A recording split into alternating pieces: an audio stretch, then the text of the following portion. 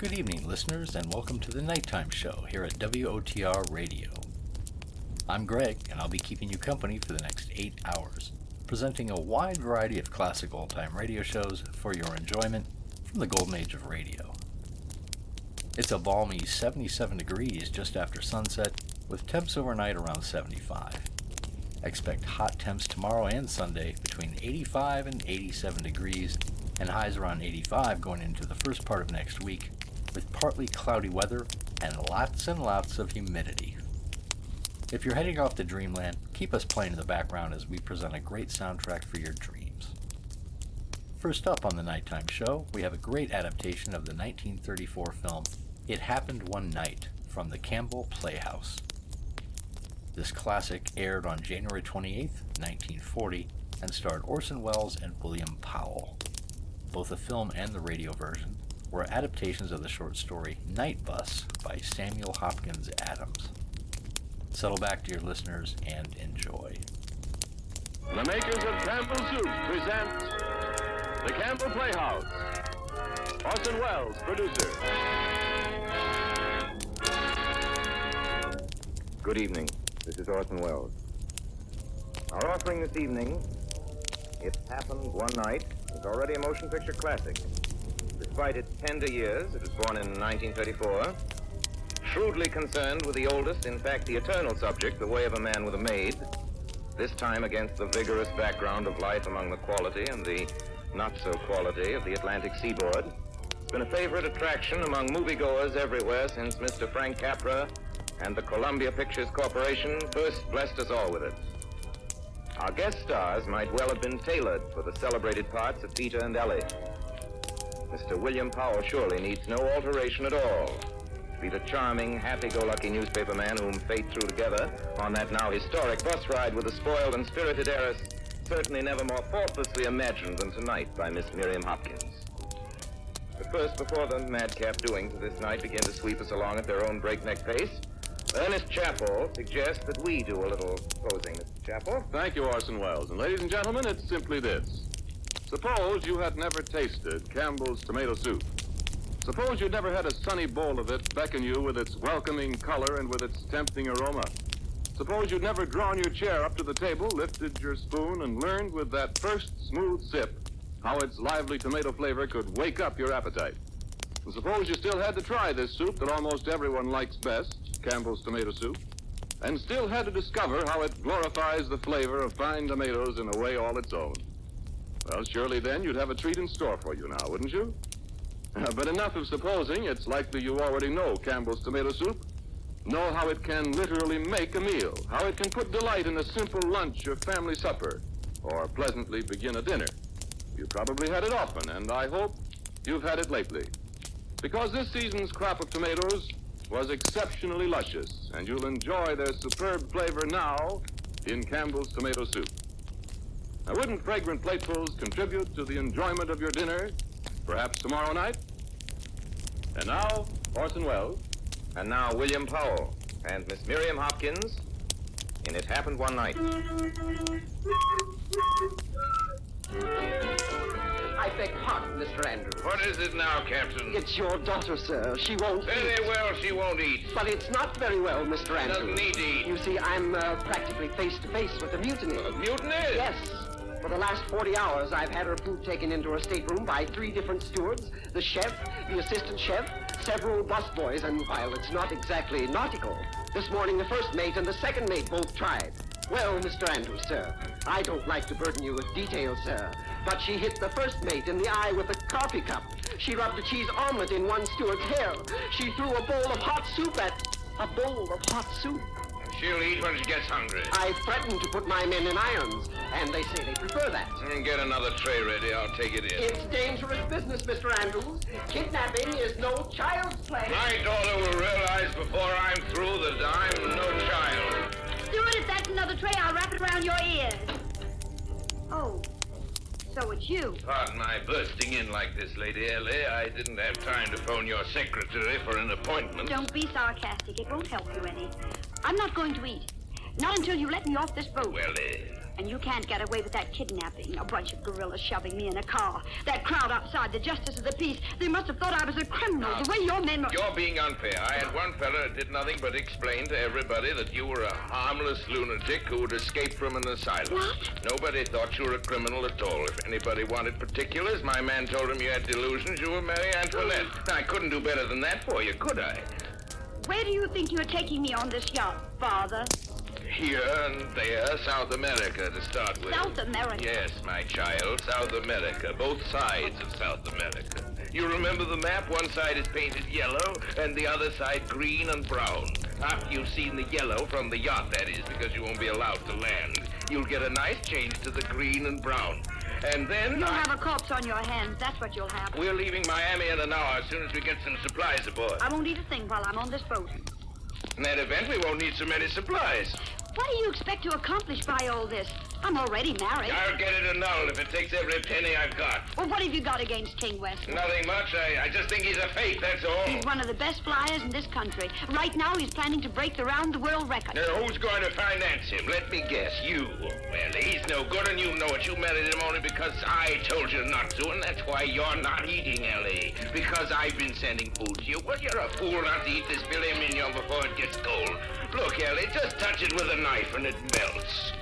Well, if I give in now, will you give me a chance to prove later that you're wrong? Well, I always give people a chance to prove anything that they can prove. You know that, Ellie. Okay. You've won. Get my robe from the closet, will you? All right, I will. Now, to tell you what, Ellie, you give me your word you won't try any funny business. We'll go ashore tonight and have a nice dinner at the Appleseed. Hey, Ellie! Ellie, let me up! Ellie! Not a chance. And quit rattling that knob. I've just locked the door. You can't get away with it, I Ellie! have gotten away with it. All right, Ellie! I've got the key to the stateroom in my pocket. You can't get out till you let me out of this closet. Ellie! You hear me? I heard you. I was just wondering how... I've got it. What? In case you've forgotten, there's a porthole right here. What? Ellie, you wouldn't... I certainly would. Ellie, people, where's that porthole? If you hear a splash, don't worry. You always splash when you die. You're crazy. You can't do it. Ellie, I order you not to. Anybody think he can order me? Why, Pop? Hello, operator. I want to send a straight wire. Lovington Detective Agency, New York. Watch all roads, air transports, and railway stations out of Miami. Keep close tabs on King Wesley. Intercept all messages. Hellcat just escaped. Huh? What do you mean you can't transmit the word Hellcat? Okay, make it my loving daughter, Ellie.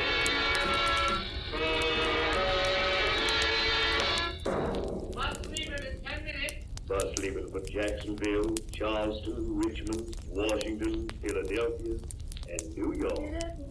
Passengers will please display their tickets. Bus leaving in 10 minutes. Here I am, boy, right back at this post. Oh, here's the ticket you asked me to buy you, lady. Thank you very much. You can keep the change. Oh, thank you, lady. Thank you.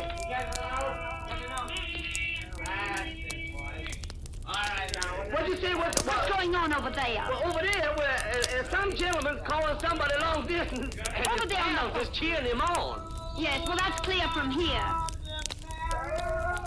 They've been drinking, if you ask me. Yeah. Charleston, Richmond, Washington, Philadelphia, and New York. Now look, you get him on the phone, Petey, and you tell him. Hey, keep quiet, you guys. This phone booth is no convention hall. How can I talk? You're right, Petey, but you tell him. Yeah, let him know what he can do with his John P. Quiet. You tell him. My distinguished managing editor's voice is just starting to come in. Hello? Hello, you big baboon. You know who this is. This is Peter Grant. P as in pusillanimous, which is what you are. Yeah. E as in elephant, like your feet. Yeah, like you. T as in thick-headed, which is... Oh, you remember me now, huh? Sure, I'll tell you what I called about, that telegram firing me. Well, you can't fire me because I resigned. Let me tell you something else. You fired, I resigned, the best news hound your filthy sheet ever had. Yeah, you just man can do it. Quiet. Go ahead. Hey, the trouble with you, my fat-headed friend, is that you wouldn't know good copy if it came up and introduced itself to you by name. I'm through with you and your paper. I'm through with all papers. I'm through with stupidity. I'll never write another newspaper story for you or anybody else if I have to starve. Well, now, wait a minute. That's going too far, Pete. Because did you ever stop? Because let me tell you, Pete, Fine. now, It's none of your business what I'm going to do. I may build a subway to Moscow. It's none of your business.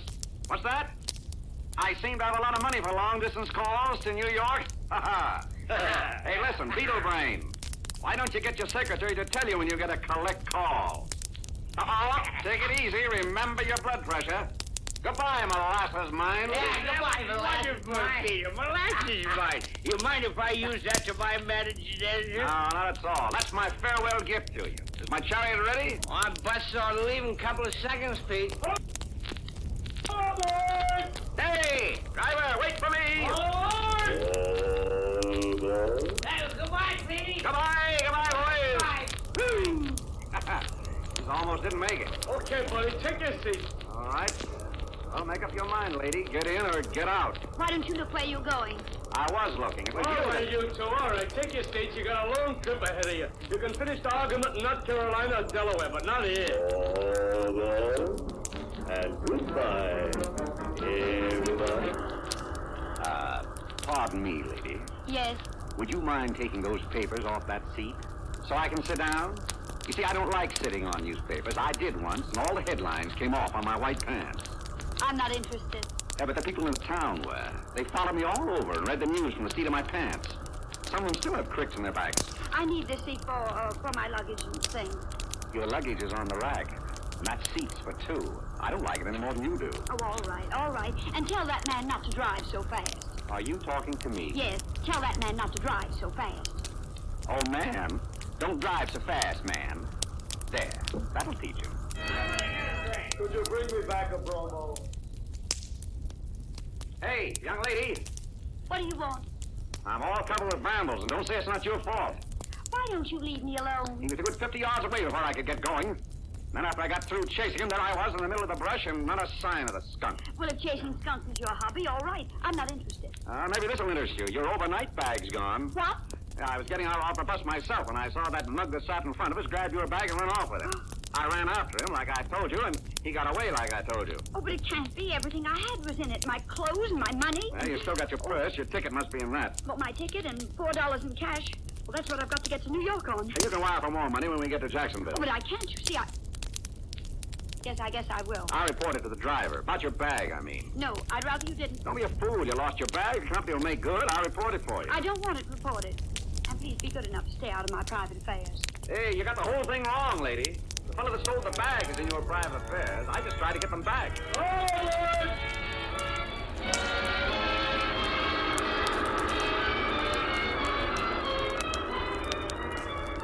Hello. You can sit here if you want to. No, thank you. There's a seat back there, next to a gentleman. Next door what? Oh, all right. Find out your mistake for yourself. Nothing can be a mistake from now on. Pardon me. Is this seat vacant? Why, sure. Sure, sit down, sister. Thank you. My name's Shapley. Shapley is as Shapley does, I always say. Get it? I said, get it? Oh, yes, I get it. And let me tell you, sister, you made no mistake sitting next to me. You know, you gotta be awful careful on these buses who you hit it up with. Well, I remember once when I was coming through North Carolina, I got together with a good-looking dame just like you. Well, sir, I was just starting to make time with her when she got yanked off the bus. And who do you think she was? I said, who do you think she was? Your grandmother. Oh, you're kidding, huh? Yeah. Well, sir, she was a girl bandit. The one the papers have been writing about. What do you know about that? I said, what do you know about that? Nothing. Well, what's the matter, sister? You ain't saying much. Seems to me you're doing all right without any assistance. Oh, right there with the answers, huh? Oh, only don't think I'm so. Because I'm not. Matter of fact, you're my type. I could go for you in a big way. Believe you me. Well, believe you me, you bore me to distraction. Kidding, huh? No. Beg pardon, mister. Yeah? There's a seat in the back of the bus for you. What's the idea? I'd like to sit with my wife, if you don't mind. Did you say wife? Yeah. On your way. Oh. Excuse me. I was just trying to, make things right. If you promise not to snap my head off, I'd like to thank you. Forget it. I didn't do it for you. His voice is beginning to get on my nerves. Popcorn, crisps, and strawberry bars. Here you are, folks. Calico Star Cigarette Magazine. Here, boys. Get them? Give me that money.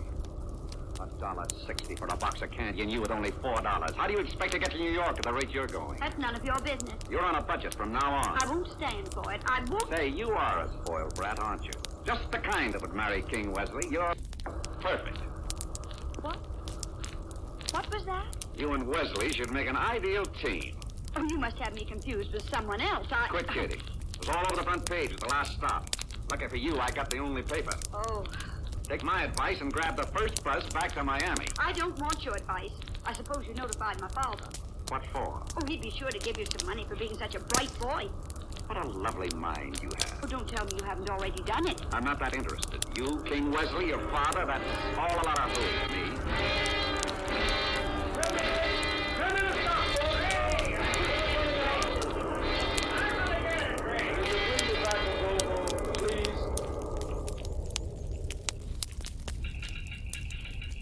Hey, hookworm. Yes, sir?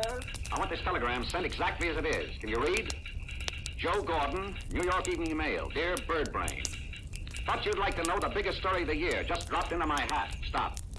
I know where Ellen Andrews is. Stop. How would you like to have the story? Question mark. I thought so. Well, try and get it. Stop. And what I said about never writing another line for you still goes. No love, no kisses, no regard. Signed, Peter. Send it collect. Hey, folks! Attention, now look! We just got word the road up ahead is so torn, we can't take a chance. We're gonna spend the night here. Now, if any of you passengers want to sleep in a bus, it's okay. Those that don't, there's an auto camp up the road a ways called the Twin Apples. I made all the arrangements. Here it is. Your hotel for the night, lady. The Twin Apples Auto Camp. Clean, self-respecting, wholesome, under new management. Good evening. I'm the new management. Good evening. I just put some more blankets in your place. I do hope you're gonna like it, Mrs. Grant. Your husband said you're very fussy. Oh, but you got to excuse me. I got to see about the other people. My husband said. Yeah, that's me, always talking out of school. Well, allow me to open the door for you, my dear. You'll precede me, my dear? Go on, you brat, get in there. Like it? Not much. I think it's beautiful. 2 charming beds, a table, 2 chairs, an oil burner for cooking, all the comforts of home. I'd like an explanation, please. I just had the unpleasant sensation of hearing you referred to as my husband, and I... That's right. I forgot to tell you I registered as Mrs., Mr., and Mrs. Mr. and Mrs. You don't think that I'll put up with that, do you? Hey, wait a minute. Let's get something straightened out right now. If you got any idea that I'm interested in you, just forget it. What I've done is a matter of simple mathematics. These cabins cost $2 a night. I'm very sorry to inform you, Mrs. of Mr. and Mrs., that our family purse won't stand for separate establishments. Well, I hope you don't expect me to stay here under the same roof. I don't expect you to do anything. I furnish you with a place to sleep, and if you don't like it, you can spend the night someplace else. It's all right with me. My first impression of you wasn't far wrong. I know. A gentleman like King Wesley would vacate and let you have the place for yourself. Well, I'm not King Wesley, thank heaven. What do you think you're doing now? Well, for your information, this is a clothesline I'm fastening to the wall. Now watch me closely. I've nothing to conceal, but the hand is quicker than the eye. I now put 2 extra blankets, 1 from each cot, over the clothesline. The room, you will observe, is now cut in half. We each have our own private little cubicle. I suppose that makes everything quite all right. Does for me. I like privacy when I retire. Prying eyes annoy me. You may or may not know, but at this moment, I'm in my undershirt. Thanks to the blanket, unseen by any eyes but mine. Are you implying that I've... Never can tell about your kind. As long as we're on opposite sides of the blanket. It's the walls of Jericho. That's what it is. Hey, you ever hear of the walls of Jericho? I know my Bible as well as you do. The Israelites were behind those walls, and whatchamacallem blew his trumpet, and the walls came down. It wasn't whatchamacallem, it was who's it. But you got the general idea. Joshua, that's who it was. Joshua and the trumpet. I'm all out of trumpets. Here's my other pair of pajamas for you. Catch. I got 'em. Now listen, you're not really serious about all this, are you? I'm serious about getting undressed. How'd you like to know how a man undresses? No 2 men do it alike. I wouldn't know. Yeah, that's why I'm telling you. You know, I once knew a chap who kept his hat on until he was completely undressed. Very comical effect. I doubt it. Years later, his secret came out. He wore a toupee. As a matter of fact, I have an idiosyncrasy all my own. My coat comes off first, then the tie, then the shirt, then, among the conservatives, the pants. But that's where I'm different. I go for the shoes next. You listening? Left shoe, right shoe. That's all. Sorry. Now, if I was a centipede... I get the idea. Should you have any similar confessions to make, I'm very willing to listen. You've already taken off your coat, I'm sure. Now, after that... After that? The blanket will keep my secret. I suppose so. What do you mean you suppose so? You're absolutely right. The walls of Jericho will protect you from the big bad wolf. The night's rest will do you a lot of good. I'm really tired. Do you mind if I sing? I generally sing myself to sleep. Wouldn't do me any good if I did mind, would it? No. Oh, if I had the wings of an angel. Say, you don't know how it goes on from there, do you? No. Oh. Well, that's the catch in my singing. That's the only line I know. Do you mind if I sing it again? Oh, if I had the wings of an angel. All finished? Well, if you want me to do it again, I don't mind. No, I caught the drift of it. Are you in bed now? Yeah. Don't you sing? Not when there's nothing to sing about. Oh. By the way, who are you? Who am I? Why, I'm the whippoorwill that cries in the night. I'm the soft morning breeze that caresses your lovely face. I'm the waiter with the water for your daughter. I'm the... Have you a name by any chance? Oh, my name? Peter Grant. Peter Grant. I don't like it. Well, pleased to have met you, Mr. Grant. Pleasure's all mine. You know, I've been thinking about what a tough life you've had. Twice a missus and still unkissed. I can get along without your sympathy. I bet you're in an awful hurry to get back to New York, aren't you? Your first husband? I probably don't count. I say I probably don't count. Good night, Mr. Grant. Good night.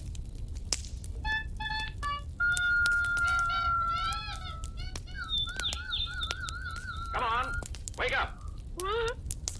Oh, dear. What time is it? 8 o'clock, time to get up. Here, I got something for you. I'll throw it over the blanket. Catch? Oh, it's... Yeah, been out shopping. Groceries, toilet goods, and get up. Breakfast will be ready in no time. I'll have mine in bed. Hey, stop talking nonsense. Goldilocks, I'm going to count 10. If you're not out of bed by then, I'll come around that blanket and yank you out myself. If you dare. 1, 2, 3, 4, 5, You're keeping time. 6, 7, 8, 9. I'm out. Good. You'll find the showers and things right back in the second cottage. Outside? Certainly outside. You've just been brought up wrong. That's what's the trouble with you. All the best homes have them outside. Hello, Slug. What makes you so disgustingly cheerful this morning? Must be the spring. Could be the company. Oh, not a chance. Look, Mr. Grant, what do you do? For a living, I mean. Nothing, if I can help it. Well, don't you work? Sometimes. What at? Whatever's the least work. Don't tell me they have house detectives in auto camps. Come in! Your bus leaves in 5 minutes, mister. Oh, thanks. Goldilocks, you know how to pack? Well, my maid generally... You're going to learn right now. Here's my bag. And to start with, you don't just throw gents' pants in any which way. No? No. You fold them first. This is the Campbell Playhouse. Orson Welles, producer. You are listening to our presentation of It Happened One Night, starring William Powell and Miriam Hopkins. This is the Columbia Broadcasting System. This is Ernest Chappell, ladies and gentlemen, welcoming you back to the Campbell Playhouse. In just a moment, we shall resume our presentation of It Happened One Night. But in the meantime, this, too, happened one night at the supper table in a home perhaps not unlike your own. Listen. Dear, I've got a confession to make. This is not my own homemade soup. No. Tastes mighty good. Believe I'll have some more. It is good, isn't it? It's Campbell's. I just couldn't find time today to make soup, so I thought I'd try Campbell's just once. Well, dear, if I were you, I wouldn't stop at once. Let's try some more Campbell soups. If they're all as good as this, there's not much need of your going to all the bother of making soup anymore. This is great. And that's what's been happening in homes everywhere, as one good home cook after another has tried Campbell soups, compared them with her own, and realized they must have been made in the true home way, delicious, wholesome, and nourishing. And discovering how her family enjoy their fine flavor, she's given up making soup and turned her soup making over to Campbell's. So I'd like to invite you, if you haven't already done so, to let this happen one night in your home. Do that, and I believe you too will let Campbell's make your soups for you. Make them from then on. And now Orson Welles resumes our Campbell Playhouse presentation of It Happened One Night, starring Miriam Hopkins and William Powell.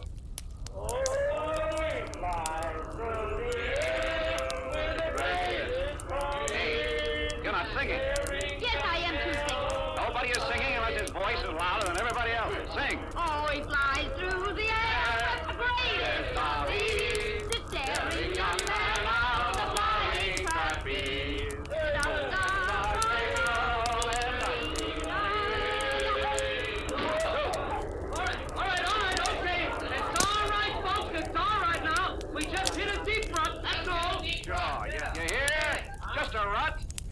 She flies through the air with the greatest of ease. Come on, sing. Young man on the flying. We'll get this thing fixed up right away. Please, Well, fine service, I must say. Won't even let a man finish a song. Come on, you. All right, come on. Hurry up, folks. Hurry up, all out now. Hey, that's in pretty deep, young fellow. It sure is. That storm made a mess out of these roasts, all right. Excuse me. What do you want, Shapeless? The name is Shapley. I want to talk to you. What about? Something personal, if you don't mind. I mind very much. I'll give you a minute. Let's go over in back of the bus. All right, what is it? I thought you might want to look at a newspaper I bought the last time we stopped. This piece about the multimillionaire heiress I can't find. I thought you might want to look at it. Traveling like this, you know, you kind of lose track of what's going on in the world. Thanks. It says here they're offering a reward of $10,000 for her now. Be kind of sweet if a fella could collect that. 10,000 smackers are always sweet. You know what I'd do if I was to run across that dame? What? I'd go 50-50 with you. Oh, that's what's on your mind. $5,000 or I grab the works. I see. You know, I guess I was pretty lucky running into you. You're just the man I need. I can use a smart guy like you. Oh, well, I know my way around, I guess. There isn't anybody watching this, is there? No. You pack a gat? A what? A gat. Let me frisk you. Got any fireworks on you? What? No. Oh, that's all right. I got a couple of machine guns in my suitcase. I'll let you have one of them. A machine gun? Yeah, expect to have a little trouble up north. May have to shoot it out at the cops. Well, sometimes the law gets stubborn, you know? Shoot it out to the cop? I'll talk to the killer. He'll take care of you. Good guy, the killer. Killer? Yeah. That's where I'm taking her to. The big boy himself. Are you not kidnapped, are you? What do you think? We're not interested in that penny-ante reward, you and I. $10,000, chicken feed.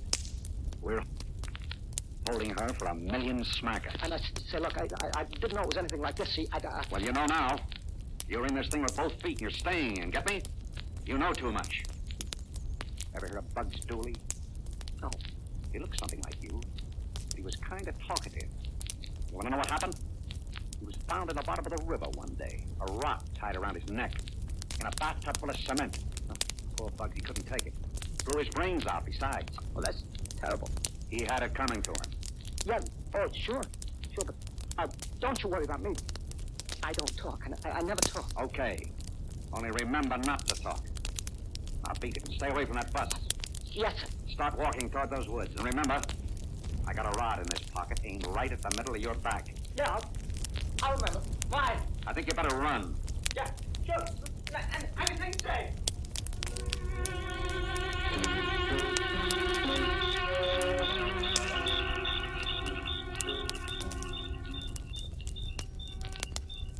Do you realize we've been walking nearly 3 hours?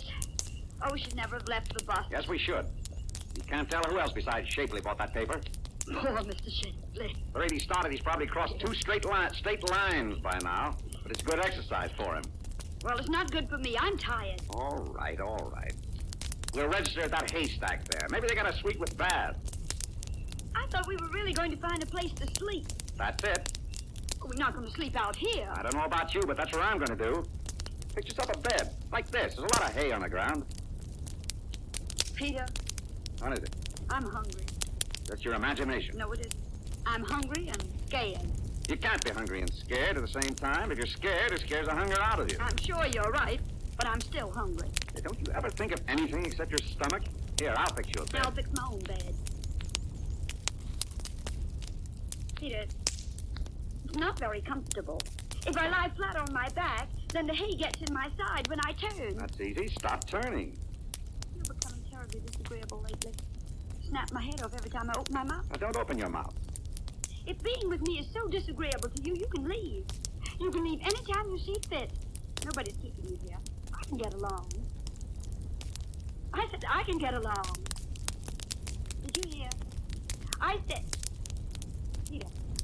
Peter! Peter! Oh, where are you? What's the matter? Oh, Peter. What got into you? Oh, Peter, I'm so scared. Well, you're not scared now, are you? No. Well, let go of me. Oh, excuse me.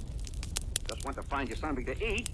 Hope you like watermelon. Why didn't you tell me? Here, eat your head off. I don't want it now. You're enough to drive a guy crazy. Lie down and go to sleep. I'm not tired. Lie down.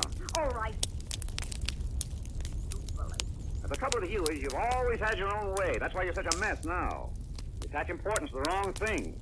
Right now, there's only one thought in your mind, to get back to King Wesley. That's not so. Don't interrupt me.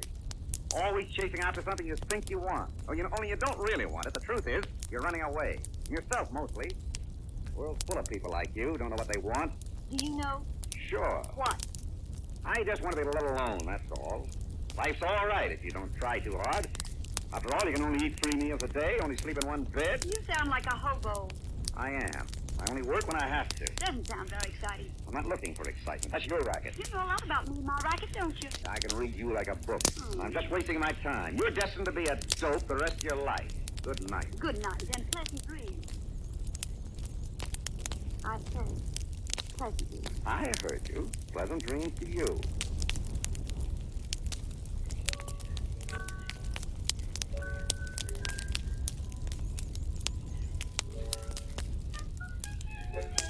What did you say we are supposed to be doing?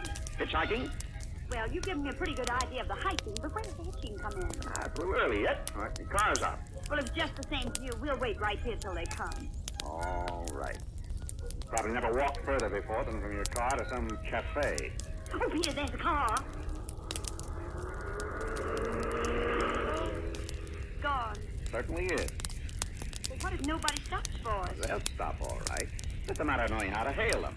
You're an expert, I suppose. The best in the world. No end to your accomplishments, is there? No end at all. You see, a lot of people think they can get a ride by just holding out their hand. Well, that's wrong. It's all in the thumb. Unless you know how, you never get anywhere. Just a failure. But if you handle your thumb right, it's got to work. It depends on how you feel. There are different ways to do it. For instance, number 1 is a short, jerky movement. That shows your independence. You don't care if they stop or not because you got some money in your pocket, see? Oh, you're wonderful. Number 2 is a wider movement in the direction you want to go. Smile goes with this one. That means you got a couple of brand new stories about the farmer's daughter. You're a genius, that's what you are. Oh, that's nothing. Now, you take number 3. That's the real thing. That's the pathetic one when you're broke and hungry and everything looks black. That's a long movement. It starts about a foot outside on your shoulder and then over to the other shoulder with a follow-through. Amazing, that's what it is. Amazing. But you've got to have a drooping chin. Oh, well, you can't have everything. Here comes the car. Yeah, just watch me.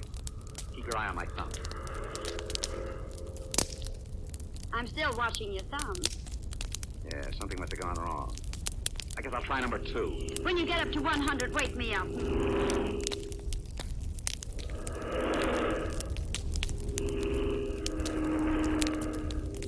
Maybe they don't see your thumb. Maybe if you stood on your head. Shut up. Mind if I try? You? Ha-ha. Oh, you're such a smart aleck. Nobody can do anything but you. That's right. Well, I'll show you how to stop a car. I don't use my thumb either. You haven't got a chance. Think so? Well, we'll see. What are you going to do? Well, I'm not going to use my thumb. If you want to know... Hey, drop that skirt. You don't understand. That's what I'm using for a thumb. You want a lift? Folks? Oh, thank you, mister. Why didn't you take all your clothes off? You could have stopped 40 cars. We didn't need 40 cars. Well, here's another order, Camp. A new home, Goldilocks. In you go. Well, here we are on the last lap. Yes, here we are. Tomorrow morning, we'll be back with your father and Wesley. Yes, tomorrow morning. What are you doing? I'm putting some tacks in the wall For the walls of Jericho? Yep, walls of Jericho. You give me that blanket, will you? Here it is. Thanks. You certainly outsmarted your father. You ought to be very happy. Yes, I ought to be very happy. Here's some pajamas for you. Well, I'm thinking of it. Am I going to see you in New York? No, Why not? I don't make a policy of running around with married women. Oh, there's no harm in coming to see us. Not interested. Won't I ever see you again? What do you want to see me for? I've served my purpose. I brought you and Wesley together, didn't I? That's what you wanted, wasn't it? Peter, have you ever been in love? Now, come to think of it, I've probably done the world a great favor. Got 2 pinheads out of circulation. Haven't you ever wanted to fall in love? Me? Well, there's no one else on the other side of the blanket, is there? Oh, me? Yes. Well, I've thought about it. Who hasn't? If I ever met the right kind of a girl, somebody that's real, somebody that's alive, they don't come that way anymore. I suppose not. Certainly I thought about falling in love. As a matter of fact, it may seem funny to you, Miss Ellie Andrews, but I'm just like everybody else, even if I haven't got any money, even if I'm not King Wesley. Of course you're like everybody else. I mean, you're not. I mean... Hey, stay on your own side of the blanket. I didn't know if you could hear me from where I was. I can hear everything you've got to say. Well, all I've got to say is this. I love you. You're married. I'm not really married. And anyway, I don't care. I love you. Oh, we can run away. Everything will take care of itself. Please, Peter. You can't just disappear out of my life now. I couldn't live without you. Oh, Peter. Go back to your bed. But, Peter, don't you understand? I mean it. I found out the last few days. Oh, I found out so much. I know now. Go back to your bed. You mean you don't... Go back to your bed. Peter. Oh. Sorry. And go to sleep. I'll go to sleep.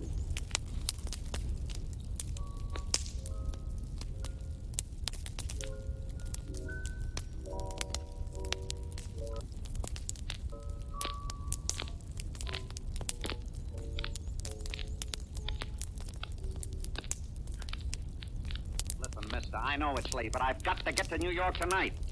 Look, I paid $200 for this watch a year ago. All I'm asking is $20. But this is a gasoline station, buddy, not a hock shop. Now, listen, fellow. I'll tell you what I'll do. When I come back in the morning, I'll buy it back from you and give you $20 profit. What do you say? I ain't used to this kind of thing. Okay, it's a deal.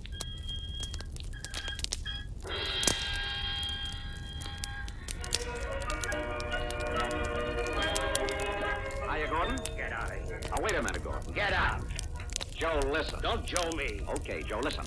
Those wires I sent you were on the level. It's the biggest story of the year. I've come to give it to you. Mean about the Andrews girl? That's it. I've got it all written up right here in my pocket, all ready to go. All I want is $500. What do you need $500 for?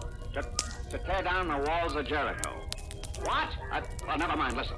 To start with, Ellen Andrews is going to have her marriage annulled, and then she's going to marry somebody else. You're drunk. Would a story like that be worth $500 to you? If it's on the level. Well, that's the story. On the level. Who's she gonna marry? Me, Joe. Now, I know you're drunk. Get out here. And don't annoy me anymore. Now, listen, Joe. You've got to get this money for me now. Minutes count. She's waiting for me in the auto camp outside of Philadelphia. I've got to get right back. She doesn't know I'm gone. I figured it'll take about $500 to get us married and set until I can find something to do. Real story, all right. On her way to join her husband, Ellen Andrews falls in love. Listen here, Pete. If you're kidding me...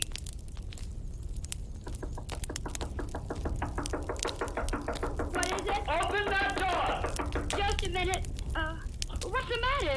Where has your husband gone, young woman? My husband? If he is your husband. Oh, isn't he here? You know he ain't. He left an hour ago with his suitcase. Fellow at the gas station up the road told me. Borrowed $20 from him. But he'll be back. Uh-huh. That's why I took his suitcase. I don't understand Only it. one thing you've got to understand. You're to get out of here right away. But you can't put me out at the crack of dawn. Oh, yes, I can. You want me to call the police, or will you go peaceful? Well, Can I use your telephone? I've decided to make a call. I've been... You ain't gonna stick me for no phone calls. You can phone from the sheriff's office. Come on, start packing, you hussy. Oh, believe me, this is a terrible mistake. Don't I know it?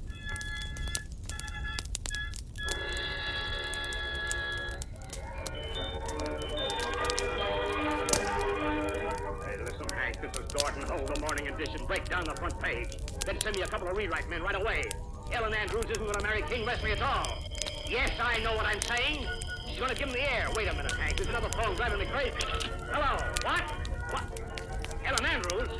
You're crazy. Oh. Okay, grab a card and stay with him. Hank, forget what I just told you. I was having a nightmare, Hank. Bill Graham just called. Ellen Andrews has phoned her father from an auto camp near Philadelphia to come and get her.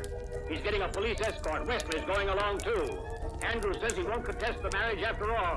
He'll do anything to get her back. She's been traveling by bus. The minute she read her father and Wesley made up, she phoned in. And one thing more, Hank. Call up the police department. Tell them to find Peter Grant. Send out a general alarm. I want that drunken bum thrown in jail. Oh. Ellen Andrews returns home. Marriage halted by father to be resumed. Ellen Andrews and Aviator to have home wedding as love triumphs. Lovers reunited as father B. Glad to be home, says Ellen. Ellen Andrews to be married tomorrow. Ellie. Oh, hello, Dad. I knocked several times, I'm Ellie. sorry. I must have been daydreaming. Everything's set, Ellie. You look lovely. My child, you look perfectly lovely. Be a beautiful bride tomorrow. Are you pleased with your gown? I said, are you pleased with your gown, Ellie? Oh, the gown. Yes, it's beautiful. Isn't it? Ellie, what's the matter? What's wrong? Nothing. You've been acting so strangely since your return. I'm worried. Ellie, isn't this what you wanted? You haven't changed your mind about King, have you? Because if you have, it isn't too late. You know how I feel about him. All I want is to make you happy. I know. Ellie, what is it? Aren't you happy, child? Oh, Dad. I thought so. I knew there was something on your mind. What is it, Ellie? Ellie, you haven't fallen in love with someone else, have you? Have you? Yes. I haven't seen you cry since you were a baby. This must be serious. Where'd you meet him? On the way from Miami. Don't tell me you fell in love with a bus driver. Oh, no. Who is he? I don't know very much about him, except that I love him. Well, everything will be all right. All we gotta do, because you... He despises me. He despises everything I stand for. He thinks I'm spoiled and pampered and selfish. He sounds wonderful. With an insight like that, I think that you... He doesn't think so much of you either. No? He blames you for everything that's wrong with me. He thinks you raised me stupidly. The man's crazy. He's marvelous. I'd like to have a talk with him. No, I practically threw myself at him. He left me. Anyway, we can call this wedding off. Oh, no, I'm going through with it. That's silly, child. It's ridiculous the way you feel. Well, No. not... Got to settle down. It really doesn't matter how or where or with whom. It doesn't matter. Wouldn't do any good to walk out on King now. Wouldn't make any difference. Never see Peter again. Peter. Is that his name, Peter? Yes, Peter Grant. Peter Grant. Peter Grant? What? Do you know him? No, but I got a letter from a Peter Grant this morning. Never heard of the fellow before in my life. Here it is. Dear Mr. Andrews, I'd like to have a talk with you about a financial matter in connection with your daughter. Peter Grant. Oh. That was his interest in me. The reward. Oh, I shouldn't have read it. Oh, yes, you should. Are you going to see? I don't think so. I don't see any reason. Oh, please see him. Pay him off. He's entitled to his reward. He did an excellent job of keeping me thoroughly entertained. It's worth every penny he gets. Tell him I said so. Oh, may I come in? Oh, sure, King. Come in. So I'll be going. I know you're not supposed to see me in my wedding dress till tomorrow, but I'm so glad to see you, King. Here's some champagne. Have a drink. Oh, thanks, Ellie. Oh, now, how do you feel, Ellie? You happy? Happy? Why shouldn't I be happy? I'm getting the handsomest man in captivity. That's you, King, in case you don't know. Here, King, let's have another drink. Let's drink to us. We finally made it, didn't we? We certainly did. It's up to us now. I want our life to be full of excitement. Let's never let up. Never a dull moment. Let's get on a merry-go-round and never get off. Promise you'll never let me get off. It's the only way to live. No time to think. Just keep going. Whatever you say. Oh, I knew you'd say that, King. That's why it's going to be so wonderful being married to you. Wonderful, wonderful, wonderful. Oh, come, drink up to you and me. Good afternoon, Mr. Andrews. Mr. Grant? Yes? Before we begin, let me get this straight. It was my idea to come here just before this wedding ceremony. Not that I mind getting a load of this three-ring circus you're pulling. I've always wanted to see what love looks like, triumphant. Haven't had a good laugh in a week. But you insisted that this was the only time you could see me. I'm leaving for California, young man, right after the ceremony, and I wanted to get this financial affair of yours straightened out, whatever it is. You don't know what it is? About your daughter. I don't know what it is. My daughter told me nothing about any financial claims you have on her. That's typical of your daughter. Take those things for granted. Why does she think I lugged her all the way from Miami? For the love of it? You misunderstand me.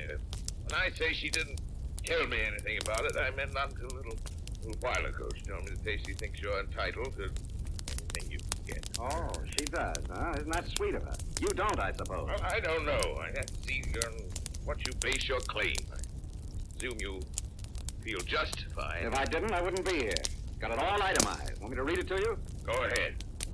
Cash outlay, $860. Top coat ruined by lipstick, $15. One pair of pajamas left behind at Philadelphia, kept by auto camp proprietor in lieu of rent, $6. $8 when new. Usury to redeem pledged watch, $20. Total, $49.60. Is that all you want? $49.60. If you're thinking of the time I wasted, forget it. I'll throw that in. Well, that's very generous of you, but I... Now, what's the matter? Isn't it cheap enough? A trip like that would cost you $1,000, maybe more. Let me understand you correctly. You mean you want $49.60 in addition to the $10,000? What $10,000? A reward. Who said anything about a reward? Afraid I'm confused. See, I assumed you were coming here for... All I want is $49.60. I wish you'd write me out a check and let me get out of this place. Gives me the jitters. You're a peculiar check. Now, we go into that some other time. Average man go after the reward. All you see to me is... Did anybody ever make a sucker out of you? This is a matter of principle. Something you probably don't understand. When somebody takes me for a buggy ride, I don't like the idea of having to pay for the privilege. You were taken for a buggy ride? Yes. Lap robe, buggy whip, all the trimming. How about the check? Do I get it? Here you are. Thanks. Do you mind if I ask you something frankly? Go ahead. I'm not promising to answer. You love my daughter? Any guy that would fall in love with your daughter should have his head examined. That's precisely my opinion, but answer my question. She just grabbed herself a perfect running mate, King Wesley, the pill of the century. And what she needs is a guy that would poke her in the nose every day, if it's coming to her or not. If you had half the brains you're supposed to have, you'd have done it yourself long ago. Every word of what you say is gospel truth, but you still haven't answered my question. Normal human being couldn't live under the same roof with her without going nuts. She's my idea of nothing, less than nothing. No, I take that back. You're my idea of less than nothing. I'm still not able to quarrel with one single thing you've said, but I wish you'd answer my question. Do you love her? Yes. But don't hold that against me. I'm a little screwy myself. Oh, you're a fool to do this, Ellie. You're an... I've always been a sucker. I might as well continue. That fella Grant is fine. He's okay. You're an idiot to let him get away from you, Ellie. Oh, don't talk to me about He it. never wanted the reward. He wouldn't take it, Ellie. He just asked for $49.60. What? That's what he spent on you. It's a matter of principle with him. Said you took him for a ride. You're lying. No, I'm not, Ellie. He loves you. He told me so. Told you what? Well, sing it again. He loves you. Ellie, you don't want to be married to a bug like Wesley, do you? Dad, you're the grandest dad in the world. And I don't worry about Wesley. I can buy off Wesley with money. That's all he wants. And all I want is Peter. Oh, Dad, what'll I do? Very simple, very simple. There's a car waiting for you at the front gate. If you hurry and catch up to him. Oh, I'll do it. Goodbye, Dad. Good luck, Ellie. If any of the guests get in your way, Ellie, knock them down. What is it, Mr. Andrews? Did Ellie forget something? Yes, Wesley, she forgot. She forgot thought she was going to marry you. She remembered just in time, but she's not going to marry you, Wesley. She's not going to marry you, and I hope you want to make something of it.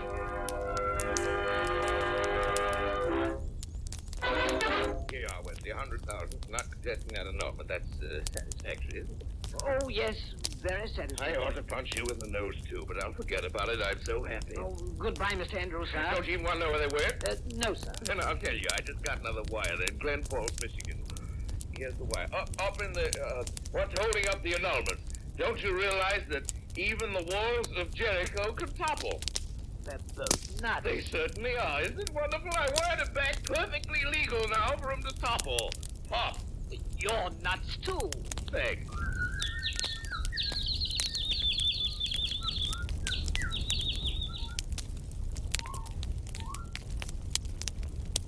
Yeah, the couple in that cabin are awful cute. Peculiar. Crazy as a bass singer, both of them. Don't even think they're married. Oh, they're married, all right. I seen the license. When you get them a rope and an extra blanket. A night like this, too. What do you imagine that's for? I don't know what anything they want us for. Just brought them a trumpet. Trumpet? Yes, one of them toy things. Sent me down to the store to get it. What do they want for a trumpet? What? Don't ask me. I never used a trumpet in my life. They just turned out the light. Rope. An extra blanket. And a trumpet. I can't figure it out. In just a moment, Mr. Wells will be back with us, and the moment's time is all I need to remind you how perfectly Campbell's tomato soup meets the question of what soup to serve on almost any and all occasions. When you have friends in for dinner, bright plates of Campbell's tomato soup, steaming and fragrant, lend a gracious and festive air. And as cream of tomato prepared with milk instead of water, it has a richness and a smoothness that fit in delightfully with a gay party mood.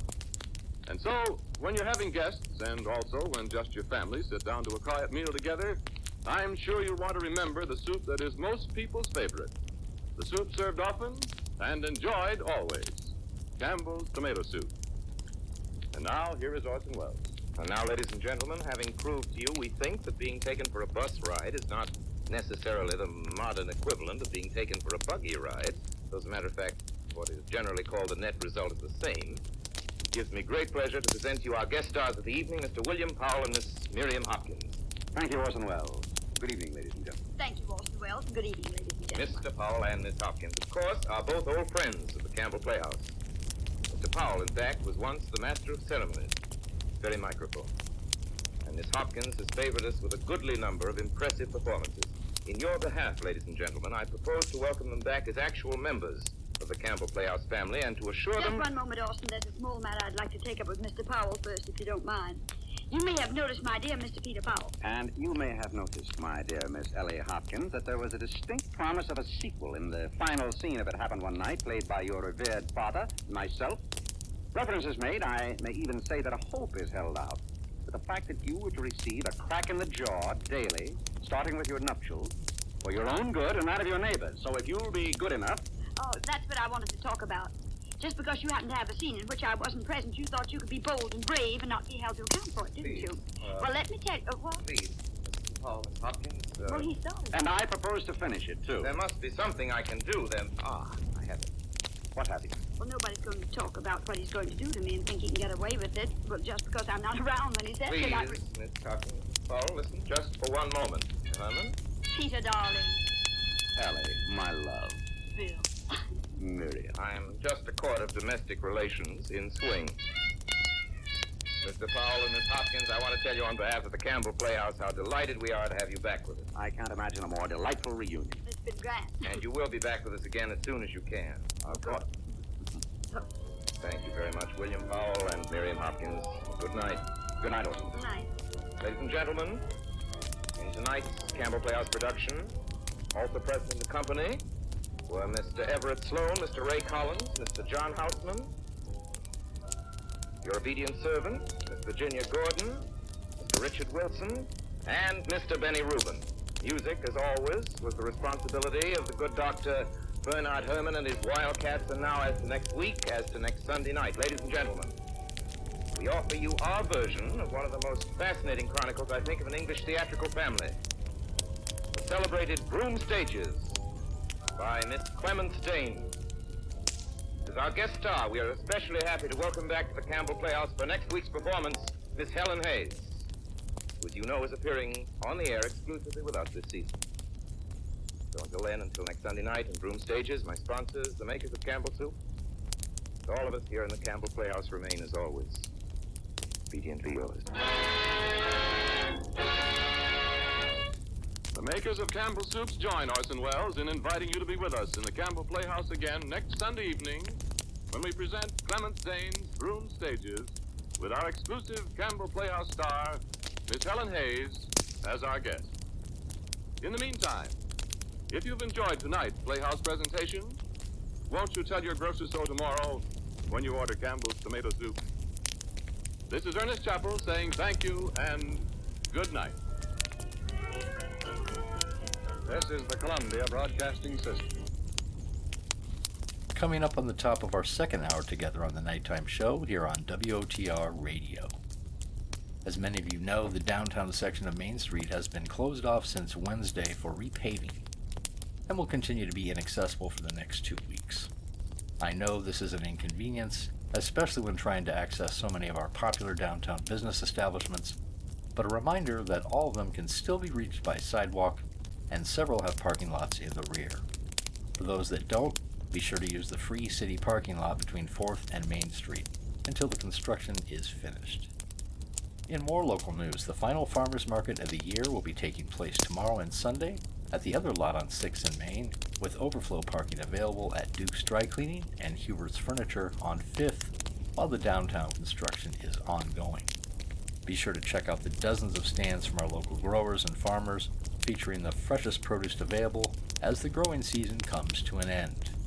Some really great deals, and of course Landry's Diner will have its refreshment stand there as well, selling ice-cold lemonade and iced tea. The market is open 8 to 5, both days. Now, next up on our Nighttime Show lineup, we bring you a great historical drama, American Portraits, which ran on NBC Radio from 1938 to 1951, bringing outstanding dramatizations of true stories about famous American historical figures, such as Benjamin Franklin, Walt Whitman, Abraham Lincoln, etc. This one is from July 17, 1951, one of the last broadcasts of this show, called A Storm at Monticello, about the great Thomas Jefferson, our third U.S. president, starring Dennis King. Following that, another great biographical show, American Gallery, and the episode Portrait of a Photographer, which told the story of the great pioneering photographer Matthew Brady. Raymond Burr was a narrator, and it's filled with interviews and stories from people who actually knew the photographer. Enjoy. Tonight's star, Dennis King. The American leaders of 1776, Jefferson, Franklin, Adams, and the rest. To most of us, these hallowed names represent dim, shadowy figures, barely human, usually posed in patriotic attitudes, stiff with the textbook boredom of countless dusty schoolrooms. It is the aim of this new series of dramatic portraits to blow away some of the dust of years, to show you a few of these distinguished men, not only in their greatness, but also in their common humanity, as they must have appeared to their friends and neighbors.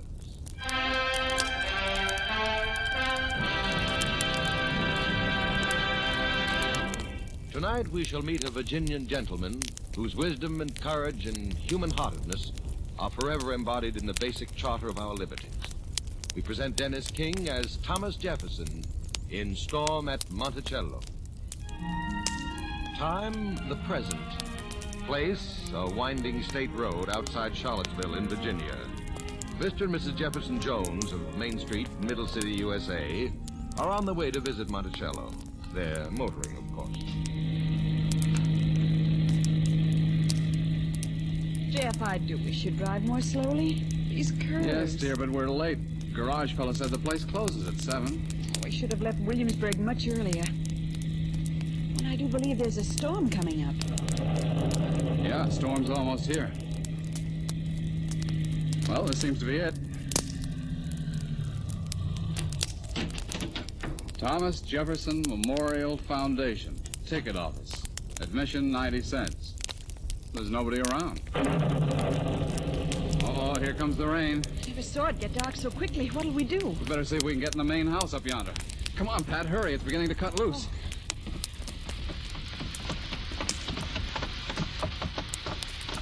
I'll try the door. No use. She's locked. We'll get drenched, Jeff. The rain blows right in. Let's go back to the car. Wait a second. Here's a bell of some sort. Might as well give it a try. Looks like you turn it. Lordy, that was close. Come in. Do come in. Thank you. Come along, Pat. Well, this is an unexpected pleasure. Are you quite all right? Just a little wet in spots. I guess being late, we were lucky to find you in, Mr. Burgess. I'm the curator here. I often linger a while after the visitors have gone. Of course, it's quite against the rules, but I could hardly turn away a guest in such a storm. Not at Monticello. Now, I'll be delighted to show you about while the storm wears itself out in these hills. But it's so dark. The electrical fluid has failed, I'm afraid, but I believe I know where the candles are stored. Now, if you just wait a moment, I think you'll find the clock over the door rather interesting. Patricia, I don't like this. There's something strange about that man. Nonsense, Jeff. He seems to be most obliging. After all, we're intruders here after hours and all. Just the same, I suppose we may as well enjoy ourselves. Look, I remember reading about this big clock over the door. It's run by those cannonball weights on either side of the room, see? Now This is rather ingenious, don't you think? I am sorry I frightened you. Now, if you'll each take a candle... Oh, my, you did scare me, Mr. Burgess. Did Mr. Jefferson build the clock himself? Oh, no. He designed it. A Swiss clockmaker built it. It has recently been, restored. Oh, well, I'm sure it's very clever, but it's sort of overpowering. I don't believe I'd want a cannonball clock in my living room.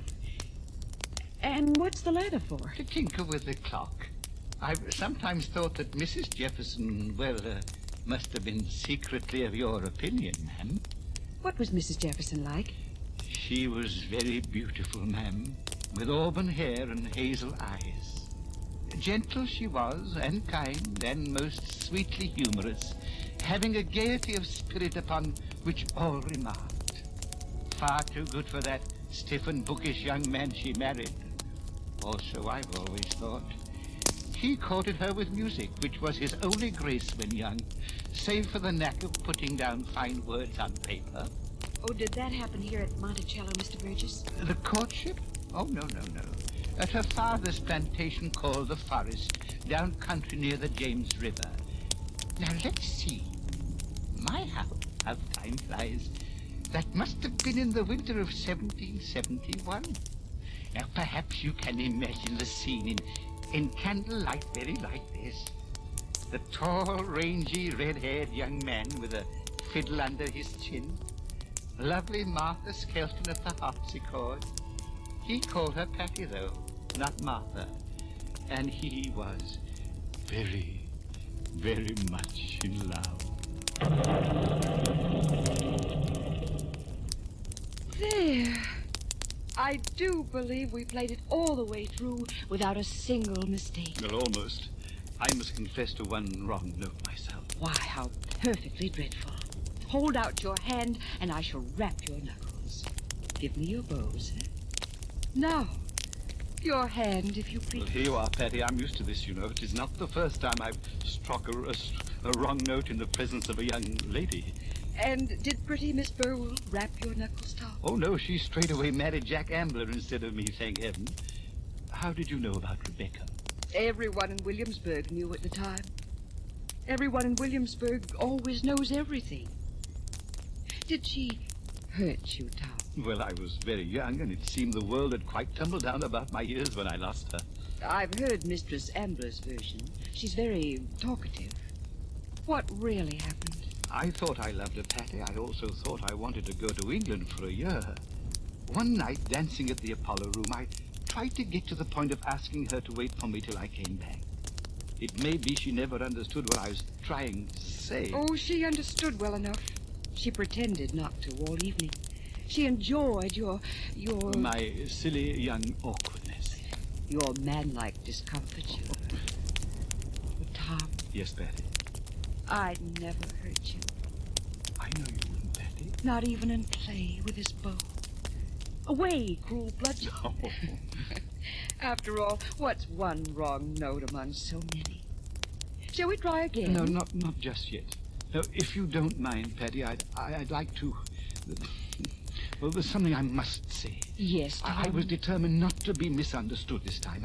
I had written it all out as I like to do. I even had thought to read it aloud to you, but then, well, that seemed to be a wrong note, Tom. Yeah, yes, a wrong note. And so, well, Patty, all the words come down to this. I love you. Will you marry me? Tom.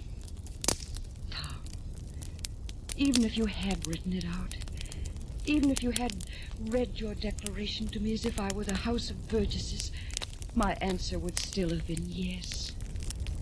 You see, I love you, Tom. Oh, there's no thinking about it. I love you. You know, it's strange with me as well. There's no thinking this time. Not this time. It's real, like music. Well, then, 'tis settled. It has ever been so since first we met. Shall we try Ben Jonson's song again? Surely, my dear, and no wrong notes this time. From now on, Tom, no wrong notes.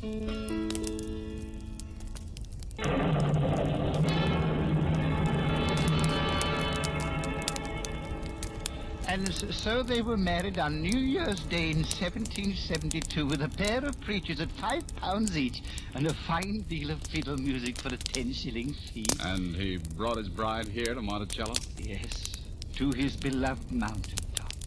But things were quite different here at the time. This main building existed then only in young Jefferson's soaring imagination. Now, if you'll just come with me through these two glass doors into the cellar, you'll notice that when I open the door, thus the other door opens as well, automatically. Well, I declare. Did Jefferson invent that, too? Oh, yes, ma'am. He was often well in advance of his time. Now, if you'll just look through the windows here, you can see what the guides call his honeymoon cottage. Mr. Jefferson, I'm afraid, would have shuddered at the phrase. Yes, the rain has let up a little. You can see it. The small square brick structure yonder. Ah, it is small. Yes, isn't it? It seemed even smaller at the time, but rather, well, snug, I expect. It was very late at night when they arrived in a heavy snowfall. They struggled up the mountain paths on horseback at the end of their journey through 2 feet of snow, and they found no one about, no servants, and worse, no fire. Must have been a dreary homecoming for the bride. Oh, no, not really. It was young Tom who found a bottle of wine hidden behind a bookshelf, and well, they were merry enough, I assure you. Now, if you just come this way. Now, this is Mr. Jefferson's bedroom and library. The bed, set in the wall between, could be lifted up on pulleys and concealed behind the upper hangings there. My, Mr. Jefferson must have been almost as fond of gadgets as my husband here. Well, you see, he loved this house, and during all his days he kept on adding little improvements. He would have asked nothing better of life than be permitted to stay here always. But always and ever, he was forced over and over again to leave his light and airy mountain refuge for the battles of the darkling plain. If he were to seek out at Monticello a symbol of his career, it might well be this little portable writing box. It's a replica of the one upon which Mr. Jefferson wrote the Declaration of Independence. Goodness. On that little thing? Yes, one just like it. You see, it folds up into a very small space. It's no beauty, I'm afraid, but it is neat, plain, and convenient, as he used to say. Somehow, sir, it's hard to imagine the Declaration actually being written out. It seems as though it must have, well, just happened. Like the 10 Commandments on Mount Sinai? Well, hardly. A great deal of effort on the part of a 33-year-old Virginian went into every word. I can imagine that quite easily. The young man's mother had died only a few weeks before, and he was suffering from a natural depression and from migraine headaches. At the call of duty, however, he journeyed to Philadelphia, there to take rooms in the home of a bricklayer, one Mr. Graff. A parlor and a bedroom with a staircase between the two it was. His violin, like his writing box, went with him everywhere. On an evening in late June, the year being 1776... Yes, Bob, what is it? A visitor, sir.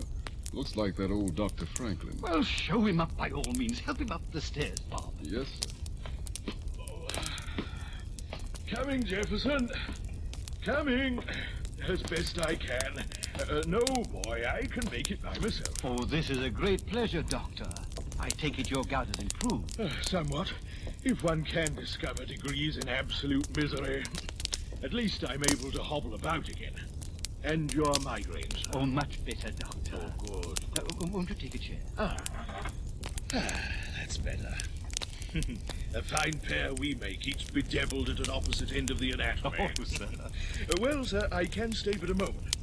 I'm on my way home from Benfield, out Bristol way, and I thought I'd see how your work might be progressing. Well, it's almost done, sir. The charges against the king are drawn up as we agree, but I'm having trouble with the philosophical beginning, the opening paragraphs. One sentence in particular... Would you read me what you have? The doubtful portion? Certainly, Doctor. Now, let me see this. Yes, this passage here, this is giving me trouble. We hold these truths to be self-evident, that all men are created equal, that they are endowed by their Creator with inherent and inalienable rights, that among these are life, liberty, and property, etc., etc., and so forth. And what is your difficulty? Well, the word property doesn't seem quite right, Doctor. The meaning is too narrow. But surely the right to hold property without disturbance lies at the heart of our cause. Agreed, and the document as a whole will make that clear. But here in the very beginning, You'd like to sing a bit, eh? Yes, sing, perhaps that's it.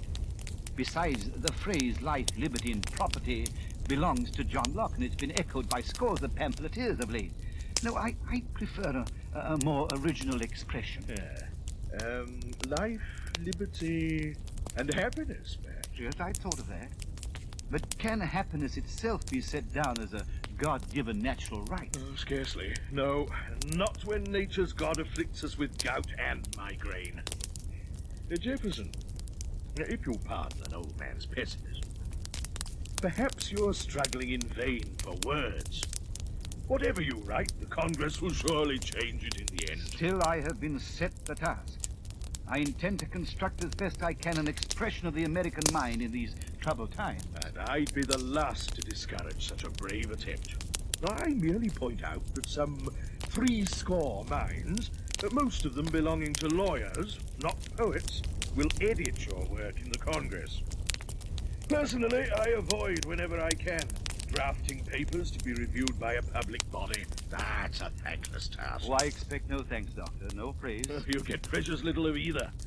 Except perhaps from posterity in the event we escape hanging. Oh, well, I must be going.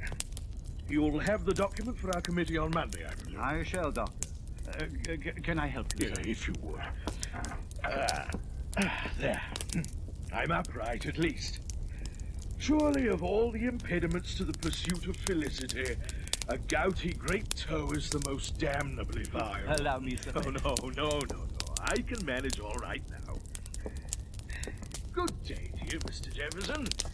And happy phrases to your pen. Good day, Doctor. Good day, good day. Pursuit of felicity. Life, liberty, and the pursuit of felicity.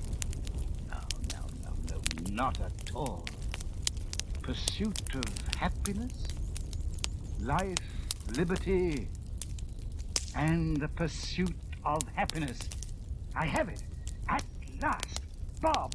You, Bob. Yes, Mr. Tom. Bob, come here. Listen to this.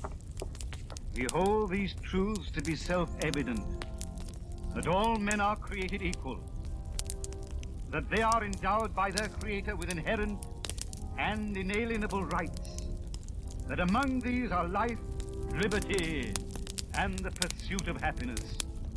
That to secure these rights, governments are instituted among men, deriving their just powers from the consent of the governed.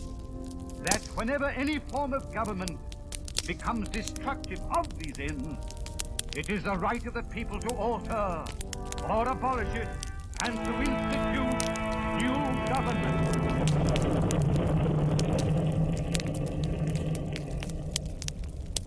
Of course, Mr. Jones, no one today can be quite sure just how or why Mr. Jefferson changed Locke's life, liberty, and property to life, liberty, and the pursuit of happiness. What I have told you is at best an informed guess, Mr. Jones. Mr. Jones, are you there? Right here, sir. I was just looking at the portrait of Mr. Jefferson yonder. Oh, indeed, and you noticed the curious resemblance to me? Although many visitors have done so, I believe there may be some distant family connection. Well, the storm has renewed its fury, hasn't it? I think you will find this portrait more interesting than the other, Mr. Jones. Certainly more handsome. This is Mr. Jefferson's daughter, Martha, or Patsy, she was called. The painting is by Sully. Oh, how beautiful she was. So lively looking. Yes, like her mother. Very much like her mother. After his wife died, Mr. Jefferson could not possibly have gone on save for this noble girl. Were there other children, Mr. Burgess? There were six. 3 died in infancy. Only 2 lived into mature years, Martha and Mary. Oh, there was much sorrow at Monticello to balance the great happiness. Do you not feel that this must have been true? I think I know what you mean, sir.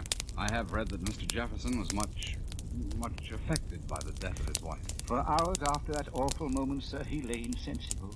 For days he despaired of living. For weeks he remained secluded in his study yonder, pacing back and forth in terrible grief. And then one October afternoon, with the autumn sunlight outside challenging the black hopelessness in his heart.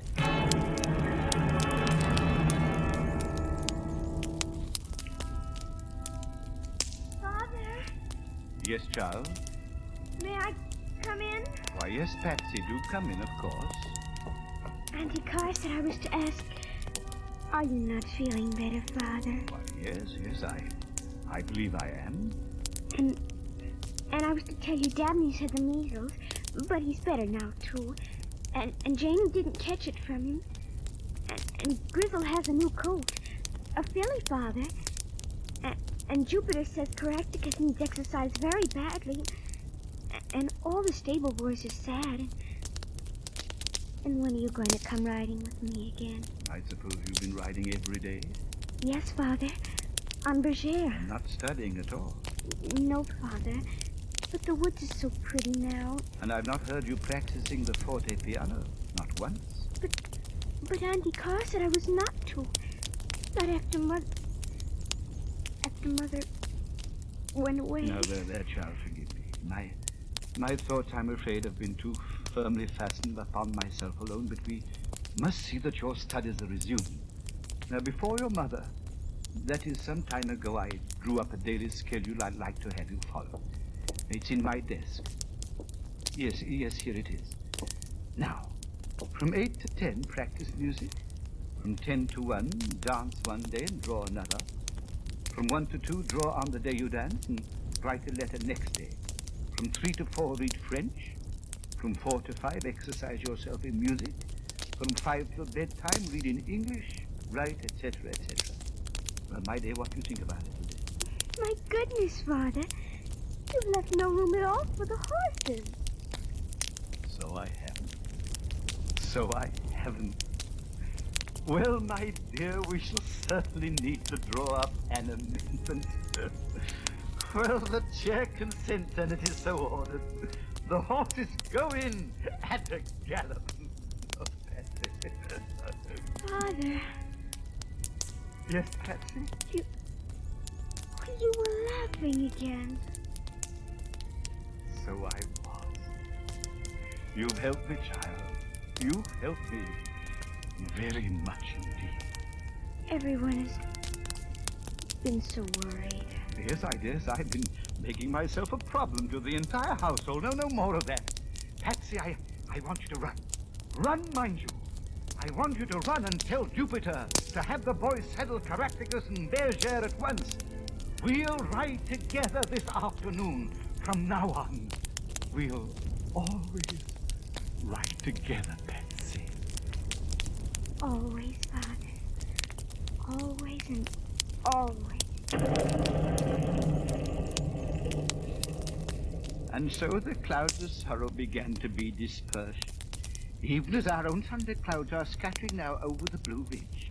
I do believe it is clearing up. You've been most kind, Mr. Burgess. This house has ever borne a reputation for hospitality, ma'am. Now, let us by all means go outside. A sunset at Monticello after a summer storm, now that's a spectacle not to be missed. Oh, Mr. Jones. Coming, sir. I was just looking at that big chair over there. It seems rather modern. Well, the leather upholstery has been restored. But the design is another of Mr. Jefferson's little notions. It's the first revolving chair ever made, I believe. And there's a dumbwaiter, too, in the dining room. Strange to me how our visitors are always so interested in these little, what was the word you used, Mrs. Jones? Gadgets. Oh, yes. Mr. Jefferson, I believe, would have regarded another of his inventions, the mold-board plough, as more important. My, he must have been a busy man. When in good health, ma'am, he never let the sun rise before him. Now, shall we go out on the terrace now? The storm is quite over. Certainly, sir. There you see the reason for Monticello. Is it not magnificent? It's really lovely. Why, it's breathtaking, this view. Yes. I sometimes think Mr. Jefferson loved his country so dearly because he could see so much of it from his own doorstep. Over there, sir. I suppose that's the University of Virginia, those buildings? Oh, yes, that's another of our host's many inventions. If a nation expects to be ignorant and free, he once said, it expects what never was and never will be. I don't see how he could ever bear to leave this spot. Even his friends, ma'am, accuse him of loving all this too well. But I think I can say he never failed to meet the challenge of events. The pursuit of happiness for him led ever down the path of duty. That path in time led to the presidency, to the new city of Washington, just over yonder horizon. Perhaps you can picture him across the great valley there, striding into the Senate chamber to deliver his inaugural address. Let us then, fellow citizens, unite with one heart and one mind. Let us restore to social intercourse that harmony and affection without which liberty and even life itself are but dreary things. And let us reflect that having banished from our land that religious intolerance under which mankind so long bled and suffered, we have yet gained little if we countenance a political intolerance as despotic, as wicked, and capable of as bitter and bloody persecution. Mr. Burgess. Eh? Oh, my mind, I'm afraid, was elsewhere. What advice, sir, do you suppose Mr. Jefferson would give his fellow countrymen now, in 1951? The earth, he might say, belongs to the living. Make your own life. And surely he'd say, draw closer together as brothers in freedom. Close your ranks and move forward without fear. And may that infinite power which rules the destinies of the universe lead your counsels to what is best and give them a favorable issue for your peace and prosperity.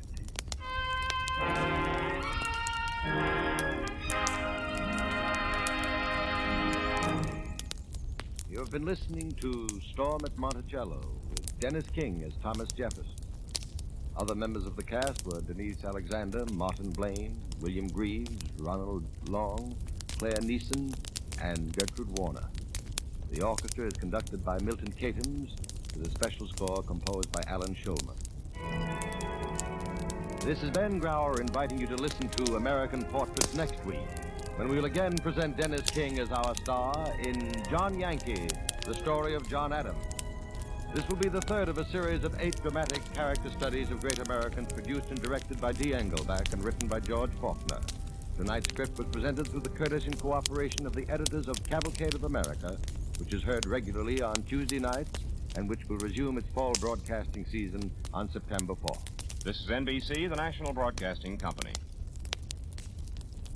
To introduce this episode of An American Gallery, here is Raymond Burr.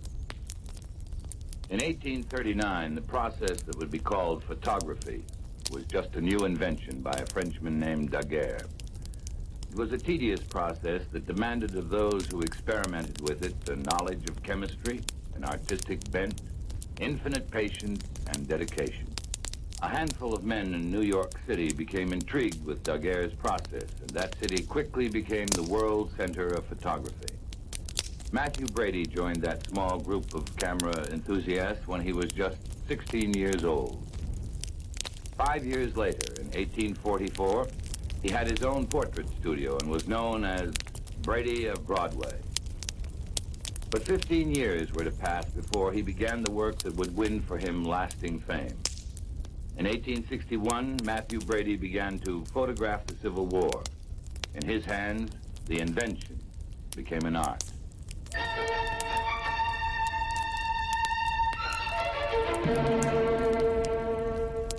Matthew Brady, photographer.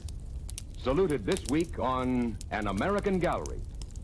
Richard Crenna stars as Matthew Brady in Portrait of a Photographer.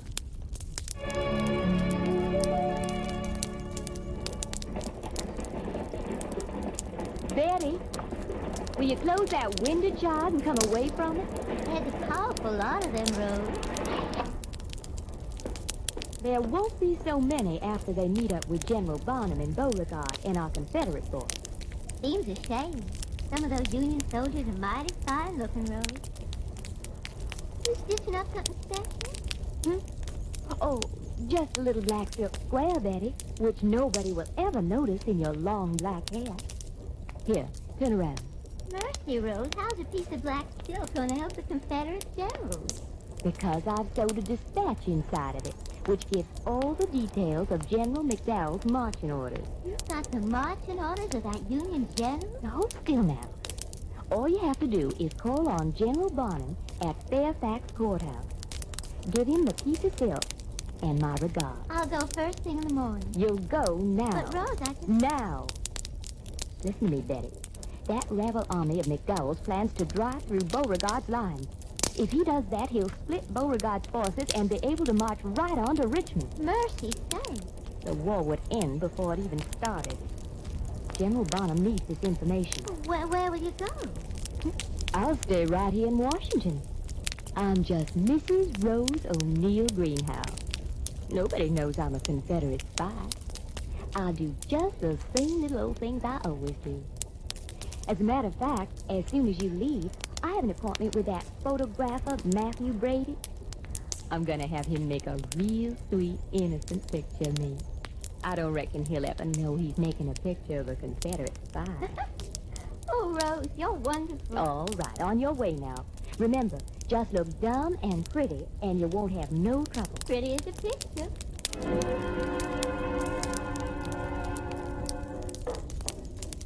No, Dick, hold it, Dick. Something wrong, man? Oh, Dick, you may be a fine newspaper reporter, but you're a rotten carpenter. You get what you pay for, I always say. I appreciate your help in building this monster, but you've got to remember I need total darkness. Look at that overlapping board on the door jamb. Warped. We'll get a light leak. Well, I figured enough nails would straighten it out. Oh, today maybe, but by the time we bounce this wagon through a battlefield, those nails will start to give. I bow to your superior judgment. Ah. Ned, cut me another jam for this door. No warp. Dude, man. Is this a photographing place or an undertaker's? That is a hearse y'all are constructing there, isn't it? No, Madam, in spite of the black cloth covering, this is not a hearse. Then, sir, do tell me, what is it? That's precisely what it's being called, ma'am. A what-is-it wagon. Actually, Madam, it's to be a portable room in which I can process the plates I plan to take of the coming battle. Now, if I can just... Oh, of course, excuse me. You must be Mrs. Rose Greenough. I'm to take your portrait. Then you must be the famous and talented Matthew Brady. Yeah, my fame is questionable. But he won't argue about his talent. Yes, may I present Mr. Dick McCormick, a newspaper reporter? John. Oh, my pleasure. Now, Mrs. Greenhow, if you'll allow me. Oh, thank you, Mr. Brady. Did you want a full-length photograph? Whatever you decide, Mr. Brady. I'm wondering if I came at the right time. You seem rather upset about something. Yeah, well, I succeeded and failed within one 10-minute period today. President Lincoln granted me permission to photograph the war as I wanted. However, he refused to subsidize my plans, and I'll have to bear the cost of everything myself. That wasn't very gallant of him, now was it, Mr. Brady? I think we'll photograph you seated, Mrs. Greenhow. Whatever you say. And right over here. We're in luck. We have a good light today. My, going to photograph the war? Cannonballs flying all about you? What a brave man you must be. Would you turn just a little to your left, please? Oh, like this? Hold very still. Look into the camera. Fine. Good. It's all over? No, we'll take another. I suppose you'll be making pictures besides the battles. Well, I mean, pictures of the different companies. Maybe even a whole regiment? A little too far left now. Is that something you could do, Mr. Brady? Stand on a hill or someplace and take a picture of a whole regiment? Yes, I believe I could. Probably will. Now, hold still now. Look into the camera. There. That should be a good one. Well, it certainly is an honor to have my picture made by a man who knows President Lincoln. I was wondering, Mr. Brady, if you should ever have any little old pictures left over of some of the regiments or things like that, they'd make a wonderful memento of our brave fighting men. I gather your sympathies are with the North, Mrs. Greenhow. Well, sir, would I stay in Washington if they would? I'll try to remember your request. Do I see my picture now? No. Tomorrow about this time, I'll see you to the door. Thank you, Mr. Brady. You won't forget my request now, will you? I won't. No, indeed, I won't. Good day, Mr. Brady. It's been delightful. My pleasure, madam.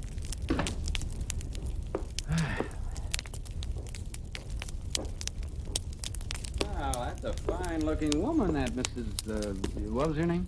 Greenhow. I don't know why, Dick. But I don't think I'm going to forget that name.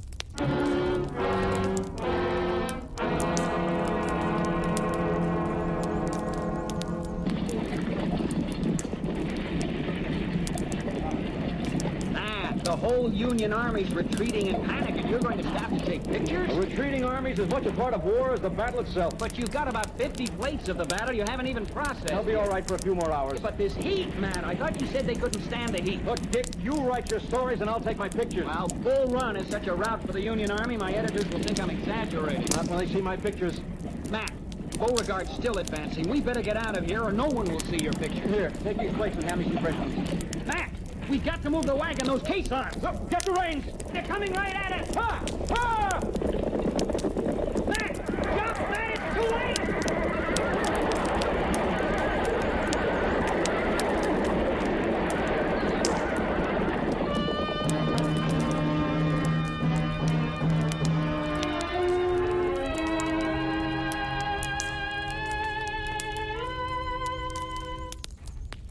I'm sure I speak for your uncle, as well as myself, when I say that we look forward with great pleasure to having you reside with us. Devotedly, Aunt Julie. There now, I'll post the letter at once, and Levin should have it before the week is out. Oh. Julia Brady, you must stop talking to yourself. I'll just read over the letter and post. My dear nephew Levin, I am in receipt of your nice letter of the 12th instant. My, but you write well for a lad of only 12.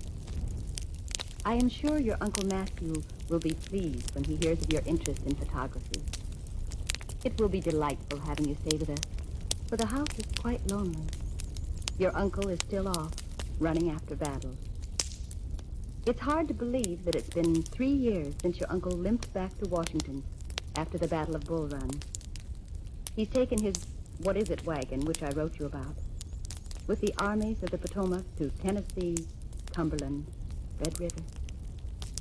Perhaps you saw some of the pictures he took at Antietam in Maryland. This dreadful war has been made so real for me by his photographs. I look at them and wonder how he survived. Please let me know when you will arrive in Washington. I'm sure I speak for your uncle as well as myself. Matthew! Julia. Oh, my Julia. Oh, you're all right. You're all right. Hold me, hold me.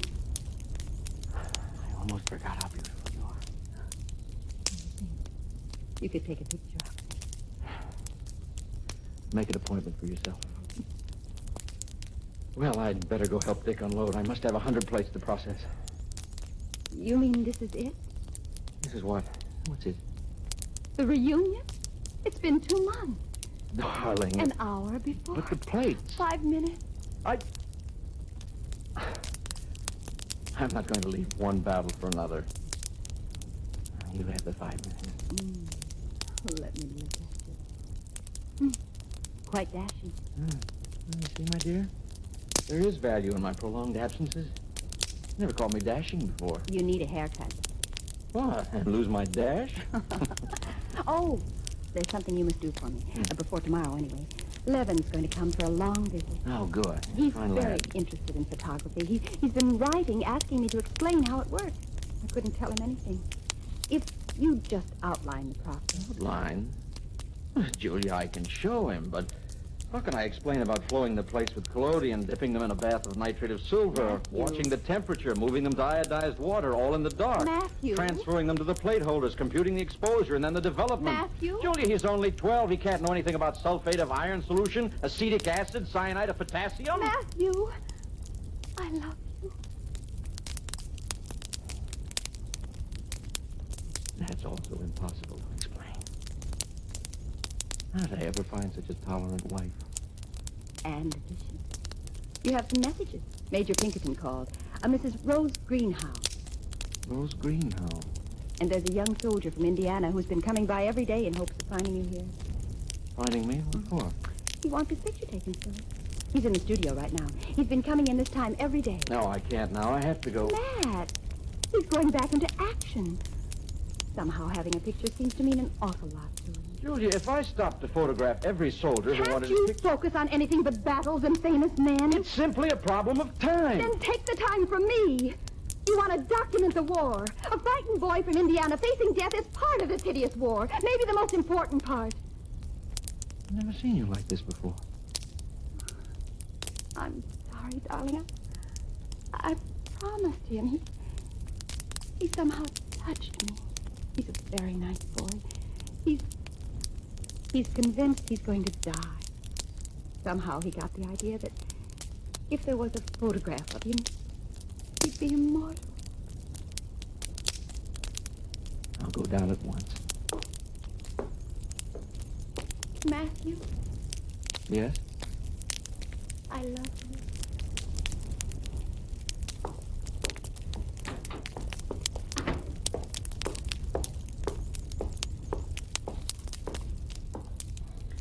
Hello, young man.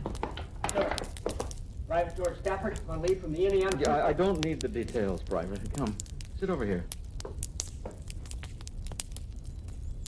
You really Matthew Brady, sir? Yes, that's right. Ooh, you must be the hardest working man alive. All them pictures you make. No, I don't take them all, Private. I've trained assistants who do quite a bit of the photographing and processing themselves now. Here, let me see you. Turn and look a little to your right. I think Ma would like it better if I could be smiling. How'd you hear about me? I saw your name on these pictures I found.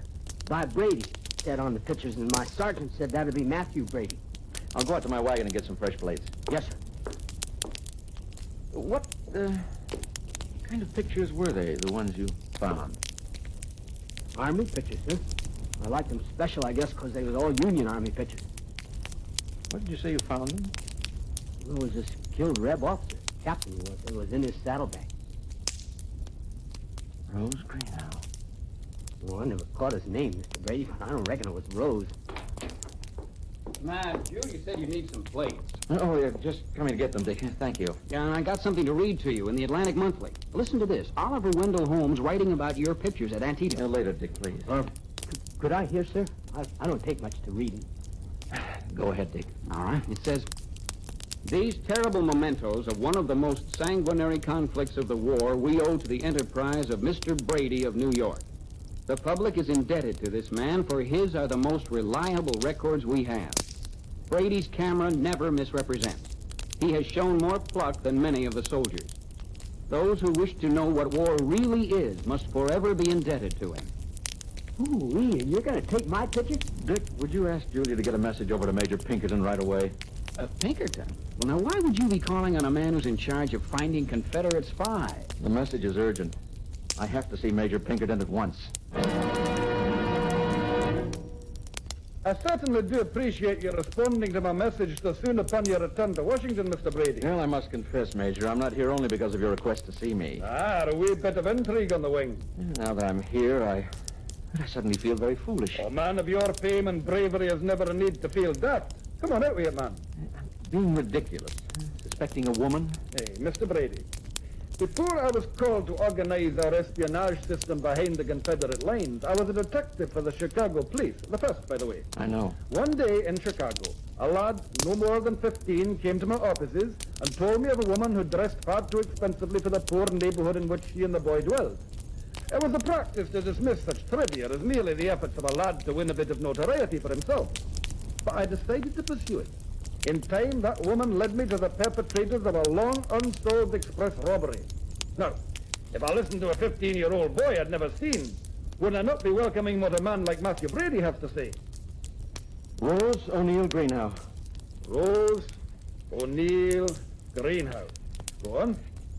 When the war started, she asked me for pictures I'd be taking. She seemed particularly interested in pictures of whole regiments. Peculiar request. I can't see of what value they could be. Every time I return to Washington, there's a message from her. Still seeking pictures? Yes. But your pictures are published all over. See, I told you I was being foolish. On the contrary, if you personally gave her pictures you made recently, pictures not already published, she would quite naturally ask you where and when you took them. It's entirely possible that your answers, as well as the pictures, could be of some value to the Confederates. If I'm wrong, I don't want to cause her any trouble. If we are wrong, Mr. Brady, she'll never know the matter was brought up. Photography is going to play an important part in war. Perhaps it already is, and we're not aware of it. I'll let you know. Thank you, Major. Now, the reason I contacted you, President Lincoln enjoyed your earlier photographs of him.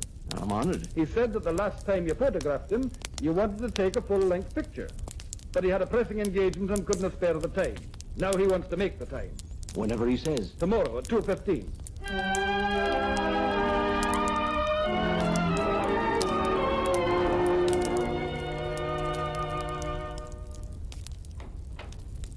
Darling, the president is here. Oh, no need to announce me, Mrs. Brady. If you can find some tea or coffee for the gentleman who accompanied me, I'll just say hello to a valued friend. Yes. Good day, Mr. President. Well, the battles take their toll, but not in your case. You seem to bear the burdens of war well, Brady. And you're looking well, Mr. President. Hardly the words I'd expect from the man with the eyes of a photographer. Or was that your tactful tongue at work? Responsibility does become you, Brady. Oh, my responsibilities are insignificant, sir. No, never say that. Fame carries responsibility behind it like a dog its tail. Doesn't much matter if you're an outlaw, a poet, or a president. When the public knows of you, you have a responsibility not to let them down. And I've learned that the tail of public responsibility wags a lot harder than that of personal obligations. You're probably right, sir. The battles, the fame, my public image, they get far more attention than my personal burdens. Which can usually be narrowed down to health, money, and women. You seem hale, you have a lovely wife, so it's money. More accurately, Mr. Lincoln, I believe it's called bankruptcy. In the last 3 years, I've spent nearly $75,000 photographing the war. That's over and above what money I've received for selling my pictures. I never met a creative person who knew anything about business. I appreciate your sympathy, Mr. President. Paul said the love of money is the root of all evil. Then, sir, how blessed am I. Amen. I've been told there's considerable call for full-length photographs of me. Considerable?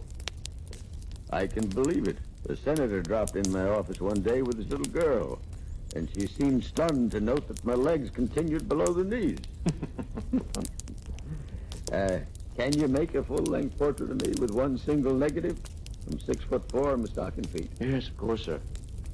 Well, I wondered, because I saw a photograph the other day of a very wide landscape. Well, I tell you, Brady, I was mighty impressed with a camera that could take such a picture. But I examined the picture very carefully, and I found that it had been taken in parts. And the pieces were very cleverly joined together. Yes, I know the picture, Mr. President. I thought you might have to resort to that method for my full-length landscape. No, I assure you, sir, I won't. Now, if you'll stand right over here. Right. Suppose I stood as though I were addressing a jury, my arms outstretched like this. We can take one like that, yes. Mm-hmm. In other words, I'll run the country and you suggest opposing. No offense, sir, but I think if you could just be natural. That's exactly what I want to avoid, Mr. Brady. Here, we're almost ready. Yeah. Who's he? No, he operates the camera so I can concentrate on the pose. He aims and you fire. Yeah, I find it works very well. I'm told a man could buy a sawmill for what one of those cameras cost. Almost, sir. I think if you turned a bit this way... That's it. Once I knew of a case where a farmer hitched an oak log to an ox team, carried it to a mill to be sawed into planks. All was going well as he watched the planks shaved off until there was a sudden crash. Well, it seems an iron spike had been pounded into the tree years before, and later growth covered it up. Well, the saw was broken, the mill half ruined. The farmer paid no mind to that. He just worried that one of his planks was split. Well, the point is, while I'm kind of anxious to have a good picture, I don't know what's going to happen to your camera. Shall we risk it, Mr. President? Here, now? You've become very sly since last we met, Mr. Brady. Yes, well, I've learned something. If I can click the shutter when the subject's least expected, I can get a much more natural look. You know what I'd like, Mr. Brady? One of these days, I'm going to bring my son Tad to the studio. If you could take a picture of the two of us. Something I'd really like. Matthew, Mr. President, Major Pinkerton is here. Very anxious to see you both. Have him come in, Julia. Mr. President, I want you to know that we're in the presence not only of a fine photographer, but a man with a buried talent for counter-espionage. Congratulations, Mr. Brady. Major, is this some kind of Scottish blarney? Mrs. Greenhouse? Caught red-handed. Mr. President, Matthew Brady here became suspicious of a handsome female. As a rule, I'm suspicious of all handsome females. Well, this one turned out to be a spy working for the Confederacy. How do you know? What happened? I had her watched. An hour ago, my man reported to me that a federal officer had entered our house. With great dispatch, I hastened over there with another of my operatives. I mounted myself atop his shoulders and peered through a window. For shame, Major. For the Union, sir. Strange word. And there she was, brazenly receiving from this officer, our officer, some papers that I could not make out. Well, that seems harmless enough, Major. It could have been, but I chose to make certain. I smashed in the window. The truth is, I fell through it. Nonetheless, I grasped the papers, which turned out to be maps showing the precise positions of some of our most important armies. She was indeed, Mr. Brady, a spy, and a very important one. Brady? Seems we're indebted to you in areas I'd never have anticipated. Where is she now, Major? At the old Capitol prison. Took her daughter in too, just to be on the safe side. The apple, they say, doesn't fall far from the tree. Well, it's a saying I try to ignore. Imagine Tad growing up to look like me.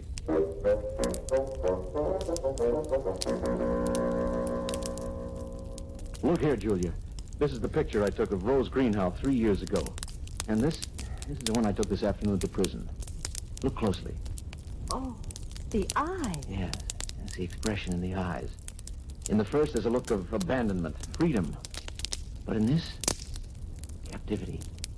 You can see it in the eyes. It's as though the loss of freedom drains the very soul from you. I suppose it does. I know when I look into a mirror, I don't look the same when you're gone as when you're home.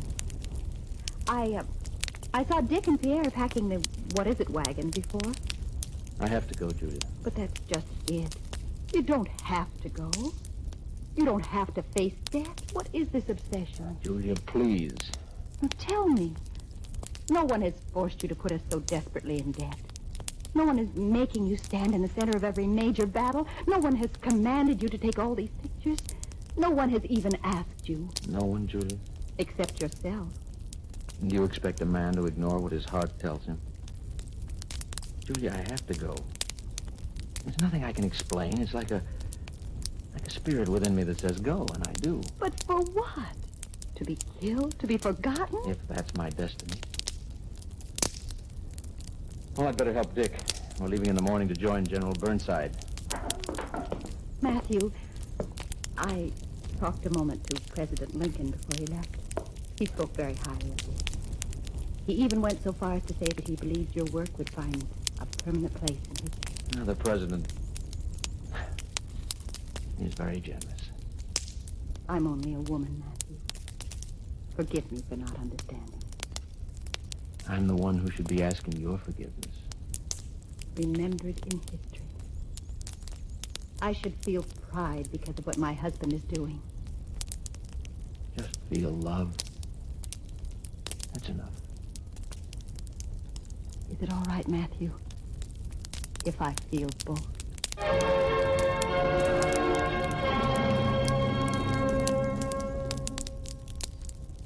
The name Matthew Brady hardly ranks with giants of history.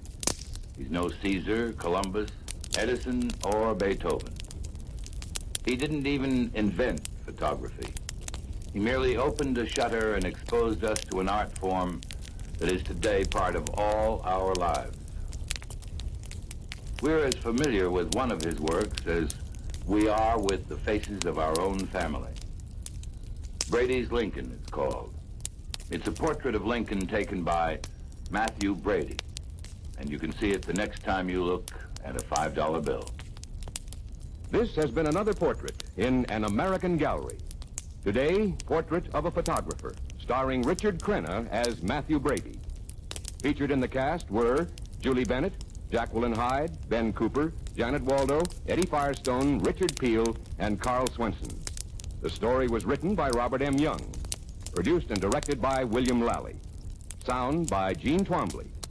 Art Ballinger speaking. This is the United States Armed Forces Radio Service.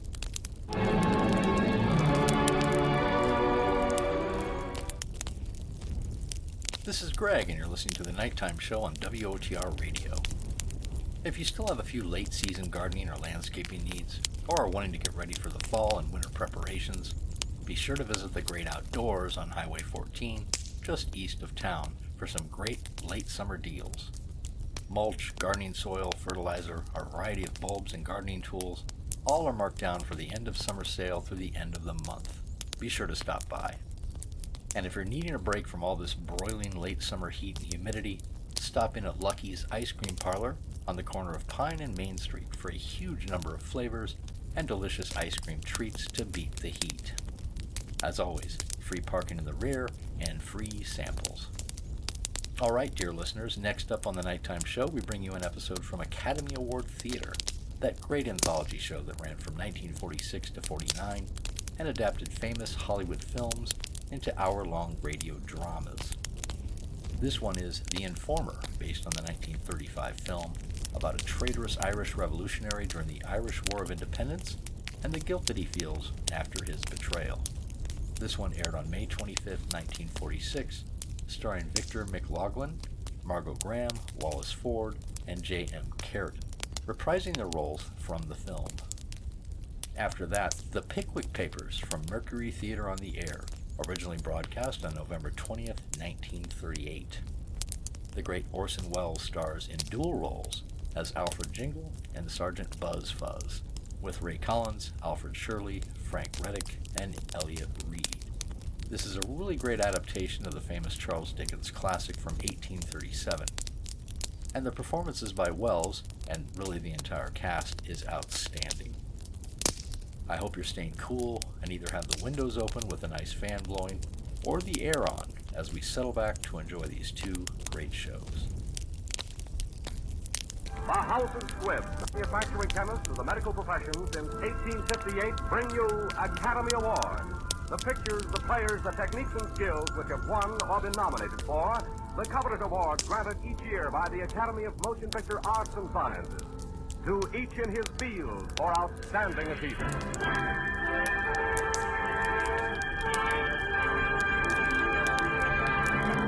The House of Squibb, makers of the great family of Squibb medicinal products, brings you the distinguished star Victor McLaughlin, Margot Graham, Wallace Ford, and J.M. Carrigan, playing the roles they created for the screen in The Informer, the picture which in 1 year received 4 separate Academy Awards. Mr. McLaughlin will star in the role of Dippo Nolan, for which, as the best actor of 1935, he won the Academy Award. This is the story of Ireland. It is the story of a traitor. In our history, the revolution of the 13 colonies against the crown was jeopardized by the infamy of one man. Our name for this traitor was Benedict Arnold. In the dark, bloody history of Ireland's revolt for freedom, there were many Benedict Arnolds, many a man who took the king's shillings. One of these we tell of today. The scene of his crime is Dublin, at the time a tense week of rebellion in Ireland's not-so-distant past, when the underground Republican Army fought for its life against the occupation police known as the Black and Tans. This is the story of the Informer. In a fog, clinging and wet from the sea, making golden ports of call as shop windows for gloom, a hulking brute of a man walked warily down an ancient Dublin street, past strollers, past soldiers, past idlers, past the singer and his tear-bringing song, past the leaded panes of Dublin shops, past... No, the pause suddenly, riveted before a poster on a brick wall. £20. £20 reward. Wanted for murder. Frankie McPhillips. They want him. Why, the dirty £20 for Frankie. He tears down the poster, but the words tear at his brain. £20 for murder, me friend Frankie McPhillips. God save him. £20 from the crown. Why, the dirty... Down Dublin's ancient street in the fog strolls the towering darkness of a man. And after him, dogging his heels relentlessly, blown by the wind, follows the torn, tattered scrap of paper that was a poster on a brick wall. Wraps itself around his ankles. He stops near the window of a travel agency and speaks to a girl who has walked out of the gloom. Gippo! Ah, Gippo, I can tell by the look of you. It's no use. I'm hungry and I can't pay my room rent. And you staring into that window reading about things other people can enjoy. £10 to America. Information within. £10 to America. £20 and the world is ours. What are you saying that for? Saying what for? £20? What are you driving at? Gippo, what's the matter with you? £20? Might as well be a million. Go on with you. Get your £20 from the gutter. Too good for me. Well, let me tell you something. You're no better than any other man. You're all alike. Oh, Katie, I didn't mean that. I'll go along with you and your fine principles. I can't afford it. Katie. And back into the gloom fades the bedraggled, hungry woman. And slowly, carefully from behind Gippo, into the little island of light, comes the face on the poster. Gippo, man. I'm lucky to be finding you here. Man, what is it? What are you staring at? Nothing, Frank. But you came up to me so sudden like... I guess I'm getting jumpy. Finding out there's a price on my head, £20. 6 months is a long time, my boy, to be on the run. So I said to myself, I'll sneak into town and see my mother, and I'll duck out again, and here I am. Did you deliver my message? And what did my mother say? Oh, she blessed the saints you were alive. She followed me out crying and put a half a quid in my hand to give you. Well, I was that hungry myself that I spent it. Ah, you big lubber. That was her way of giving it to you. She likes you, Jippo. The Lord knows why. What's come over you? What are you darking at? Is there something queer about me? No, Frankie, you see, I've been court-martialed. Man, what for? You remember the time they killed St. We drew lots for us, and I got the short man. I couldn't get him, Frankie. He swore he'd desert if I let him go. Can you believe it? What did Commandant Gallagher say? Oh, he near plugged me when I went back to report. Now, the British think I'm with the Irish, and the Irish think I'm with the British. And the long and short of it is, I'm walking around starving without a dog to lick me throat. Never you mind me, bucko. We'll be together again. Wait and see, like the old days. It's your help I'm needing now. I've looked you up first thing to find out if the Tans are still watching my mother's house. Get the regard. Not since Christmas. Good. I'm on. If I get a chance, I'll see Gallagher and I'll put a word in for you. Up the rebels, my boy. Up the rebels! 10 pounds to America. He wants to see you, sir. Let him come in. Yes, sir. Go in, you. Yes? Well, it was like this. Well, speak up. What do you want to say? Well, I've come to exchange the reward. The 20 pounds for Frankie McPhillips. Mary, the bread's that fresh, I can't cut it. Look at the crumbs it makes. Well, Mary, my boy. Oh, Frankie. Praise be to God you've come back. Crave your praises for this fog that's upon us, Mother. It's the best friend I have this night, and me dodging down dark streets to get here. I was so homesick to see you. I'd have walked down the middle of a cattle street just to get a glimpse of the two of you. Miss, I'm sure you must be starving. Frankie, you shouldn't have come. It's not safe. What a long face for a sister. I'm in with the fog, and I'm out with the fog, and nobody will be the wiser. You sure nobody's seen? That's my old pal, Jip will know them. You see, I had to find out if the Tans had a guard in the house. Now, you have a nice cup of tea. You can do all your talking up. No. Open up, we've got you, Miss Phillips. Go on, Frankie, don't stop, run. No. There it is. Frankie!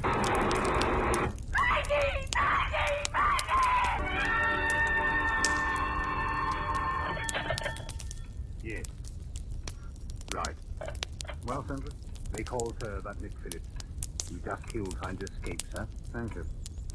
There. The 20-pound reward. You better count it. Show him out that way. And come on, out you go. I've got to have a plan now.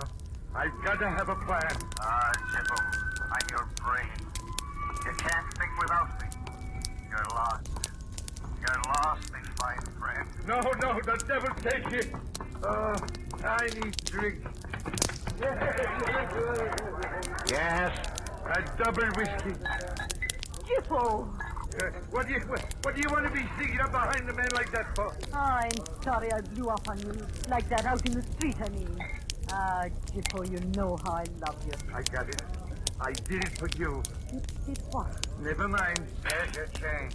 Jippo, where did you get that money? Look at it. And not an hour ago you hadn't a penny to warm your pocket.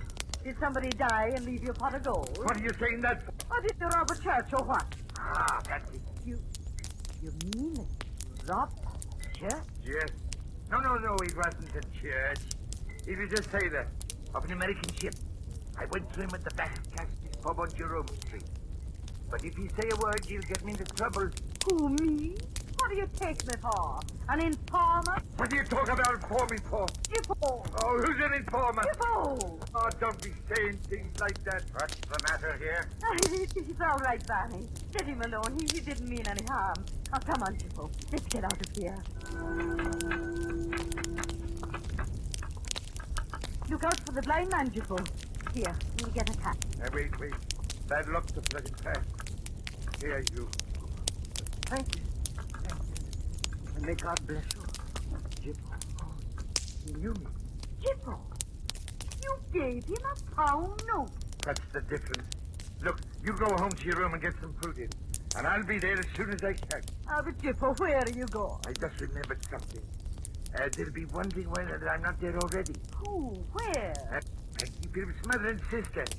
I gotta go to the wake. Are they all up there? All up in the room. Thanks, lad.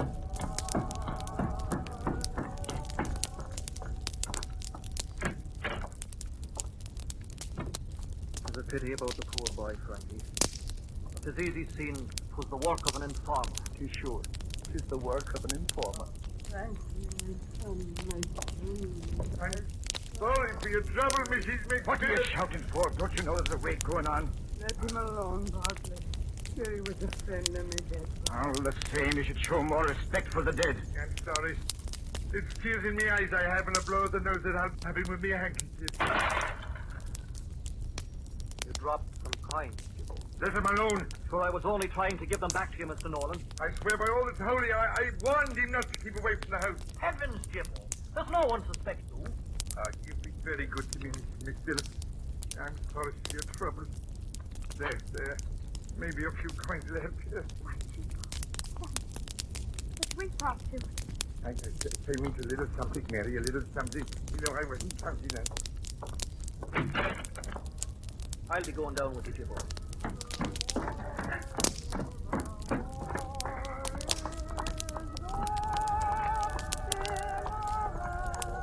Man alive, what are you hurrying for? Who's hurrying? Don't be getting your rag out, me boyo.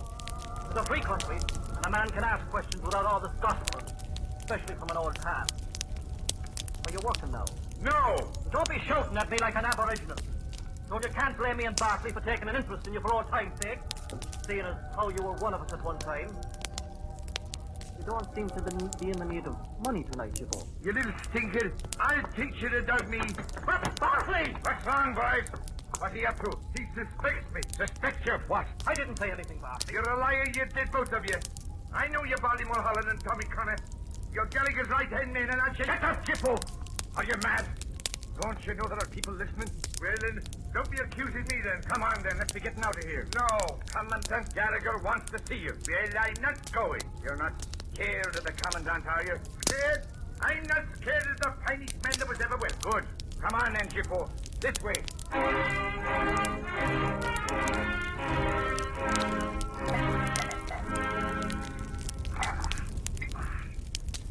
Oh, that's fine whiskey. Nothing like the King's whiskey, Dan. Danny, there isn't anything I wouldn't do for you. Anything. It's nice to be friendly, Gallagher. I go through fire and water for you. Who informed on Frankie McPhillips? Wait. I'll tell you, Danny. Was that Mulligan? Mulligan, the tailor. Yes, it was a grudge. Yes, he had a grudge against Frankie. It was a... Oh, it's a long, long story. There's another little drink in the bottom of the bottle. Take it. He's already killed 4 bottles, Dan. Come on now, Jippo. What grudge are you talking about? The grudge? Oh, the grudge. The sister, Mulligan's sister and Frankie. So Mulligan got sore and he informed on me. Let's see. I saw him going to the time quarters tonight. What time? Time? Oh, it was 6:30. Well, are you taking me back, Danny, me boy? If your statement checked, you'll get back. There'll be a court of inquiry tonight at 1:30 at the ammunition dump. Oh, Bartley, take him up. It's all right, Bartley, me boy. You'll find me at Katie Madden. All right. Show him out, boys.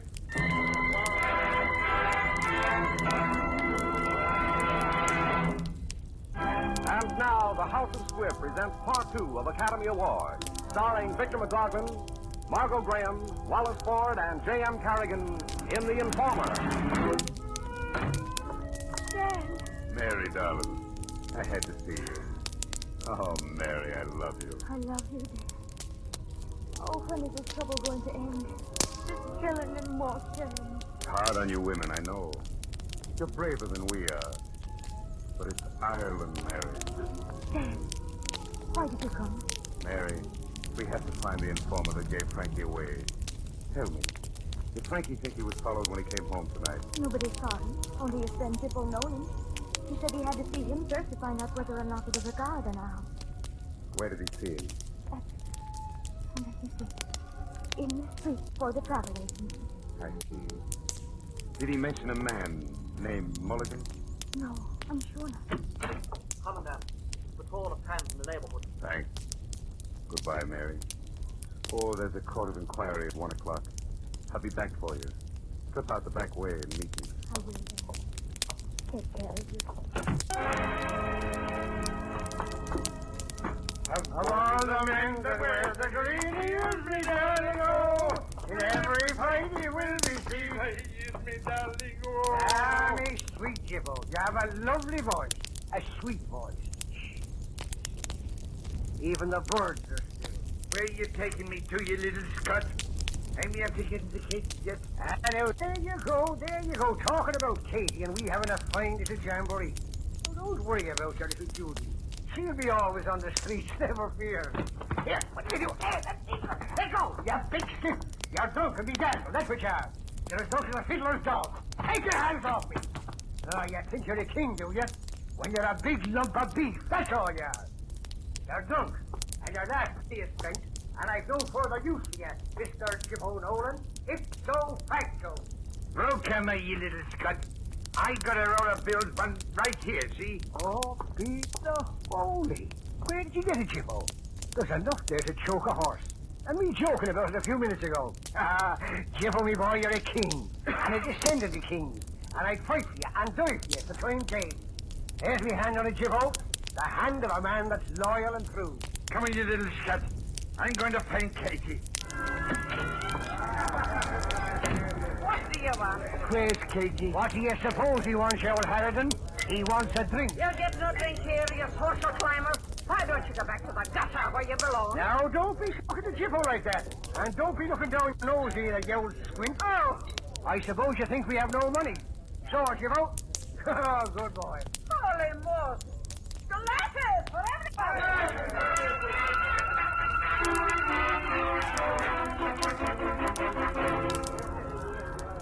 Jibbo, help me. I want to go back home away from all this. And where's your home? Near London. And how much will it cost to get there? Oh, just. Here, take it all. Jibbo! Jibbo! Oh, shut up with you. And let's have a drink. Drink for everybody. 2 and 5 are 7, and 4 is 11. 11 pounds. Come on. It's almost time. We've got to get him to the inquiry.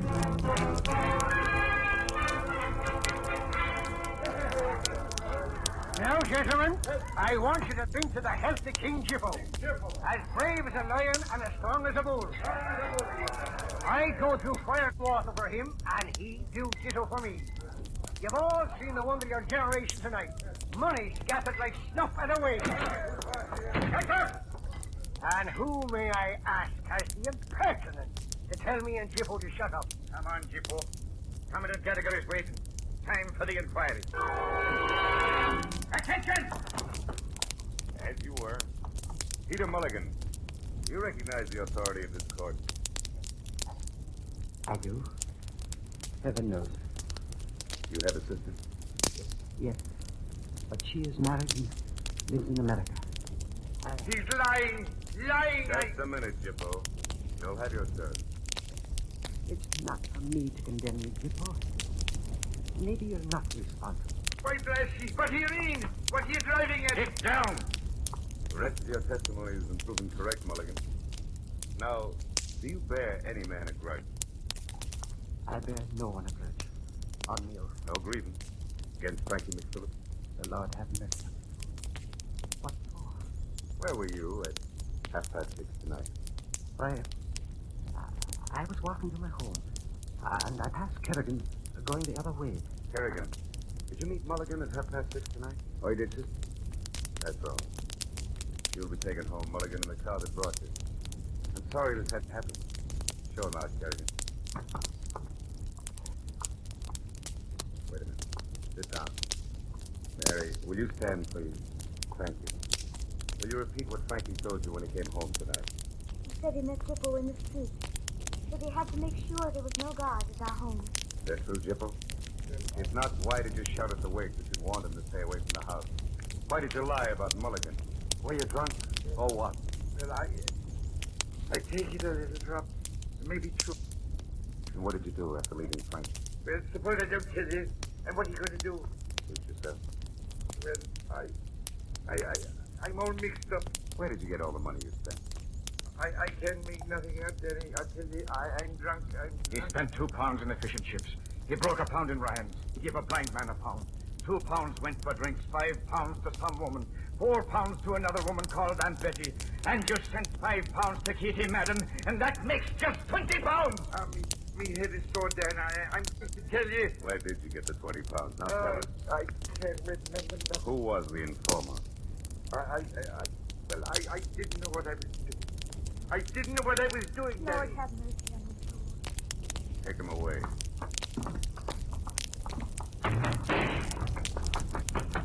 Dan! He got away! With this fog? Come on, lads. He mustn't get away. Dad, what if you don't find him? I'd die if I lost you too. I'm not thinking about myself. It's all the others. The movement. It's Ireland. That poor soul knows so blasted much. Oh, there's only something we could do.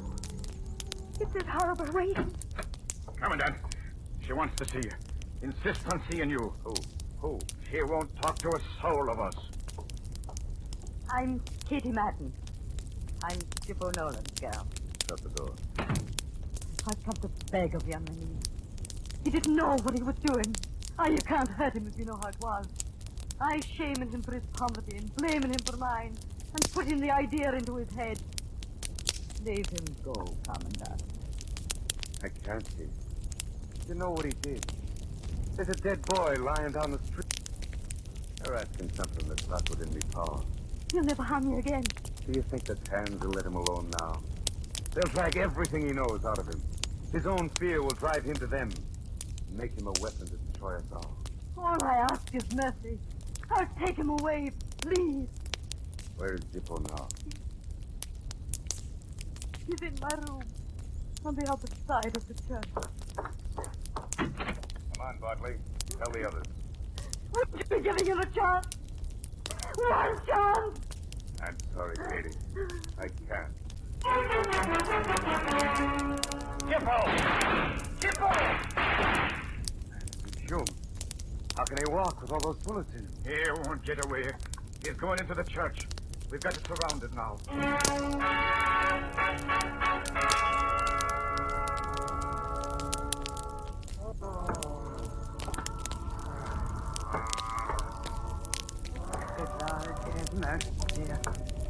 Jippo. 'Twas I that informed on your son, Mrs. McPhillips. Forgive me. Jippo. I forgive you. You didn't know what you were doing. You didn't know what you were doing.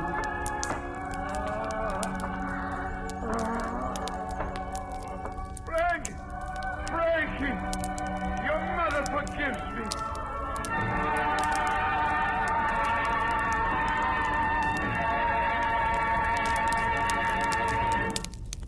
Next week, another great picture.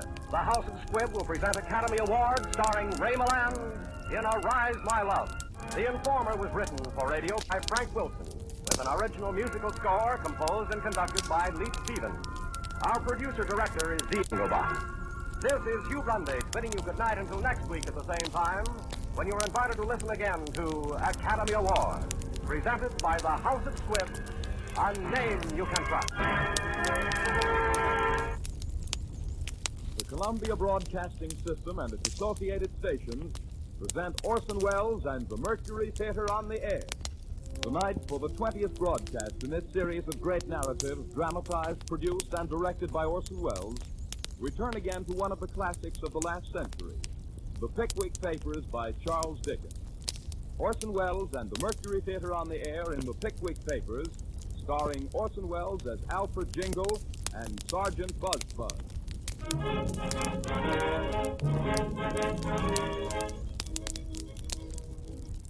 May the 12th, 1827. In special session of the Corresponding Society of the Pickwick Club, Samuel Pickwick, chairman, presiding. Unanimously resolved that the first expedition of the Society be devoted to the study of the habits and customs of the landed gentry of southern England, in pursuance of which places are to be reserved on the Commodore coach bound from Golden Cross to Rochester, whence the party will proceed by carriage to the manor of Dingley Dell in the county of Suffolk, England. Signed, Samuel Pickwick, permanent chairman.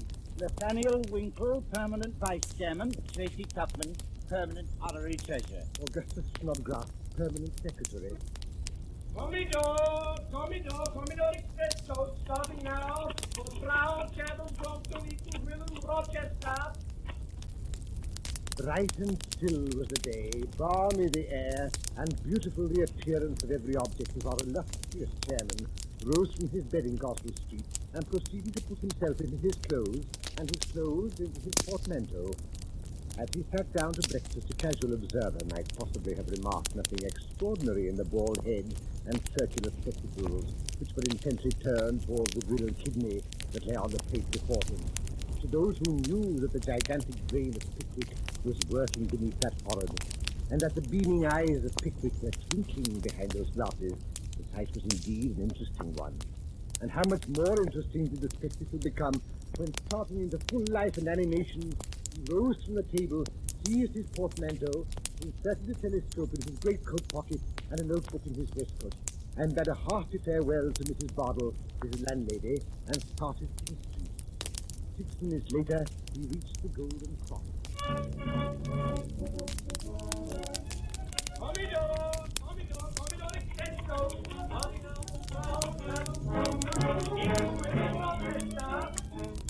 Oh, bless me, that's our coat. This way, Mr. Pickwick, this way. Hurry there, hurry, Mr. Pickwick. Mr. Pickwick! There, my portmanteau, my portmanteau!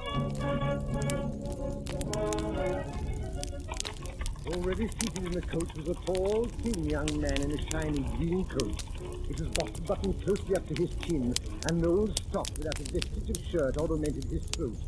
His face was thin and haggard. Welcome, gentlemen. Welcome, entirely welcome. Charming company. Pleasant journey. Lots of room. Brown paper parcel here. That's all. Other luggage gone by water. Packing cases nailed up. Big pounders. Heavy. Blasted heavy. A moment later, we came out under the low archway which formed the entrance to Holborn Bridge. Yes, sir. That's right. Take care of your head. Terrible place, this. Dangerous work. Other day, 5 children. Mother, tall lady, eating sandwiches. Forgot the arch. Crash. Knock. Children look around. Mother's head off. Sandwich in her hand. No mouth to put it in. Head of a family off. Shocking. Shocking. Makes you think, eh, sir? Glad to meet you. Name is Jingle. Alfred Jingle. Yours, sir? Samuel Pickwick, sir. Philosopher, sir? An observer of human nature, sir. So am I. So am I. Most people are when they've little to do. And let's get. Poet, sir? My friend, Mr. Augustus Snodgrass here, has a strong poetic turn. So have I. Epic poem, 10,000 lines, Revolution of July, composed on the spot. Mars by day, Apollo by night, bang the field piece, twang the lyre. You were present at that glorious scene, sir. Present? Snodgrass? Think I was. Fired a musket, fired with an idea, rushed into wine shop, wrote it down, back again, whiz, bang, another idea, wine shop again, pen and ink, back again, cut and slash, noble time, sir. Sportsman, Miss Pickwick? My friend, Mr. Nathaniel Winkle here, is a famous sportsman. Fine pursuit, sir, fine pursuit. Dog, sir? Not just now. You should keep dogs, Winkle. Fine animals, sagacious creatures. Dog of my own once. Pointer, surprising instinct. Out shooting one day. Entering enclosure. Whistle. Dog stop. Whistled again. Ponto. No go. Stock still. Call it again. Ponto. Ponto. Wouldn't move. Dog transfixed. Staring at the board. Looked up. Saw an inscription. Gamekeeper has orders to shoot all dogs found in his enclosure. Wouldn't pass it. Wonderful dog. Valuable dog. That, sir. Very. Singular circumstance, that, Mr. Jingle. Will you allow me to make a note of it? Certainly, sir, certainly. 100 more anecdotes of the same animal. Fine girl in that carriage, sir. Do you, favor the sex, sir? Mr. Tracy Tupman here. Oh, Mr. Jingle. Irresistible creatures. English girls, Tupman, not so fine as Spanish. Noble creatures, Spanish girls. Jet hair, black eyes, lovely forms. Sweet creatures, beautiful. You've been in Spain, sir? Lived there, ages. Many conquests, sir? Conquests, thousands. Don Bellaro Fisgig, grandee, only daughter, Donna Christina, splendid creature, love me to distraction, jealous father, high-souled daughter, handsome Englishman, Donna Christina in despair, prussic acid, stomach pump in my portmanteau, operation performed, old Bellaro in ecstasies, consent to our union, join hands and flood of tears. Romantic story, very. Is the lady in England now, sir? Dead, sir, dead. Never recovered the stomach pump. Undermined constitution, fell a victim. And her father? Remorse and misery, sudden disappearance, talk of the whole city, search made everywhere without success. Public fountain in the great square suddenly ceased playing. Weeks elapsed, still a stoppage. Workmen employed to clean it, water drawn off. Father-in-law discovered sticking headfirst in the main pipe with full confession in his right boot. Took it out, and the fountain played away again as well as ever. Will you allow me to note that little romance down? Certainly, sir, certainly. 50 more if you'd like to hear them. Strange life, sir, mine. Rather curious history. Not extraordinary, but singular. Very singular. We slept that night at the Bull Inn at Rochester. Next morning, there was no sign of our new acquaintance. After breakfast, Mr. Pickwick called to order a special meeting of the Corresponding Society of the Pickwick Club. Mr. Pickwick rose and slowly mounted into the Windsor chair on which he had been previously seated. What a study for an artist did that moment present. There stood the illustrious Pickwick, with one hand gracefully concealed behind his coat-tails, and the other waving in the air to assist his glowing declamation. His elevated position revealed those tights and gaiters, to which, had they clothed an ordinary man, might have passed without observation, but which, when Pickwick wore them, inspired universal awe and respect. Fame, gentlemen, is dear to the heart of every man. Yeah. Poetic fame is dear to the heart of my friend Snodgrass. The fame of conquest is equally dear to my friend Tupman, and the desire for earning fame in the sports of the field, the air, and the water is uppermost in the breast of my friend Winkle. I will not deny, gentlemen, that I have been influenced by human passion and human feeling. Cheers. Possibly by human weaknesses. Loud cries of no. I, sir, am an humble individual. Cries of no. Still, I cannot but feel that in electing me as your leader, you have selected me for a service of great honor and some danger. Traveling is in a troubled state, and the minds of coachmen are unsettled. Look abroad, gentlemen, and contemplate the scenes which are enacting around you. Stagecoaches are upsetting in all directions. Horses are bolting, boats are overturning, and boilers are bursting. Will these things daunt us, gentlemen, members of the Pickwick Society? Will these perils deter us from prosecuting to their glorious consummation those researches in the cause of science and learning to which, as members of this club, we stand pledged? No, never. Gentlemen, I have your answer. I thank you. Loud cheers. Meeting adjourned. It was late in the afternoon when we reached Dingledale. On the doorstep stood our host, Mr. Wardle. Beside him stood an enormous red-faced boy with his eyes closed. Hey there! Hello!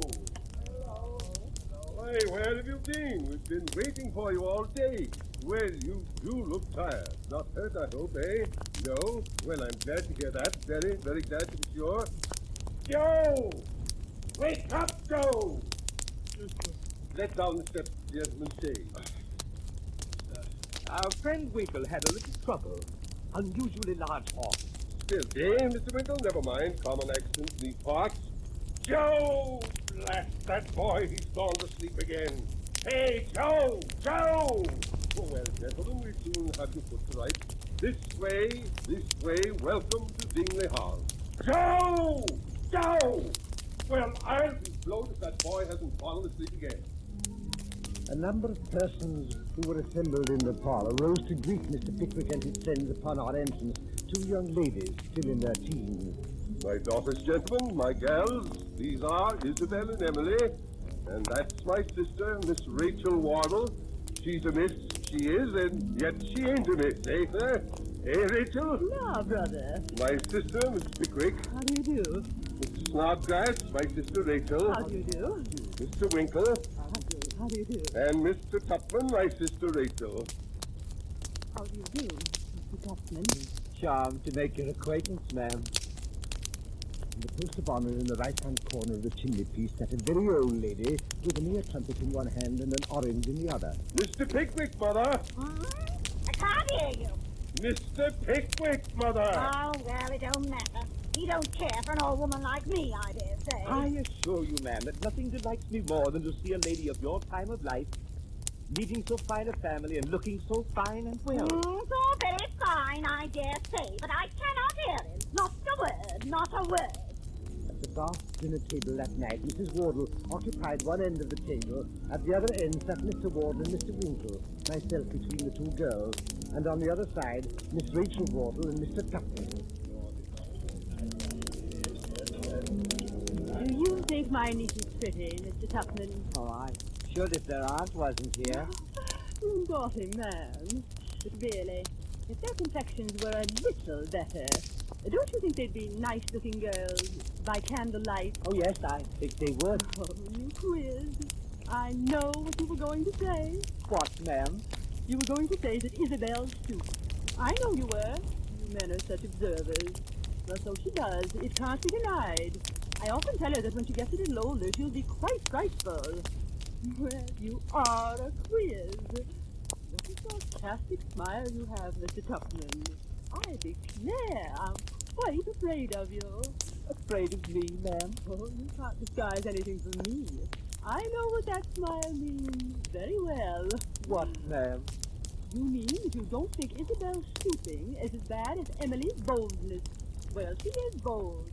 You cannot think how wretched it makes me sometimes. I'm sure I'd cry about it for hours together. Oh, Mr. Tupman, I know what you're thinking now. Oh, Joe! Joe, wake up, Joe! Oh, Mr. Snodgrass, you're closest to him. Be good enough to pinch him, sir. In the leg, if you please. Nothing quite else quite wakes him up. Oh, thank you. Joe, open another bottle of wine and pass it to Desmond. Joe! Yes. Are you awake? Yes. Blast the boy. Really extraordinary boy, that. Does he always sleep in this way? Sleep, Pickwick? He's always asleep. Goes on errands asleep and snores as he cleans the silver. Oh, very Odd indeed. I'm proud of that boy. Wouldn't part with him on any account. He's a natural curiosity. Dear Joe, wake up, Joe! Next morning, when our chairman awoke, the rich, sweet smell of the hayricks rose to his chamber window, and all around he heard the birds singing. Hello! Hey, Pickwick! Hello! How are you? Father! Is that you? I'm out in the garden. Beautiful morning. Make haste. Sit down. Come out. I say! Yes? What's going on? What are you doing with that gun under your arm? Why, your friend Mr. Winkle and I are going rook shooting before breakfast. He's a very good shot, isn't he? I've heard him say he's a capital one. I admit I never saw him aim at anything.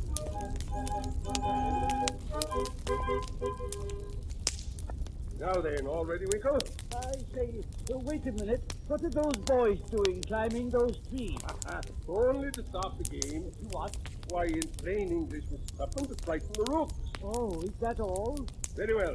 Shall I begin, Mr. Winkle? If you please. Stand aside, then. Now for it. Oh, hey, you got one, sir. Take him up, Joe. Now, Winkle, your turn. Fire away.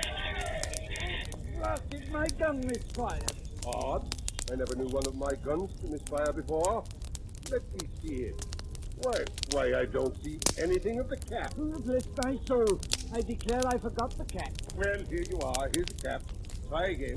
Now ready. All right, boys. Ow! What's wrong? Oh, good heavens. What happened? I'm not sure, Mr. Wardle, but I think I've just killed Mr. Tupman.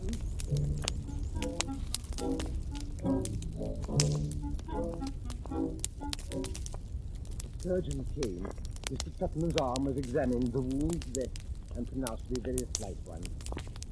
And now it is evening at Dingley Dell. Leaving Mr. Tupman to the care of the ladies, Mr. Wardle, Mr. Pickwick, and the rest of us had gone to the cricket match at Muggleton. Isabel and Emily had strolled out. Fallen asleep in her chair. From the distant kitchen penetrated the low and monotonous sound of the fat boy.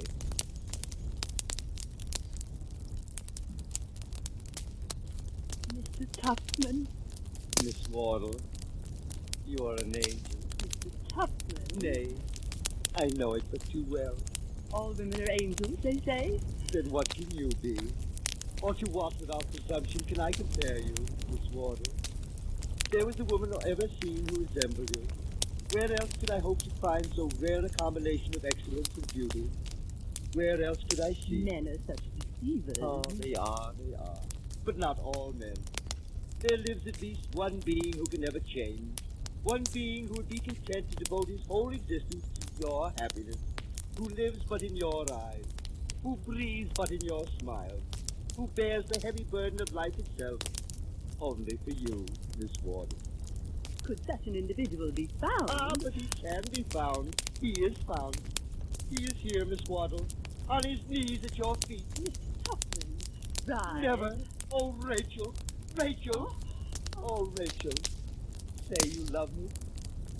Tupman, I can hardly speak words, but you are not entirely indifferent to me. Rachel. Mrs. Wardle! Mrs. Wardle! What is it, Joe? Oh, Mrs. Joe, I'm sure I've always been a good mistress to you, Joe. But in there ever been treated very kindly. You've never had too much to do, and you've always had enough to eat. I know it has. But oh, Mrs. Hey, what do you want to do now? I wants to make your flesh creep. What do you think I see in the arbor just now? Let us what? The strange gentleman. Him as at his armor, a kissing and a hugging. Oh, Joe! None of the servants, I hope. Worse than that. Not one of me granddaughters. Worse than that. Worse than that. Who was it, Joe? Miss Rachel. What? Speak louder. Miss Rachel. My daughter? And she suffered it? Yes, ma'am, and what's more, I see her a kissing of him again. Oh!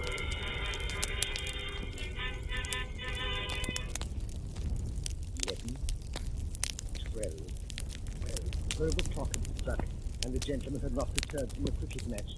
Consternation reigned at Dingledale.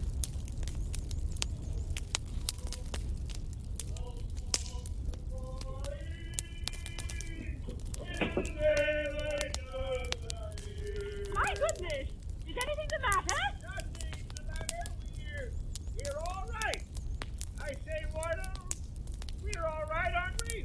I think so, Rachel. Here's my friend, Miss Shingle. Miss Pickwick's friend.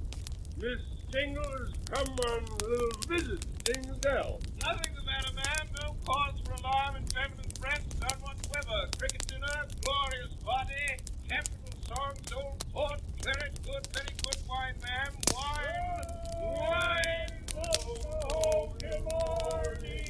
We won't go home till morning. We won't go home till morning. Till daylight does appear. Early next morning, Mr. Jingle arose. Since none else in the house was about at that hour, he had the honor of breakfasting alone with Mrs. Wardle. Of what transpired between them, nothing is known, but this much is known, that later that morning, finding the door to the parlor partially open, he peeped in. Miss Rachel, give intrusion, short acquaintance, no time for ceremony. All discovered. Sir? Hush. Large boy, dumpling face, round eyes, Joe, treacherous dog, overheard everything. Told the old lady furious, wild, raving, Arbor, Tupman, kissing and hugging, all that sort of thing, eh, ma'am, eh? Mr. Jingle, if you have come here, sir, Not at all, by no means. Old lady told me over scrambled eggs, came to warn you of your danger, tender services, prevent the hubbub. Never mind, think it an insult, leave the room. Oh, dear, what shall I do? My brother will be furious. Of course he will, outrageous. Oh, Mr. Jingle, what can I say? King dreamt it, nothing more easy. Blackguard boy, lovely woman, fat boy, horsewhipped. You believed, end of matter, all comfortable. Oh. You seem unhappy, Mr. Jingle. May I not inquire into the cause? Unhappy cause your love bestowed upon a man who is insensible to the blessing we even now, but no, he is my friend. I will not expose his vices. Miss Wardle, farewell. Say, Mr. Jingle, you have made an allusion to Mr. Tupman. Explain it. Never. Mr. Jingle, I entreat, I implore you, if there is anything dreadful mystery connected with Mr. Tupman, reveal it. Can I see lovely creature sacrificed to the shrine, heartless avarice? Tupman, madam, only wants your money.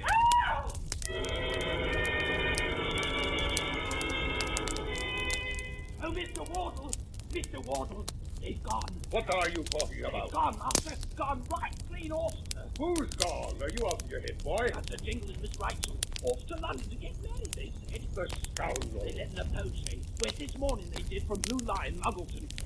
I was there, Mr. Wardle, but I couldn't stop them, so I ran off the teddy. Good Lord, what should we do? Do? Joe, where's the gate? The gate. I'll get a chaise to the lion, I'll follow them. I'll go with you. You're a good fellow, Pickwick. Are you ready? I'm ready. All right, here's the gate, sir. Ready to go. Come on, Pickwick. We'll catch 'em this side of London, or we'll break our necks flying. Hey, two lions! Chaise and paw directly. Out with them, hurry! All right, sure, Mr. Wardle. Now, boys, chase the board out. Make height. Put the line there. How much are they ahead? Well, about 2 hours. Which way did they go? London Road, sir. London Road. In you get, Pickwick. Off with you, coachman. The 7-mile stage is less than a half an hour, and the guinea's yours. Whoa! Hey there. Hey, have you seen the chaise come in? I did, sir. Not more than an hour ago. Lady and gentleman? Yes, sir. Tall gentleman, clean coat, long legs, thin body? Yes, sir. Elderly lady, thin face, rather skinny, eh? Yes, sir. By heaven, Wardle, it's them. It is, Pickwick. It is, by Jove. Chaise and paw instantly. Give me a piece, boy. Give me a piece.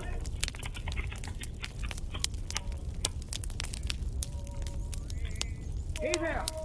Boots. Boots. Is this the White Hart Inn? Yes, sir.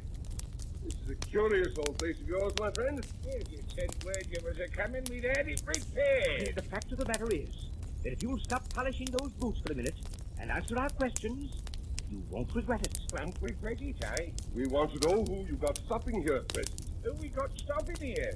Well, there's a wooden leg in number 6. There's a pair of Essians in 13. There's 2 pair of half shoes in the commercial. There's easier painted drops in the snuggery inside the bar. And 5 more drops in the coffee room. Nothing more. Hey, stop a bit. Yes, there's a pair of Wellingtons, a good deal more, and a pair of ladies' shoes in number 5. Come in less than an hour ago. What sort of shoes? Country, mate. Any maker's name? Brand. Where out? Muggleton. Muggleton? It is them. Pickwick, we found them. Hey, easy there. The Wellingtons went out half an hour ago. The doctor's Cummings. Come back with a license. With a license? Then we're just in time. Come on. Show us the room, Boots. Vella's the name, sir. Sam Vella. Well, here's a sovereign, Weller. See this? I do, sir. Show us into that room at once without announcing us, and it's yours. Understand? Right to the trivet. This way, gentlemen. What is it? It's me. Open the door. Open the door, Rachel. We break it in. Hi! Oh, you're a nice scoundrel, aren't you, Jingle? I'll have you prosecuted, indicted. I'll ruin you. You hear? And you, Rachel, at a time of life when you ought to know better. What do you mean by running away with a vagabond, disgracing your family, and making yourself miserable?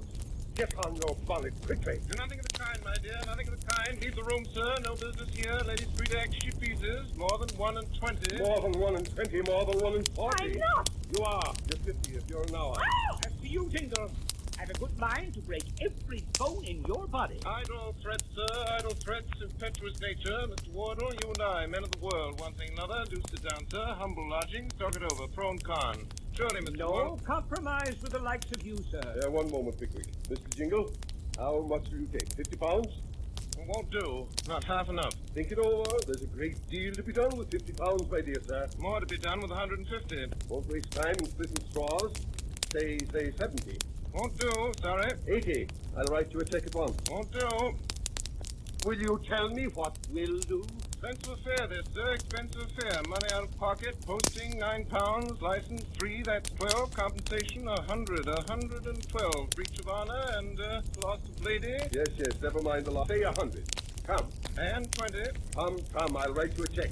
I'll make it payable the day after tomorrow, and we can get her away meanwhile. I'm writing you a check for £100. 120. Very well, then, 120.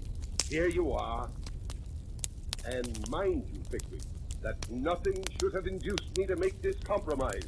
Not even regard for my family. If I hadn't known that the moment this man gets any money in that pocket of his, he'll go to the devil faster if possible than he would without it. And now, sir, will you leave this house? Off directly. Bye-bye, Wardle. Bye-bye, Pickwick. Here's the license. Get the name altered. Take home the lady. Do for Tupman. CBS and its affiliated stations are presenting Orson Welles and the Mercury Theatre on the air in an original dramatization of Charles Dickens' Pickwick Papers. We pause a moment now for station identification. This is the Columbia Broadcasting System. Charles Dickens' Pickwick Papers, brought to you by the Mercury Theater on the Air and starring Orson Welles as Alfred Jingle and Sergeant Buzzfuzz. August the 25th, 1827. Mr. Pickwick's apartments in Gosler Street, although on a limited scale, were particularly adapted for the residence of a man of our chairman's genius and observation. There were no children in the house, no servants, no fowls. His landlady, Mrs. Bardell, the widow and sole executrix of a deceased customs house officer, was a comely woman of bustling manners and agreeable appearance. The infantine sports and the gymnastic exercises of Master Bardell, her son, aged 10, were exclusively confined to the neighboring pavements and gutters. Cleanliness and quiet reigned throughout the house, and in it the will of Mr. Pickwick, our chairman, was law. Mrs. Bardell? Mrs. Bardell. Sir? Your little boy is a very long time going. It's over an hour since I sent him out. Why, it's a good long way to the White Hart Inn, sir. A good 2 miles. Ah, very true, so it is. Mrs. Bardell. Sir? Mrs. Bardell, do you think it a much greater expense to keep 2 people than to keep 1? No, Mr. Pickwick, what a question. Well, but do you, Mrs. Bardell? That depends. That depends a good deal upon the person, you know, Mr. Pickwick, and whether it's a saving and careful person. That's very true. But the person I have in my eye, Mrs. Bardell, I think possesses these qualities and has, moreover, a considerable knowledge of the world and a great deal of sharpness. Mrs. Bardell, which may be of material use to me. Ah, Mr. Pickwick. To tell you the truth, Mrs. Bardell, I have made up my mind. You will think it very strange now that I ever consulted you about the matter and never even mentioned it till I sent your little boy out this morning, eh? Well, what do you think, Mrs. Bardell? Oh, Mr. Pickwick, you're very kind, sir. It will save you a good deal of trouble, won't it? Oh, I never thought anything of the trouble, sir. And of course I should take more trouble to please you then than ever. But it is so kind of you, Mr. Pickwick, to have so much consideration for my loneliness. Oh, to be sure. I never thought of that. When I'm in town, you'll always have somebody to sit with you. To be sure, so you will. I'm sure I ought to be a very happy woman. And your little boy. Bless his heart. He too will have a companion, a lively one, who'll teach him, I'll be bound, more tricks in a week than he would ever learn in a year. Oh, you dear. Oh, you kind, good, playful dear. Mrs. Bardell. Oh, you darling. Oh, Mrs. Bardell, what are you doing? Oh, Mrs. Bardell, your arms. You're Oh, choking you me. dear, Bless my soul, Mrs. Bardell. My good woman. Oh, dear me, what a situation. Pray consider. Please, Mrs. Bardell, don't if anybody should come. Oh, let them come. I'll never leave you, you dear, good, kind Oh, soul. mercy upon me. Let me go over you. I hear Oh, somebody dear coming up the Mr. stairs. Don't. Pickwick. There's a good creature. Don't. Great heavens! Well, for heaven's sake. Gentlemen. Why, what's the matter? I don't know. Stop staring, Snodgrass. Tupman, Winkle, come here. Help me. Let's lead this woman downstairs. I'm better now, Mr. Pickwick. Let me lead you downstairs, ma'am. Thank you, sir. Thank you. I'll go by myself. I'd rather go by myself. Oh, Mr. Pickwick. Dear Mr. Pickwick.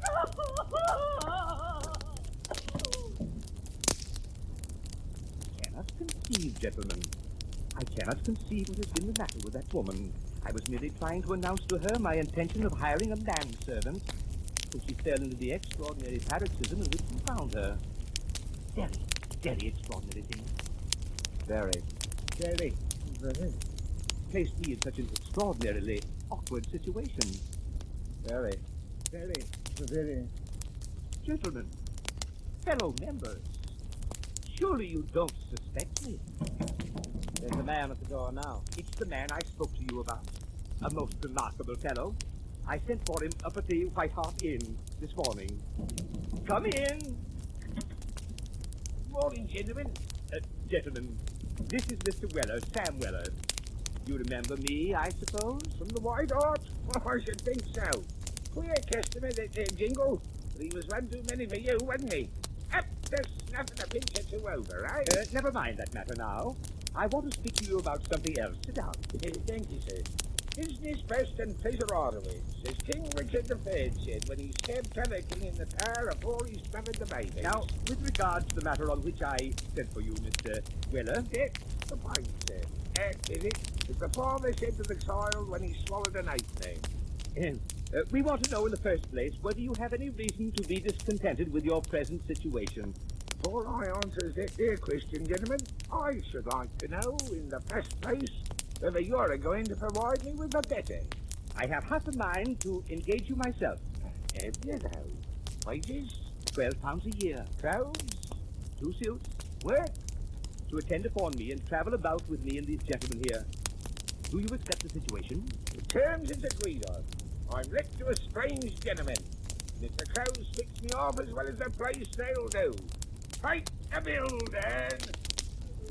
And so, before the night had closed in, Mr. Weller was furnished with a grey coat with our Pickwick Club button, a black hat with a cockade to it, a pink striped waistcoat, light breeches and gaiters, and a variety of other necessaries were too numerous to recapitulate. Mr. Weller regarded himself in the mirror. If my father could see me now, I don't know whether I meant to be a footman or a groom or a gamekeeper or a seedsman. He looks like a sort of compo of every one on him. Never mind. There's change of air, plenty to see and little to do. And all this suits my complaint and common will. So long life to the Pickwicks, says I. The next morning, led by Mr. Pickwick and accompanied by his new servants, the 3 active members of the illustrious Pickwick Club climbed upon the upper seat of the Bristol coach, little suspecting how thickly the clouds were at that moment gathering about the head of their illustrious chairman. 3 days later, whilst they sat at breakfast in the tap room of the George and Vulture, the storm broke. Who is it? I say, sir, this is a private room, sir, a private room. No room's private to His Majesty when the street door's once passed. That's the law. Some people maintain that an Englishman's house is his castle. That's common. Here, young fella. It's my opinion that you're coming in a great deal too strong. There's a mail coachman set to the snowstorm when it overtook him. Quiet, you. Which one of you is Mr. Pickwick? My name's Pickwick. My name's Law. What? Law, civil power, and executive. Them's me title. There's me authority. In the name of the peace of our sovereign Lord the King, studied on that case, made and provided, and all regular. In pursuance of which I deliver to you, Pickwick, this communication. What do you mean by this insolence? Leave the room, sir. That I will and gladly, sir. No offence taken, I hope, where none meant. Good day, gentlemen. On the table before our chairman lay a paper, neatly sealed with a wafer, and directed in a round hand. Mr. Pickwick picked it up and opened it. Oh, mercy on us. What's this? It must be a jest. It can't be true. What is it? What's the matter? Nobody dead, is there? Oh, Tupman, you read it. Yes. Freeman's Court, Cornhill, August 28, 1830. Bardell against Pickwick, sir. Having been instructed by Mrs. Martha Bardell, landlady of 28 Goswell Street, to commence an action against you for a breach of promise of marriage, for which the plaintiff lays her damages at £1,500, we beg to inform you that the writ has been issued against you in this suit in the Court of Common Pleas. We are, sir, your obedient servants, Dodson and Bond. It's a plot. Yes, it is a plot, gentlemen. A vile attempt to extort money. A base conspiracy.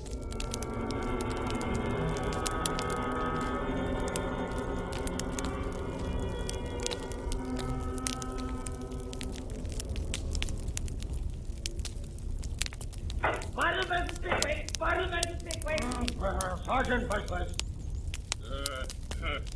I'm the plaintiff. Who is with you, Brother Fireplace? Mr. Simpkins, rise, Mr. Simpkins. Sergeant Snubbin. I appear for the defendant, my lord. Anybody with you, Brother Snubbin? Mr. Funky, my lord. Sergeant Buzzfuzz and Mr. Skincan for the plaintiff. The defendant, Sergeant Snubbin and Mr. Monkey. Beg your lordship's pardon, Funky.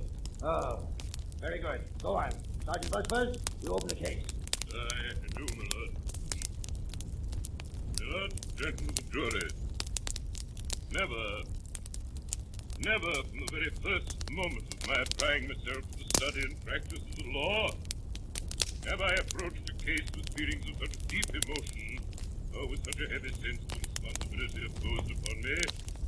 A responsibility which I could never have supported, were it not buoyed up and sustained by a conviction so strong as to amount to a positive certainty.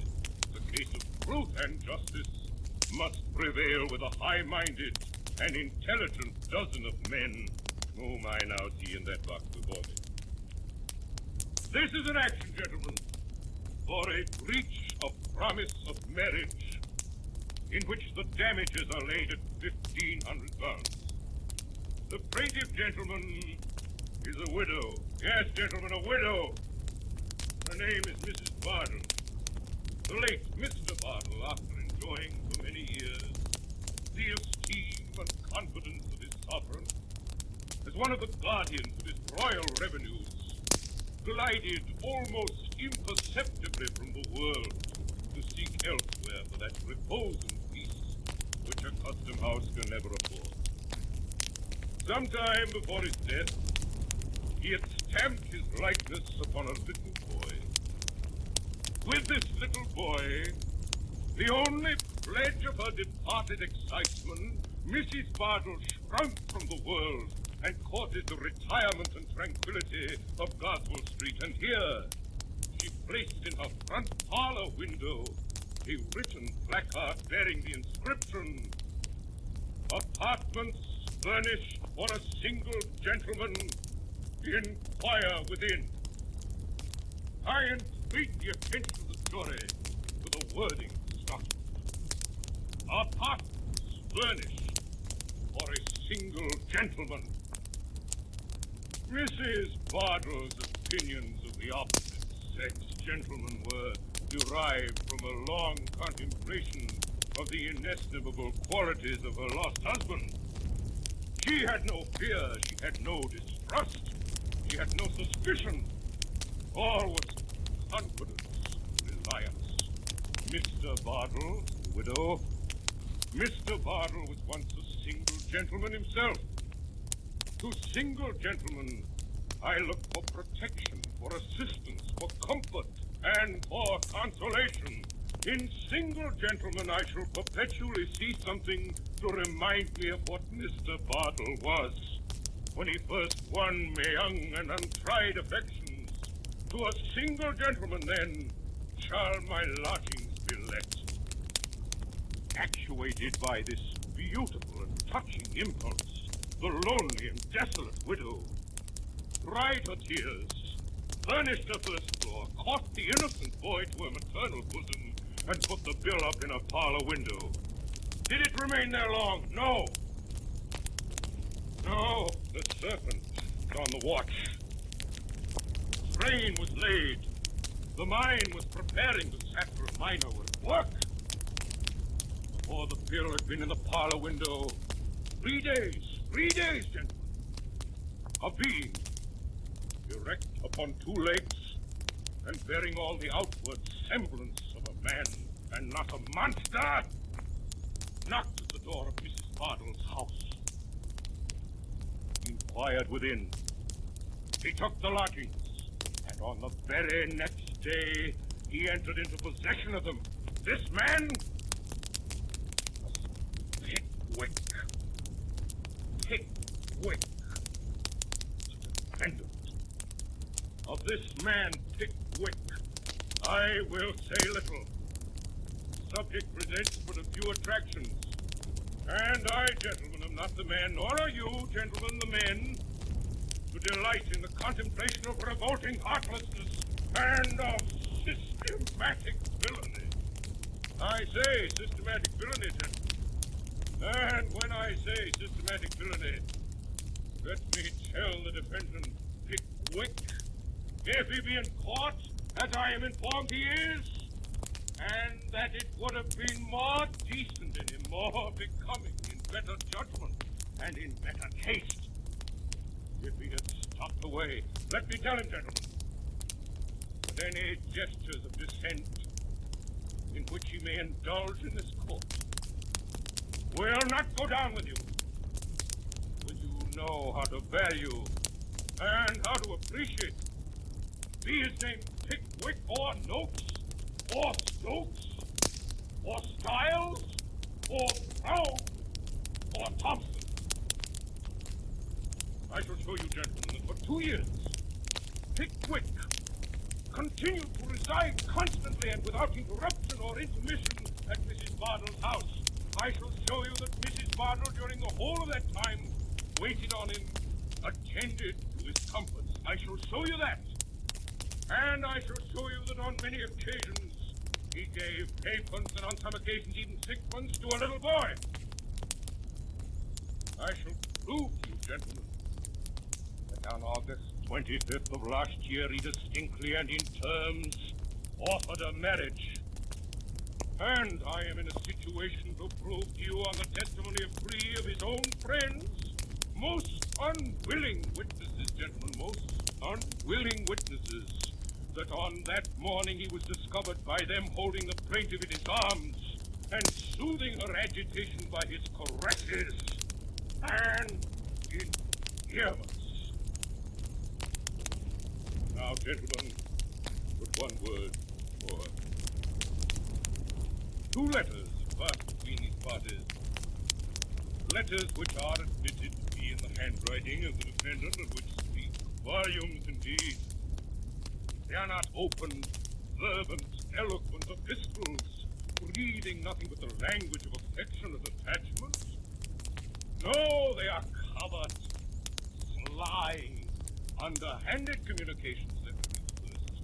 Garaways, 12 o'clock. Dear Mrs. B, chops and tomato sauce, yours, Pickwick. Gentlemen, what does this mean? Chops and tomato sauce, yours, Pickwick. Chops! Gracious heavens and tomato sauce! Gentlemen, it is the happiness of a sensitive and confiding female to be trifled by such shallow artifices as these. Next has no date whatever, which is in itself suspicious. Dear Mrs. B, I shall not be at home till tomorrow. Slow coach, and then follows this very remarkable expression. Don't trouble yourself about the warming pan. The warming pan! Why, gentlemen, who does trouble himself about a warming pan? When was the peace of mind of man or woman broken or disturbed by a warming pan, which is in itself a harmless, a useful, and I will add, gentlemen, a comforting article of furniture? Why is Mrs. Bardell so earnestly entreated not to agitate herself about this warming pan unless, as is no doubt the case, it is a mere cover for hidden fire, a mere substitute for some endearing word or promise agreeably to a preconcerted system of correspondence artfully contrived by Pickwick with a view to his contemplated desertion, and which I am not in a condition to explain. But not at this moment. It is difficult to smile with an aching heart. It is ill jesting when our deepest sympathies are awakened. My client's hopes and prospects are ruined, but Pickwick, gentlemen, Pickwick, the ruthless destroyer of this domestic oasis in the desert of Goswell Street, Pickwick was choked up the well and thrown ashes on the sward. Pickwick, who comes before you today with his heartless tomato sauce and warming pans. Pickwick still rears his head with unblushing effrontery and gazes without a sigh on the ruin he has made. Damages. Damages. Heavy damages. It's the only punishment with which you can visit him. The only recompense you can award to my client. And for those damages she now appeals to an enlightened society. A rightful feeling, a conscientious, a dispassionate, a sympathizing, a contemplative jury of a civilized country. First witness. Gracie Tupman. Gracie Tupman. Nathaniel Winkle. Nathaniel Winkle, Nathaniel Winkle. Here's your honor. Now, don't look at me, sir. Look at the jury. Now, sir, have the goodness to let his lordship jury know what your name is, will you? Winkle. What's your Christian name, sir? Nathaniel, sir. Daniel? Any other name? Nathaniel, sir. My lord, I mean. Nathaniel Daniel or Daniel Nathaniel? No, my lord, only Nathaniel, not Daniel at all. What did you tell me it was Daniel for then, sir? I didn't, my lord. You did, sir. How could I put Daniel down in my notes unless you told me so, sir? I don't know, Your Honor. You'd better be careful, sir. Now, Mr. Winkler, attend to me if you please, sir. And let me recommend you, for your own sake, to bear in mind his lordship's injunction to be careful. I believe you are a particular friend of Pickwick, the defendant. Are you not? I have known Mr. Pickwick now as well as I recollect at this moment. Pray, Mr. Winkle, do not evade the question. Are you or are you not a particular friend of the defendant? I was just about Will to you say- or will you not answer the question, sir? If you don't answer the question, you'll be committed, sir. Come, sir, yes or no, if you please. Yes, I am. Yes, you are. Why couldn't you say so at once, sir? Perhaps you know the plaintiff too, eh, Mr. Winkle? I don't know her. I have seen her. Oh, you don't know her, but you've seen her. Now have the goodness to tell the gentlemen of the jury what you mean by that, Mr. Winkle. I mean that I am not intimate with her, but I have seen her when I went to call on Mr. Pickwick in Goswell Street. Pray, Mr. Winkle, do you remember calling on the defendant Pickwick at these apartments in the plaintiff's house in Goswell Street on one particular morning in the month of August last? Yes, I do. Were you accompanied on that occasion by a friend of the name of Tupman and another by the name of Snodgrass? Yes, I was. Are they here? Yes, they Pray are. attend to me, Mr. Winkler, and never mind your friends. Now, sir, tell the gentlemen of the jury what you saw on entering the defendant's room on this particular morning. Come out with it, sir. We must have it sooner or later. The defendant, Mr. Pickwick, was holding the plaintiff in his arms with his hands clasping her waist, and the plaintiff appeared to have fainted away. Did you hear the defendant say anything? I heard him call Mrs. Bardell a good creature, and I heard him ask her to compose herself. For what the situation it was, if anybody should come, or words to that effect. Now, Mr. Winkle, I have only one more question to ask you, and I beg you to bear in mind his lordship's caution. Will you undertake to swear that Pickwick, the defendant, did not say on the occasion in question, "My dear Mrs. Bardell, you're a good creature. Compose yourself to this situation, for to this situation you must come," or words to that effect? I didn't understand him so, certainly. I was on the staircase and couldn't hear distinctly. The impression on my mind... Gentlemen of the jury, what none of the impressions on your mind, Mr. Winkle, which I fear would be of little service to honest, straightforward men. You were on the staircase and didn't distinctly hear, but you will not swear that Pickwick did not make use of the expressions I've put it? Do I understand that? No, I will not. That is all, Your Honor. Call Samuel Weller. Samuel Weller? Samuel Weller? Witness. Yes, me lord. What's your name, sir? Sam Weller, me lord. You spell it with a V or a W? It depends upon the taste and fancy of the speller, me lord. I never had occasion to spell it more than once or twice in my life. But I spells it with a V. Why, too, Sandy Bills, why, put it down a V, me lord, put it down a V. Who is that? Who dares to address the court? Usher! Usher! Yes, my lord. Bring that person here instantly. Yes, my lord. Witness, do you know who that was? I rather suspect it was the Owlman. Who? His father, me lord. Do you see him here now?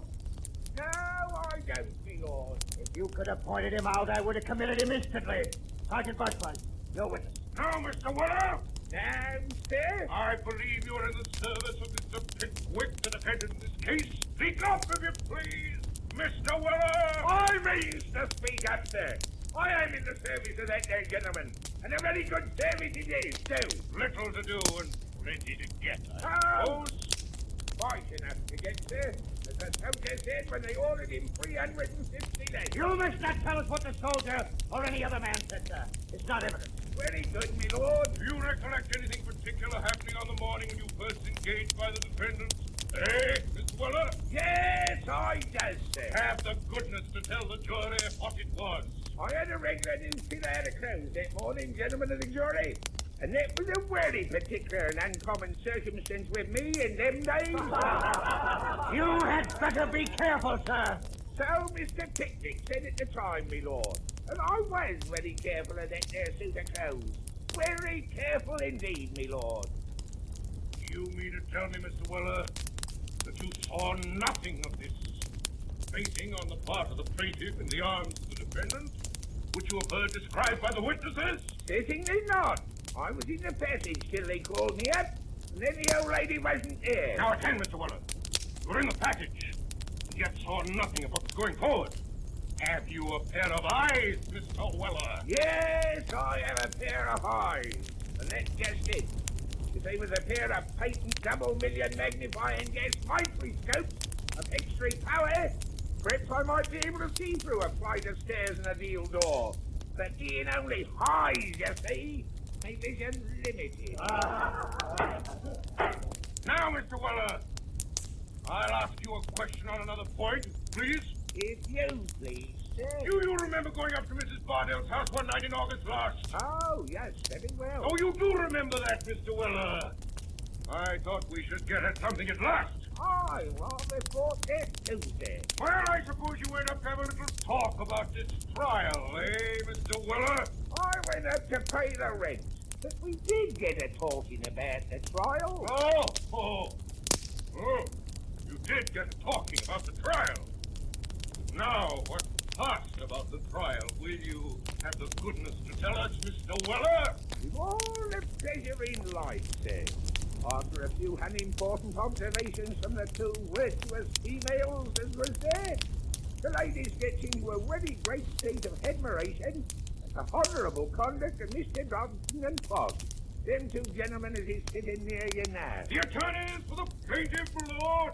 Well, they spoke in high praise of the honourable conduct of Messrs. Dodson and Fogg, the attorneys for the plaintiff, did they? Oh, yes. They said what a very generous thing it was of them to have taken up the case on spec and to charge nothing at all for costs, unless they got him out of Mr. Pickwick. My lord, it's perfectly useless attempting to get any evidence to the impenetrable stupidity of this witness. I will not trouble the court by asking many more questions. Stand down, sir. Would any other gentleman like to ask me anything? You may go down, sir! Thank you, sir. Good work, Samuel. Good work. After this, Sergeant Stubben addressed the jury on behalf of the defendant, and a very long and very emphatic address he delivered, in which he bestowed the highest possible eulogisms on the conduct and character of Mr. Pickwick. Then Mr. Justice Starley summed up in the old established and most efficient form.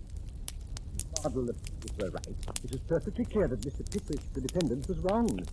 And if they thought the evidence of Mrs. Bardell, the plaintiff, worthy of credence, they would believe it, and if they didn't, why they wouldn't. The jury then retired to their private room to talk the matter over, and the judge retired to his private room to refresh himself with a mutton chop and a glass of sherry. A quarter of an hour later, the jury came back. The judge was fetched in. His Honor the Judge! Gentlemen of the jury, are you all agreed upon your verdict? We are. Do you find for the plaintiff or for the defendant? For the plaintiff. With what damages, gentlemen? $750,000. Defendant, have you anything to say? Mr. Pickwick took off his spectacles, carefully wiped the glasses, folded them into his case, and put them into his pocket. Then, having drawn on his gloves with great tenacity, he rose to his feet. I wish to say, my lord, that not one farthing of costs or damages will you ever get from me. You may try and try and try again, Messrs. Dodson and Fogg, but not one penny will you get if I spend the rest of my existence in a debtor's prison.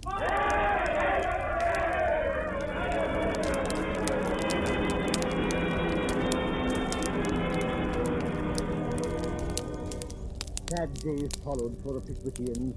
With their leader in jail, the club suffered from internal dissension. Our meetings were rare and melancholy. And then at last there dawned a glorious day. On November the 4th, 1828, Mr. Pickwick and his servant Weller emerged from the fleet. On November the 5th, the members of the Pickwick Club once more gathered together at the feet of their illustrious leader, heard him deliver upon that joyful occasion an oration which has been carefully preserved in the minutes of the society. Gentlemen, Cheers. fellow members, Loud cheers. I shall never regret having devoted the greater part of 2 years to mixing with different varieties and shades of human character. Frivolous as my pursuit of novelty may have appeared to many. I don't know. Nearly the whole of my previous life having been devoted to business and the pursuit of wealth, numerous scenes of which I had no previous conception have dawned upon me. I hope to the enlargement of my mind and the improvement of my understanding. Cheers. If I have done but little good, I trust I have done less harm, and that none of my adventures will be other than a source of amusing and pleasant recollection to me in the decline of life. God bless all. Loud and long, cheers. Tonight, the Columbia Broadcasting System and its affiliated stations have brought you a Mercury Theater on the Air production of the Pickwick Papers by Charles Dickens. The adaptation for radio was made by Orson Welles, who also directed the entire production. This has been the 20th in the weekly CBS series featuring this brilliant Broadway company in dramatized narratives from the world's great literature. In the cast tonight is Samuel Pickwick, played by that unstarred star of the Mercury Theater on the Air, Mr. Ray Collins. Augustus Snodgrass and Mr. Alfred Shirley. Mr. Tracy Tupman, he of the excruciatingly warm heart, and Mr. Frank Reddick. Nathaniel Winkle, the huntsman, Mr. William Podmore, Mr. Wardle, Mr. William Pringle. Joe, the fat boy who always slept, was Elliot Reed. Rachel, the spinster sister of Mr. Wardle, was Mary Wicks. Sam Weller was Mr. Eustace Wyatt. Mrs. Bardell, Brenda Forbes, Mr. Fogg, Gregor Gibbs, Sergeant Snubbins, Edgar Beria, and finally Sergeant Buzz Buzz and Mr. Jingle, whom you probably recognize. The orchestra was directed by Bernard Herrmann, and Davidson Taylor supervised the production for CBS. We invite you to be with us next Sunday at 8 o'clock Eastern Standard Time for Orson Welles and the Mercury Theater on the Air. Dan Seymour speaking. This is the Columbia Broadcasting System.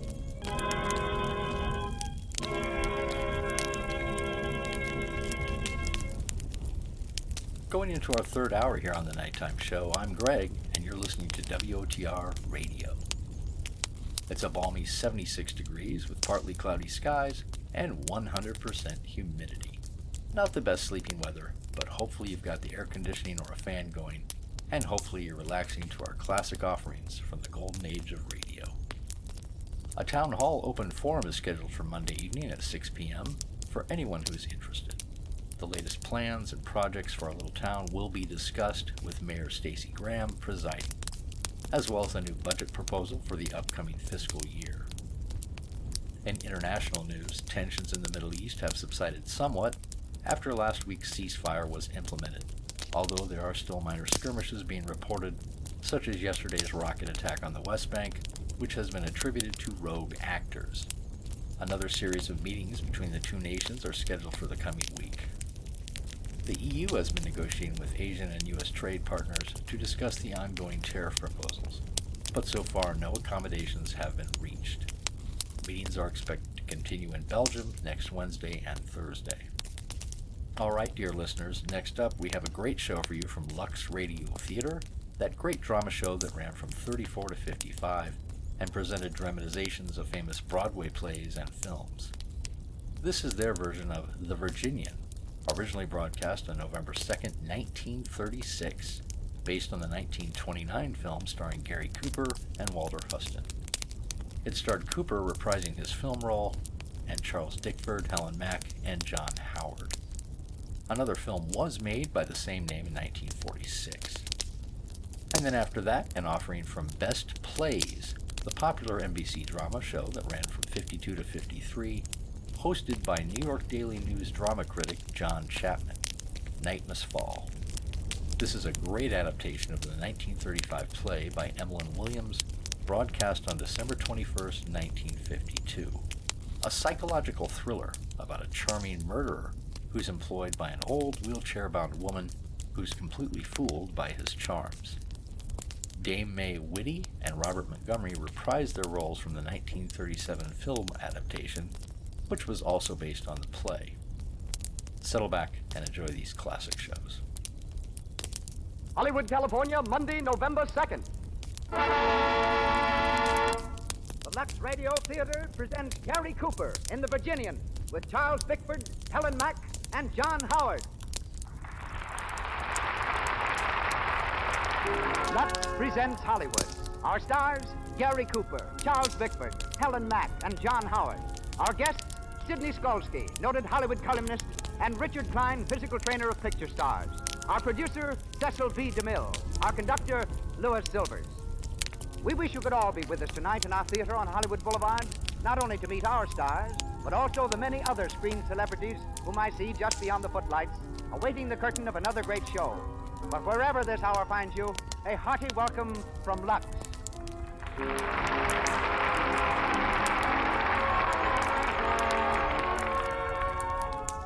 This program comes to you with the good wishes of the makers of Lux Toilet Soap, the soap preferred by 9 out of 10 Hollywood stars, and is yet so inexpensive that every girl can use it every day. Our message is to use all the cosmetics you wish, but remove them thoroughly, the Hollywood way, with Lux Toilet Soap, whose active lather cleanses the pores and keeps your skin soft, smooth, always lovely. Our show opens with word from our producer. Ladies and gentlemen, Mr. Cecil B. DeMille.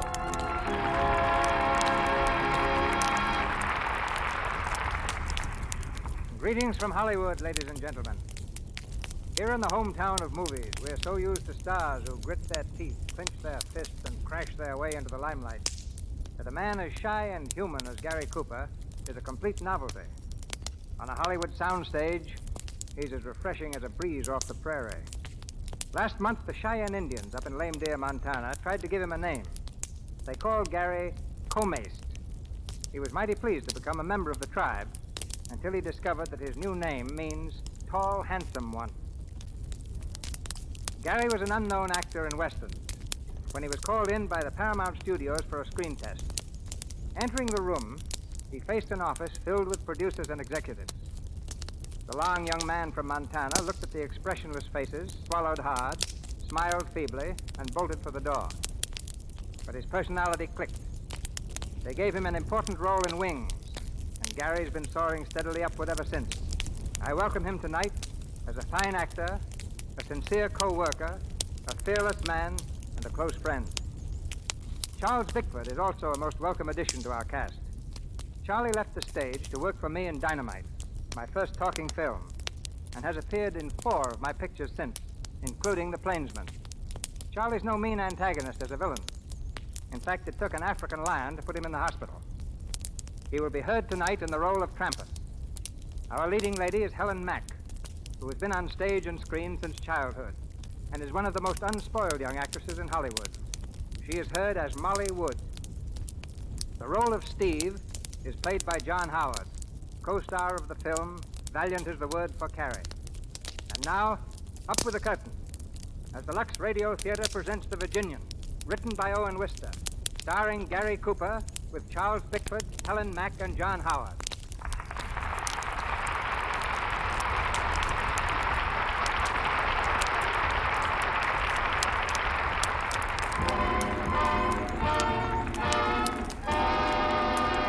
Wyoming, in the early 1900s. The dusty little town of Medicine Bow is humming with activity. And though it's only 10 o'clock in the morning, the Maverick Cafe is filled with a noisy, rowdy gang of cowhands, whooping it up on their one day off. From the street comes a tall, quiet-spoken young cowboy, known to his friends as the Virginian. As he steps up to the bar, he gets a loud welcome from an old pal, Steve. Hey, you gall-dang mangy soup-fed buzzard, who are you passing by? Steve! Nobody else but. Well, Steve, you ornery, low-down cousin to a bald beaver. What in blazes you doing here? Oh, nothing special. Blew into town about a week ago. Well, I'm sure glad to see you, Steve. Say, it must have been 4 years since we was riding together. 4 years or more. Yes, sir. Say, I heard about you being made foreman over at the Box X Ranch. It kept me laughing for a week. Yeah? Well, what have you been doing? All the same as usual. Working some and playing some. Mostly playing. Sure. You no good weasel. You're just the same as always. Ain't no account to nobody nowhere. Ain't you ever gonna settle down? Who, me? Say, what for? Buenos dias, senor. Oh, hello, Nina. How are you? Muy bien. Hey, let me introduce you to an old pal of mine. Oh, hello. Morning, ma'am. He's very handsome, no? Hey, just a minute. Sure, he's a real lady killer, Nina. Gee. Hey, you better watch out for this hombre, ma'am. He's a low-down, double-barrel liar. Don't you believe a word he says? Oh, yeah? Hello. What's the argument, boys? Oh, hello, Trampus. Step right up and join in. I don't know what it's all about, Nina, but whatever it is, I can settle it fair and square. No. In my favor. When'd you get in, Trampus? Just float in to beat your time with this lady. Come on, Nina, I'll buy you a drink. But, senor, I am with these gentlemen. You mean you were with them? Come on. No, stop. I want to stay here. Hey, I ain't arguing with you, sweetheart. I'm telling you. No, let me go. Wait. There ain't no argument, Trampus. We're getting along just fine. Not that it's any of your business. Who's talking to you? I'm just telling you. Yeah? Well, when I want to know anything from you, I'll let you know, you long-legged son of a... Wait a minute. If you want to call me that, smile. You're getting mighty touchy, ain't you? About some things. You better be leaving, Trampus. Sure. Come on, boys. I'll trim the hide off you and the game is starts. Say, I wouldn't mix a dun with Trampus if I was you. Trampus and me just don't mix at all. Hey, where's the Virginian? Somebody want me? Hey, Nebraska. Yeah. Oh, hello, boss. Hey, the Wyoming special can't get through to the station on account of them cattle blocking the right of way. All right, I'll tend to him. Come along, Steve. Sure. I'll help you clean them up.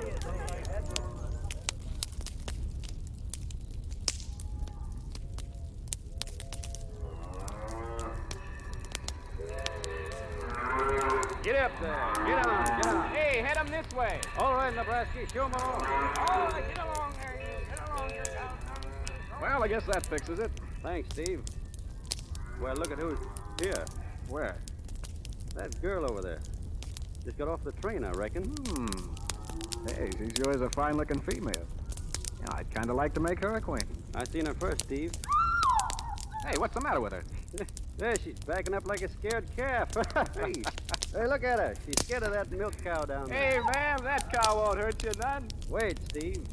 I'll go and rescue the fair lady. Rescue her? From what, a moo cow? Don't stop me now. Oh, get away. Get away, please. Oh, get away, I said. Oh. Oh! Get out of here. Get out of here, you ornery devil. Go on. Go on, get out of here. Well, the critter's gone, ma'am. I reckon you're safe now. Oh, thank you so much. It's a mighty lucky thing I happened along. A wild steer is an awful ornery critter. Oh, it did frighten me, just for a moment. If that steer had seen you face to face just like I'm doing now, ma'am, he couldn't have been so bean. Oh, thank you. I reckon you're the new waitress at the Lone Star Hotel. Oh, no, I'm a teacher. Oh, the new school, ma'am? That's right. I've come all the way from Vermont. Well, that sure is fine. Well, thank you again for rescuing me. Oh, that's all right. Any time at all. Mister. What's the matter, little girl? Did you see my bossy? Bossy? What? Why, no. She's my milking cow. I was leading her home when she ran away. And I can't find... Oh, there she is. Bossy, here, girl, here, bossy. Oh, so that's your wild steer. A milking cow. Well, you see, ma'am... Thank you so much, Mr. Cowboy. It was so brave of you to rescue me from Bossy. Well, look, ma'am, it was like this. Don't you think you'd better go and rescue that little girl? I'm sure she'd be quite impressed. But if you tried to make a fool of her, she'd probably slap your face. Good morning. Good morning, ma'am. I'm sure sorry it wasn't a real steer. My Lulu tells the Daisy she wears a big white hat, and I'll bet your life when I'm in town. Easy, boy. Who's that, the Virginian? That's right, Judge. I thought I recognized you. The dark I wasn't sure. On your way to that welcoming party they gave him for the new schoolma'am, I suppose. That's where I'm heading, Jed. Yeah, me too. They say she's a mighty pretty girl. Yeah, she sure is. Say, the Valley Ranchers had another meeting this afternoon. About rustlers? Yeah. The patience is plumb give out. I tell you, the country's going to the dogs when it pays a man better to steal than to work. It ain't everybody that's stealing cattle, Judge. Some is, and it's up to us to find 'em out. You know, Judge, I got an idea that ain't going to be so awful hard once we set our minds to it. What do you mean? You got any suspicions? Maybe. Who? Well, it's only a suspicion, Judge. Cattle rustling's a nasty thing to pin on a man unless you got proof. Tell me who it is. I'll get the proof. No, I reckon I'll wait a while, and if I was you, Judge, I wouldn't say nothing about it to the welcoming party. No use spoiling the schoolma'am's first social gathering. Well, I guess this is where we wash up, Tramper. Yeah. Sure sounds like a good time in there. Sure does. Hey, Steve. Yeah? About what I was saying before. You ought to get smart. Cow punching ain't no way for a fellow like you to make a living. I know it, Tramper. A cowhand's dumber than a locoed steer. Freeze all winter and bake all summer. And for what? $30 a month in fees. Sure. Making money's easy if you know how. And if you're smart. Well, what's on your mind, Tramper? Nothing I want to talk about now. Well, that's when? See me tomorrow. I think you'll be interested. Hello, Steve. Oh, hello. Why, I thought you was going to wait for me tonight. Oh, you was late and Trampas dangled by, so I sort of come along with him. Well, you ain't very choosy about your company. Maybe you'll explain what you mean by that. Nothing, Trampas, nothing. But maybe I ought to compliment you, Trampas. You got so many calves this year. I reckon it keeps you all wore out branding them. You're liable to talk yourself into a heap of trouble, my friend. Since when was I your friend, Trampas? All right. That suits me. See you later, Steve. Yeah. Well, Steve, how about circulate around the dance? Sure. Come on, let's go in.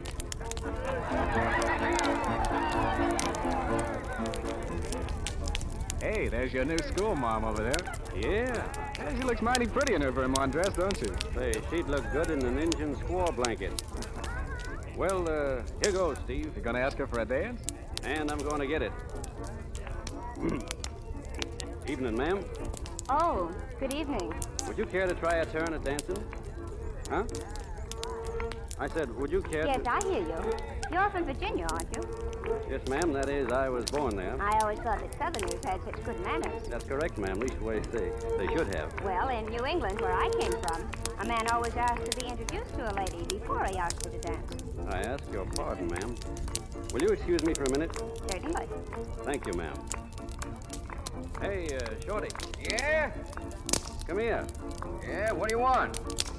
You know the new school, ma'am? Know her? Sure I know her. Well, I want you to introduce me. Formal-like. Sure. Yeah, come on over. Thanks, Shorty. Oh, Miss Wood. Yes? Miss Wood, I'd like to present an old friend of mine to you. We calls him the Virginian. Very pleased to meet you, ma'am. Oh, yes. You're the gallant young man who rescued me from the tame cow. What's that? Tame cow? It's all right, Shorty. I'll see you tomorrow. Huh? Oh, yeah. Yeah. Well, so long, boys. Well, Well, would you like to dance, ma'am, or should we sit down? thank you. I am a little tired. I'd rather talk than dance. Can't talk and dance at the same time anyway. Should we go outside? Very well. This way, ma'am.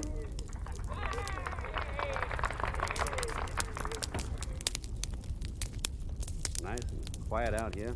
Yes, isn't it? Yeah, sure is. Miss Wood, there's something I'd like to say to you. Do you mind if I say something first? No, ma'am. I suppose you feel very proud of yourself for what you did the other day. Yes. No, ma'am. Well, you ought to be ashamed of yourself. No, ma'am. Yes. Is that all you can say? Yes, ma'am. No, ma'am. Well, I don't think you're a bit funny. Yes. Stop it. Well, that's better. Now we're going to get along fine. You said you had something to say to me. Well, I reckon you said it already. I was just going to apologize to you on account of acting up like I did about that cow. Oh, I see. Now that's all over, and we've been formally introduced and all. I'd like very much to go riding with you someday. Oh, would you? Yes, ma'am. You ain't afraid of me, are you? Oh, why should I be? No reason at all. I'm as gentle as a plow horse. And I'm powerful, interested in education.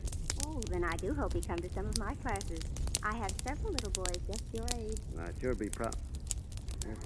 Only I don't reckon I could get away from work to go to school right now. Oh, but you could get off to go riding. Yes, ma'am. All right. Thank you, ma'am. I'll be calling for you up at the schoolhouse.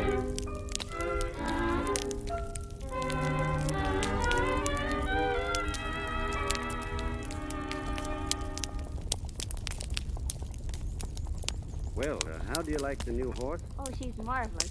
What's her name? What are you laughing at? Well, her name is Sir Henry, but I call him Hank for short. Well, he's a nice horse. You want to get off here for a while? All right. Easy now. There you are. Thanks. Oh, it was wonderful to ride out here. I love it more every day we come. I reckon I do, too. Never noticed the country much before, but coming out this way with you all the time, I like it fine. You haven't told me about that book I lent you last week. Did you finish it? That Romeo and Juliet? Yes, ma'am, I finished it. Don't tell me you didn't like it. Well, I ain't read any poetry before, but as soon as I get the hang of it, it'll be as easy as reading the patent medicine catalog. Didn't you like the story? Well, they raised a mighty strange breed of men in them days, but in some respects, this Romeo was a pretty good hombre. Oh, indeed. Just a pretty good hombre. Yes'm. He had his enemies and he killed them. Shows he wasn't no coward and proves he was quick on the draw. Why, you approve of killing your enemies? An No. eye for an eye? No. Not if there's an honorable way out, no, ma'am. But them enemies was particular ornery. They had it coming to them. Well, what else? What didn't you like about Romeo? I didn't like him in that balcony scene. The balcony scene? Why, that's the most famous scene in the play. Maybe so, but not for me. What's his idea in traipsing up and down a rope ladder, anyhow? Why didn't he go in through the front door? Don't you understand? Their families were enemies. But traipsing up a ladder, that ain't my idea of a real man. Well, what would you do? Go in and kill her father? That would be nice. No, I wouldn't have killed him, but I'd have had a showdown with him man to man, and if he was too stubborn to call off that fool feud, I'd have grabbed Juliet right off that balcony and married her. That was just what he was planning to do. Yeah, I know, but he couldn't stop playing actor on that balcony. Wasted so much valuable time, he got them both killed. What would you have done? Well, I ain't no Romeo, but if I loved a gal and wanted her, I wouldn't fritter away the time on no rope ladder making up poetry. Well, what would you do? I'll show you. I'll just take her like this. Let me go. Stop it. Stop. Oh, There, that's what I'd do. you're just as sure of yourself as ever, aren't you? Molly, don't play act with me. We don't fool each other. We ain't on no balcony. Molly, don't you think the spring is the prettiest time of the year to be married? I don't want to be married. Oh, Molly, Well, not yet, anyhow. I've got my school, and I'm just getting started, and teaching school, that ain't no woman's job in life. it's mine. Oh, I like you, and I admire you, but I'm not sure of myself yet. This country's so new and strange. I feel like an alien, an outsider. Oh, I don't know how to explain it, but I just feel that I'm, well, different. Women are funny, Molly. I don't understand them. Well, I'm glad you think you don't. What was that? Sounds like a calf bawling. I better find out what the trouble is. I'll go with you. No, you better stay here. I'll be right back. Come on, boy.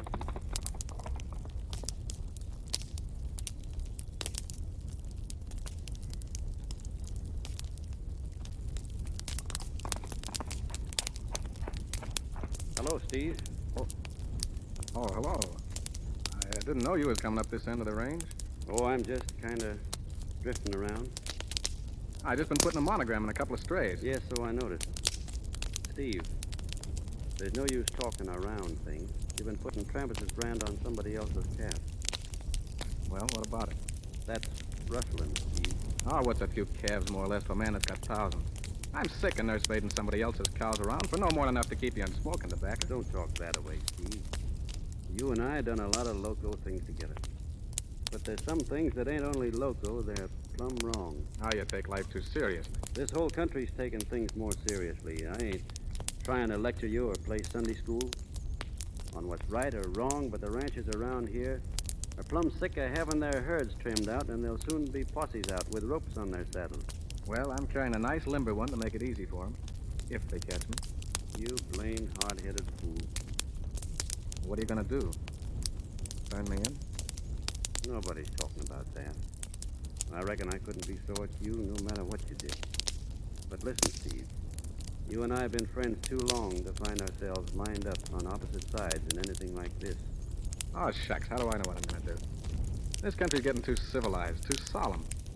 Yeah, I got a notion I'll be moseying out to the gold fields or someplace. Don't need you leaving, Steve. You know, you can stay on here as long as you want. Just so you don't do nothing crazy. And if I do? We ain't gonna talk about that. Not till the time comes. Only I'm just hoping the time never does come.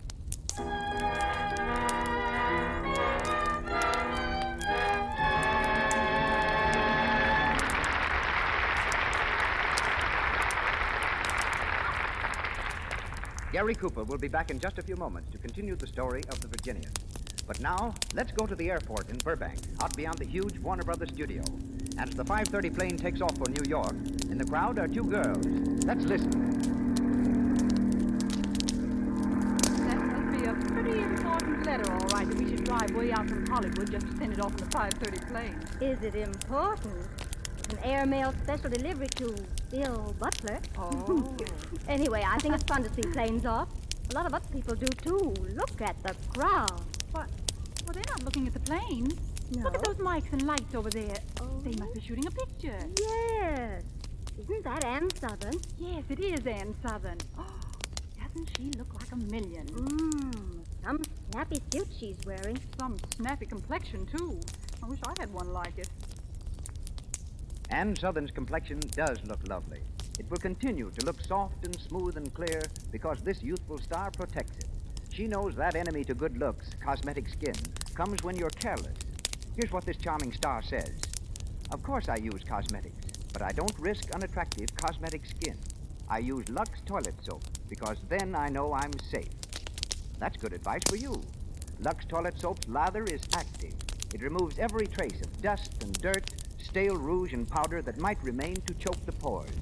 It's when the pores are choked that tiny blemishes, a dull, lifeless look, enlarged pores tell you you're getting cosmetic skin. Remember, put Lux toilet soap on your shopping list.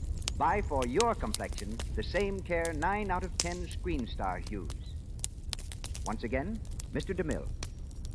We continue with The Virginian, starring Gary Cooper, with Charles Bickford as Trampas, Helen Mack as Molly Wood, and John Howard as Steve.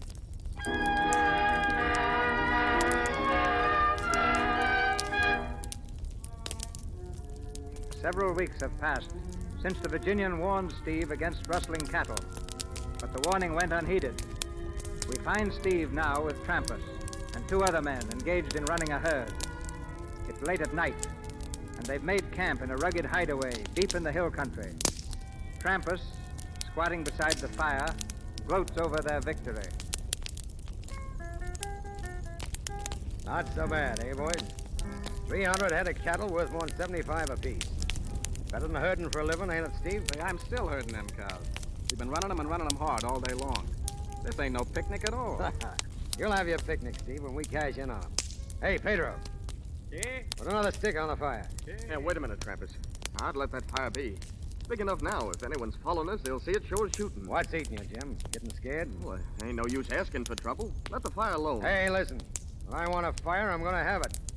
If there's anybody following us, there's 40 miles back, cooling their heels. Yeah, hunting for cow tracks underwater.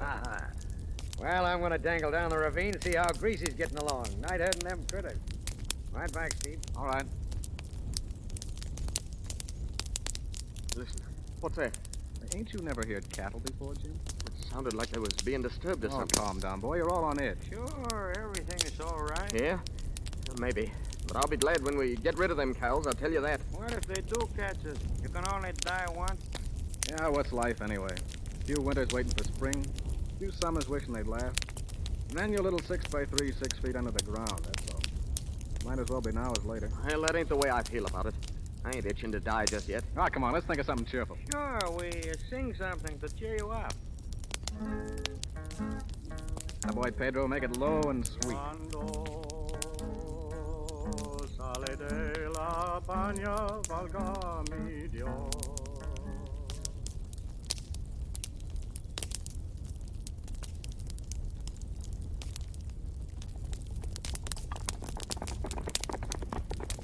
Whoa, boy. Whoa. What's up, boss? Look down there. That fire. It's them. It's the rustlers. Easy now.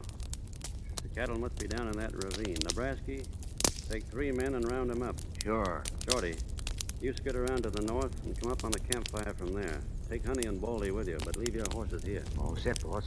Judge, you stick with me. Okay. When I whistle, Shorty, you and your men close in. Yeah. Won't they be surprised down there? All right now? Spread out, everybody. And come in easy. You want to make sure we get them all up?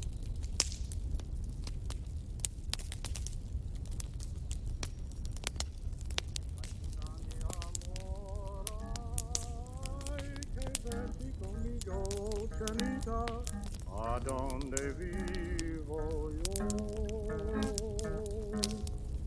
Atta boy, Pedro.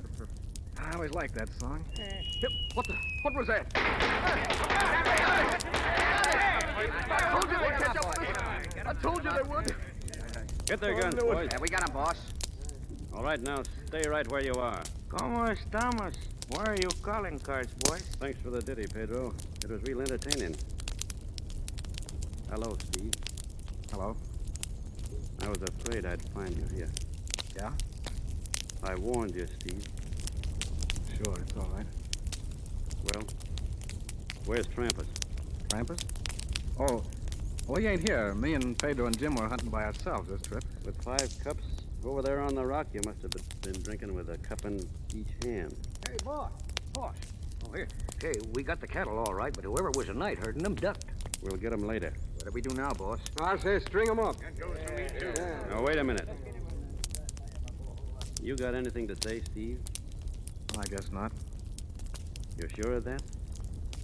Yeah. All right, boys. You know what to do.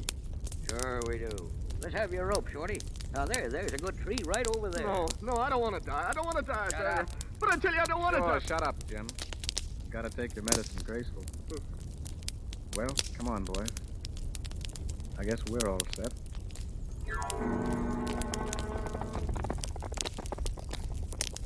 Ain't you riding in with us, boss? No.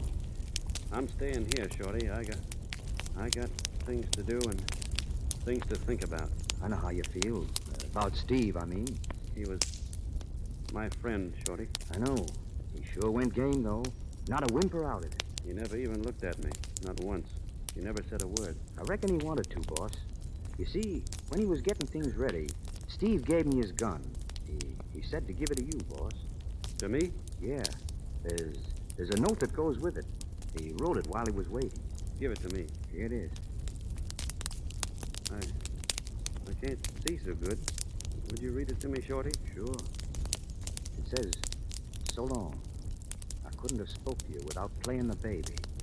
Steve." Steve. Well, will you be riding in now, boss? No, you go along. I'm heading over to Lost Valley. What? I got things to do. I got a hunch that Trampus went that way. I'm going after him.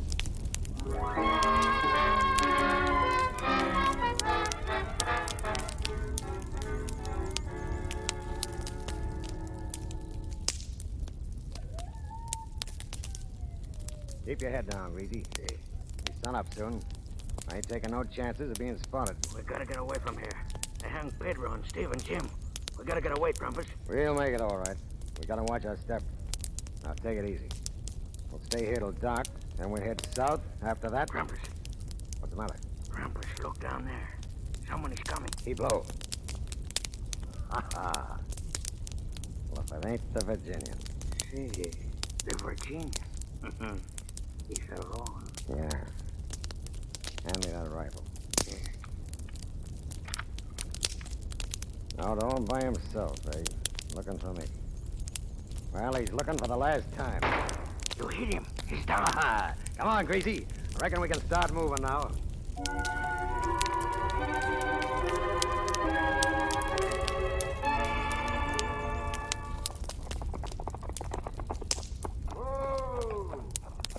Hello, Nebraska. How's the Virginian? Well, he's still unconscious, but the doc says he's out of danger. Did you bring the medicine? Yeah, here it is. Say, you know the Virginian ought to be in a hospital. Schoolmarm's house ain't no place for him. Well, what'd they fetch him here for, anyway? Well, they didn't fetch him. His horse brung him. right over there to that door. His horse? Funny, ain't it? No, it ain't funny. Say, he's been hanging around here so much the horse thought it was home. Shorty, did you bring the medicine? I got it right here, ma'am. Oh, thank you. Oh, you ought to get some shut-eye, ma'am. You look all wore out. Oh, I'm all right. I'm not a bit tired. Anyway, there's too much to do. You're sure taking good care of him, ma'am. As long as he gets well, that's all that counts. Yes, ma'am. Oh, Nebraska, I meant to ask you. Have you seen Steve around? Steve?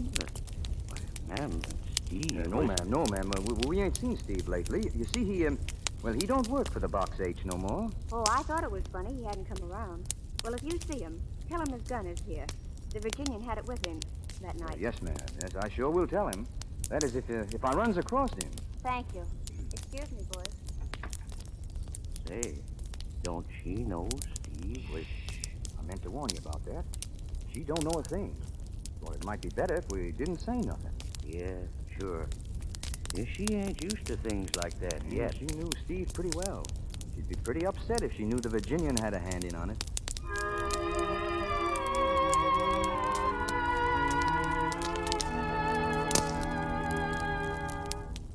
Well, how's the patient today? Oh, I've been up and around, Judge, feeling fine. Good boy.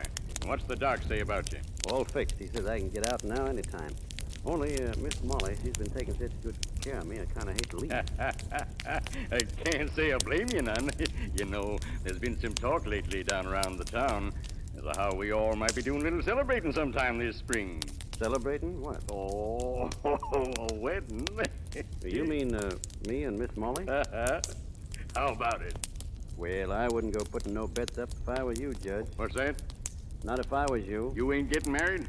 Oh, I didn't say that. You said don't put up no bets. Sure. You know, it don't look so good for a judge to go around gambling on a pretty sure thing.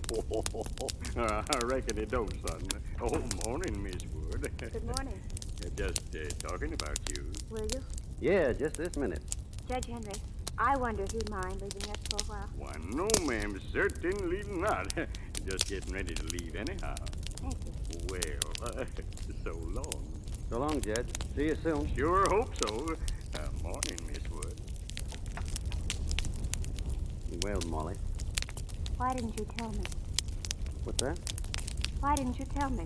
You knew I'd find out sooner or later. I reckon you're talking about Steve.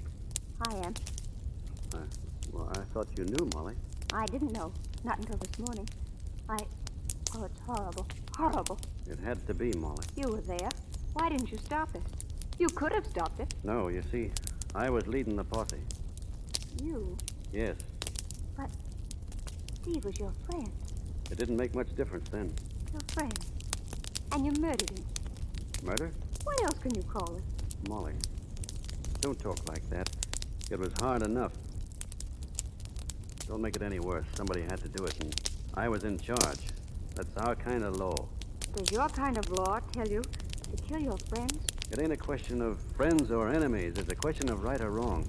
I did what I thought was right, Molly. It was right. Do you think I'll teach my children to believe that? Do you think I'll help raise a new generation to approve of murder? Where you come from, they have policemen and courts and jails. We ain't got that. So when we have to, we do things our own way. I see it now. It's this life. It destroys every human feeling a person's got. It's destroyed you. It's made you cruel and ruthless and cold-blooded. Well, it won't destroy me. I won't let it. I'm leaving here just as soon as I can. Leaving, Molly? You don't mean that. I do mean it. Then you're leaving me, too. Yes, I'm leaving you, too.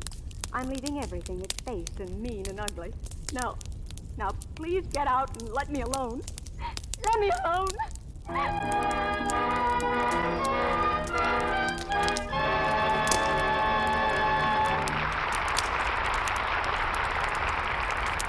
We pause for station identification. This is the Columbia Broadcasting System.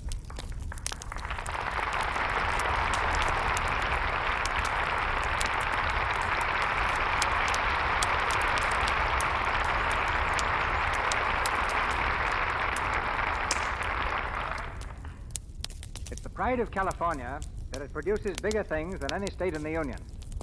Hence, it was with consternation that California learned some 30 years ago that a baby had been born in Maine, weighing 16.5 pounds. His precocious muscles rivaled those of the mythical stone crusher, Paul Bunyan. There's a legend back in Maine that when his mother took the heavyweight infant for his first ride in a perambulator, the baby leaped from the carriage and, bowing gracefully, said, "Come on, Moore, you get in and let me push." That may be a tall story, but I can vouch for the fact that he was a United States Marine when only 14 years old, and 3 years later was a strong man in vaudeville. Today, California at last claims him, not only as physical director of Paramount Studios and a radio physical trainer, but as a singer and little theater actor as well. Ladies and gentlemen, Richard Klein.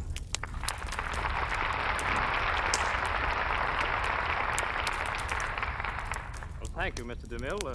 What would you like me to do?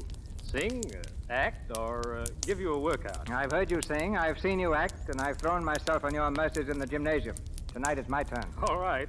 I hope I can take it as well as you. Dick, Gary Cooper tells me that you're responsible for that educated fist he swings in The Plainsman. Gary's really one of the best boxers in Hollywood, along with George Raft, Sir Guy Standing, Jack Oakey, and, strangely enough, Ida Lupino.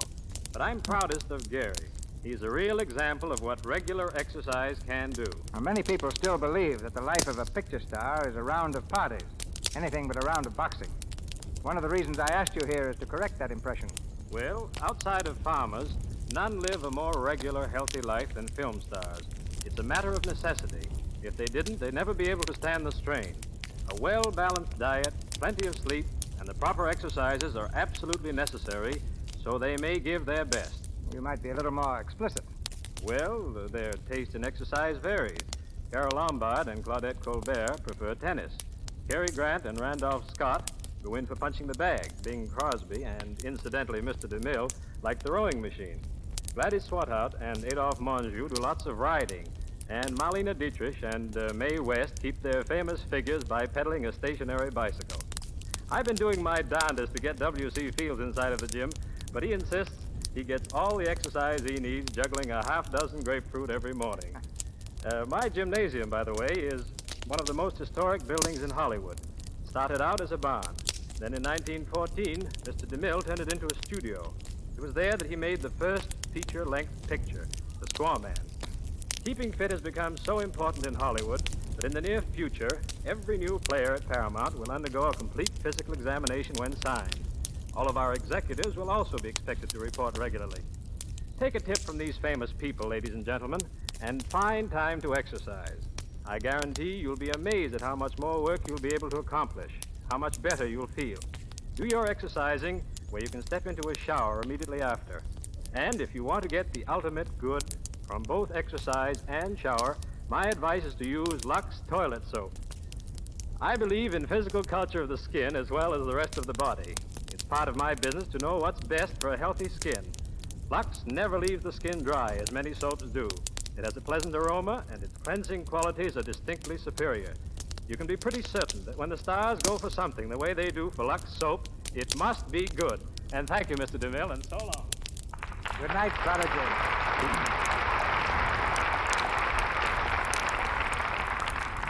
And now, back to the Virginian, starring Gary Cooper with Charles Bickford, Helen Mack, and John Howard. Several days later, in the corral at the Box H Ranch, we find the Virginian saddling his horse. Strolling up to the gate comes Molly Wood. She stands for a moment watching him, then speaks timidly. Good morning. Molly. Good morning, ma'am. May I come in? It'll be a pleasure to have you, ma'am. Thank you. You see, I didn't leave after all. Yes, ma'am. I changed my mind. I'm going to stay. Are you? Well, aren't you glad? That all depends. You see, folks has to be made for this country. It's rough, and it's wild, and it takes a strong stomach to stand for some of the things that go on out here. If you can't stand it, it's best not to stay at all. You think I'm a weakling, don't you? No, ma'am. I just don't think you understand our side of it. Perhaps not, but I've decided to try. I've been doing a lot of thinking since the other day. I've looked around me at people like Judge Henry and Shorty and Nebraska and their wives. People like that can't all be wrong. They're kind and good. Yes, ma'am, they are. but they don't ever let themselves forget the reason they're here. They're building a new country, ma'am. It's a big job. I know, and that's why I'm staying. I want to help. We sure need it, ma'am. Any help at all, and yours will be right welcome. Thank you. And now will you forgive me for what I said to you? Forgive you? Well, that's easy. And will everything be just as it was between you and me? That's up to you, Molly. I want it to be. I've been wanting it, too. Oh, darling. Hey, Joe. Joe. Oh, hello, Krampus. Ain't seen you around here for months. Yeah, I've been traveling. Set up around, Joe. Sure. Hey, Greasy, come and get it. Hey. Hey, Joe, town's getting mangy with cowhands. What's up, payday? No, a wedding. The Virginian's getting hitched to the new schoolma'am. The Virginian, huh? You think he would marry her? I heard she saved his life. Yeah, I do seem to recollect something about him being shot a while ago. Injuns, wasn't it? Yeah. Somebody plugged him in the back. You don't say. Too bad it didn't finish him for good. Come on, Greasy, drink up. Yeah, it's hot,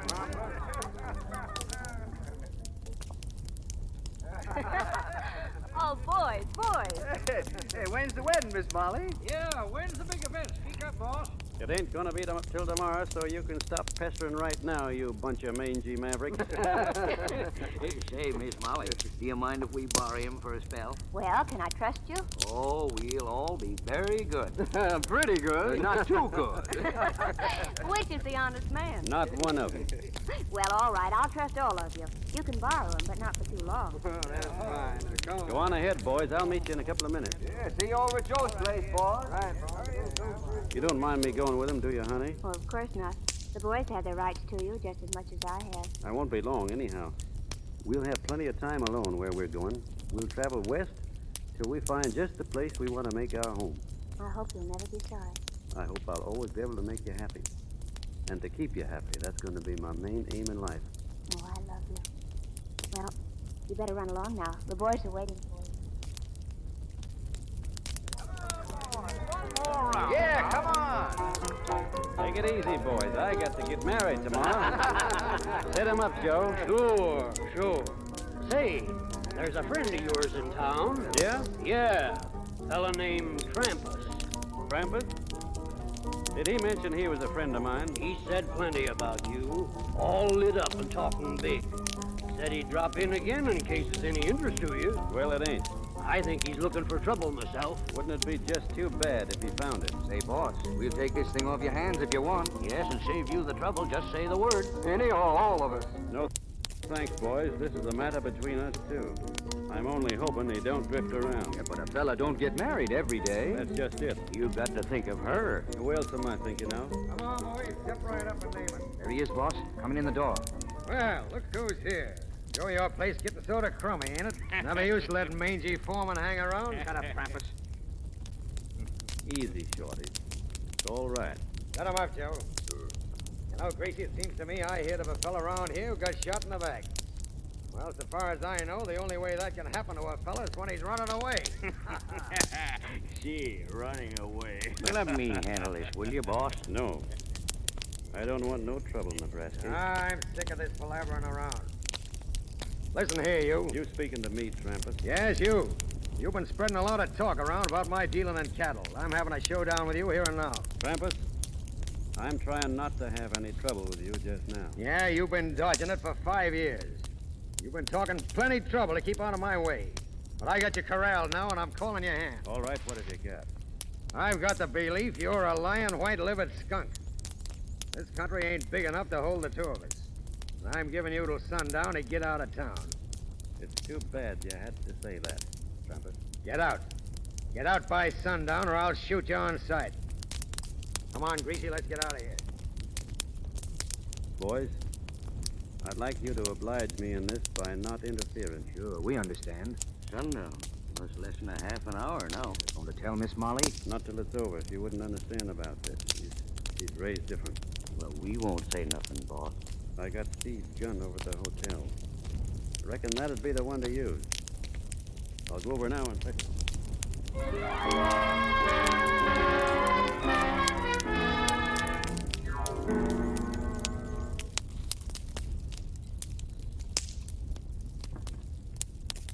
Come in.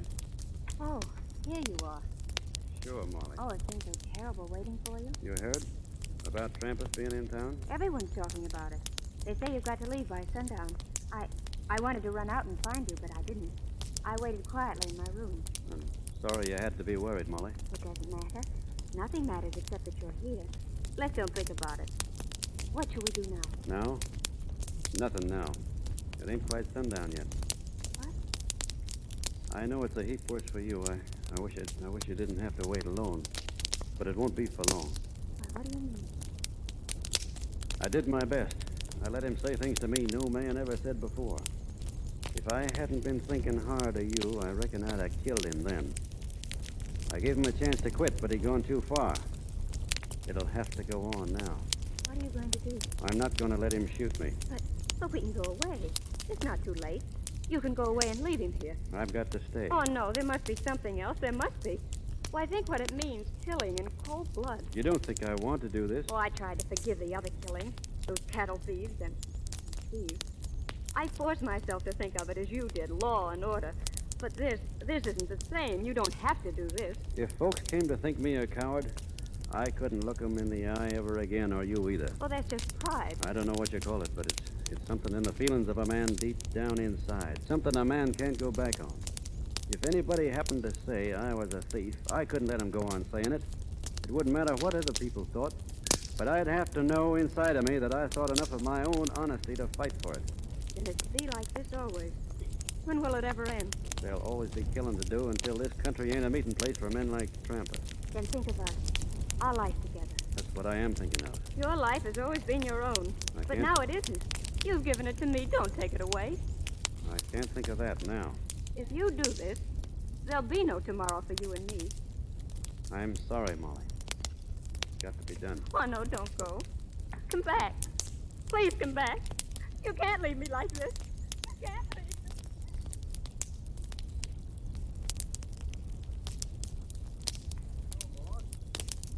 Hello, Shorty. Sundown? Yeah? I just seen Trampus.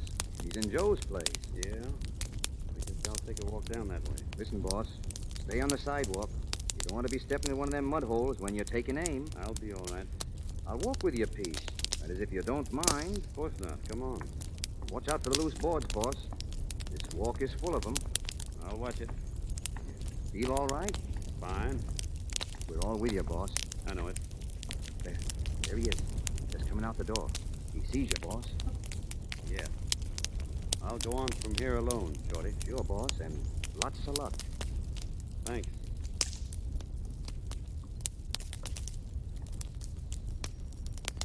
Sundown, Virginian. I know it, Trampus. I warned you. Well, I'm waiting. You won't have long. Bossy, all right? You never touched me, Shorty. Oh, you got him, boss. He's deader than a cold mackerel. Yeah, I reckon he is. Where is he? Where is he? Oh, let me through. Please, please let me through. Miss Molly. Molly. Oh, you're safe. Oh, thank God it wasn't you. It's Thank all- God. It's all right, Molly. No need to cry.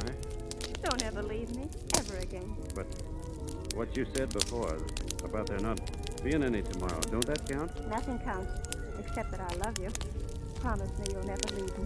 Promise. Sure, I promise. But I still don't understand women, Molly.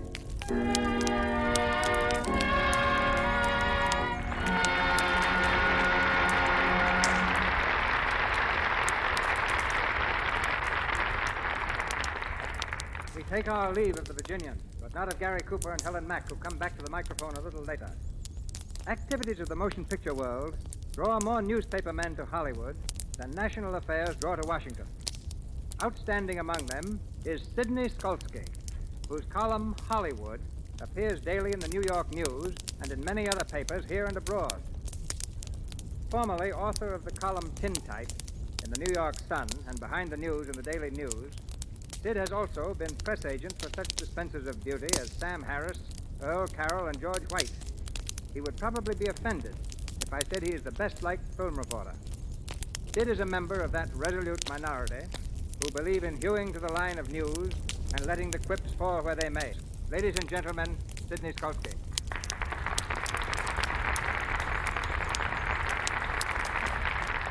When you call me that, partner, smile. Well, how are you, Skulky? I've got myself exactly where you want me. You'll never get there, Skulky. I mean, I'm as nervous here as I make you when I visit your movie set. Well, you look like one of my pictures. 4 frightened people. All 4 of them. I sound like a straight man, and when a columnist goes straight, that's something. That'll be enough, Skulky. Get on with your Hollywood wash. Pretty subtle. Nobody'd ever think you were talking about Lux. Can you do better? Well, I don't use publicity blurbs in my column, and I don't intend to start with this program. But I can truthfully say I've seen Lux soap in homes of movie stars that I've visited.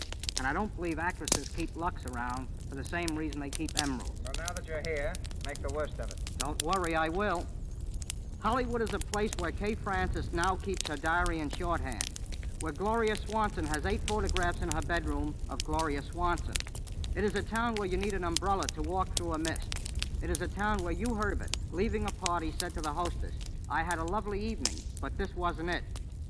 Where Francis X. Bushman, who was once the Clark Gable and Robert Taylor of his day, now owns a hamburger stand opposite the 20th Century Fox studio and is still serving his public. But don't get me wrong, I love Hollywood. Hollywood is a place where Victor McLaughlin, playing a scene for his picture, The Magnificent Brute, was told to run up a flight of stairs and then fall when the villain fired the first shot from his gun. McLaughlin failed to do this, and when asked why by the director, Victor answered, "I'm McLaughlin. It takes more than one shot to get me." It is a town where Simone doesn't pull down the shades in her apartment, and rents have gone up in that neighborhood. But don't get me wrong, I love Hollywood. Hollywood is a place where Douglas Fairbanks has his name written on the bands of the cigars he gives you. It's a town where you can drive into a drive-in stand and bring home a cake of ice wrapped in cellophane. Where the first thing Robert Taylor had to do to be a picture star was to pluck his eyebrows. Where at the preview of the picture Pigskin Parade, they had a scene showing girls going to Yale. But don't get me wrong, I love Hollywood. Hollywood is a place where Ginger Rogers, for a wild evening, goes bowling with James Stewart on Wilshire Boulevard. Where John Barrymore gives a great performance, ordering a cup of coffee in the Brown Derby. It is a town where Director Van Dyke, making the flicker Eskimo, took artificial snow to the Arctic. Where Gene Harlow wears a mink coat, and with nothing underneath it but a pair of silk pajamas. Where Gene Fowler now signs his letters, Gene Fowler, author of Jack London's White Fang. But don't get me wrong, I love Hollywood. Hollywood is a place where Charlie Chaplin keeps a huge dictionary in his bathroom. Where Garbo and Rex O'Malley, doing a dance in Camille, fell to the floor. O'Malley helped Garbo up and, rather embarrassed, said to Greta, "Oh dear, how could I have tripped over your tiny little feet?" It is a town where Joseph von Sternberg raised a beard, and when asked why, answered, "I'm tired of looking at my face, and I'm not the only one." But don't get me wrong, I love Hollywood. Hollywood is a place where Carol Lombard can be seen reading a story in a fan magazine titled Clark Gable's Romantic Flight. It is a town where Irving Berlin, at a party, asked what song the feller at the piano was playing, only to be told it was Alexander's Ragtime Band. Where Ted Healy asked his stooge, Jimmy Brewster, "Who do you think will get in, Roosevelt or Landon?" And Brewster answered, "What's the matter with the guy we got in there now?" But don't get me wrong, I love Hollywood. And all was well as long as the supply said good copy. Good night, thank you. Good night, Sid. We bring back the Virginian, Gary Cooper, and the schoolma'am, Helen Mack. Thank you, Mr. DeMille. The only thing I missed tonight was seeing Gary ride a horse as he does when he really gets out in the open. Well, riding's nothing extra special, Helen. Back home in Montana, we learn to ride 'em most when we're kids. When most kids, rather, are pushing a kiddie car. I guess I cut my first teeth on saddle leather. Is that why you picked Gary for the part of Wild Bill Hickok in the play, Mr. DeMille? Well, partly, Helen. Actually, he's a perfect portrait of Hickok in look, size, and manner. Then there's a similarity between the Virginian and Wild Bill. The Virginian is the ideal American character in romance, short on speech and long on action. And Wild Bill Hickok is the ideal American character in fact. Hickok was not a bad man. He was a patriot. Well, then how did he get such a reputation as a killer? Well, he's supposed to have killed between 60 and 100 men, not counting Indians. And nobody counted Indians in those days. Oh, they were just used for practice. Probably. The fact is, Hickok killed only in defense of law and order, and as he said himself back in the 1870s, there's no Sunday west of Junction City No law west of Hayes City and no God west of Carson City. It was to change all this, to bring respect of law to the West, that Hickok devoted his life, finally losing it when shot by Jack McCall, who killed him for the strangest reason ever heard, because he admired him so much. I guess it's because all this is true that I got such a kick out of making the picture. It was real. Including the danger.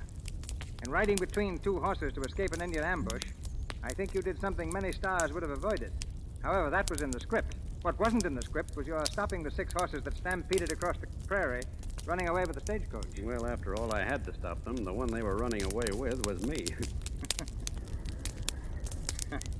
Well, while you were running away with the picture, I hope we'll soon have another picture for you to steal.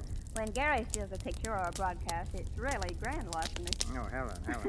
As far as I'm concerned, I wish this program could go on for another 60 minutes. Anything after your performance tonight, Helen, would be an anticlimax. Then all I can add is that when it comes to radio programs and soap, give me luck every time. They're both tops. I'll vote the same ticket and include you, Helen. Thanks, Gary. Good night, everyone. Good night. Good night, Helen. Good night, Flameson.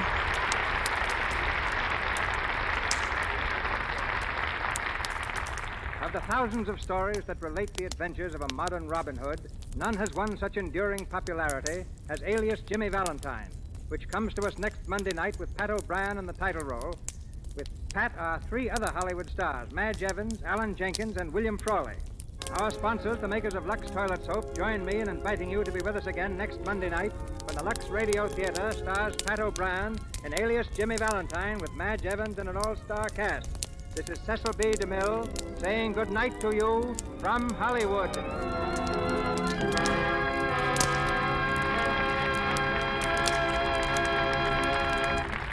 Your announcer has been Melville Ruick. This is the Columbia Broadcasting System.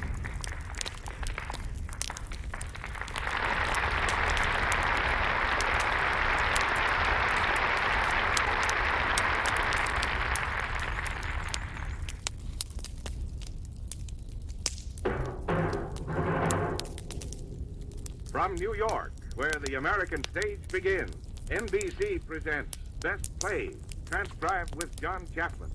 Best Plays, a series of hour-length dramas selected from the outstanding successes of the New York stage. Now John Chaplin, editor of the theatrical yearbook Best Plays and drama critic of the New York Daily News, is here to introduce Alfred Drake and Mary Boland in Night Must Fall. Mr. Chaplin. English theater goers are much more fond than we are in New York of the psychological thriller, the melodrama of suspense. So they get a great many more of these plays than we get few. However, once in a while, Britain sends us one which is greatly to our liking, such as Angel Street, Payment Deferred, or Maurice Evans's current hit Dial M for Murder. Our play this evening, Night Must Fall, is one of the best of this kind. Emlyn Williams is the rare type of actor who doesn't wait around for some dramatist to bring him a play. If he needs a play, he can write it himself. And thus it was that he wrote Night Must Fall, so that he could be a particularly creepy, thoroughly enjoyable villain. And now we are passing Mr. Williams's role to another actor of great versatility and intelligence, Alfred Drake. I'm going to be just as interested as you are, or he is, in seeing how Mr. Drake comes out as Dan, the cheerful and obliging hotel bellboy. With him, as our play begins, will be Mary Boland and Carmen Matthews, whom it is always a pleasure to welcome anywhere. Right now, these 3 and others find themselves in a country boarding house in a remote spot in England. And Lady Isabel humbly crossed her attenuated hands upon her chest. "I am on my way to God," she whispered, "to answer for all my sins and sorrows." "Child," said Miss Carlyle, "had I anything to do with sending you from East Lynne?" A beautiful character. Go on reading, Olivia. "I want to see Archibald," whispered Lady Isabel. Olivia. Oh, yes, Auntie. You're skipping. Am I? Yes, you missed about Lady Isabel taking up a cross. Maybe a fool, but I do know East Lynne. Very convenient when you want to go for a walk. But shame on you, trying to cheat an invalid in a wheelchair of our only pleasure in life. But you were feeling so much better. You had 2 helpings of bacon at breakfast. Doctor's orders. Every mouthful an agony. Mr. Lorry. Huh? Oh, beg pardon. I was just reading my paper. There's a man here in Western Supermare who stood on his head for 20 minutes and he hasn't come to yet. Olivia, what's the matter? Nothing. Your face is as long as your arm. Well, I'm afraid it's made like that. Aren't you happy here? You have a good position helping me. We have Mr. Lorry here as a guest to give you compliments. There's Dora to do the dirty work and Mrs. Terrence to do the cooking. Is anything wrong? It's a bit lonely, that's all. If you think just because the house is tucked away in the wood you're going to get a raise in salary, you won't. I expect you've got an idea I'm worth a great deal of money, eh? I don't want your money, Auntie. If you like, I'll go. Can you afford to go? No, you know I can't. Then clear the breakfast. No nonsense. It isn't my job. I'll ring for Mrs. Terrence. Pride goeth before a fall. You won't catch a husband with your nose in the air. I don't want a husband. Did you hear that, Mr. Lorry? Oh, well, no, I don't really believe a pretty girl like you, Olivia, It's going to be a nice day, don't you think, Hubert? Shall I pack the other half of Mrs. Henry Wood, Auntie? Who? The lady who wrote East Lynne. You're a dark one, you are, Olivia. Who rang? Clear away, Mrs. Terrence. That's Dora's job. Dora's busy gathering firewood. Now, clear away. Oh, all right. Oh, sourpuss.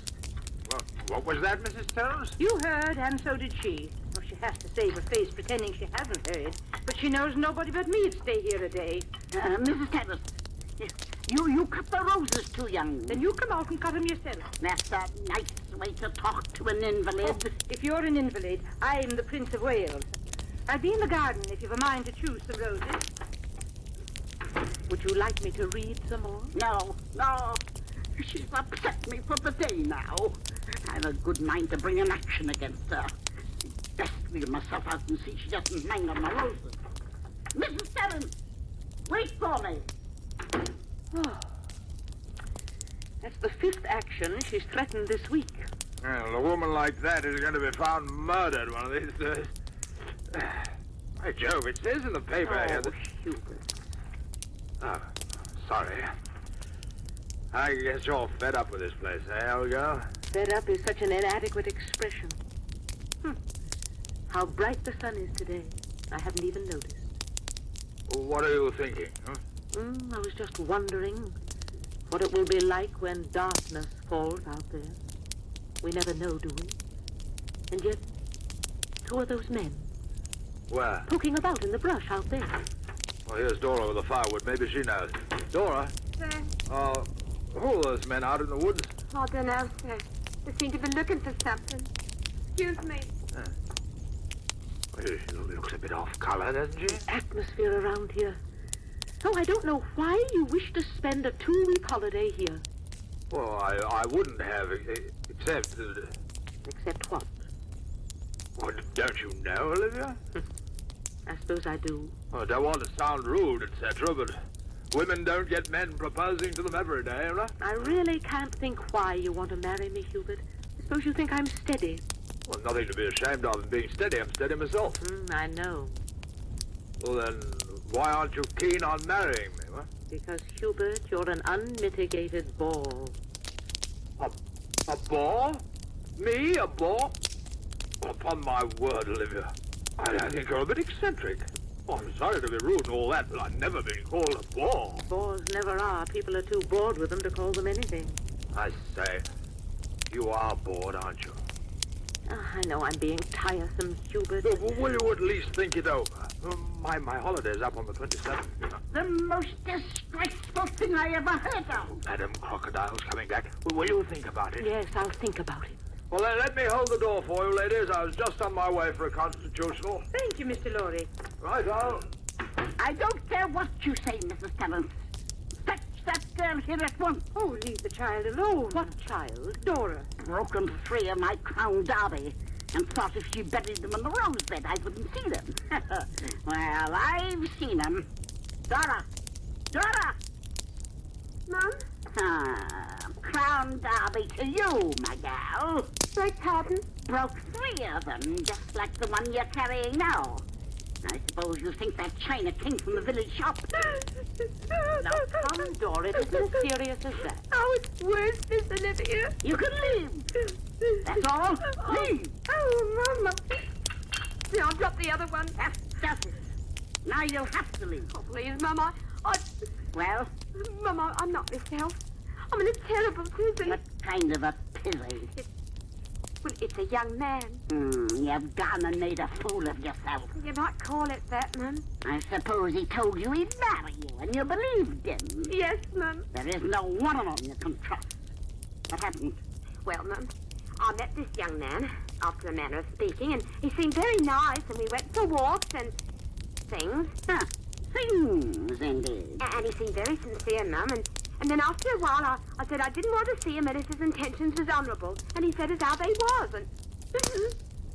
Oh, Mum! When were you to be married? Next Sunday was the day we said, Mum, but now he isn't keen about it. I don't think he wants me. Indeed.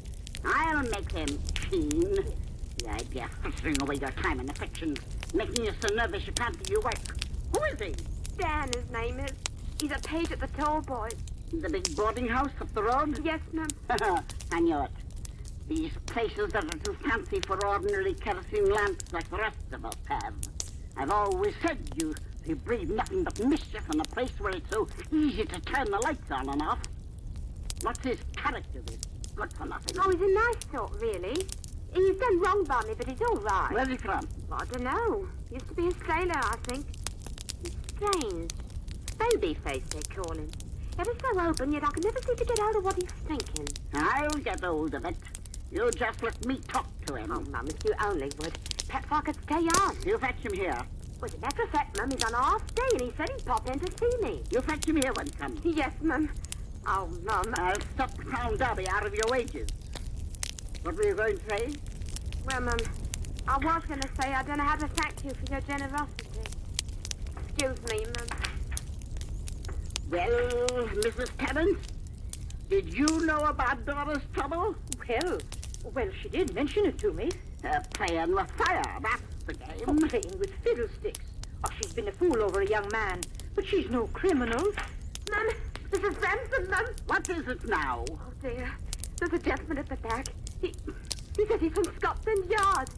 Says he wants to see you on a very particular matter. Well, stop sniffling. Show him in. I've already taken the liberty, ladies.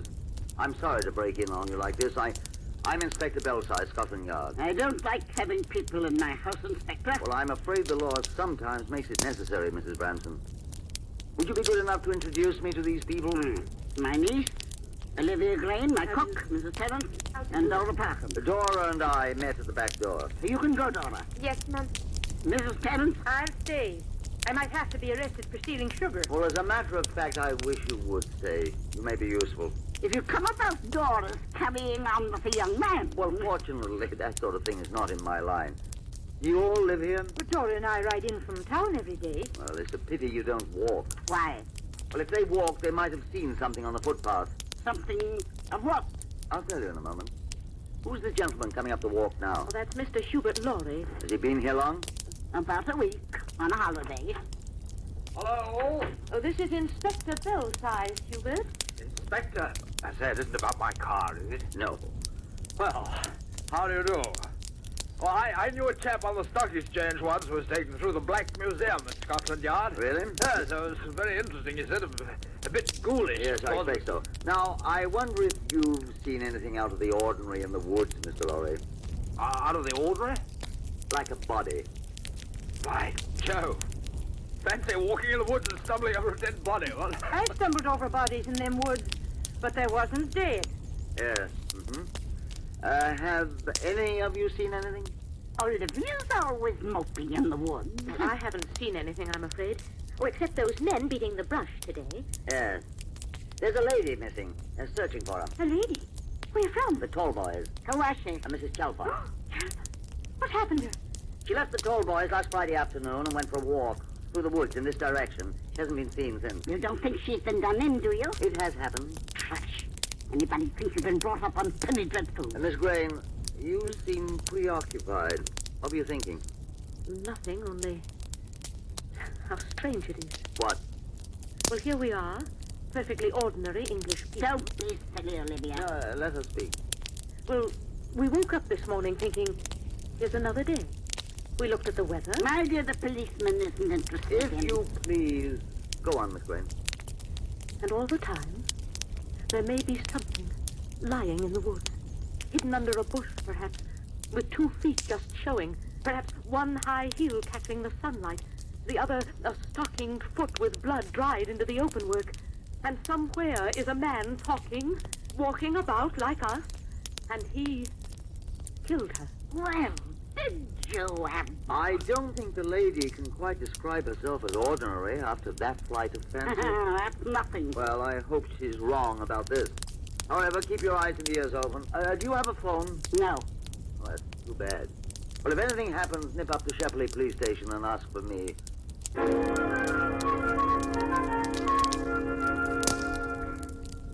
what are you all standing around looking like that for? It's funny, I can't get out of my mind what Olivia said about the man being somewhere who's murdered her. Might even be you, Mr. Lorry. Huh? Oh, come, this is terrible. Well, he's not going to walk about snarling, is he? Missing woman, indeed. More likely she's in some saloon. Who's there? Please, Mummy's here. Who? My boy, gentleman friend from the Tall Boys. Well, send him in here. I'm ready for him.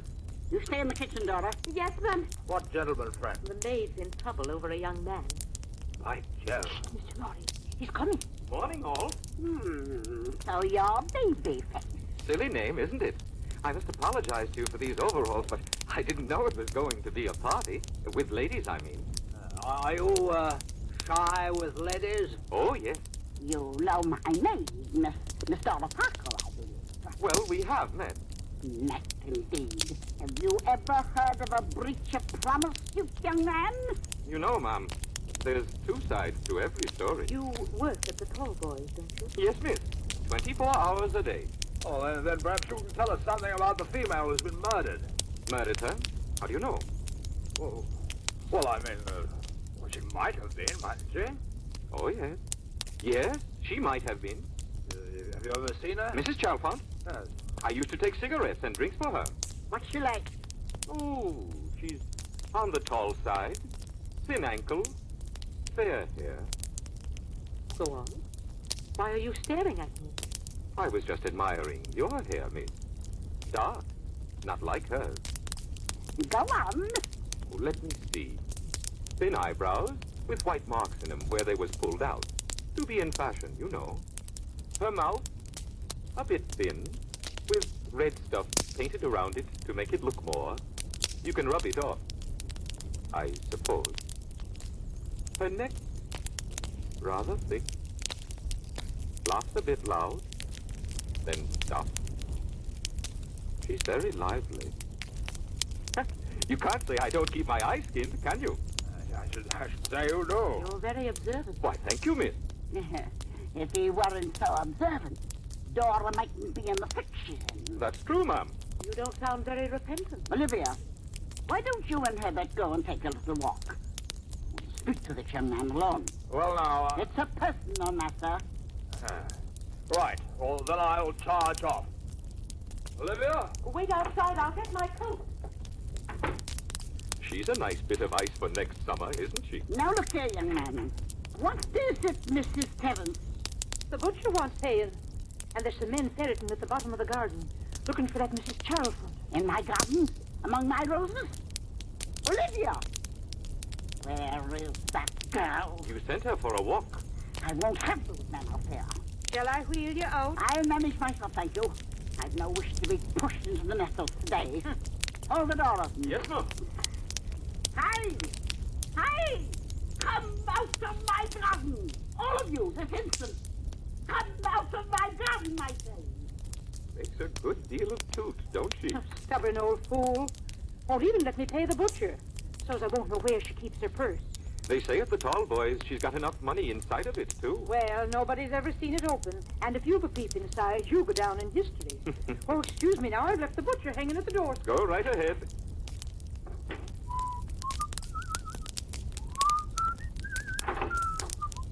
Ivy, did you call? Oh, I didn't know you were still here. Perfectly all right, miss. Come in. Did my aunt call? She'll be back in a mo. Oh, wait for me. Not much doing around here for a pretty girl like yourself, is there? I said it's not a very entertaining quarter of the world for a young lady. I'm not a snob, but I'd like to point out that although I'm employed by my aunt, I'm not quite in Dora's position. I hope not. Though I'll be putting it right for Dora. I guess I'll marry her after she comes off her high horse a bit. I don't believe you. No? You don't like me, do you? No. Too bad. Everybody else does. Why don't you? I don't quite know. Your eyes are set wide apart. Your hands are quite good. I really don't know what's wrong with you. You've been looking at me quite close, I see. I'm observant, too. I've been looking at you. You're lonely. What makes you say so? I can tell. You're looking for someone who understands them deep feelings inside you. Someone... It's a waste of time doing your stuff with me. I'm not the type. No? You might try Mrs. Bramson, but then that's a waste of time, isn't it? I don't know. They say she's got plenty of money. You don't stand a chance playing up to her. Want to bet? You are cocky. Hold this door open. Don't let me wait here all day. Hurry up. Yes, your ladyship. Trampling my rose bushes like that. They say they've got permits to look for that silly woman. If there's anything I hate, it's the men who think they've got authority. I don't think they're quite as bad as men who think they've got charm. I'm going for a walk with Hubert, excuse me. Mm-hmm. All right, young man. Now that we're alone, what about Dora? I won't have my maid all broken up about this and dropping my best china on the floor just because... Excuse me, I didn't mean to interrupt, but wouldn't you be more comfortable facing the sun, Mrs. Bramson? Like this? There. That's better. You're looking pale, you know. I am sorry to interrupt. Pale? Did you say I was looking pale? Not enough sun. The minute I saw you, I said to myself, now there's a lady that's got a lot to contend with. You're right, you know. Nobody knows that is a need. No, I'm sure. Oh, it must be terrible to watch everybody else striding up and down, enjoying everything. Oh, excuse me. I shouldn't have said that. It's true, though. As true as you're my witness. Nobody else around here ever... Now look. About you and Dora. Excuse me a minute. What is it? That twitching. The twitching? About your throat. Very slight, of course. Nerves, I expect, but I hope your doctor knows about it. Do you mind if I ask what your ailments are? Hadn't you better sit down? Thank you. Now. Well, I have the most terrible palpitation. Palpitation? But the way you get about, why 9 women out of 10 in your position would just be giving way. Do you think so? Oh, I've known people with palpitations. Somebody very close to me. They're dead now. Oh? My mother, as a matter of fact. She died when I was 6. It's strange, but... Yes? You remind me of her a bit. Of your mother? Yes. Have you a son, Mrs. Bramson? I haven't anyone at all. She had the same eyes, very wide apart as you, and the same good hands. And the same palpitations. I hope you didn't mind my talking about your health. You know, you ought to get used to letting other people do things for you. Yes. Yes, you're right. You're a funny young man. How so? You seem so much better class than most. Well, I never had many advantages, but I try to do the right thing. How about Dora? I mean to do the right thing there, Mom. But you see, working at the Tallboys, I only get 30 bob a week with tips. How would you like to help out around here? Do you mean it, Mom? It wouldn't pay much, mind. Anything at all extra, Mom and Dora, and I could save up. Good. When could you come? Well, matter of fact, this is my half day today. To go out to the kitchen and tell Dora to fix you some lunch. Then you may come back and read to me. Yes, Mom. Thank you very much, Mom.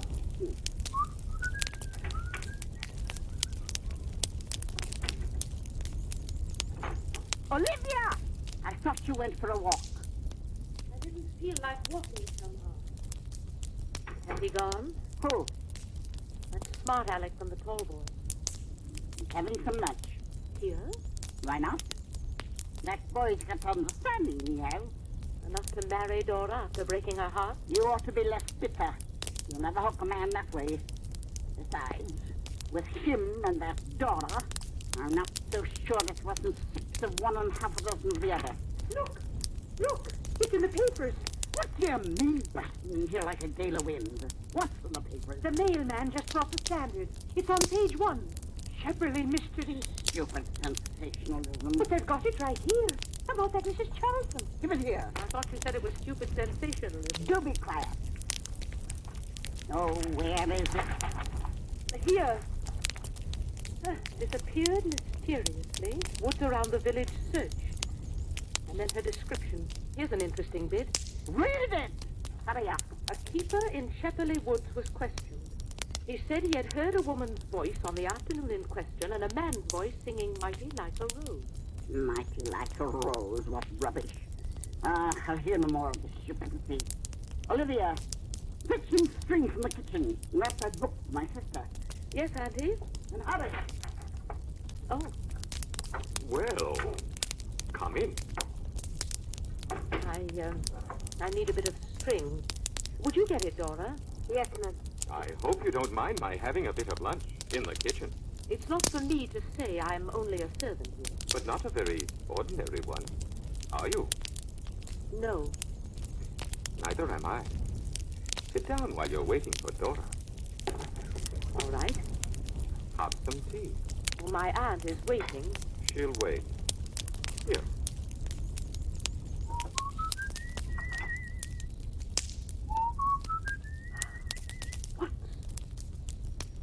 What's that you're whistling? That? Just a song.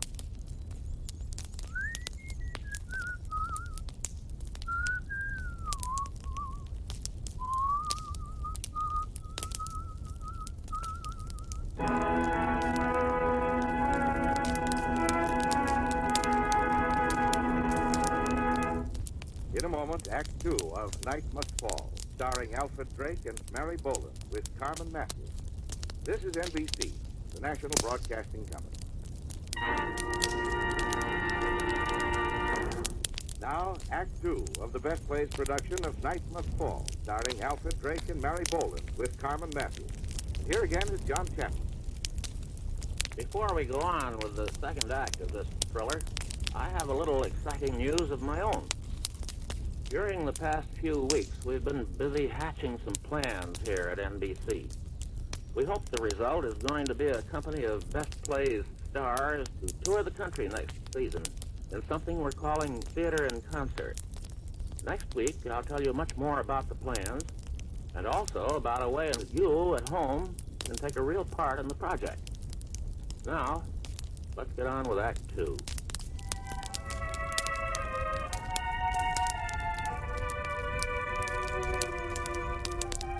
Let's get back to the brooding atmosphere of that English cottage where Dan has made himself so very much at home. 1 week has passed. Here, let me fix a shawl about you. Thank you, dear. Time for our constitutional, you know. A whole week and we haven't missed an afternoon walk. I don't know what I did before you started to take care of me, Danny. Nor I. Ready, old dear? Yes. Do you have my pill? In my pocket. Mr. Lorry, will you give me my hat, please?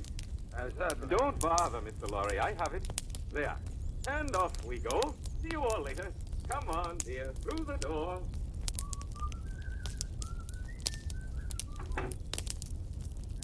Oh, Granny's white-haired boy, huh?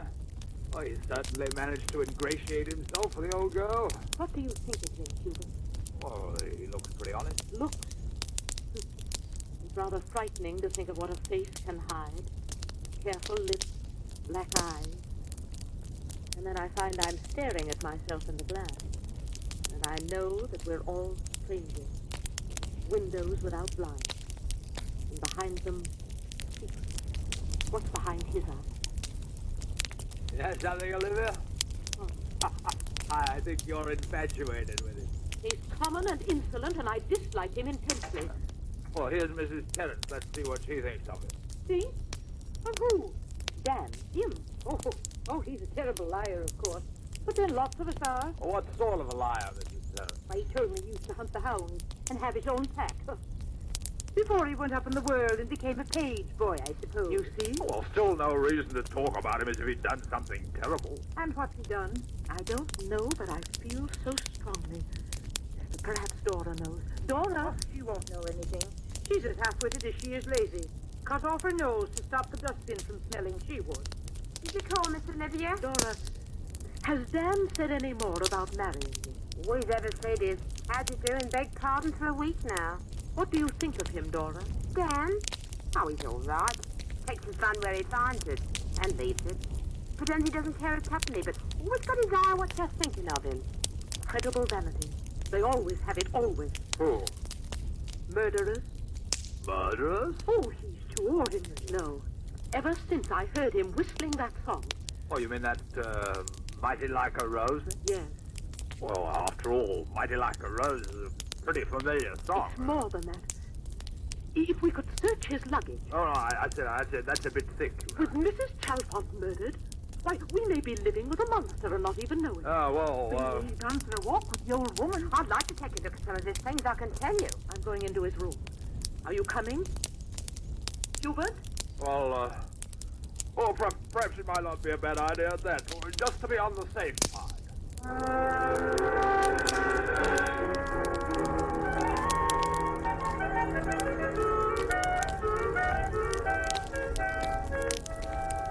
One dirty shirt, a packet of razor blades. We shouldn't be going through his things Here's like the this. letter. Well, no, that's too much. Don't be silly, your wife will do it to you hundreds of times. Dear babyface, next time you strike Newcastle, okay by me, baby. Signed Lil. I see. There she is. Mrs. Chalfont. What? Here in the snapshot.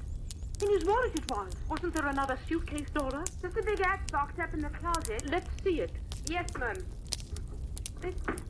Oh, it's a bit heavy to be holding a hat. Let's put it on the table. It has a lock on it. Wonder what's inside. We'll open it and...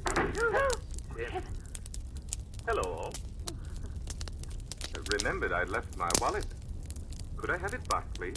Well, yes, of course. I can't think of what to say. Thank you. Did you see the picture of Mrs. Chalfont? Oh, yes. What did you think of the letter? A letter? You've got it in your hand, Mrs. Terrell. Oh. I'd like it back. Thank you. Means well, Miss Lil. But she would spy on me. And if there's anything I hate, it's spying. Don't you agree, Miss Olivia? Sooner have anything than a spy. Bar a murderer, of course. Murderer? I think I'll go out for a breath of air. Excuse me. Oh, and I'll go with you. I could use a breath myself. I have the mending to do. Excuse us. Coming, Olivia? I'll stay and help him tidy up. We made rather a mess. Hand me that hot box, would you? I'll just put it back in the closet. Well? Why are you staring at me? You did it, didn't you?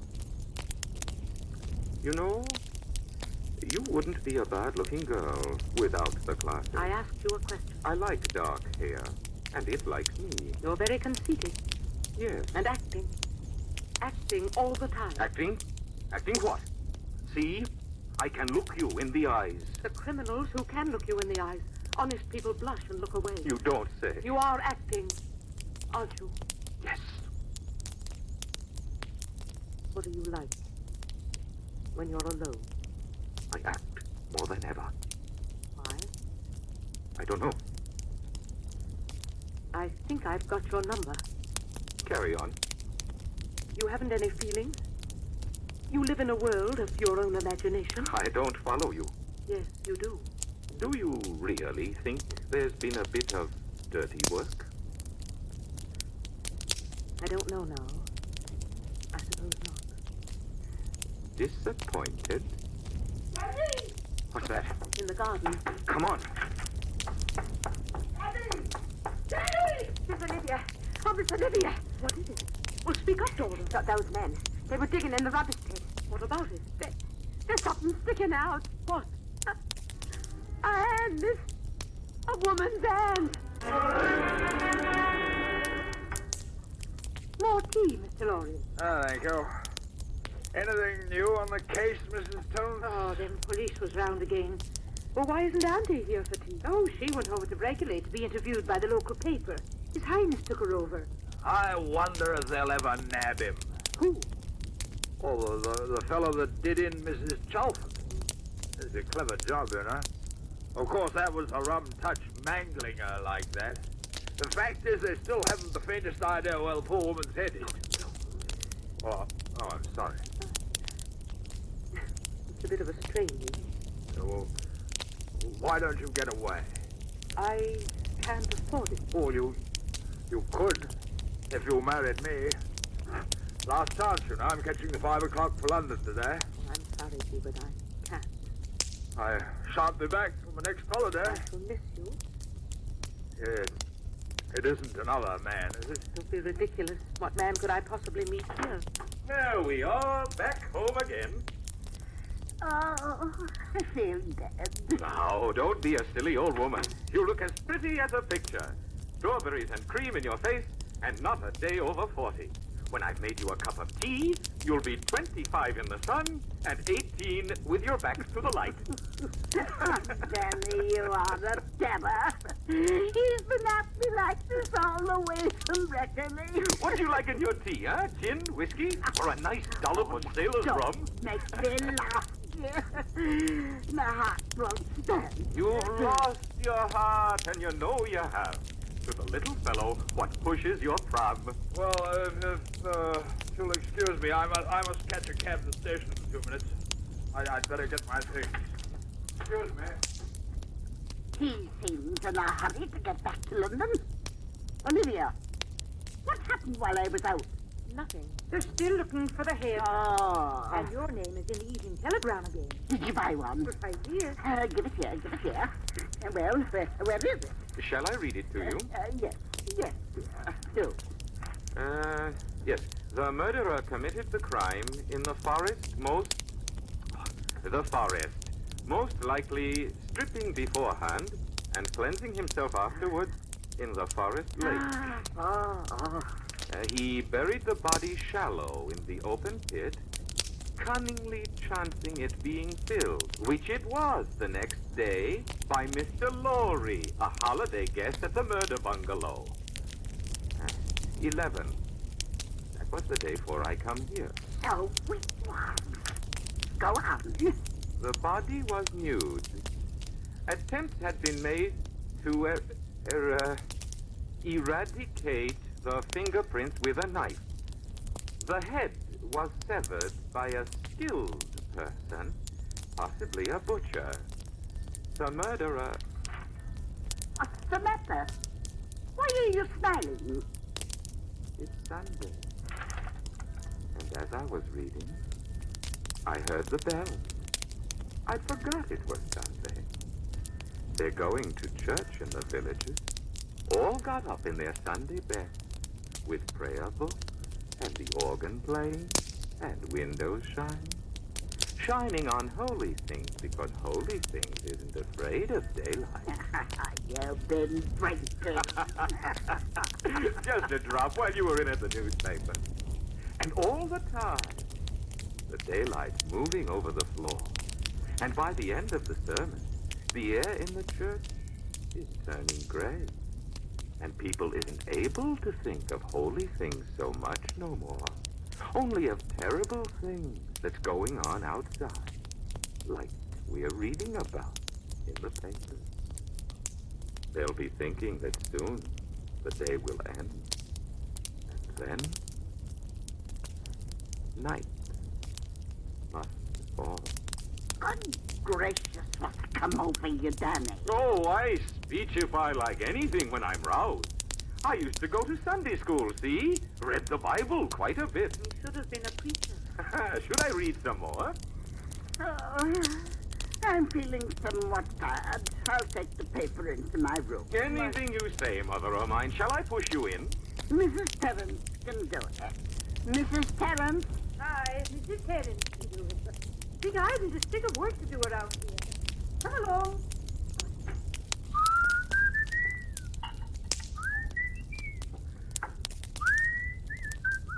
Does she know you drink her brandy? Maybe you've had enough. Maybe I have, and I feel fine. You do live in your imagination, don't you? Only way to bear with the awful things you have to do. What awful thing? Well, I haven't had as much to drink as all that. You know, you're a dark horse, you are. This life, it isn't for you, is it?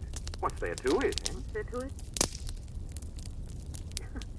Well, what was your life like at the Tall Boys? My life? Well, the day don't start so good. With a lot of stuck-up boots to clean and a lot of silly high heels to polish. And spoons that's been in the mouths of gaping fools that looks through me like I was a dirty window. Orders, orders, orders! Do this, don't do that, you idiot! I was never meant to take orders, never. Waiter, my tea is cold. Just when I think I got a bit of peace, there's somebody locking the bedroom door. Won't let me out. Won't give me no money. Just scream and scream so there's nothing keeps her silly mouth shut. Oh, Lord, I wish I could hear a bit of music. Ah, there. Hear it? Hmm? Now I do. And I have a drop of drink. And everything is fine. And you're beautiful. Beautiful. And when it's night... Go on. Like to know, wouldn't you? That's why you lie awake night, isn't it? Thinking. You know I lie awake at night. I know. Yes. And shall I tell you why? Because you're awake yourself. You can't sleep, can you? Because there's one thing you've pushed into the back of your mind, and you can't do any more about it, and you never will. And you know what that is? A box. A hat box with a lock in it. Only a little thing, but it's rather heavy. And inside it... Stop it, stop it! I knew it. It's the only thing. Nothing worries me, nothing. I live by myself inside, here. And the rest of you can go hang. Nothing's going to stop me. I'll manage. Who's there? Who's it? You better answer it. I'm going into the kitchen. Go ahead. Hello there, Dan. How are things? Oh, hello, Inspector. Not bad. Come in.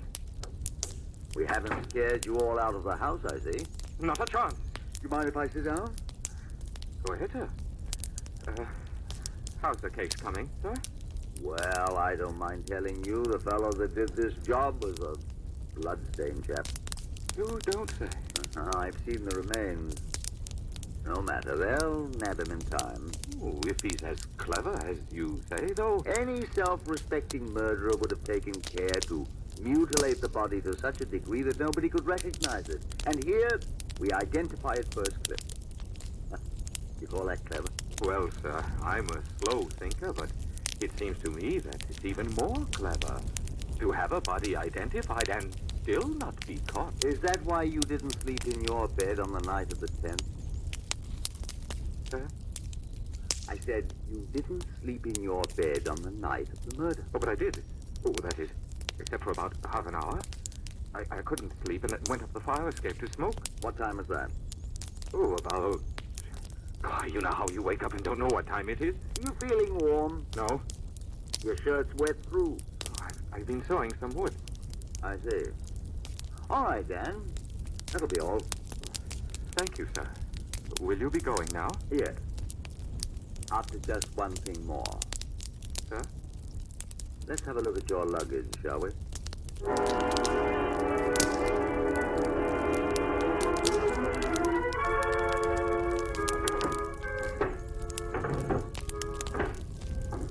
Everything seems in order here. What about this hat box? You got a key? That? It isn't mine, sir. It's in your closet. I know, sir, but it isn't mine. Someone must have left it there. Who? I don't know, sir. Well, let's have a look at it anyway. Yes? May I come in? Oh, Inspector, I just came to get something. Just having a little check through Dan's things. You wouldn't happen to know about this hat box, would you? Why, yes. You see, it's mine. Yours? Yes, it's got all my letters in it. But it's in... Yes, this room used to be the box room before Dan came. I see. May I have it? Yes, of course. I'll just take it and keep it in my own wardrobe. It'll be safer there. I'll carry it in for you on my way out. It's quite all right. I'll manage it myself. I'm afraid I've insulted her. Well, I'll pop off now. Sorry to have upset you. Thank you, sir. Good day, sir. You do look a bit pale, you know. I'm all right, sir. Good day.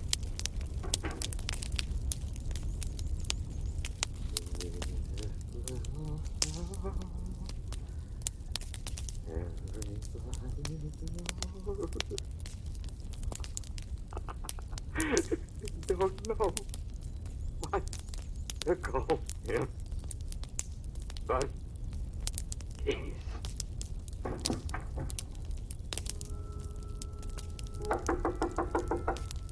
Dan, Mrs. Brampton wants you. Dan, are you in there?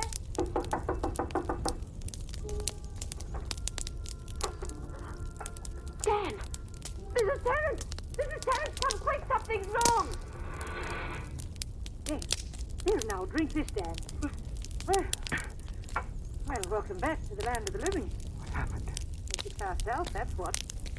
A bit too much drink, I expect. Dora came to get you, and I know right away what it is. The monster's lurking ourselves and dancing. I'll give you alert. Get back and then stop it. I will, but when you leave for tonight, I'm leaving with you. Don't be hidden. Now go on. Dan, how are you feeling? All right. Drink this now. There. Better? Yes. Proper girl's trick. Passing out like that. Oh. The light's going. It's almost dark out. Daddy! Does she know about it? No, she's been asleep herself. Good. Let's say no more, shall we? As you please. Daddy! Well, you'd best go in and dance on Madame Crocodile. All right. Coming! Well, there you are, mother of mine. What is it your highness is after? I'm cold. I need my shawl. And bring a can of kerosene for the lamp. A shawl? Kerosene. No sooner said than done. 1, 2, 3. What a silly young man. Olivia, is that you? Where are you going with that suitcase? I thought you were asleep. I didn't want to bother you. Why are you sneaking off? Because I'm afraid. Nonsense. Listen to me. I've never known what it is before to be terrified. But when I saw today beginning to end and tonight getting nearer and nearer, I could feel my fingertips getting cold. You might say goodbye to Dan. No, I don't want to see it. Well, who just ran out the door? My niece. Gone for the night, if you please. For the night? Yes. And Mr. Lorry gone, and Barbara, and Mrs. Tennant going home. It'll be just you and me. Let me put your shawl about you. There. How's that? Ah, fine. You're a great comfort to me, Danny. Great comfort. Would you like a nice hot cup of tea now to take the chill off? Yes. I'll go out in the kitchen and fix you some. You just close your eyes and don't worry about a thing.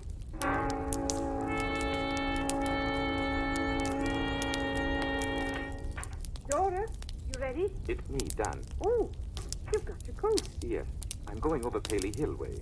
Leaving her here alone? She'll be all right. I have to see the doctor. I'm still feeling kind of queasy. I'm ready. Where is his lordship going with us? Just to the gate.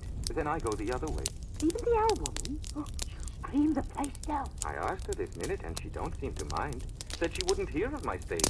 It's not good to argue with her. That we know it. You wait on her too much anyway. Well, come along. Oh, blowing up a bit. I'm glad to be going with you, Mrs. Tennant. I couldn't walk a step in those woods alone. Have you got the flashlight? Right here.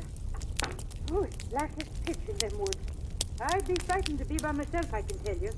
Oh, it's a pity you're not coming our way, Dad. I turn off here. See you in the morning. Toodaloo. Night, Dora. Maybe we can step out one night this week, eh? If you ask, night. Good night. Good night. Good night.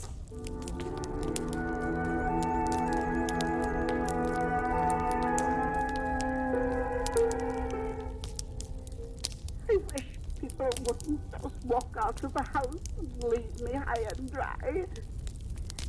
Where are my chocolates now? Oh, there. That Dora's been at them again. What's that? Daddy! Daddy! Hello. Oh, Lord. Oh, what is that boy doing in the kitchen? I've got to see this.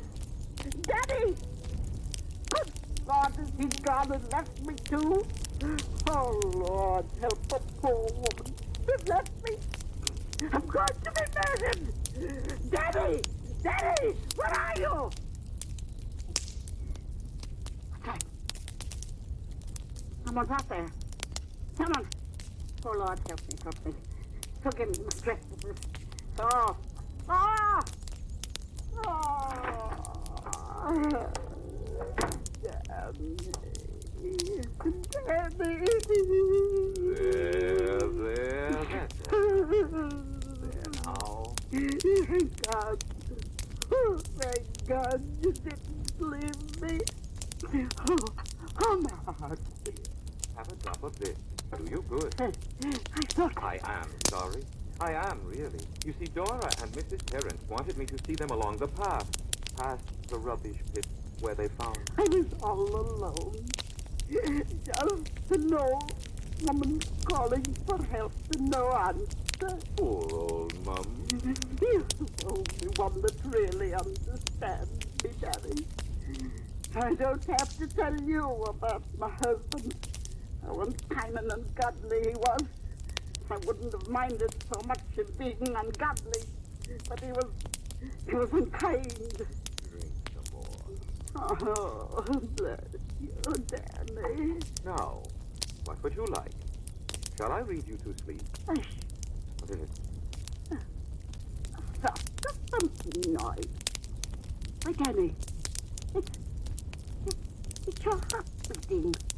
Are you all right? Fine. I've been running along the path, you see. In the dark. Yes. Dark. Yes. It's night now. Well, it's been a long day, and I'm stiff in the neck from the draft. I think I'll go to bed. Let me rub your neck a bit. There. Shut your eyes. Oh, Danny. You're the only one. There. What strong hands they are. You're a pet, my little chubby feet. My baby face, my Danny.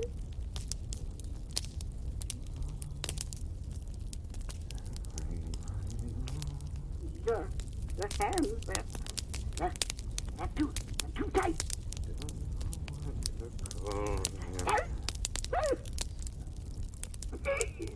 What is mighty? I corrode. That's done it. A few gallons of kerosene sprinkled about. And in a minute, you'll foul the up in smoke. Just strike a match. What's that? You. I decided to come back. Life is so ordinary, isn't it? Even Mrs. Branson, dead in her chair, is ordinary. What did you come back for? To find you out. Now you know. She didn't keep any money anywhere else, did she? Read so much about it. Did she? I never expected to come across it in real life. You like it, though, don't you? I hate you. No. You feel light as air, same as me. Why? This is my big chance. Money I'm going to have now. And me telling other people what to do. The world's going to hear from me. You wait. Oh, but then. You can't wait. What do you mean? When I say I'll never be found out, I mean that no living soul will be able to tell another living soul about me. You won't? Oh, yes. That's what I am, see? I make up my mind and do it. Stay away from me. What's that? What? That light? Out the window? I don't see it. It's there. They're watching me. Somebody's watching me. Somebody is watching. I'm the one that watches. What's that? A sound like a big wall falling over into the sea. Stop acting like that. You're real. You're frightened. But everything is slipping away from underneath our feet. Can't you feel it? Starting slow and then hundreds of miles an hour. I'm going backwards. Back to the day I was born. I can see it coming. The day I was born. I'm going to die. No use to run. What are you doing in this, Miss Grain? I belong here, and She did nothing. I'm the fella, see? Anything I run all by myself. I don't believe you. Let me see your hands, old boy. Why, sure. Take off these handcuffs. Take them off! Now, come along quietly. I have a couple of men outside, Miss Crane. I'll send them in. Come along. Inspector. 1 minute, please. Well? Would you mind straightening my tie, Miss Olivia? all right. This is the real thing, you know. Acting, that's what you said, isn't it? It was right. But now, this is the real thing. Got a cigarette? You are. You aren't going to believe what she said about helping me. No. Plenty of women get a bit hysterical about a lad in your position. You'll find them queuing up all right when the time comes. Proposals of marriage by the score. Oh, they will? Come along, Dan. Dan? Oh, yes. I forgot about him. Poor little chap. You know, I'd like something now I never wanted before. A long walk. All by myself. And just when I can't have it. That's contrary, isn't it? Coming? Righto. Bye, girl. Well, I'm going to be hanged. But they'll get their money's worth at the trial. You wait.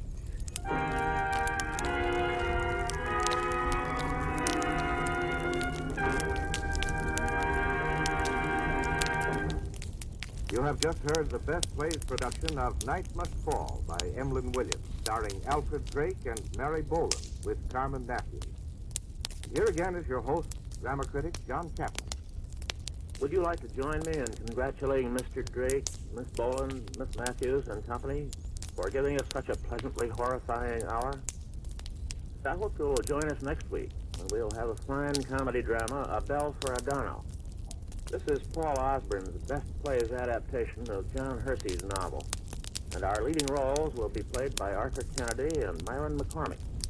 This is Chapman saying goodbye until next week.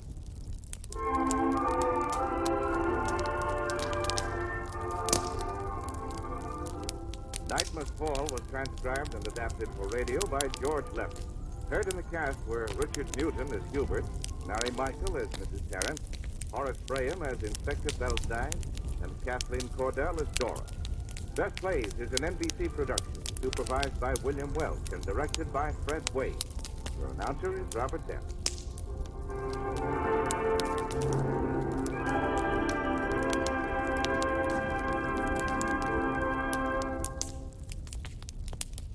Heading into the 5th hour of the nighttime show here on WOTR Radio, I'm Greg, your host, and for those of you staying up with me, a big thank you. To those of you who are sleeping peacefully, I'm glad I can provide your dreams with a great backing soundtrack. A reminder to everyone who has prescriptions that need to be filled that Drake's Drugstore's pharmacies are open 24 hours a day at both of its convenient locations on Hawthorne or Main Street. And for those of you who are craving a juicy bratwurst but don't feel like firing up the grill in all this late summer heat, Miss Tammy's Diner on Hawthorne is featuring a Brat Plate lunch special all next week from 11 to 2. For $6.99, you get a giant, juicy grilled bratwurst, grilled bun, and a huge helping of Miss Tammy's famous deep-fried onion rings, as well as your choice of beverage.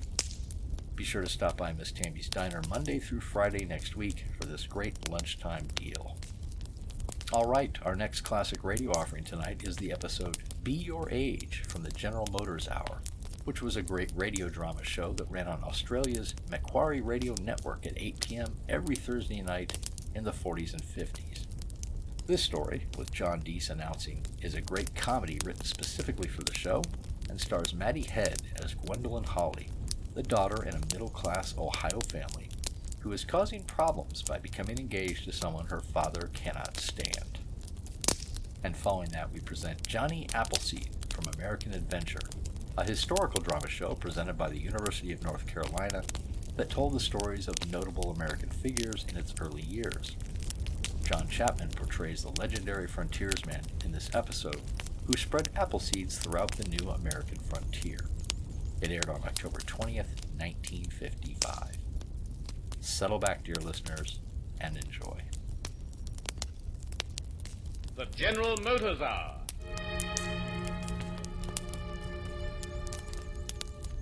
General Motors Holdens, through the Macquarie Network and cooperating stations in all states, present Be Your Age, starring Maddie Head.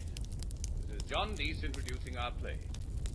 Tonight we go to comedy at a middle-class home in the state of Ohio, where a normally peaceful family finds itself disrupted by the unexpected engagement of one of Archibald K. Holly's daughters. It's not the fact that she's become engaged, it's who she's got herself engaged to that sends the family into uproar and Mr. Holly nearly to apoplexy. In this piece of finely constructed comedy, we star Maddie Head as Gwendolyn, the girl who causes the trouble, with Derek Barnes, Leonard Bullen, Beefy Banvard, John Ewart, Jan Coughlin, and Reginald Collins.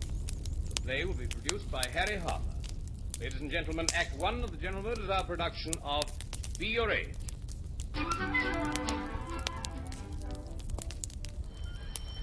I'm coming. Lois, Come into the living room, Bob. Huh? Oh, Bob, I've got something awful to tell you. Oh, who's dead? Nobody. Why? Did you or did you not telephone my mother saying you wanted to see me on a matter of life or death? Oh, now, don't kid. This is awfully serious. Listen, Lois, my mother's got a magnificent lunch cooling off. Bob, are you determined to get married? Did you get me over here to ask a fool question like that? It's not foolish. Wouldn't you prefer to stay a bachelor? Your sister Gwen might have something to say about that. We're sort of committed. I'm afraid you're under a slight misapprehension. Huh? Well, how come? Gwen is committed, but not to you. You mean she's run off from college and got married? No, not married, just engaged. Just engaged? Who to? Some cluck named Elliot Spurgeon. She's driving home from Columbus with him this morning. She wired. Probably some hefty athlete who swept her off her feet at a fraternity dance. It's a scandal to treat you like this when you've been going together for so long, brushing you off like Like last year's snakeskin. Well, I'm not going to take this as final. No college jerk is going to cut into my girl. May not be easy if Gwendolyn's made up her mind. You know how obstinate she is. So am I. I think that's her. I don't want to meet her until I've thought out what to say. If she wouldn't ring the bell, she'd walk straight in. Anyway, I left the door open. Who is it? I come in? That's young Erickson, isn't it? Uh-huh. Hi, Moonglow. Oh, it's you. You do pick the most stinking moments to drop in, Crabapple. Oh, hello, Bob. Hello, Potter. Hey, you look lower than my algebra marks. As low as his old man fired you. Not her old man. The sister. For some college kid she's gonna marry. Wow, what do you know? You ought to beat his brains out. I'll be glad to help. Thanks, Potter. Your muscles might come in handy. Well, I suppose I must try and eat. I'll be back after lunch and see if they've come. So long, Robert. And remember, I'm on your side. Thanks. And thanks for tipping me off. And now you can go, too. Be a good boy and go home. You're always trying to kick me out of this joint. Merely because my father doesn't like you. You annoy him, and he'll be home for lunch any minute. What's he got against me? It isn't you personally, Crabapple. It's your father and your silly newspaper. As far as Daddy's concerned, we're not Erickson and Holly. We're Montague and Capulet. Lois, you ought to be upstairs cleaning up for lunch. Look at the time. Good morning, Miss Rundle. Good morning, Potter. Well, I'll be by for you on Thursday, Moonglow, to pick you up for the party. 8:30? If nothing better is turned up, I might go with you. Sure, girls drive me bats. The only place where I'm happy is at the country club in the men's locker room. I really do think, Lois, that you treat Potter shamefully. I do it deliberately. Potter is the leech in my life. Someday you'll go too far and lose him. Oh, dear, I do wish that your mother'd lived. It's mornings like this make me feel that a maiden aunt shouldn't attempt to bring up children. Hello, girls. Hi, Father. What a morning. Nothing but obstacles, disappointments, and snags. And you realize I'm faced with a strike at the plant. And on top of everything, you telephone me about this telegram from Gwendolyn. Damn it. How could a daughter of mine do such a thing? Why, Bob's practically a part of the family. I built him to take over the business for me. Well, how could she jilt him in this casual way? Now, Archie, pull yourself together. They'll be here any minute. You don't want to meet Gwen's fiancé with a face like a lobster. I don't want to meet him at all. You know, I've been going crazy all the morning trying to remember where I've heard that name, Elliot Spurgeon, before. I think I placed it. Lois, see if you can reach down my old college yearbook from off the top shelf. Right. You know, I think I might have gone to Ohio State with this boy's father. No. Yeah, he'd have a son about Gwen's age. Your father? Now, let me see.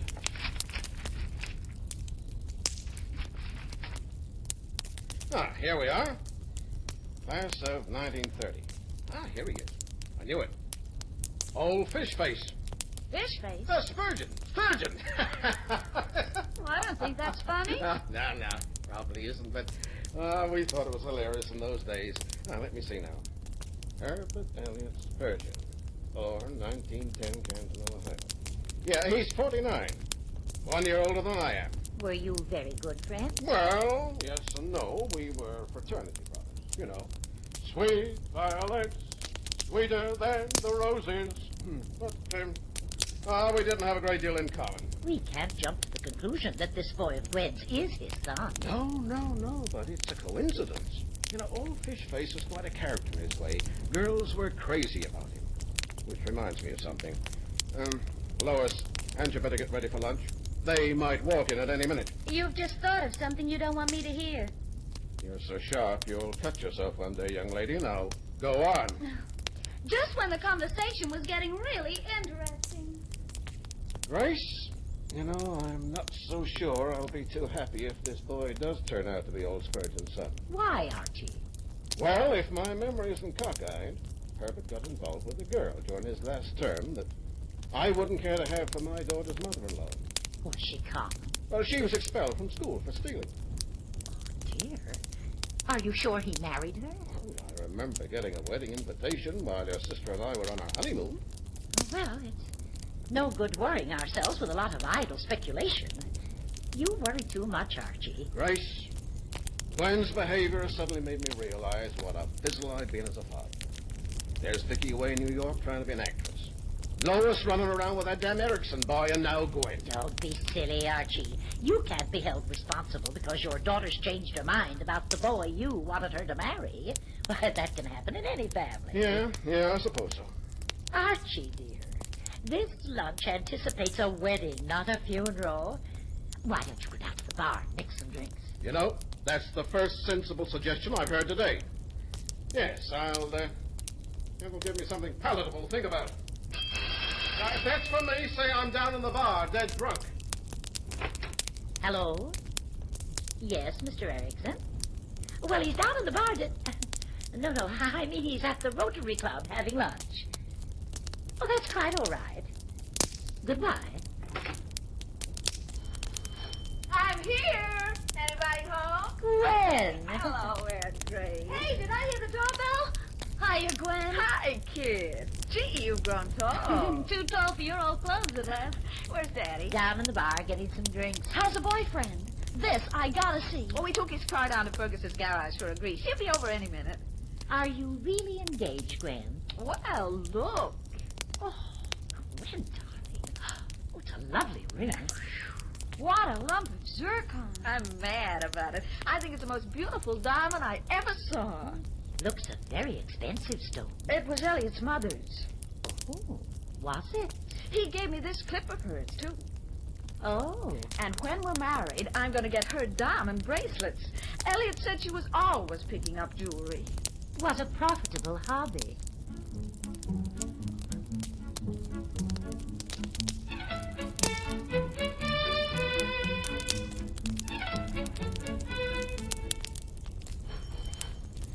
Come in. The door's open.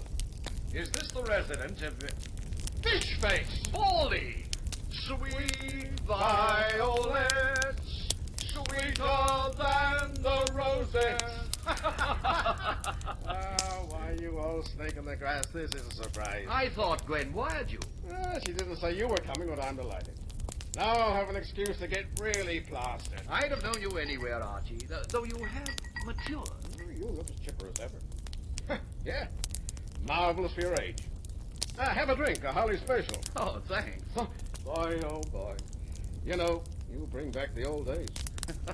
Remember that warm October night when you and that redhead went swimming in the Row in the Kyoto? All I remember is that you were so envious you stole my clothes. Yeah.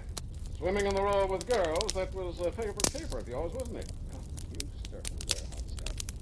You know, I used to envy your love 'em and leave 'em technique. I've learned wisdom since then. What? With your good looks and figure? Oh, you can't kid me. No, sir. Your sort never changes. Oh, incidentally, I believe your wife died about 10 years ago. My wife? What are you talking about? Well, didn't you marry that girl who got expelled? Oh, no. You didn't? But you sent me an invitation to the wedding. She had a guilt complex. She couldn't face it. The poor girl was a victim of society.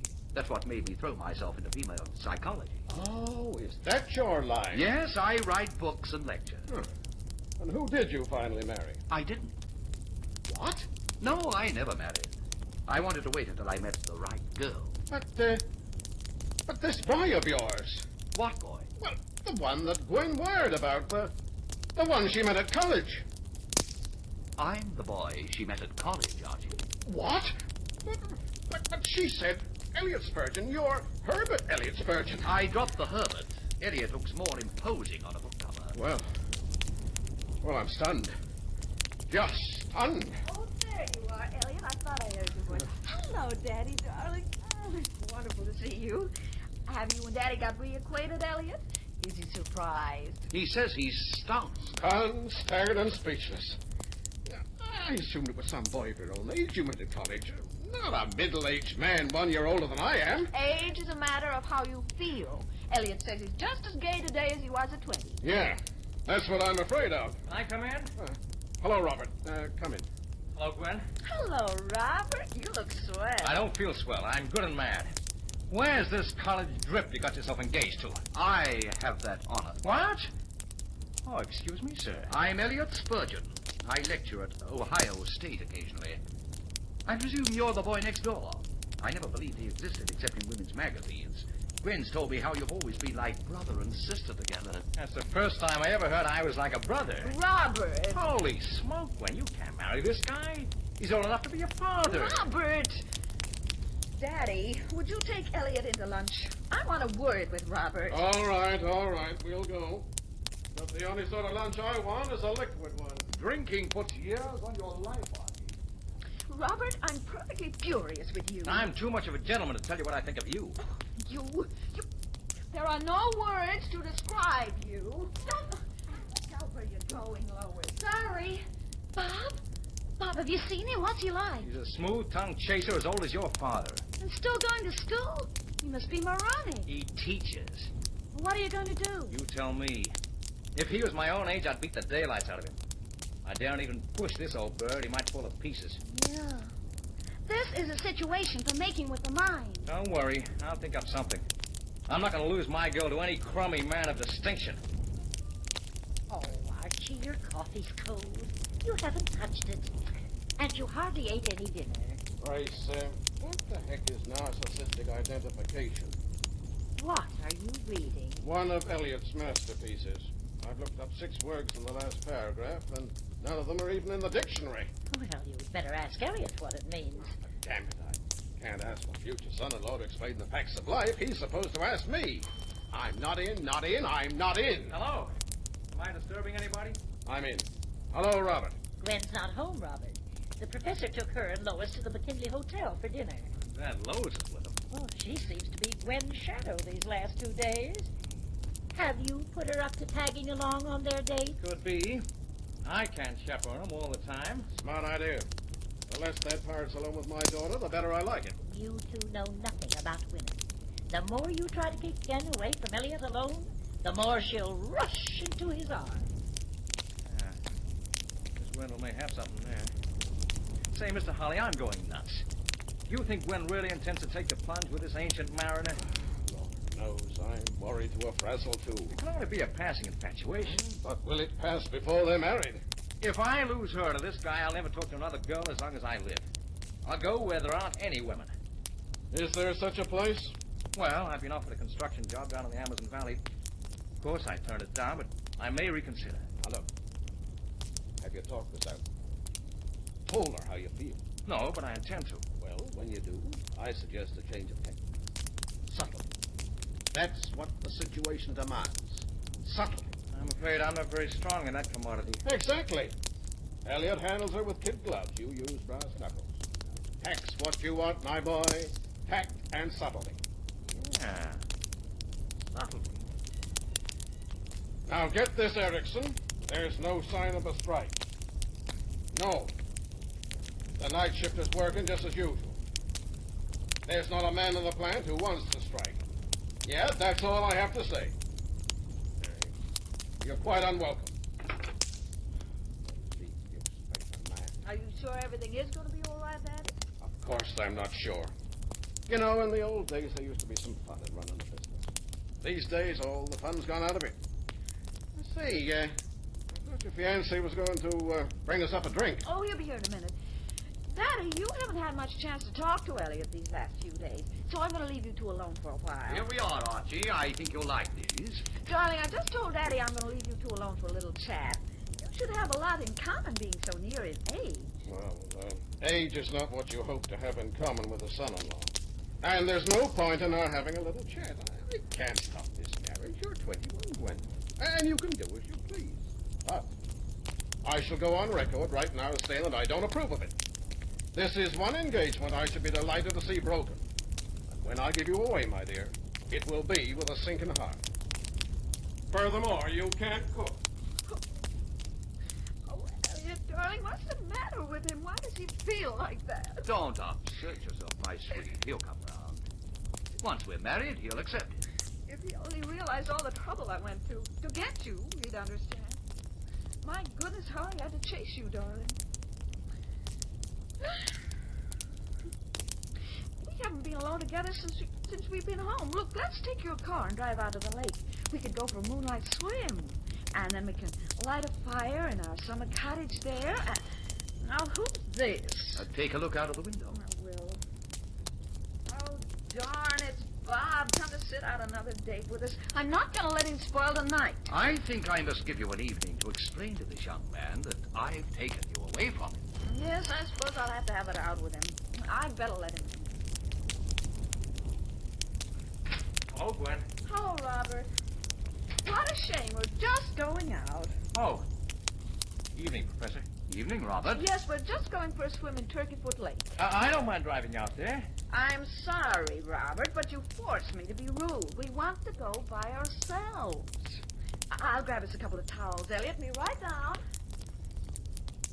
Well, Robert, I suppose you're still sore at me. I'm not licking any wounds. I haven't given up yet. If you're counting on Gwen changing her mind, you're clinging to a pretty feeble straw. You're very sure of her, aren't you? No, I'm not at all sure. That's where you made your mistake. You were. Women don't like that. They like to fill their unpredictable, erratic creatures of sudden mood. You've sure got a line, Professor. With women, I mean. I guess that's the result of years of experience. I'm ready, darling.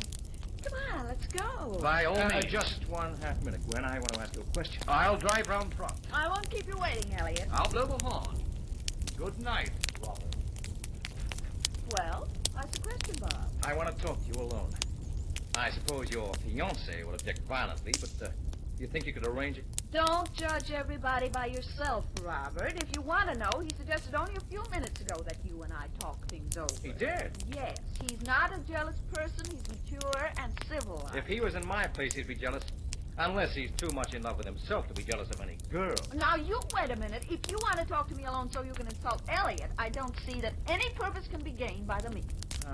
Sorry, Gwen. It was very unsubtle. I always seem to put both feet in it when I'm around you. That's because I'm nuts about you.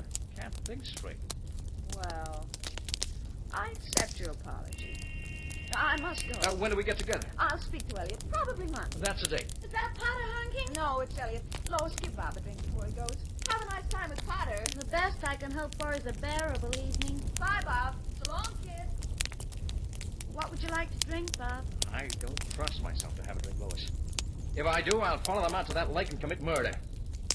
Oh, I don't know how to cope with this situation. The professor's such a smooth character. If you sit down under this and don't fight, you won't get her back. How can you fight a sponge? That's what he is, a sponge. Yeah. He was certainly dripping charm all through dinner. When I think of those two at the lake in the moonlight, my blood begins to curdle. Dear Bob, I do understand. I suffer for you. Hey, what the heck do you think you're doing? You know, Robert, I'm ashamed of you. Here I thought you were breaking the heart of a Gwendolyn, and I find you consoling yourself with Lois. Mr. Holly. It's disgusting. She's still in her tweens. Too young for you. This business of girls playing around with men too old for them must be catchy. Father, you have a low mind. I was just sympathizing with Robert in his hour of need. Well, sympathize with him mentally, not physically. And hand me those 2 drinks. That's what I came down for. I suddenly remember them. You don't want them both. You'll be potted. I can think of no happier state. And tell me, where are the turtle doves? They've gone out to the lake for a swim. What? Oh, don't look so horrified. Did they take bathing suits? Well, I saw her as a couple of towels. Holy smoke. Robert, get your car. You drive Lois out there and chaperone this way. Make it a foursome. I said you have a low mind, Father. There are plenty of bathing suits at the cottage. Yes, but Elliot's allergic to bathing suits. He'll have her in that lake like September morn. That's all I need to hear. Come on, Lois. My car's in the back drive. But I've got a date with Potter. He can hold hands with me. I'm not in. What? Yes, Erickson. What? When? Oh, no. Come in. Tutti-frutti evening, Mr. Holly. It is not a tutti-frutti evening. It's the worst evening of my life. What's biting you, sir? Your father, for one thing. He just told me gloatingly on the phone that the night shift in my plant has gone on strike. Wow, what do you know? Hey, where's Moonglow, Mr. Holly? Moonglow has stood you up. The heck she has? Who for? Robert, they're chasing Gwendolyn. Gwendolyn? What for? To rescue her from swimming in her birthday suit with a fossilized Romeo. And so ends Act 1 of our play.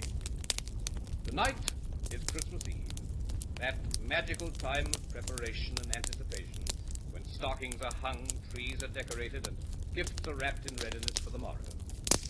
It is also a time for merrymaking, for an exchange of visits and greetings, a time to get out the car and go places. So, when you're using the roads this Christmas, remember this. The greatest, most valuable gift you can bestow on your fellow man is safety. A little too much speed, a moment of distraction, an unexpected mechanical failure in crowded traffic can turn holiday happiness into tragedy and heartbreak. Over the Christmas and New Year holidays last year, 62 people lost their lives on Australian roads. This must not happen again. Will not happen if everyone takes reasonable care. 3 main elements govern safety in traffic: the vehicle, the road, and the driver. Of these 3, statistics prove the driver to be by far the most important safety factor. And so, General Motors Holdens join with the Australian Road Safety Council and all similar organizations to ask you sincerely and earnestly to observe the golden rule of the road. This Christmas, and always, treat all others who use our highways as you would like them to treat you. A little more thought, courtesy, and consideration will make this a happier holiday season all round. Now, Act 2 of the General Motors Hour production of Be Your Age. Hello, Pots. This is Lois. Have we got a date tonight? Well, I was kind of counting on it. Daddy and Aunt Grace are out, and Elliot and Gwen wish I was. Wouldn't you like to angle down to the Casbah for a double malted? All right, Potter. I'll be happy to sit at home and watch the baseball game if that's what you want to do. Okay. No, I'll be over in a few minutes. Bye-bye, Dreamboat. Lois, since when you've been so charming to Potter? You usually treat him like a doormat. Oh, well, every girl in town is chasing Potter, and he's furious with me. What caused the rift? He's mad at me for driving out to the lake with Bob the other night. So are Elliot and I. You all had a nerve to butt in on our quiet evening and turn it into a house party. I'm not convinced it was going to be so quiet. I believe Daddy was right. However, as Bob and I got there in the nick of time, I suppose that's something we will never know. Would you like some coffee, Elliot? Thank you. You know you're charming. I like you pouring coffee for me. I can just imagine you, the perfect hostess, the youngest and most decorative woman in the room. If the conversation's too brilliant, I'll also be the dumbest. The most eloquent thing in the world, my sweet, is beauty, because it inspires others to eloquence. Oh, speaking of eloquence, I'll need all I can muster for my interview with Robert tonight. You sure you don't mind my seeing him? Oh, didn't I suggest it? Besides, you're always perfectly free to do anything you like, my dear. Not that I shan't be very jealous. Oh, you needn't have one more quarrel, darling. I can't even imagine kissing him anymore. He seems so young after you. If he made a pass at me, I'd laugh in his face. Hello, Turtle Dove. Hello, Daddy, darling. Am I tired? What a day. Have you been working very hard? I haven't been working, I haven't been talking, I've been listening. Ah, blast the strike in Erickson and his confounded new sheet. Poor old Daddy. Well, come and sit down and entertain Elliot for a few minutes while I change into something pretty. I've asked Robert over. You'll have to go upstairs when he comes. I've been pushed out of my living room from the day the girls learned to play post office. Gwen, dear, as long as you're going to dismiss the young man from your life, why do you have to dress up in something pretty? Elliot, you know that the night I convince him he can never have me is the night I intend to look my most alluring. Now, stop being jealous and have a drink with your old schoolmate, huh? That's not a bad idea. Drink, Elliot? No, thanks. I can't lap up tipples the way you do. I'll say this for you, Elliot. Alcohol isn't one of your vices. I can remember even back in college you used to say it interfered with your amatory pursuits. You have an uncomfortable memory for trivial things. Well, it's not you as a person I'm kicking against. It's your past life. I'll bet it's been no worse than yours. Tell me, Archie, haven't you ever thought of remarrying? I've never met a woman I thought would make a satisfactory mother for my daughters. It would have done you a lot of good. Having a really sweet young woman look up to you, worship the ground you walk on, could do a lot for a man's ego. Well, I wish you could have found some sweet young woman to butter up your ego who wasn't my daughter. Oh, that must be Robert. Come on in. The door's open. Evening, Mr. Holly. Evening, Professor. Bit hot tonight, isn't it? Yeah. Yeah, it certainly is. Gwen at home? She's upstairs. And don't look so disconcerted, young man. I'm going out for a drive. Why don't you join me, Archie? A breath of air will cool you off. I'll cool off upstairs in my sunroom with a little work. I'll tell Gwen you're here, Robert. Thanks, Mr. Holly. It's nice of you to let me have this little talk with Gwen, Professor. You're a good sport. Anything to oblige Gwen. And you needn't worry about her and me. I'm throwing in the towel. I realize now that I can't compete with a guy like you. Huh. What's brought about the change of front? Your book. The Mechanism of the Female Mind. Most revealing. It's made me realize how I've always taken Gwen for granted. That's why I've lost her to you. Hello, Robert. Did I keep you waiting? Oh, no, not at all. You certainly look most alluring, my dear. I have to summon up every ounce of my willpower to tear myself away. That's what I love about you, Elliot. You think of the sweetest way of saying things. Oh, well, I'll be getting along. I'll be home in time to kiss you good night. Good night, Robert. Good night, Professor. Elliot's a darling. When I asked him to go out, he agreed like a lamb. Bob, I feel I owe you an explanation. I've given you a dirty deal, haven't I? I didn't mean to. It was just one of those things. You don't have to explain. We were never formally engaged. I know. Still, it was understood. At least I thought it was. That someday we'd marry. I should have made it official by giving you a ring, but I didn't want to cramp your style while you were at college. I took a gamble and lost. Bob, I'm awfully sorry. Forget it. I hope you'll be very happy. I always want us to be friends. I can never be friends with you, Gwen. You know why? Because I love you. Men can't be friends with the women they love. They can worship them, even hate them, but never just be friends. You've never spoken to me like this before. No, I haven't. And as I shan't get a chance to again, I may as well go on. I've adored you, Gwen, ever since I saw you going up to school with pigtails hanging down your back. You were the loveliest thing I'd ever seen. And I've never changed my opinion. That's a very sweet thing to say. It's funny. Now that I've lost you to someone else, I don't seem to be so tongue-tied. I suddenly feel able to tell you things. To tell you how much I've always needed you. I've got your fraternity pin here. I want to give it back to you. You remember the night I gave you this? Uh-huh. Was it a dance out of Brookside? We walked over to the first green. The moon was shining so brightly you could almost see the colored pebbles in the sand trap. You had on a pink dress and wore a silver ribbon in your hair. And then you kissed me. Yeah. I suddenly feel able to tell you things. To tell you how much I've always needed you. I've got your fraternity pin here. I want to give it back to you. You remember the night I gave you this? Uh-huh. Was it a dance out of Brookside? We walked over to the first green. The moon was shining so brightly you could almost see the colored pebbles in the sand trap. You had on a pink dress and wore a silver ribbon in your hair. And then you kissed me. Yeah. Like this. No, not a bit like that. That's what I used to dream of doing all the time you were away. Oh, darling, you mustn't. I'm engaged. To me, you'll always be my girl. Oh, this evening isn't going a bit as I planned. I'm sorry, Gwen, but I can't be alone with you and not touch you and love you. I'll have to go. Good night. And goodbye, darling. Bob, you forgot your pin. Bob? How many more do we have to do, Aunt Grace? About 20. Oh, I wish we were having a small wedding. We seem to be inviting everybody in town. Well, that can't be Lois and Elliot back so soon, can it? Why don't you go and see? All right, I will. Oh, it's you. Hi. Is that you, Robert? Don't keep him standing in the hall, Gwen. I'm sorry, Bob. Come in. Thanks. I hope I'm not disturbing you. How nice to see you, Robert. You haven't been near us for 10 days. I saw the professor and Lois drive off earlier in his car, and I thought you might be sitting around. Oh, we are. We're sitting around working, addressing wedding invitations. Quite the job. Oh.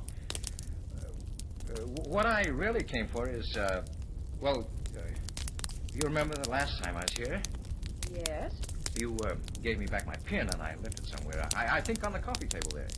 Oh, did you? I didn't notice. I thought I ought to retrieve it. I mean, I might want to wear it at a college reunion sometime. I'll ask the maid if she found it when she was dusting next day. Must be about somewhere, Robert, if you left it lying there. Gosh, Miss Randall, the last thing I want back is that pin. I was only trying to think of some excuse to come over and see Gwen. Robert, I want to talk to you quickly while I have the chance. I think Gwen's changed, that she feels differently about Elliot. You do? Yes. She hasn't been herself for over a week now, and I've heard her crying in her room night after night.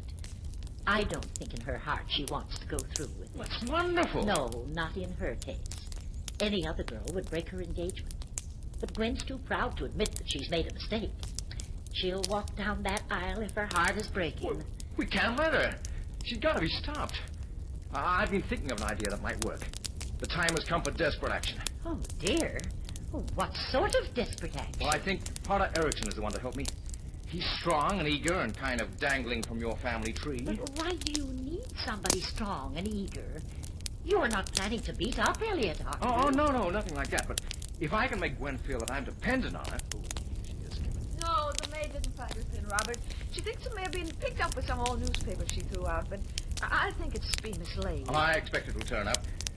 Well, I guess I'll be going. Oh, you don't have to go. You could stick around till Elliot gets back. Thanks, but I have some urgent business to attend to. Good night, Miss Randall. Good night, Robert. I'll be seeing you, Gran. Bye. Bye. He's such a nice boy. Yes. He'll make some girl a very good husband.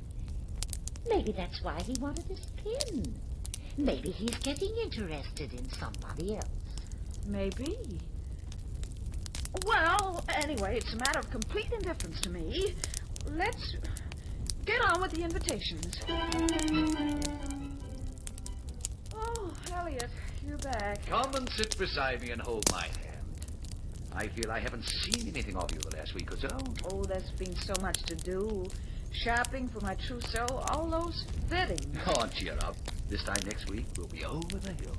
And far away. You'll belong to me. Well, not very affectionate, my sweet. What's the matter? Oh, I guess I'm tired. I think I'm scared of the whole thing as it grows closer. But that's silly. I'm very sensitive to people's moods. I date a change in you from the night I left you alone with Robert. Darling, did anything happen that night that you haven't told me? Did you kiss him goodbye? Not exactly. He kissed me. What? Well, he grabbed me suddenly. I didn't expect it. I hope you didn't hurt his feelings by laughing too hard. Well, why should I laugh? Don't you recall saying you couldn't imagine kissing him anymore, that you'd die laughing right in his face?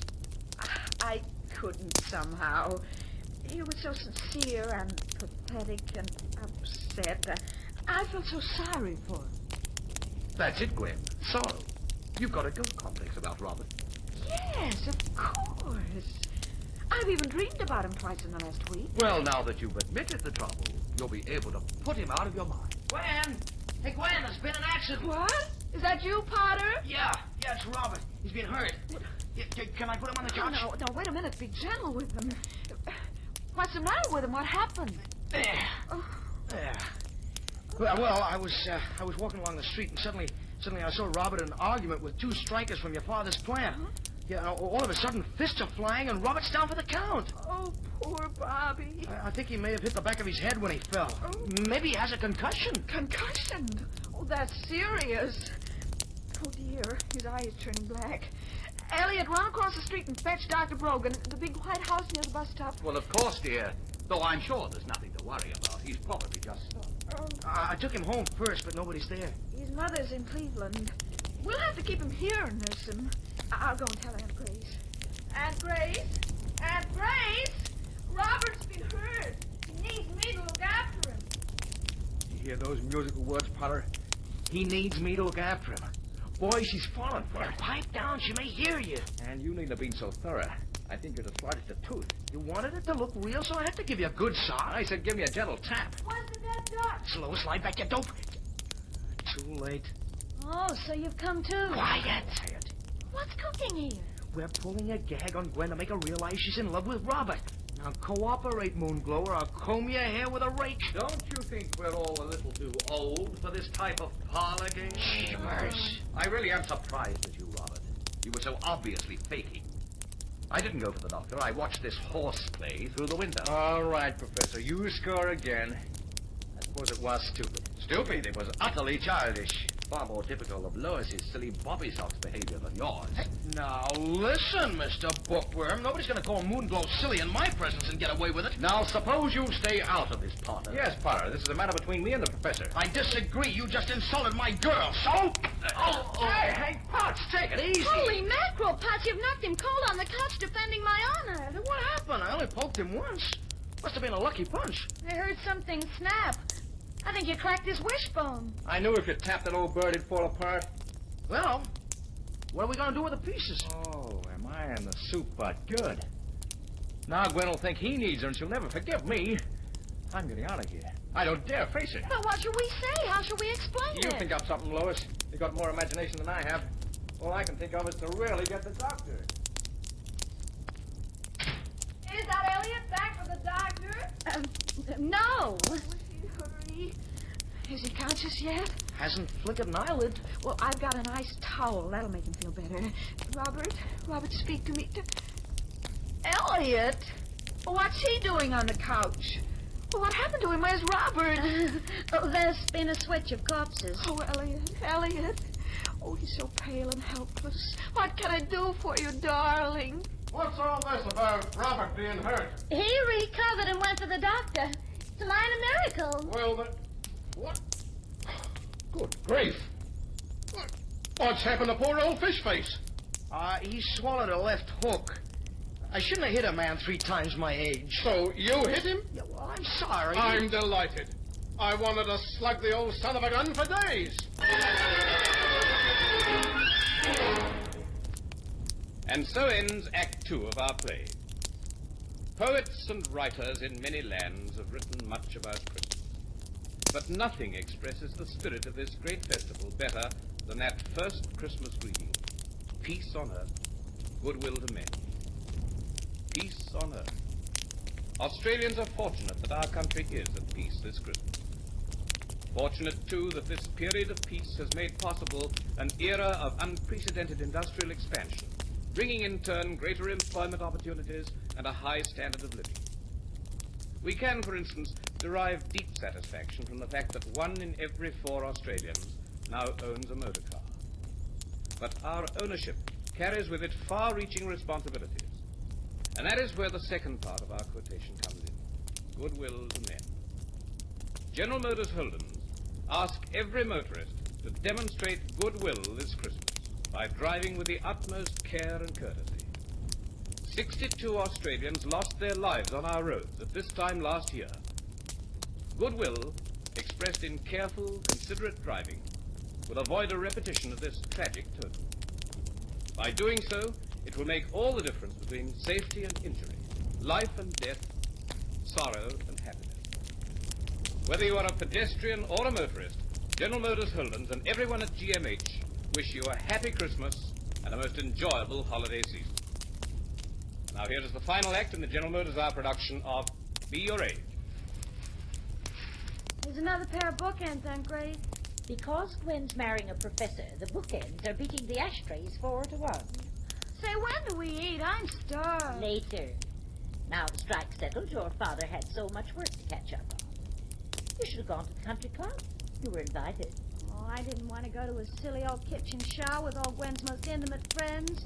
They regard me as an adolescent. And aren't you? At least I'm not so infantile I go to the altar with a man I'm not in love with. That in itself is a very infantile conclusion. Well, I still feel that Gwen might have changed her mind about marrying Elliot if she'd been nursing Robert instead of him. Perhaps. But she's so disgusted with Robert that in the 10 days since Elliot's unfortunate accident, she won't speak to him. And Elliot's injury has her more deeply involved with him than ever. From the way she's dramatizing it, you'd think that Potter had maimed Elliot for life. Cracked a couple of ribs. And speaking of Robert, has anyone seen him lately? How's his eye? Potter says it's faded to a delicate blue. Certainly stayed away from this house.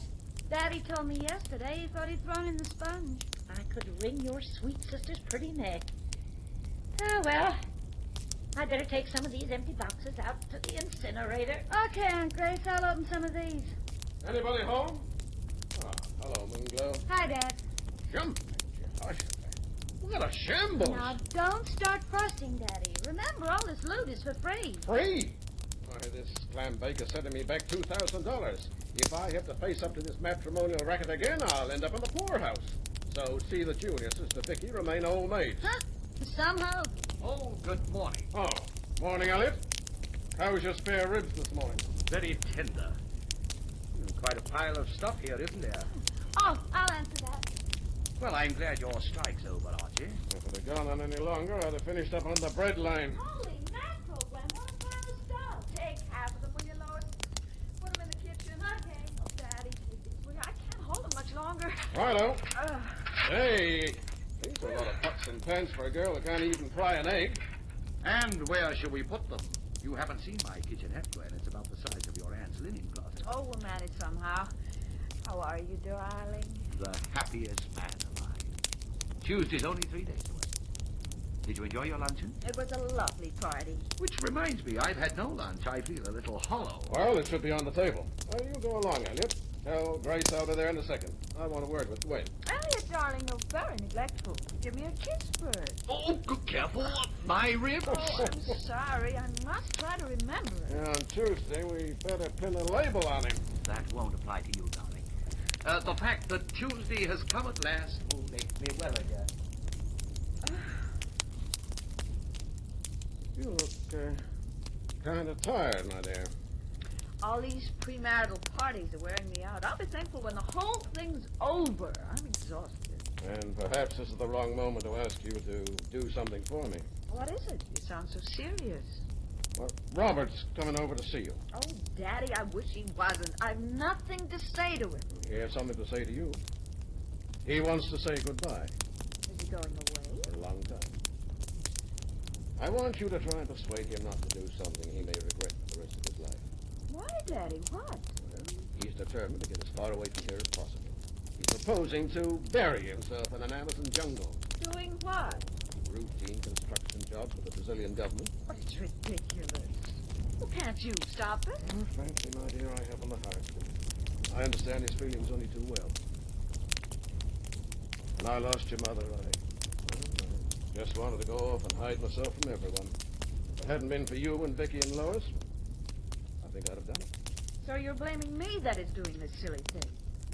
Why else would the boy want to throw away his brilliant prospects here? Now, Daddy, that's not fair. I can't be held responsible for his decisions. I can't live his life for it. Say now, isn't that remark just a little callous, Gwen? Just because I'm not over-sentimental, it doesn't mean that I'm heartless inside. Then you've conveyed the wrong impression.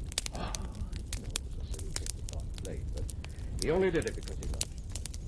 You won't apologize. You might have met him halfway. He didn't deserve an answer. Very well. But I'll tell you one thing. You'll be leaving the church with Elliot on the wrong foot if you don't clear up your responsibilities to Robert. He is your responsibility, however much you may try to run away from the fact. He loves you. He's turning his back on his future because you've hurt him. If you're the girl I think you are, you'll make an effort to bring him back to his senses. Well, I wouldn't know how. He wouldn't listen to anything I said. He might, if you could find the right words. Well, the only words which would keep him here, I can't say. Well, won't you do your best to please me? All right, Daddy. When is he leaving? Monday. As soon as that?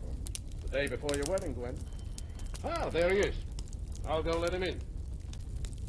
Okay. I'm sorry you have to face the problem, darling. Well, that's one of the penalties of growing up. Oh, thank you. Oh, listen, Robert, Gwen. This box for you. Oh, my wedding dress. Thank you, Daddy.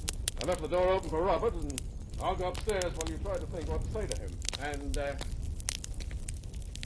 good luck, darling.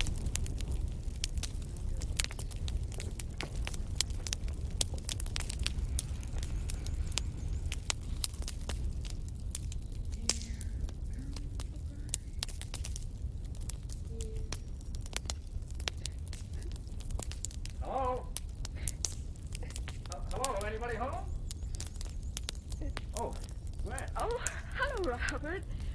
I was trying on my veil. Don't take it off. Let me see it. All right. Lovely. You're going to make a beautiful bride. Thank you. You got something in your eye? No. Yes, I think I have. It's been watering for the last hour. Let me have a look. Yeah, it's all red.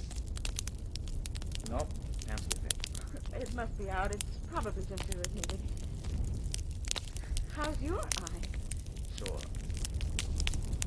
Daddy tells me you're going away. Yep. Brazil. Yep. Well, now, what do you do with yourself all the time in the middle of the jungle? Kill things? Big snakes, big cats, big crocodiles. Big mosquitoes? I'll take a giant-sized swatter. Well, you don't have to go to the Amazon to kill mosquitoes. They say they're the size of hummingbirds in New Jersey. New Jersey's too near the George Washington Bridge. Oh, Bob, don't go away. It's wrong. It's crazy. It's running out on things. Sorry, Gwen, but I must work this out my own way. Well, is there nothing I can say to all you? My mind's made up. But there is one favor you can do for me. There's a mental picture I'd like to carry away with me. What? You in your bridal gown. I've imagined it hundreds of times. Then why don't you stay till Tuesday? You wouldn't be alone with me then. You are now. Put on the rest of your dress for me. Well, it's bad luck for anybody to see. Not for anybody, just the groom. Please, Well, Gwen. It's the last thing I'll ever ask you to do. well, turn your back. I'll slip it on for a second. All right? How's that? Thank you. My pen! What? My fraternity pen, the one you mislaid. That's where you mislaid it, on your slip. How dare you, you pig! I didn't. I just watched you in that mirror. You've got my pin on the front of your slip. You love me. You love me.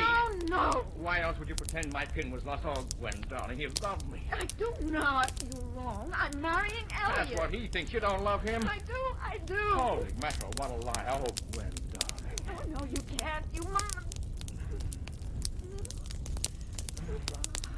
Darling. What? Elliot.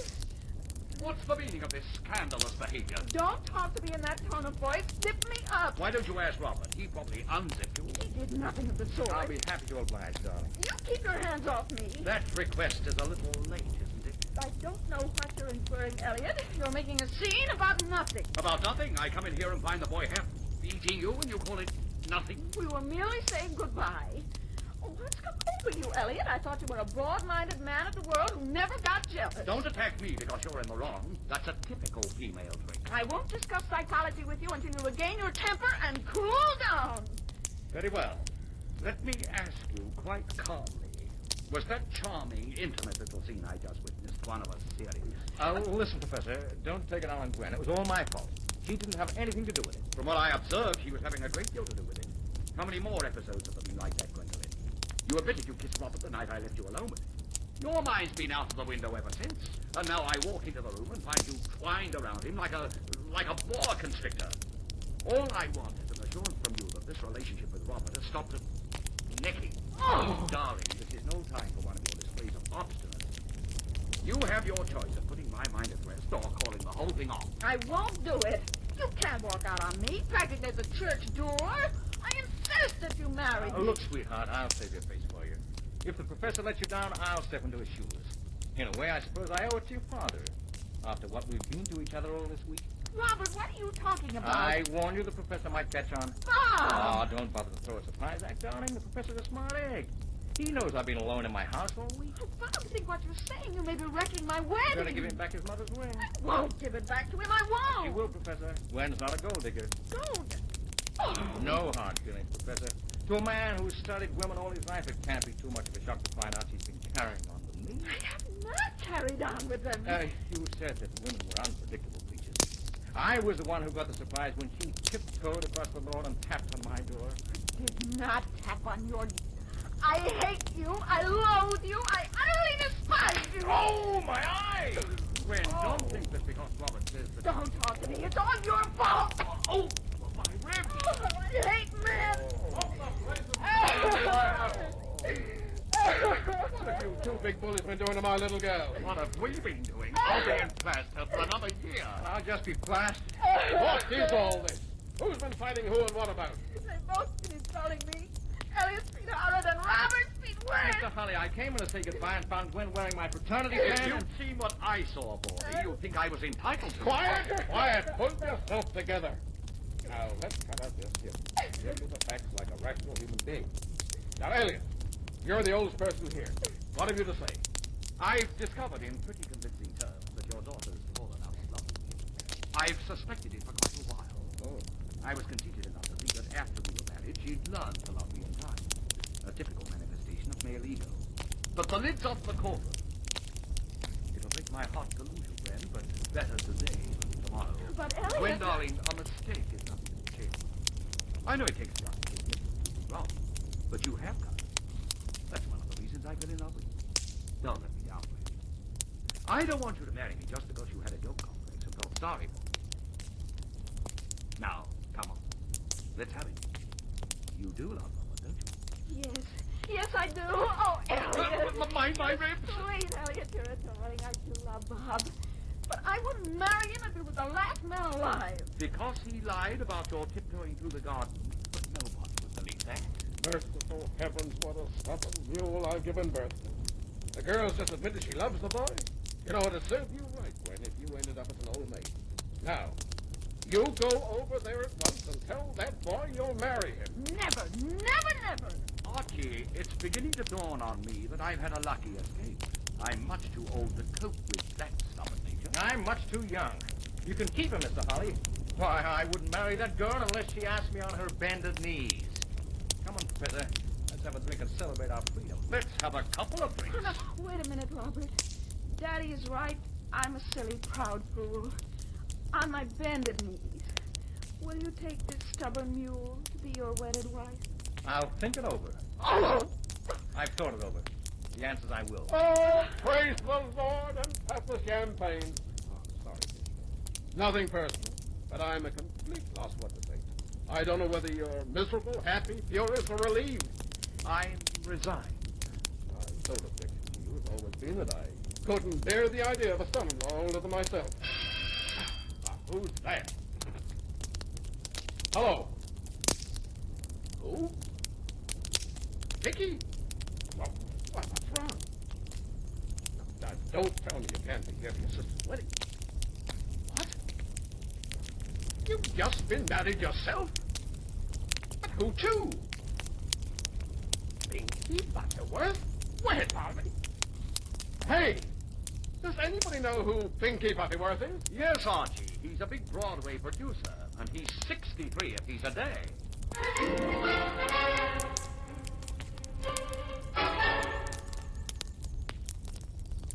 And so ends the General Motors Hour production of Be Your Age, written by Mary Orr and Reginald Denham, in which you heard the following players. As Potter, John Hewitt.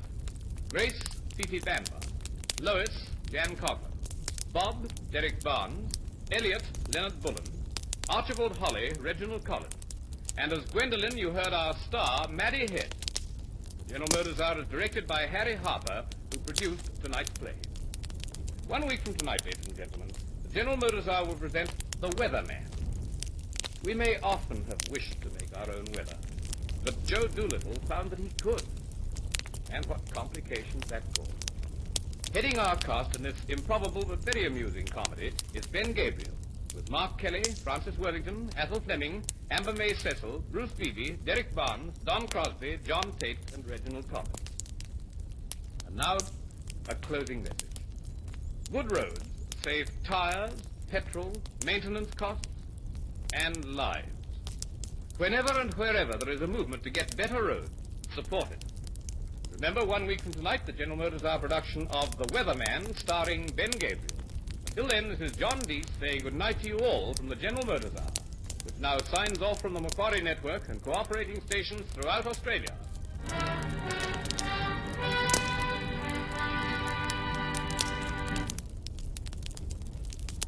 The best understanding of America begins, or so it seems to us, with the realization that this nation is young yet, that she is still new and unfinished, that even now America is man's greatest adventure in time and space. The University of North Carolina presents American Adventure, a study of man in the new world, his values and his characteristics, who he is, what he believes, what he lives by. American Adventure is produced on a grant and aid from the National Association of Educational Broadcasters, made possible by the Educational Television and Radio Center. Written by John Ely, directed by John Clayton, today's program presents Phil Johnston as John Chapman in Johnny Appleseed. I'm sorry, but we don't give food to beggars. I'm not a beggar, ma'am. You're not? Well, what do you want? I came to ask if you wanted me to plant some apple trees round your place. How much? Well, I would prefer for you to decide that. Many people can't afford to buy apple trees here on the frontier. Others pay me $1 or so. Well, I understand. Whatever you think you can pay. Wouldn't you like to have some apple trees scattered around? Why, yes, of course. But money is scarce.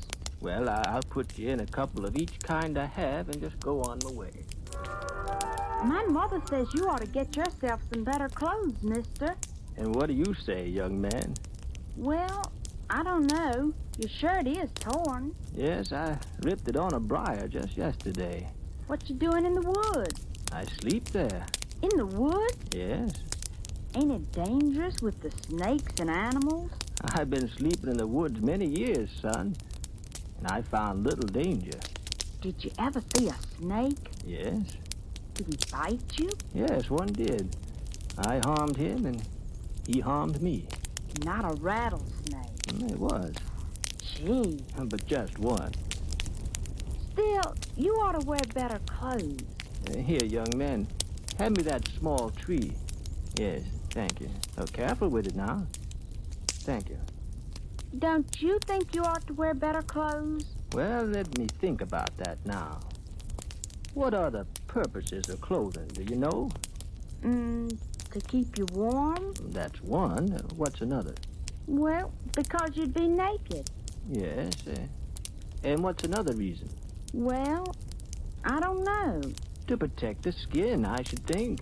From briars and all. Yes, that's right. Now, I live a particular kind of life, young man, and it may be that I make a peculiar sight as I walk down the road. You see this cook pot? Yes, sir.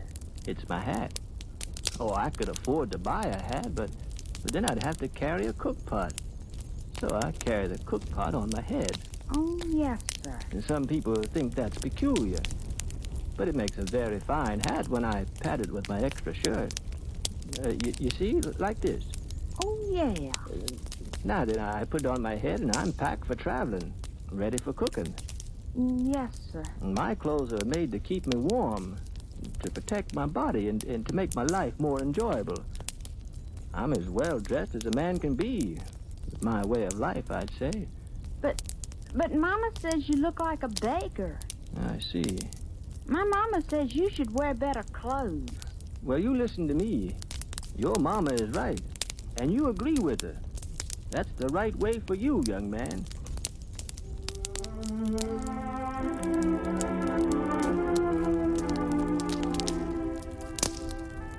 Johnny would plant apple seeds in orchards. Then, when the trees were started, he would transplant them to the home sites of the pioneers. He would go far out beyond the frontier to plant his orchards. By the time the pioneers had reached that part of the wilderness, his trees were up. Johnny, why don't you buy a farm and settle down? I've thought of doing that, Mr. Howard. I've seen you so many times of late, trudging up and down the roads, planting trees here and there. Why not settle down? Live a decent life. I guess I like to walk, that's all. No, it ain't all. Johnny, what will you say when you're too old to carry on? You have no farm, no family, you have nothing at all. Yes, I guess that may be. You'll have nothing because everything will have been given away. I know. I know. Now, a man has more when he owns a farm. And you could take your pick of any land in any of the newly opened sections because you've already explored them. Why, you could have a creek-bottom farm. You could get a land at the bend of the river. You could have 300 acres by now and be secure. What a price! Well, price, $1 an acre or less, that's all. Oh, no, the price is higher than that. You're not thinking clearly, John. Oh, yes, I am. I know full well that everything a man owns takes something out of him. I know that a man can get bound up to a piece of land. A man can get to thinking about that piece of land, about getting another piece of land, and about getting better stock and getting more workers, and pretty soon he doesn't own himself. He doesn't own the land. The land owns him. No, I don't want any land. Nonsense, Johnny. I have 600 acres, and I own it. Not the other way around. Then come with me down to Thompson Creek, and let's fish a while. Huh? Now? Yes. Water is cool. Trees are tall. Shade deep. Come on. No. I have to feed the hog. Why? For food. Eat fish. Eat plants. They're free and available. God places them in the woods and nurtures them. That's what I do. But I'm not like you, as I've been trying to point out. Let's go up into the North Country. I know a place where there's a high view, and from there a man can see a dozen miles of countryside. Then get your hands on it, Johnny. That land may open up any time now. I see. But if you're sure you don't want it for yourself... No, I don't want it. Then by all means, let's go. Look, I have a son who's nigh 18. He needs a piece of land. I can stake it to him, and when the land opens up... Come on, Johnny, let's go. No. I'll not take you up there now. But why not? Because you're ill. Please don't be angry with me for saying that. But I talk to you about the beauties of nature, and you have to slop the hogs. Yet I tell you about a piece of land, and you say, let's go. So I can see that you have sold your life for land. The land owns you. I'll plant some apple trees round your place. But for that piece of high land, I want a young man who can enjoy the beauty of what is there. No, you're ill, my friend. You're owned by land. Down through Ohio and Pennsylvania walked this proud but humble man, with the cookpot on his head and the apple trees in his hand. Down the settlement roads, the pioneer trails, Howdy do, ma'am. I don't give to beggars. Be off with you. walked this proud, this humble man. Johnny? Johnny? Yes? Where are you? I'm over here, listening. Listening to what? 2 bees. You know, the best I can tell, they don't make quite the same sound. Huh? The 2 bees I was watching, they have different buzzes. I wonder if God went and made every bee different. Why would he do that? Well, maybe he wanted to tell them apart. Why? And keep their names straight. Huh? Bees don't have names, Johnny. Maybe not, maybe so. At least they had different buzzes. The 2 I listened to did. Just a bit different. Oh, Johnny, I heard that you were leaving us. Yes, I'm moving on. Too bad. We don't see eye to eye on many things, but all the folks around want you to stay. No, I'm moving on. Now, look, if you're running from something, Johnny... I'm not. Not really. I know there's a reason. We'll help you. That is, we like you, and we're going to build a community here, and you can be a part of it. No. Let me tell you, we've about got the cabins built now, and some of the land is cleared. We're going to build a church, too. Oh, yes, you must do that. And maybe bring in a teacher, or get a preacher who can teach. We got a whole community here. Except it's not going to be like we want it. Why not? Well, it would be, except you're leaving. I feel you could help us. Well, I'm not a builder. I never built much of a house. No. Nor a church. Oh, I know that. I never planted much except apple trees. Well, you don't have to farm, Johnny. I preached a little here and there. I heard you did. Talked to people. But there are men who can wind up a sermon better than me. Well, we'll get a preacher. Never was any good work in a store. Tried it once. Couldn't keep track of the money. Somebody would come in there and buy something, and I'd get to talking to them, and they'd leave an hour later, and neither one of us ever got around to the money changing hands. And that was a problem. That would be a problem in a store. Of course, the storekeeper was making as much as anybody, but it unnerved him nonetheless. He got right irritated with me. I could see it would be better if I left. You don't have to work a store, Johnny. Somebody once told me I'd make a good trapper. I'll bet you would at that. No, I wouldn't. I've seen too many traps. You know, it's a crime to let an animal out of a trap. Or at least it's figured that way. Well, it ought to be. Fair way to make a living, and not an easy one, trapping animals. Yes. I never saw an animal in a trap in my life that I didn't let go. Huh? You mean... Well, I don't know what to say about that. Well, you see, I understand them too well. Even when they're fierce, I can go close by and talk to them and reason with them. You know, the Bible says, "Come, let us reason together, saith the Lord." And that's what I tried to get across to them, reason together. Did you ever try to reason with an animal when he had a leg in a trap? Lord, no. It takes a while. You get to understand God's problem with us. You know, men have all got their leg in one kind of trap or another. Something pains them. It takes a long time to reason with an animal in a trap. Well, you don't have to be a trapper, Johnny. Mr. Jordan, you say you want me to remain here in your community? Everybody does. Doing what? Well, Johnny, I hadn't given it any thought. Seems like you don't fit any regular job.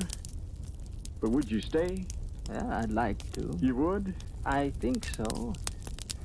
But you see that I can't, don't you? Johnny, why? Is it that it's calling you? What? The unknown land ahead. No. Oh, there's a great joy to putting your foot down where you figure nobody else ever walked before. Or seeing a sight that only Indians have seen, and they probably didn't notice. There's a deal of pleasure in being out there where nobody is except you, and the plants, and the animals, and God. But it ain't the call that makes me go on. Johnny, do you know what it is? I don't like to think about it. You can't avoid it, Johnny, not any longer. She's here. Who? Annie Turner. That's why I wanted you to stay. 'Cause she's found you now. She's in my place. Annie Turner? I remember her. Remember her? I reckon you should. To hear her talk, it was love for her that made you run away. Annie Turner. At my house. So now don't you see you have to stay, Johnny, and get a job and settle down. You can now, because she's come to you. Would you like to talk to her? I would. Then come along. Yes, I will. I see now why you wanted me to stay. It was to please her, was it? Well, that's one reason. The other reason is you, Johnny. I like to talk to you, even if we don't always agree. I see. Well, let's go down to your house. I haven't seen Annie Turner in many years, and it's wrong to keep her waiting any longer.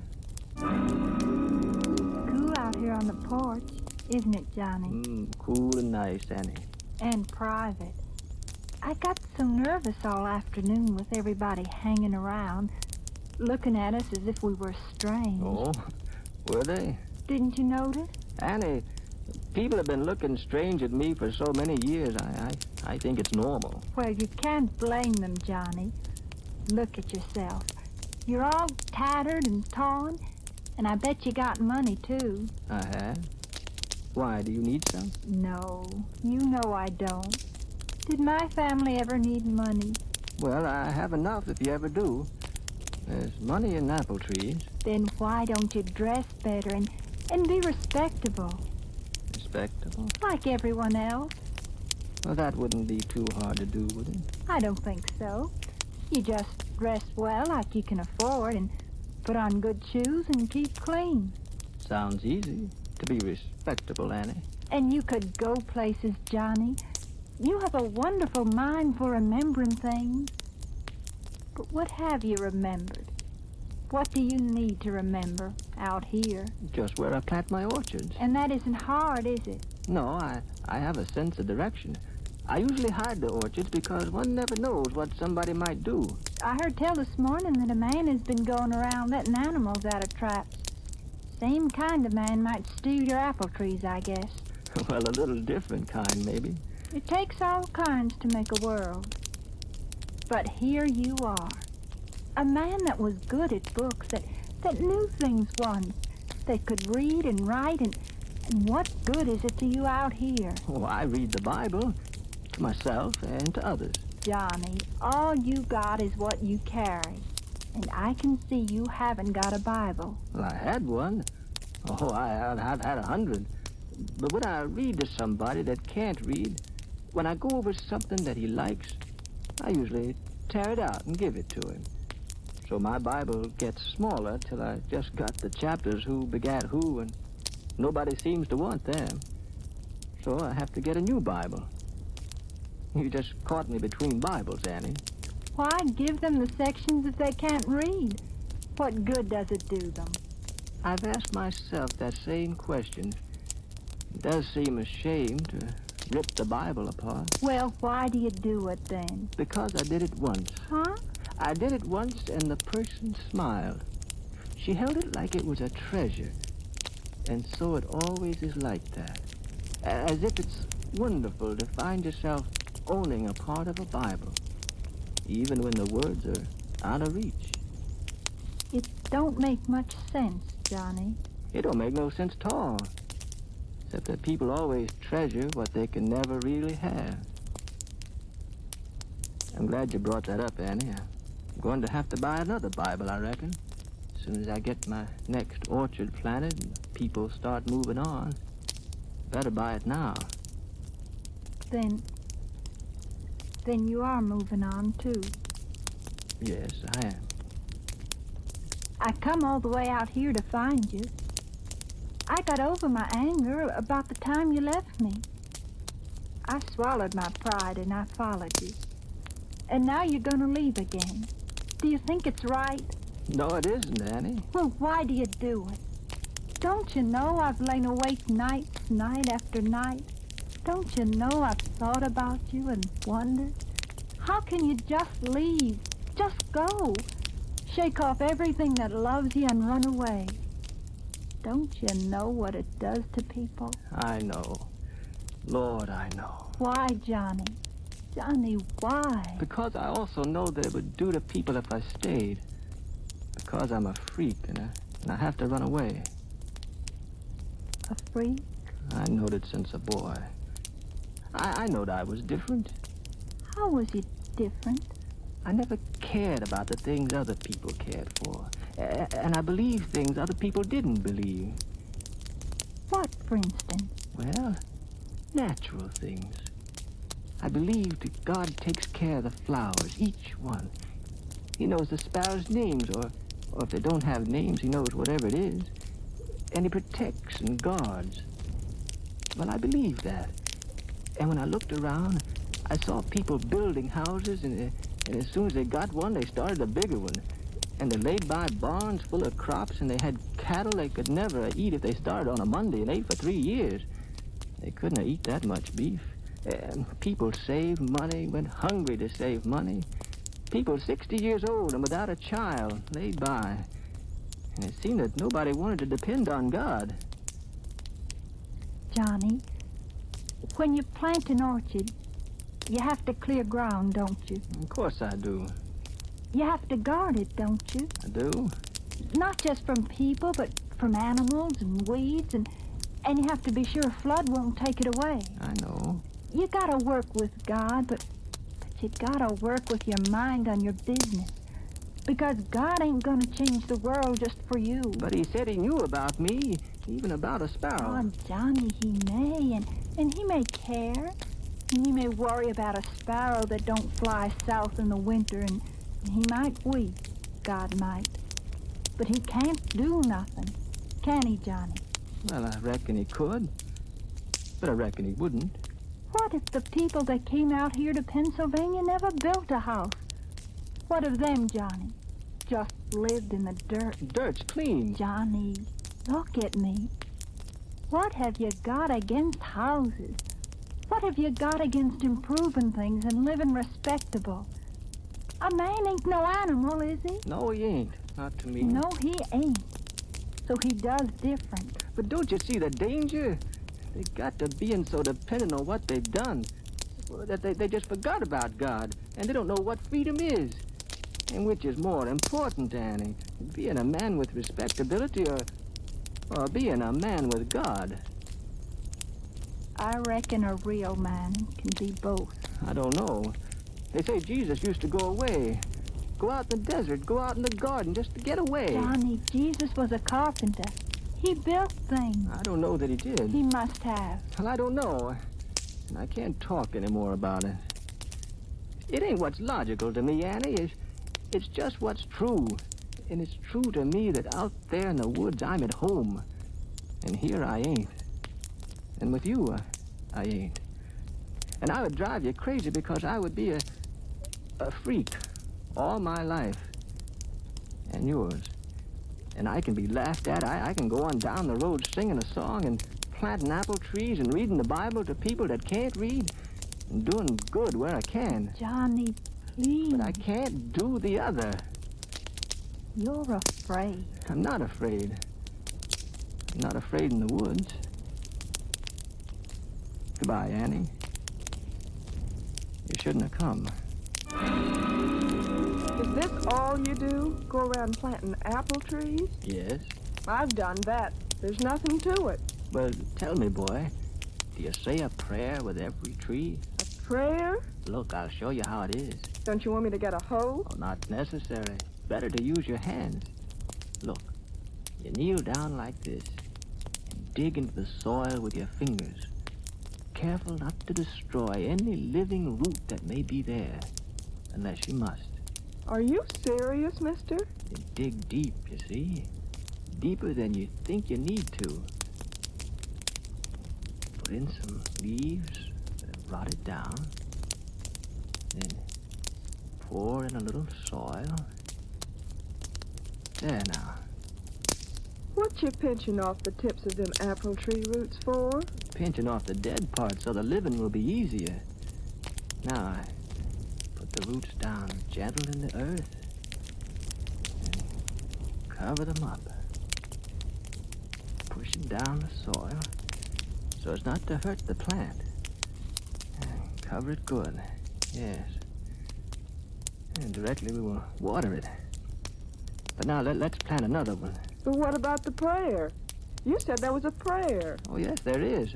I gave it. I didn't hear you. Oh, no, it wasn't spoken. It was planting the tree. That was the prayer. A prayer can be a manner of doing things. As he grew older, he went farther west, with the cook pot on his head and the apple seeds in his hand. From Pittsburgh to Limestone Creek to the Great Falls at Louisville, overland to Illinois, he traveled the American frontier until he was old, until settlers went on past him, until he could not keep up anymore. Then he grew lonely. His mind kept going back. So he went back too, toward Ohio. He walked down the old path, saw his orchards, stood beneath flowering trees he had planted. And a wonderful thing happened. Listen, mark it down. He was remembered. He was remembered, and he was loved. Consider that. This man who had nothing, he was loved through his old age. Lay him there. That's what he asked, to be put under the tree he planted. So let it be just that way. Let us have no sermon. There is no man who can preach the sermon of Johnny Chapman. He was the sermon, and let us not forget it, although I fear we will. Let us not sell our lives for money or power or land, but strive for something greater and above them. I have land, and when I die there will be those to remember me, but not as they remember him, who had only what he had given away. Now, dig a hole, not with shovels. Dig it with your hands. And take care to kill no root or any living thing that can be spared. then put him in the clean earth. And worry not at all. Let no man weep. For he was God's man, and God will take care of him. Put him there in the clean earth with a silent prayer.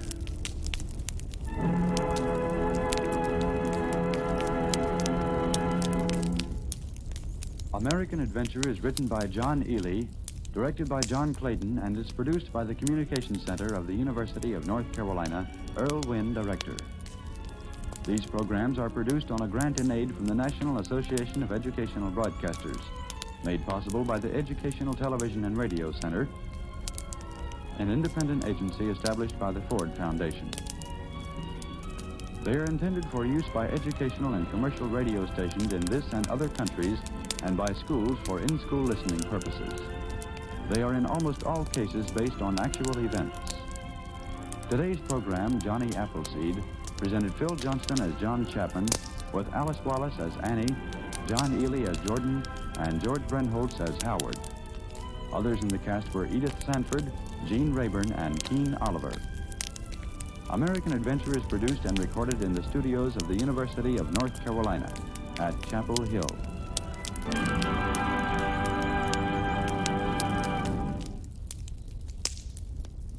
As we head into the last hour and a half of the nighttime show, dawn is not far off and the warm, humid night is almost behind us. A quick note on finance, the Dow ended the week up about 40 points, with the NASDAQ up 10 and the S&P 500 remaining about the same at end of trading. Pork futures were down 30 cents, and corn and soybeans were both up 5 cents and 7 cents, respectively, at close of business Friday. And a last reminder that Wortham's Candy Shop's 10% off sale ends Saturday at close of business. Everything in the store, 10% off. Be sure to stop by and satisfy your sweet tooth before this great deal ends. That's Wortham's Candy Shop between 4th and 5th on Main Street. Okay, our last two shows tonight start with that great informative show, Biography in Sound, which ran from 1954 to 1958 and presented the life stories of famous figures in American life. This one is Thomas Wolfe, about the famous novelist, featuring stories and reminiscences by various experts on the man and his life. It aired on November 1st, 1955. And then our final show of the night, Theatre Royal, and its adaptation of the 1842 story by Nikolai Gogol, The Overcoat. The great Sir Michael Redgrave stars in this one, presented by Sir Laurence Olivier, and this one aired on October 11th, 1953. The same program did another version again on August 4th, 1954, once again starring Redgrave, although in my opinion this is the better of the two. Settle back and enjoy, dear listeners, and if you're currently sleeping, I hope your dreams are good ones. This is Biography in Sound.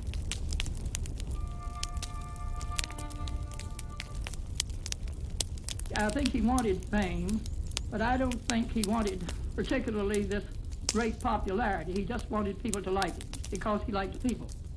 He was too huge for the world, in a sense, so he had to be compressed. He was a man who tried to embrace the whole of life and succeeded almost better than one would have believed possible. You could see beauty in everything and make poetry out of everything. We all get excited and we all feel things, but Tom felt them about 10 times as much. And he had a burning sincerity. The National Broadcasting Company presents They Knew Thomas Wolfe, a biography in sound of the enormously gifted American writer who died in 1938, and whose unique contribution to American literature includes such books as Look Homeward, Angel, Of Time and the River, The Web and the Rock, and You Can't Go Home Again. Your narrator is Gene Hamilton, and to tell you about Thomas Wolfe as they knew him will be his sister, his editors, and his friends. Dramatic readings will be by Ken Nordine. I am Mabel Wolfe Wheaton, sister of Thomas Wolfe. I want to tell you a little of Tom's birth into our family and a little of our background and a few of the memories of him as a child. Tom was born in the family October the 3rd, 1900. We were born at 92 Woodfin Street, Asheville, North Carolina. We were born in the same room, a family of 8. We were born in the same room on the same bed, I believe. People didn't throw their furniture away those days, and so the house was set there for years, about as it started. Tom was a very good baby. He came along 6 years after Fred, and was a child of our parents' old age, and they expected great things out of him. Tom was 12 years old when he entered the North State School. He'd been in the public schools, and the last year of his going to the public schools, I think it was the 7th grade, a man by the name of J.M. Roberts was the principal of the school. Mrs. Roberts, Tom's old teacher, who has been known as his beloved Margaret, in his books and everything, Margaret Roberts, didn't know Tom when he was in the public school. But Mr. Roberts wrote a little story, a little French story, and he asked the grades, the 3 grades, I think it was the 6th, 7th, and 8th, to write a little essay on what they remembered of his reading. He read them the story, and he wanted their interpretation or their review of the thing. And they all wrote. Up to that time, I don't think he paid any special attention to Tom Wolfe, except that he got good grades. He took these little compositions home, and Mrs. Roberts was to look them over in her spare time. She wasn't teaching. And she said to Mr. Roberts a few days later, she said, who is this Tom Wolfe? And he said, well, he lives over here on Woodfin Street. His father's in the tombstone business, down on the square, in the monument business. She said, well, there's your best essay of them all. Tom had wanted to go to the University of Virginia, but our father wanted to make a lawyer. But Tom had other ideas. No one knew that he intended to be a writer. We thought a lawyer with his big voice and his command of English, and he was a great speaker. He could get up at any moment in school and seemed to have possession of his faculties and could think on his feet. And, of course, our father kept saying to us, don't you laugh. Tom, you know, was just sun, moon, and stars to them when he was a child. And he said, don't you laugh at it. He'll be governor of the state someday. He'll go to the United States Senate. When Thomas Wolfe, a few months short of his 16th birthday, came down from the mountains surrounding Asheville to the rolling country of the University of North Carolina at Chapel Hill, he began an undergraduate career full of excitement, companionship, and honors. It was here he met Professor Frederick H. Koch and decided he wanted to be a playwright. His classmates recall that he was genial, generous, a friend to all, and full of schoolboyish high spirit. By every standard, he was a success as a college student. And he graduated in 1920 from the university, and it had been pretty well decided by him and his teachers there that he was to go to Harvard to the 47 workshop, which was then being taught by George Pierce Baker. Dr. Baker and Tom became great friends at Harvard, and Dr. Baker believed it. Tom was most enthusiastic in playwriting. He dreamed and he wrote home that he'd got a play on Broadway and something that would live. And we of the family couldn't see much to that. We thought it took a genius or someone with great talent. We couldn't see anything in our family, our background, anything that deserved the name genius. And we couldn't feel, he was too close to us. And we thought these writers,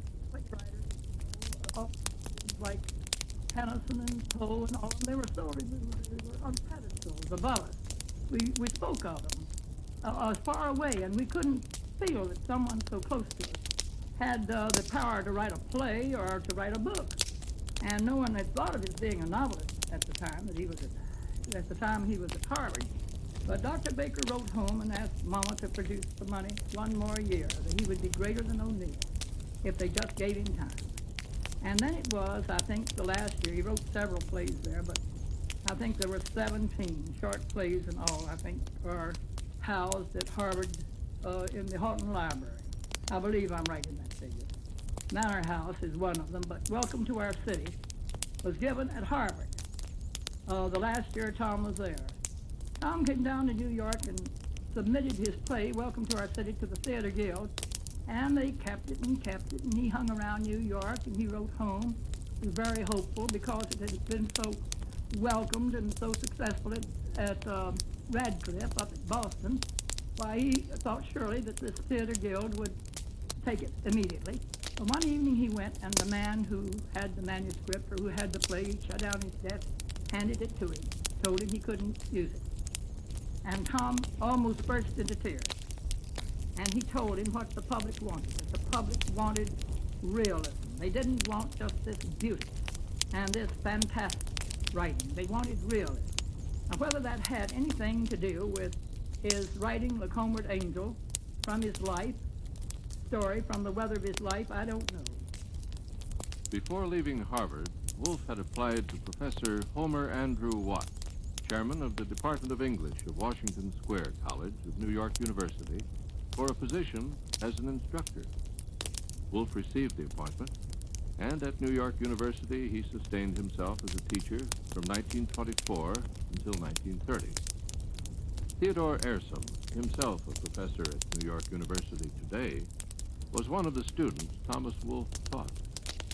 Well, it's a long time ago, but I was at the Washington Square College in 1929, and one of the courses that was required for freshmen was a survey course in English and American literature.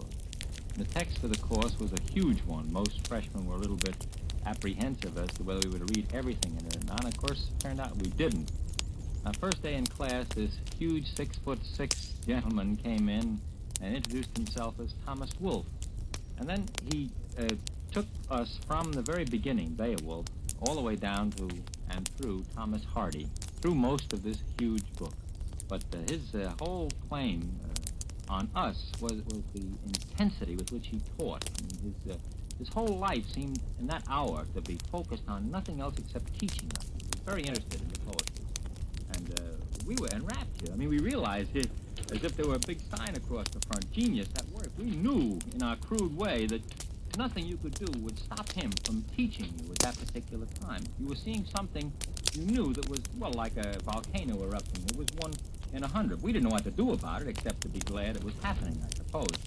To be in awe of it and not to interrupt. He held his classes in good order and good discipline by the fury of his enthusiasm, so to say. All the while that Wolfe was teaching, in his spare moments, he was engulfed in a tremendous labor. It had all grown out of his endeavor to set down the shape and feel of 1 year in childhood. From that beginning, he had conceived a plan for a book in which he wanted to present the picture not merely of his youth, but of the whole town from which he came and all the people in it, just as he had known them. And as he labored on it, the thing took life beneath his hands and grew, and already he could dimly see the substance of a dozen other books to carry the thread, moving out as he had moved from that small town into the greater world beyond. Till in the end, as the strands increased, extended, wove, and crossed, they would take on the denseness and complexity of the whole web of life and of America. I remember very well the day when the manuscript of Tom's first book came in. The book that was later published under the title Look Homeward Angel. That was not the title that the manuscript bore when it came in. Mr. John Hall Wheelock. Tom had various titles in mind, and the one that he had finally settled on at that time was Oh Lost. But we at Scribner's felt that that was not a very attractive title or particularly descriptive of the book, and we got Tom to change it to Look Homeward Angel, which, as you know, is taken from Lycidas, the line from Milton's Lycidas, look homeward angel now and melt with ruth. Well, Tom had been working for a number of years on this enormous manuscript. In fact, all Tom's books were part of one great conglomeration of manuscript. And he was teaching during the years when he was working on this book at New York University. In the summers, he went abroad, traveled in England and on the continent, and was working all the time on this book. The time came in 1928 when he felt that he had done all that he could with it, and he sent it out to, I don't remember the exact number of publishers, but I should think perhaps 7 or 8. And they all declined the book. Then Tom gave up hope of getting it published, but as a last attempt, he turned it over to an agent, Madeleine Boyd, and went abroad. We got the manuscript, received the manuscript sometime in, I think it was August 1928, and it was first read by Mr. Dunn, Mr. Charles Dunn of Scribner's, who reads many manuscripts there and has for many years one of our ablest men. And he was very much impressed by it. It was an enormous, unpromising-looking manuscript, quite battered and worn, showing its career. It had been to various publishers and thumbed over and read and declined. But he got very much excited. Mr. Dunn got very much excited reading passages from this book, and he turned it over to me. I was, at that time, in 1928, an assistant editor to Maxwell Perkins, who was the managing editor of Scribner's. And I read it, and I was equally excited. And I read the whole thing and drew up a report on it for Mr. Scribner and for Mr. Perkins. And then Mr. Perkins himself read it, and as a result of that, wrote a letter to Thomas Wolfe. It's very brief and reads as follows. Mrs. Ernest Boyd left with us some weeks ago the manuscript of your novel, O Lost. I do not know whether it would be possible to work out a plan by which it might be worked into a form publishable by us. But I do know that, setting the practical aspects of the matter aside, it is a very remarkable thing, and that no editor could read it without being excited by it and filled with admiration by many passages in it and sections of it. Your letter that came with it shows that you realize what difficulties it presents, so that I need not enlarge upon this side of the question. What we should like to know is whether you will be in New York in a fairly near future, when we can see you and discuss the manuscript. We should certainly look forward to such an interview with very great interest. Tom said that when he got this letter, he felt like a man who jumped on the horse and rode in all directions. He was elated. He was delighted to know there was someone who was interested, who would even read the manuscript. He came back to America as soon as he could, and the next day went into Scribner. He walked back and forth. That's 597 Fifth Avenue in New York City. He walked back and forth for a long time before he got the courage to go in, and he went upstairs. And when he emerged from the place, a couple of hours later, he was crunching something in his hand, but he was so delighted that he found himself way up at 124th, up in Morningside Park, or someplace up there, and he never knew how he got there, he said. And in his hand, he was still clutching this thing, and he opened it with a check of $500 that Scribner had given him, the first money he'd ever received. He came home, though, in September, and I remember we had a big gathering at my home, a party. And I had invited all the people in town I knew who were literary or who were teachers or who could appreciate Tom. And he seemed pleased with the party, and the next afternoon we carried him to the station with Mama. And, of course, our father was dead, and we had Mama in the car and Tom walked me down the tracks at Biltmore. And he said to me, "Now, Mabel, I want to tell you something." He said, "When I come again, I'll probably have to come incognito." He said, "Be wearing whiskers or the like." And he saw that I was a little dumbfounded, and he said, "You know," he said, "I've written in this book a few things about people that I'm afraid some of them are not going to like." The thought that he might hurt people by revealing them as he had seen them pained Wolfe, but his aim was to write an epic. He could write it no differently than he saw it.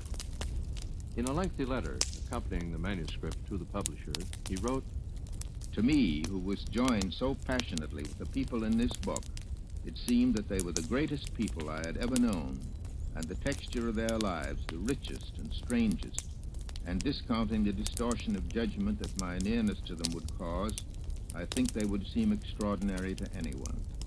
If I could get my magnificent people on paper as they were, if I could get down something of their strangeness and richness in my book, I believe that no one would object to my 250,000 words, or that if my pages swarmed with this rich life, few would damn in inept manner and accuse me of not knowing the technique for making a book, as practiced by Balzac, Flaubert, Hardy, or Gide. If I have failed to get any of this opulence into my book, the fault lies not in my people, who could make an epic, but in me. On Sunday, October 20th, 1929, the first reviews of Look Homeward Angel were published in Wolfe's hometown. The next day, just about everybody in town went out to buy the book, and they read it, and then the storm broke. I was secretary of the largest club in town, the Woman's Club, recording secretary. So on this Tuesday afternoon, I went to our Woman's Club, and the whole place was buzzing. But when I got up to the door of the room, they were standing around in groups, and if you had ever, I've heard about the locusts coming and the great noise they make and coming to our district. But there they were, all buzzing, and as soon as they saw me, everything stopped. You could have heard a pin drop. I went in the room, and my subconscious mind seemed to work at the same time I was carrying on. I knew they hated me. I went up to the desk and had to start the meeting. I read their names, and then I read some letters that were received, and I read the minutes of the last meeting. And then we had a speaker that afternoon, a Judge Hyatt, and he made the speech. But during the time of his speech, I hardly know what he said. I began to look the faces over in front of me, and then it was that I knew how they disliked even the sound of our voice or anything, and I knew that Tom had disturbed them in his book. We hadn't heard any compliments. Everyone was just completely shocked. My mother and I began getting telephone calls. All day long, the phone would ring, and most of it was sympathy for us, sympathy that we had Tom Wolfe. And finally, after about 2 weeks, I went to town one day, and one of my old friends from a large family here, an important family, she shook her fist right up in my face, and she said, "We know what to do with people like Tom Wolfe when he comes back." I rushed right home and wrote him a letter. I knew no one of the family had written it. I knew that the shock of the town, the talk in the town, and I said, "Dear Tom, you certainly have put us on the map. We aren't nonentities anymore, and that would certainly please Papa if he could look down and hear and see a little that's going on. The whole world seems to be Gant or Wolfe conscious." And I said, "Now don't you worry at all about what you've done. You're a writer now." Thomas Wolfe had indeed become a writer. Two of his friends at this time were Clayton and Kathleen Hoagland. Mrs. Hoagland, herself a novelist, recalls, He used to visit us in Rutherford quite often. One night it was in August. Beautiful moonlight night, and another friend was with him. Around about 1 o'clock in the morning, we decided we would walk down to the station with him. He had just had about 15 cups of tea, which he loved, and 10 or 11 fish sandwiches, cold fish sandwiches, another of his pet things. But anyway, we started out.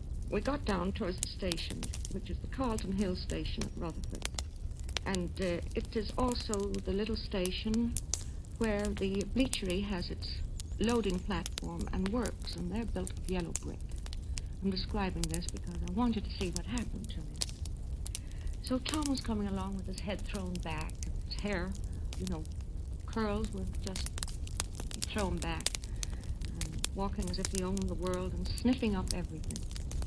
So we got down where it wasn't built up very much, and there in front of us was this little station, a little wooden shack, one room.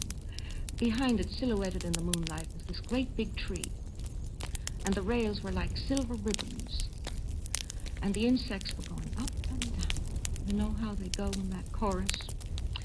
And there was a freight car, 2 freight cars, one red, I remember, and one brown.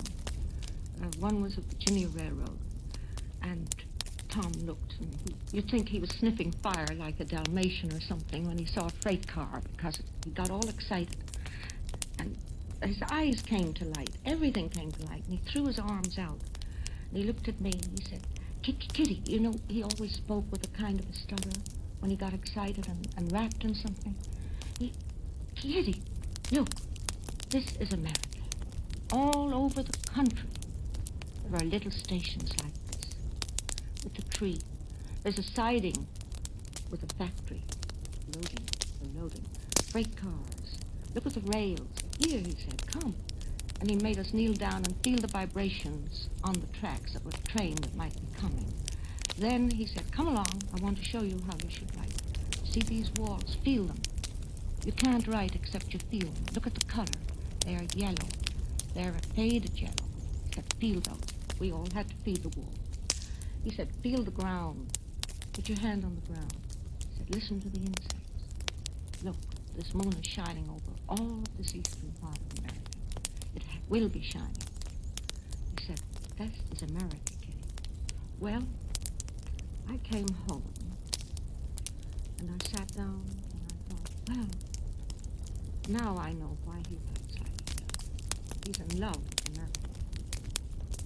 America has 1,000 lights and weathers, and we walk the streets.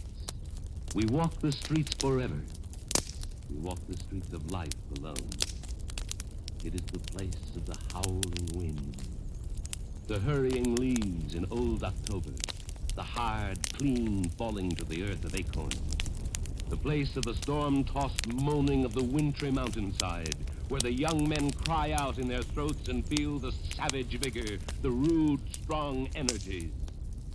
Place also where the trains cross rivers. It is a fabulous country, the only fabulous country. It is the place where miracles not only happen, but where they happen all the time. It is the place of autumnal moon, hung low and orange at the frosty edges of the pine. It is the place of frost and silence, the clean, dry shocks and opulence of enormous pumpkins that yellow on hard-clotted earth. It is the place of the stir and feathery stumble of the hens upon their roosts, the frosty, broken barking of the dogs, the great barn shapes and solid shadows in the running sweep of the moon-whited countryside, the wailing whistle of the vast express. It is the place of flares and steamings on the tracks, and the swing and bob and tottering dance of lanterns in the yards. It is the place of dings and knellings, and the sudden glare of mighty engines over sleeping faces in the night. It is the place of the terrific web and spread and smoldering, the distant glare of Philadelphia, and the solid rumble of the sleepers. It is also the place where the Transcontinental Limited is stroking 80 miles an hour across the continent, and the small, dark towns whip by like bullets.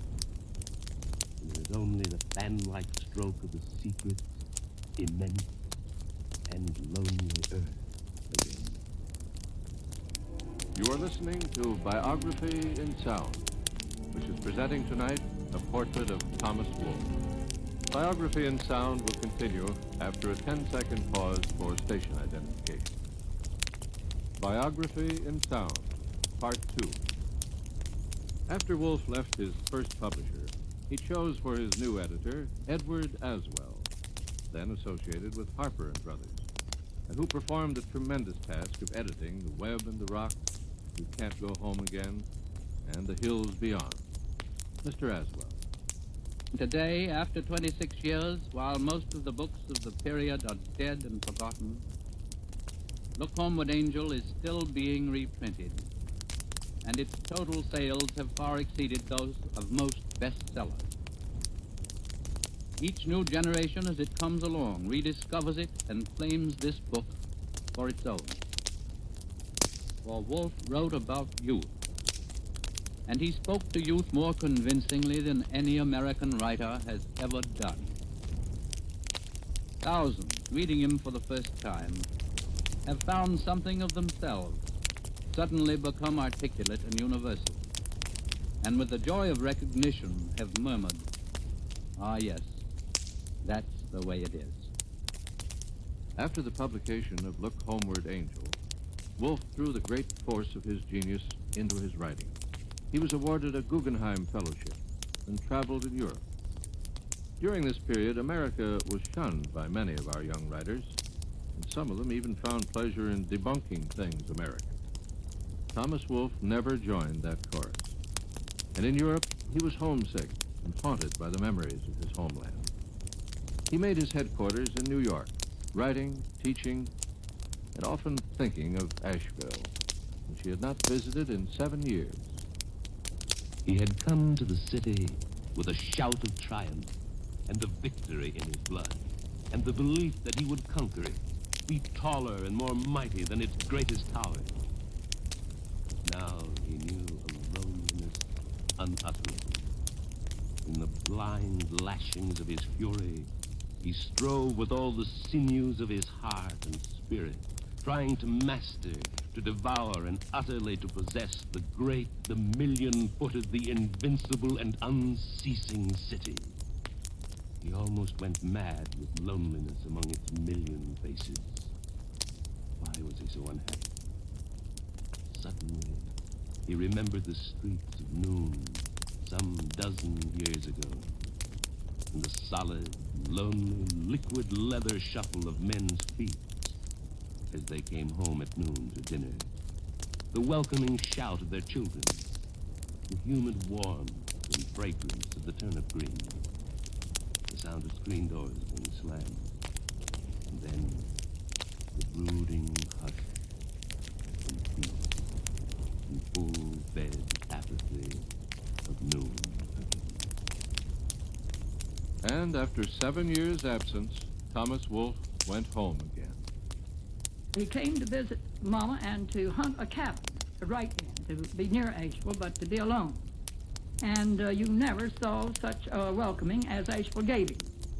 They stood in groups around him on the street, and 12 to 20 would be around him, talking to him, and they'd come and someone yelled one day and said, "They're not wanting to kill you now, Tom, because you put them in the book, but there are a number of them around you who would because you didn't put them in." And he was received, steak dinners were given for him, and he was asked by the clubs and by the hotels and that to speak here and there. The headlines were in the paper that Tom Wolfe was home, and we were all very happy. We were happy to know that the people were receiving him, and he was delighted to know that there was no hatred in their heart, and that they wanted him home and wanted to come home.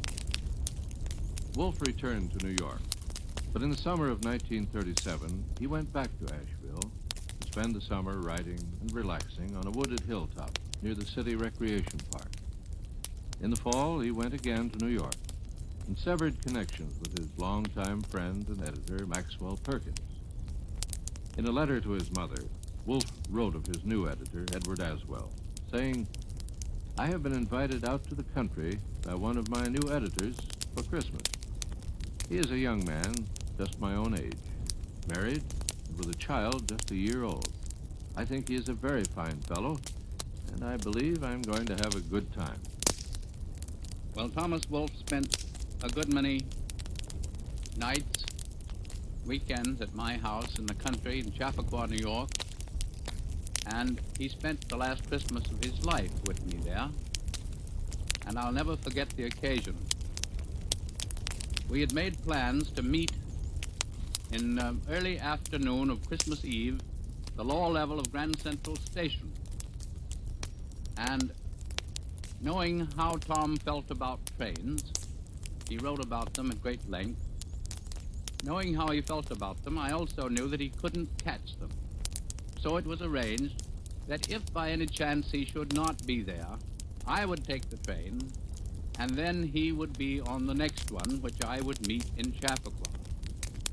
Well, I arrived well ahead of time in the early afternoon of that Christmas Eve, and Grand Central Station was what it's always like on Christmas Eve. It was just a milling mass of humanity. But I had no trouble at all discovering that Thomas Wolfe was not there because he stood head and shoulders above anybody else in the crowd. And I pushed my way to the gate, and he still was not anywhere in sight, and I waited until almost train time. It then occurred to me, well, perhaps he arrived early and got aboard the train. So I rushed down and walked through the train to look for him, and he was not there. I came out at the last coach and spoke to the conductor, briefly described Thomas Wolfe, and asked whether he had seen the man. He said, "Oh, you mean that fellow who always gets off at Chappaqua?" Well, I was a little impressed because he clearly recognized him and knew where he went. And he said, "Well, yes, we all know him on this line. He knows all of us, too. He knows our wives' names and how many children we've got and how much illness we've had in the family, and he always asks us about the various members of the family. But no, he's not on this train." So, as arranged, I took the train and went home with no Tom. Having arrived home, I then motored to the station to meet the next train about an hour later. The train came in, I waited for the people to get off, and they got off in droves, but there was no Thomas Wolfe. I continued that for the rest of the afternoon and well into the evening, meeting every train with no Tom Wolfe. Finally, as I remember, about 1 o'clock of a very clear, frosty night, Christmas morning, I met the train. There weren't many people got off it. It was almost ready to pull out when finally Tom came down the steps. He was carrying his overcoat in his arm. In one hand, he carried an overnight bag. In the other hand, he carried what looked like a dead animal. He was holding it by the tail. I went up and shook hands. He was sort of sheep-faced, and he said, "Sorry to be late, Ed. I hadn't meant to do this." But he said, "I got something here for your boy for Christmas," and he held out the dead animal.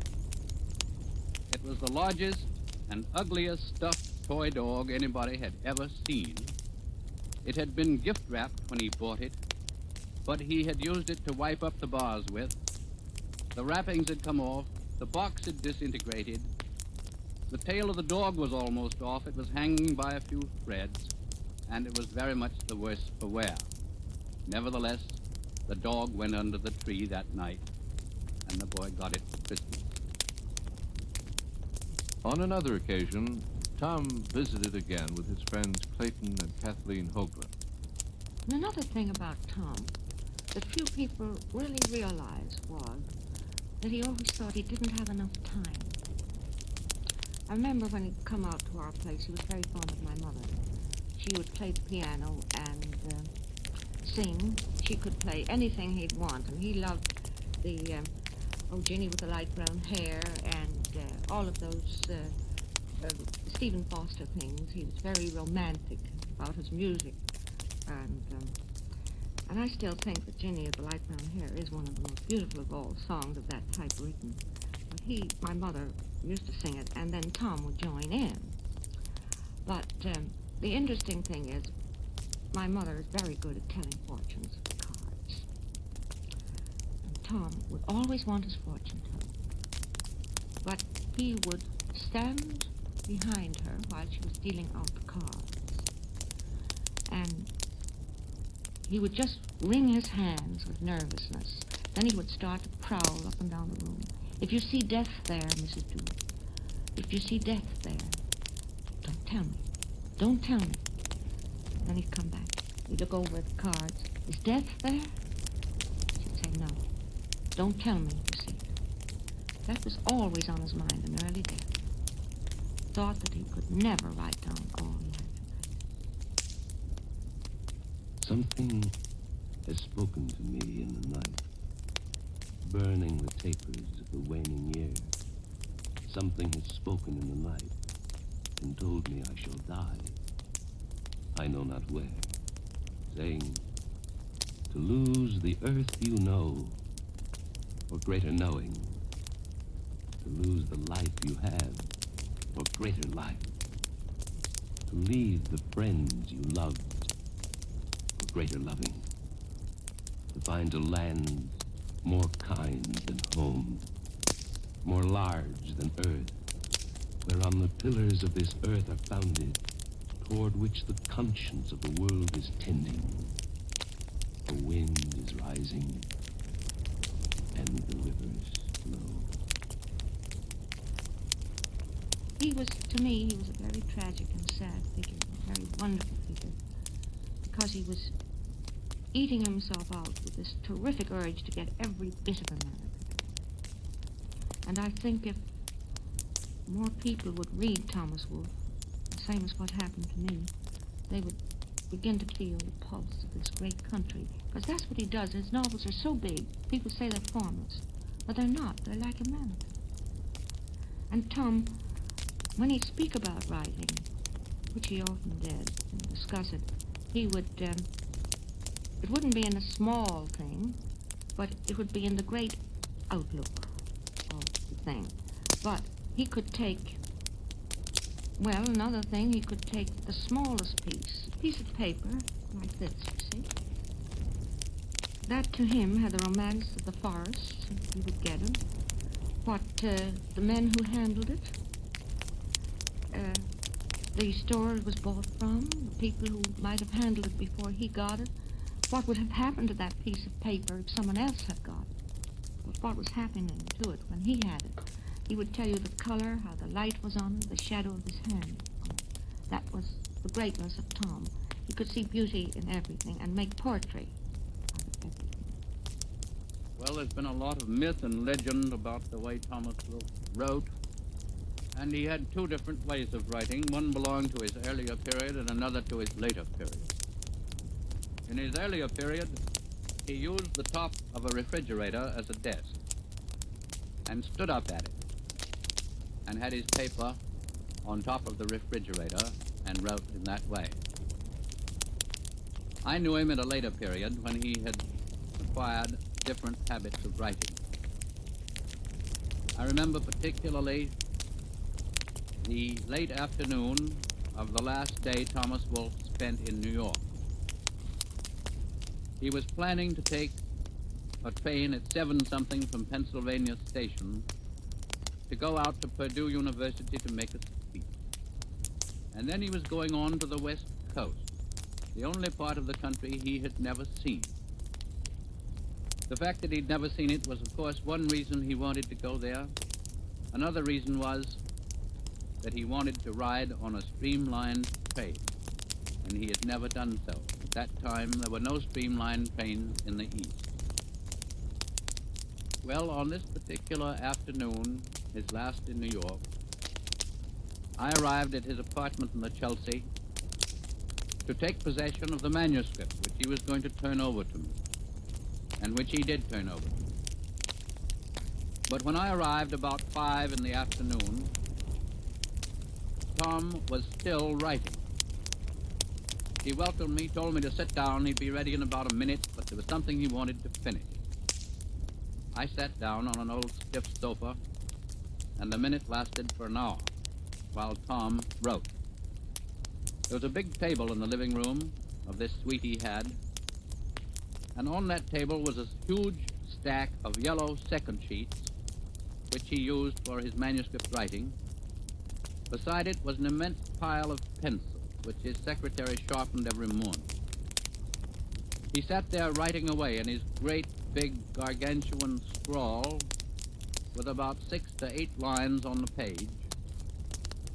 And as he would write and finish a page, he would grab it with his left hand and shove it on the floor. Take a new page and go on. When he wore out a pencil, he'd throw it on the floor. And the floor was littered with sheets containing his writing. None of the sheets was numbered. It was his secretary's job to pick the sheets up and, by the internal evidence, put them in order, and then type them out. Well, he sat there, and that was his manner of writing and his manner of working in the latest period of his life. He sat there and poured out, I suppose he must have poured out 5,000 words in that hour. And so Wolfe left for his western journey, stopping at Purdue University, where he gave a brilliant speech. and then proceeded to Seattle. There, he fell desperately ill. The doctors who attended him felt he should go to Johns Hopkins Hospital. And under the care of his sister, Mabel, and a nurse, Thomas Wolfe was brought on a train across the width of the continent he loved so passionately. We got into Baltimore on Saturday morning, and the Hopkins people were there. The ambulance was there, and an intern or two to take him. And when he was lying on that stretcher in the station, Tom looked up and he said, "Where are you taking me to now?" I said, "Well, Tom, we're going to try to get you well. You've been having these dreadful headaches." And I said, "And I want to tell you one thing, Tom. You're going up there where all these people can find out what's causing all this. And when you get all right, you're going to cross the country and you won't be bothered with a single member of your family." I said, "We won't be following after you or anything, but we just can't stand to see you sick like this." And he said, I want to rest. I'm awfully tired." Well, I left them and I followed the ambulance in a taxi. I arrived from New York the same morning. Tom had arrived about an hour before I got there, so I went straight out to the hospital and was shown into his room. I shall never forget that occasion. Tom was lying in the bed. He half lifted himself into a sitting position, resting on his elbows, put out one immense hand and shook mine and said, "Ed, it's wonderful to see you, glad to see you. How are you? How are you?" I told him I was all right, but how was he? "Oh," he said, "these terrible headaches. I don't know what causes it. Maybe they'll find out." I said, "I hope so." And I sat down beside the bed and we began to talk. I knew what he wanted from me was reassurance about the manuscript which he had left with me and which by then I had read. It was the manuscript from which later 3 books were edited and published posthumously. I gave him complete reassurance about those books, how wonderful they were, and he began talking to me very lucidly, very clearly, and suddenly he stopped in the middle of a sentence, and it was as though a shade had been drawn on a scene you'd been looking at. The shade came down, everything went blank. He sat there for a moment, not looking around wildly or anything, just blank. The shade then went up. He resumed the sentence in the middle exactly where it was. That was the only evidence I saw of the effect on his mind of what turned out to be the cause of his death, which was tuberculosis of the brain. When Tom lay dying in Baltimore, he wrote a letter which I think was perhaps one of the finest anyone has ever written, and it was written to Max, and went as follows. "Dear Max, I am sneaking this against orders, but I've got a hunch, and I wanted to write these words to you. I've made a long voyage and been to a strange country, and I've seen the dark man very close, and I don't think I was too much afraid of him. But so much of mortality still clings to me. I wanted most desperately to live, and still do. And I thought about you all 1,000 times and wanted to see you all again, and there was the impossible anguish and regret of all the work I had not done, of all the work I had to do. And I know now I'm just a grain of dust, and I feel as if a great window has been opened on life I did not know about before. And if I come through this, I hope to God I am a better man, and in some strange way I can't explain, I know I am a deeper and a wiser one. If I get on my feet and out of here, it will be months before I head back, but if I get on my feet, I'll come back.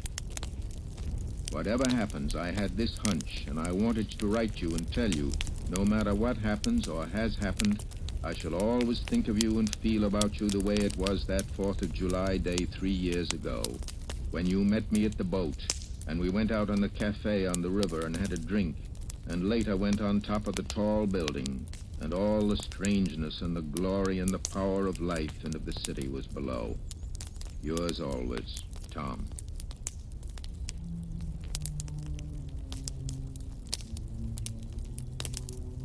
He died September 15, 1938, and was taken by his family to Asheville, North Carolina, and buried in Riverside Cemetery.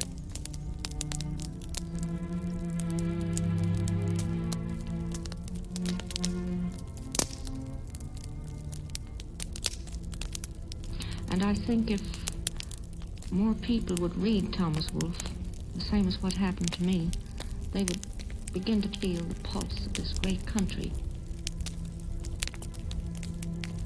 There where the hackles of the Rocky Mountains blaze in the blank and naked radiance of the moon, go make your resting stool upon the highest peak. Can you not see us now? The continental wall juts sheer and flat, its huge black shadow on the plain, and the plain sweeps out against the east, 2,000 miles away. The great snake that you see there is the Mississippi River.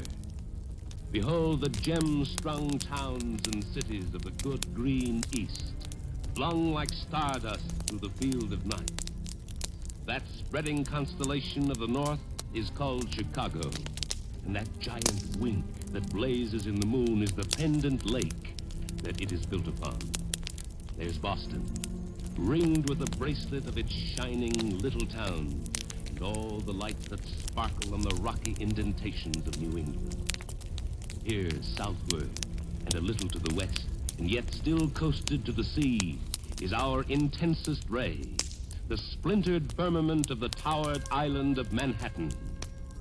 Turn now, seeker, on your resting stool atop the Rocky Mountains, and look another 1,000 miles or so across the moon-blazing fiend worlds of the Painted Desert, and beyond Sierra's ridge. That magic congeries of lights there to the west, ringed like a studded belt around the magic setting of its lovely harbor, is the fabled town of San Francisco. Below it, Los Angeles, and all the cities of the California shore. Observe the hollowed. Survey it as you might survey a field. Make it your garden, seeker, or your backyard patch. Be at ease in it. It's your oyster, yours to open if you will. Don't be frightened, not so big now. When your footstool is the Rocky Mountain, reach out and dip a hatful of cold water from Lake Michigan. Drink it. We've tried it. You'll not find it bad. Take your shoes off and work your toes down in the river oozes of the Mississippi bottom. It's very refreshing on a hot night in the summertime. Help yourself to a bunch of Concord grapes up there in northern New York State. They're getting good now. Or raid that watermelon patch down there in Georgia. Or if you like, you can try the Rocky Fords here at your elbow in Colorado. Just make yourself at home. Refresh yourself. Get the feel of things. Adjust your sight. And get the scale. It's your pasture now, and it's not so big. Only 3,000 miles from east to west. Only 2,000 miles from north to south. But all between, where 10,000 points of light prick out the cities, towns, and villages, there, seeker, you will find us, burning in the night.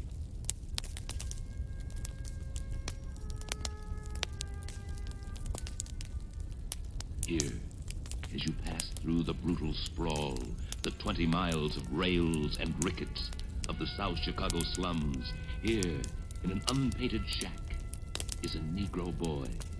And seeker, he is burning in the night. Behind him is a memory of the cotton fields, the flat and mournful pineland barrens of the lost and buried South. Farther still behind, the slave driver's whip, the slave ship, and far off, the jungle dirge of Africa. And before him, what? A roped-in ring, a blaze of lights, across from him a white champion, the bell, the opening, and all around the vast sea roaring of the crowd. Then the lightning faint and stroke, the Black Panther's paw, the hot rotating presses, and the rivers of sheeted print. Oh, seeker, where is the slave ship now? Or there, in the clay-baked Piedmont of the South, that lean and tan-faced boy who sprawls there in the creaking chair, among admiring cronies before the open doorways of the fire department, and tells them how he pitched the team to shut out victory today. What visions burn? What dreams possess him, seeker of the night? The packed stands of the stadium, the bleachers sweltering with their unshaded hordes, the faultless velvet of the diamond, unlike the clay-baked outfields down in Georgia. The mounting roar of 80,000 voices and Gary coming up to bat, the boy himself upon the pitching mound, the lean face steady as a hound's. Then the nod, the signal, and the wind-up, the rawhide arm that snaps and crackles like a whip, the small white bullet of the blazing ball, its loud report in the oiled pocket of the catcher's mitt, the umpire's thumb jerked upward, the clean strike. For there again, in the east side ghetto of Manhattan, 2 blocks away from the East River, a block away from the gas house district and its thuggery, there in the swarming tenement, shut in his sweltering cell, breathing the sun-baked air through opened window at the fire escape, settled there away into a little semblance of privacy and solitude from all the brawling and vociferous life and argument of his family and the seething hive around him. The boy sits and pores upon his book. In shirt sleeves, bent above his table to meet the hard glare of a naked bulb, he sits with gaunt, starved face converging to his huge beaked nose, the weak eyes squinting painfully through his thick lens glasses, his greasy hair roached back in oily scrolls above the slanting cage of his painful and constricted brow. And for what? For what this agony of concentration? For what this hell of effort?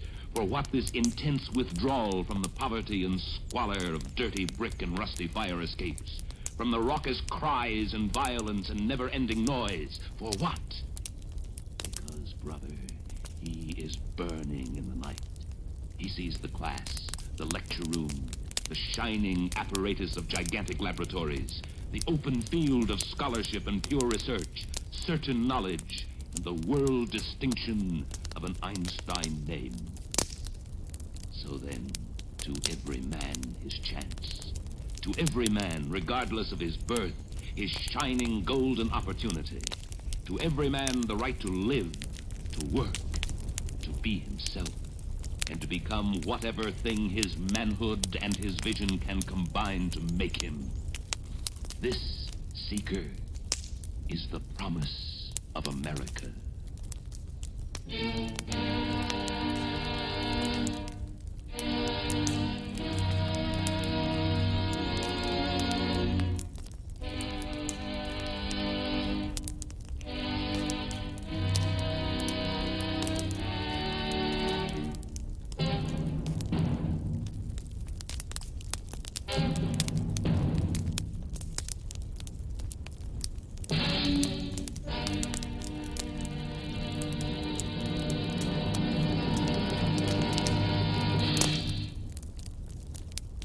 You have been listening to Biography in Sound, which tonight presented a portrait of Thomas Wolfe. We wish to thank our guests, Mrs. Ralph Harris Wheaton, Professor Theodore Ayersom, Mr. John Hall Wheelock, Mr. Edward Aswell, and Mrs. Clayton Hoagland, and our dramatic reader, Ken Nordine. We also wish to express our gratitude to those who gave of their time and knowledge of Thomas Wolfe, to our writer, Earl Hamner, and our director, George Boutsas. This has been an NBC Radio Network presentation.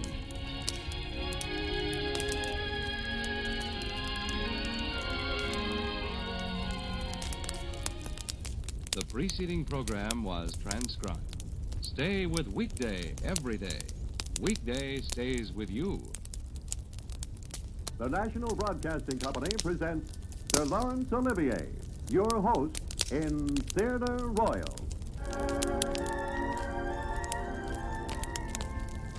This is Laurence Olivier. Once again, I have pleasure in welcoming you to our program and to tell you something about this week's play. As I mentioned last week, I am at this time rehearsing and producing a new stage play in which I'm appearing with my wife, and until we open in the West End of London next month, I'm introducing as my guests on this series some of my own good friends of the theater. This week, my invitation has, I'm glad to say, been accepted by one of our finest actors, Michael Redgrave. Michael has been appearing this year at Stratford-upon-Avon with the Shakespeare Memorial Company, and some of you who are listening and have visited England this coronation year will, I'm sure, join me in my admiration for his wonderful work. In today's program, I've asked him to choose for himself a subject in which he'd like to appear. He has selected a tale by Nikolai Gogol. It is called The Overcoat. Here, then, is Michael Redgrave in the role of Akaki Akakievich Bashmachin. Yes, that's right. Akaki Akakievich Bashmachin. Yes, that's my name. Akaki Akakievich Bashmachin. Born in St. Petersburg, March the 29th, 1780. Died in St. Petersburg, February the 1st, 1830. Oh, yes, I'm afraid I'm dead. Now, this story of the overcoat is really the story of my death. For in actual fact, it was an overcoat that proved the death of me. Although I find heaven a little milder than St. Petersburg, at least in the winter, even so, it was an overcoat that... Akaki Akakievich! Yes, Your Honor, immediately, Your Honor, at once. You see, my profession is, or rather, it was, that of a government clerk. Whatever else happened in my department, I was always to be found at the same desk, engaged in the same work. You see, I was a copying clerk, and more than that, I never aspired to be. Akaki Akakievich! Coming, sir. Yes, sir, yes. Copy this. Certainly, sir, at once. Oh, and this other one. Here now. This to be copied, sir? Well, no. I want you to alter the headings for me. Oh, and turn it from the first person singular into the third. First person into the... Turn all the I's into E's, man. That's simple enough, isn't it? Well, sir, if you really think so. Of course, I'm not at all used to, that kind of work, but it's not quite what I was... All right. Just copy it then. So, copy it I did. And at the end of the year, I could be sure that my work would have paid me just what it always had paid me. Exactly 400 rubles. There is in St. Petersburg a mortal foe of the copying clerks who only earn 400 rubles a year. And that foe is the Russian winter. I'm frozen to death, Peter. Oh, my dear man, what can you expect with an overcoat like that? Overcoat like what? But it's a regular sieve. It's full of holes. And there, across the shoulders, worn through. But it isn't an overcoat at all. It's not even got a collar left. Oh, but Peter Vasilievich, I had to have most of the collar made into a patch for the elbow here. Now, for goodness sake, Akaki Akakievich, go and get a new one. But before it falls to pieces entirely. There were no two ways about it. I did need a new overcoat. But overcoats cost money, and money was hard to come by. In any case, perhaps the overcoat could be patched again. Grigory Petrovich, the tailor, could do it if he'd a mind to. And provided he could stay sober long enough. Well, I decided to call and see him. Come in. Good evening, Grigory Petrovich. Look, you see, I brought you this... Well, you brought me what, Akaki Akakievich? It's like this, Grigory Petrovich. This overcoat of mine is, you see, it's got a little bit thin here and there, though it's perfectly good everywhere else. You see, it's strong as anything. It looks a little old, but actually it's quite new, most of it. Just a little bit worn on the shoulders, you see, but all it needs is just a... Let me look. It's worn out. It's worn to nothing. No. I can't possibly repair it. No, but Grigory Petrovich, I'm sure that you could... possibly be patched. The stuff's completely rotten. You think so? You could put a stitch in it. It would fall to pieces. Oh, but surely a patch. There's nothing to put a patch on. Nothing. All it's good for is making foot claws. No, I don't want to do that. Wrap them around your feet when it gets a bit cold. No, but what about my... As for an overcoat, you'll have to get a new one. Get a new one? But, Grigory Petrovich, I haven't got the money for a new one. You'll have to get a new one. New overcoat. Well, if I did get a new one, how much?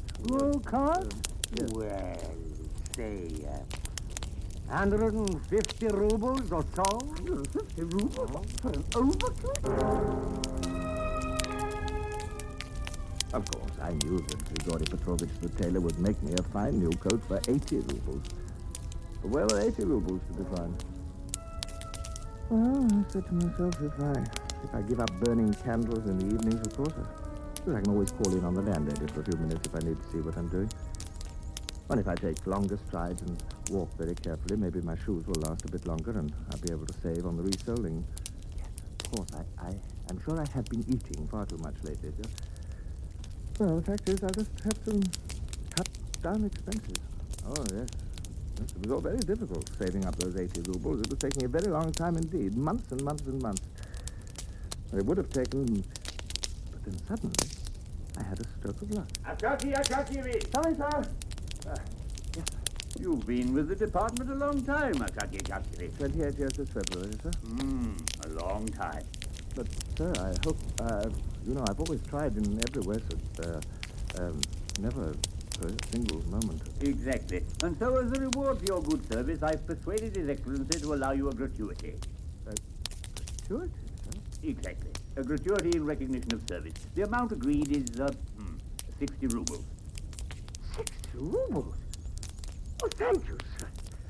Oh, But, more than I can... sir? I suppose you'll, What, sir? I suppose you'll now be getting a new overcoat. Well, there it is. The best value for money you'll get in St. Petersburg. It certainly does look very handsome. It looks really a beautiful overcoat. Of course. If I didn't live in a small street without a signboard, you understand. If I hadn't known you for too long, Akaki. Yes, I appreciate that, Grigori. Not that any other tailor would agree to take a mere 12 rubles for all his troubles. On the Nevsky Prospect, you'd pay. They'd ask you at least 75. Oh, yes, of course, I should never go... And of course, there were the extra buttonholes, and what we saved you by using cat fur for the collar. Yes. And the calico lining, of course. It's not quite so good as silk, but it saved you at least, it saved... Thank you, Grigori Petrovich. I'm 80 rubles exactly, and may I say 10 kopecks for your trouble? Thank you. I'll take just a draught to your health. A very smart, well-tailored overcoat. Yes, it is. And so, I got my new overcoat at last. And there was no doubt about it, the overcoat was a good one. The cloth was thick and the coat was warm, even though the wind was whistling through the streets as I walked to work next morning. Oh, it's cold enough to freeze you stiff as a board. Oh, do you think so? I was thinking it was rather warmer this morning. That's perhaps just because I've got a... You felt warmer in an old rag of a coat like... Wait a minute, why, you've got a new overcoat. Yes, you like it, Greta Vasilievich? You Hey, really think listen, everybody. Akakevich has got a new... Magnificent, my dear fellow. Now, could anything be more elegant? Yes, or warmer. Or more becoming. My dear fellow, I congratulate Oh, no, it's nothing really, but you really do... Oh, magnificent. Well, I'm sure I shouldn't have... You know what? This calls for a party. Yes. The coat must be properly launched in champagne. No, wait, please. I must assure you, I can't... You can do a party for the department. No, but really, I'm sorry. I couldn't possibly. I mean, it's... Nothing very elaborate. Just the 7 of us. A few bottles, a sturgeon. No, please. Be quiet. Really, no, I'm sorry. I couldn't possibly. It's really more than... really, besides... well, it isn't really a new overcoat. I mean, it's no, it's not really what you call brand new. I mean, you see, Well, I tell you what we'll do. Today happens to be my name day. Yes, believe it or not.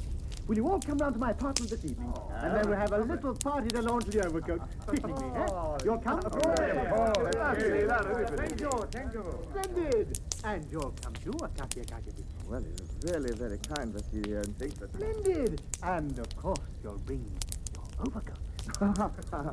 Yes, of course, if you really Well, think... this will be quite an occasion. Champagne! And so, in due course, I made my way across the town to Vasili's apartment. And since Vasili was an assistant head clerk, of course, that meant he lived in the better part of the town, a long, long way away from my modest room. The streets were gay with lamps, and sledges dashed along through the snow, their bells jingling merrily, and I was as warm as toast and as happy as a lark. And as for the party, well, that was a great success.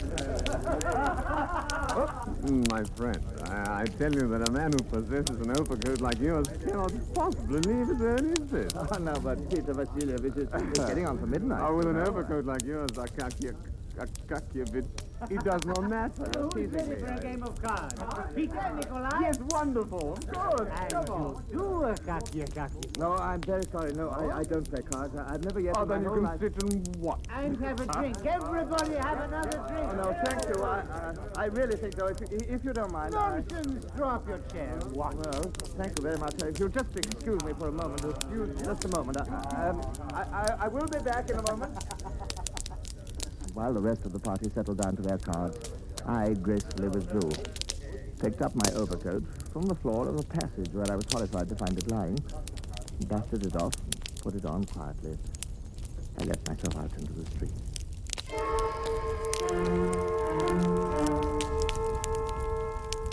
Though it was after midnight, the streets were still cheerfully lit, at least those in the district where Vasilia lived. But soon I had left them, as I made my way back to the dingy quarter where I lived. The street lamps grew less and less, and the streets themselves grew meaner. And soon, there was not another soul abroad but myself. The snow muffled the sound of my footsteps. The shuttered windows of the wooden houses threw no chink of light. At last I came to a deserted square. I felt a strange presentiment of evil waiting for me there in the darkness. Then, halfway across the emptiness of the square, two figures loomed up suddenly out of the darkness. Oh, sorry, you startled me. Give me that overcoat. What? What's wrong? My overcoat? Yes, your overcoat. I say it's mine. Oh, but how can it be? No, this is my overcoat. It's a new one. Give it to me. No. Come on now. No.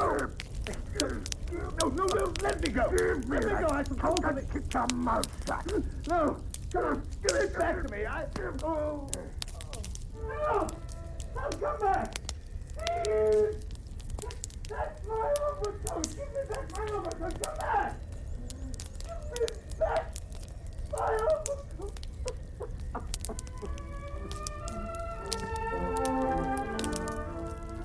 I have been robbed. The overcoat which I'd saved up so painfully had been stolen from me the very first night I had worn it. And as I stumbled after them through the snow, the thieves vanished away into the darkness. The deserted square fell back into utter silence. Only one glimmer of light could be seen across it, the light from a sentry box. I ran frantically towards it. Help! Thieves! There. What's all the noise about? I've been robbed. You were a thief. Huh? You were a thief on duty. You let them rob me. Now steady on. Who's been robbed? So I have stolen my overcoat. You let them steal it. I let them steal it? Yes. You let them steal it? What do you mean? But I saw you talking to some men out there. I thought they were your friends. No. Well, why didn't you shout out if they were robbing you? Because they stunned me. I couldn't speak. They stole my overcoat. Why don't you go after them? Why don't you arrest them? Well, they must be a couple of versts away by now. No, they're not. If they stole your overcoat, you'll have to report it. Tomorrow morning. No, but to the superintendent. No, but my overcoat. What can I do about that? Now, you just take my advice. Go off home before you catch your death of cold. Yes. Standing about on a night like this with no coat on.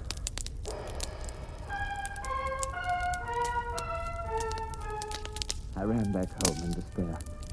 I hammered on my landlady's door and... Why, sir, whatever's the matter? Your hair's disheveled. You've lost your hat. Your clothes are covered with snow. And where is your overcoat? It's the very first day that I've worn it, and it's stolen. Stolen? Stolen off my back by a gang of thieves. Oh, you must go straight to the superintendent. First thing in the morning, sir. But not to the local constable. That'll get you nowhere. No, you must go straight to the superintendent himself. Demand to see him. But Tell him the whole story from start to finish. That's the only thing you can do. First thing in the morning, the superintendent... Yes, but will he be able to help me get my overcoat? Of course he will, sir. Oh. I know the superintendent very well. See him go past nearly every day. And see him at church on Sundays. Oh, you should see the way he smiles at everyone he knows. Oh, a very kind gentleman, the superintendent, Oh, sir. sir, I'm very glad of that, but will he be able to find my overcoat? I wonder. After listening to my landlady's advice, I went off gloomily to bed. But there could be no question of sleep for me, not that disastrous night. I lay there, tossing about in the dark, remembering every detail of my beautiful overcoat. Its cat fur collar, its calico lining, its comforting weight upon my shoulders. First thing the following morning, I was there at the superintendent's door.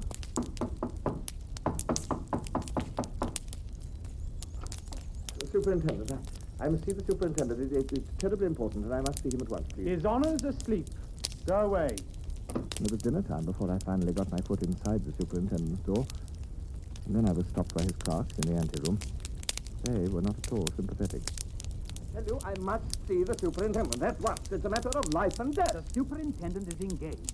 Now, will you please tell me the nature of your business? I will not speak to anybody but the superintendent himself. It is a matter of the very gravest importance, and I insist on being admitted. This delay is an outrage. It may prove fatal. The superintendent is far too busy to see anyone at the moment. Now, if you would care to state the nature of your business, I am here on government business from the department. I insist on being admitted, or it will be the worse for someone. At last, after exercising my authority for the very first time in my life, admittedly only to a fellow clerk, I was ushered into the superintendent's presence. There I told my story in all its agonizing detail. Now, one moment, if you were on your way home, and it was late. About how late were you there? Well, it was after midnight. You see, I was crossing the square and Not so fast, please, if you don't mind. It was very late at night, and you were coming home. Therefore, you had been somewhere, and you were coming back. Am I right? Well, of course I was coming back. I was crossing the square. You were coming back. You had been somewhere very late at night. Shall I tell you where you had been, sir? Where? But You had been to a place of ill repute, sir. That is where you had been. No! Really? I've never done such a thing in my And life. after such an expedition, such a debauch, you have the cool effrontery to come here, with a complaint about the loss of an overcoat. But shall I tell you something, my dear sir? But no, well, yes, what? I very much doubt whether you had the overcoat with you at all after you left the, well, after you, set out for your home. I very much doubt that, and I should not be at all surprised, sir, if you hadn't left your overcoat behind. What? Am I right? No, I hadn't been where you said. I did have the overcoat with me, and I was attacked by thieves. They did steal my overcoat. I tell you, they did. I know they did. Well, sir, you'll see. Yes, we shall see, sir. And now, sir, if you will pardon me, good day, sir. That was the first day in my life that I'd been absent from my desk at the department. The following day, I was back at my desk once more, copying.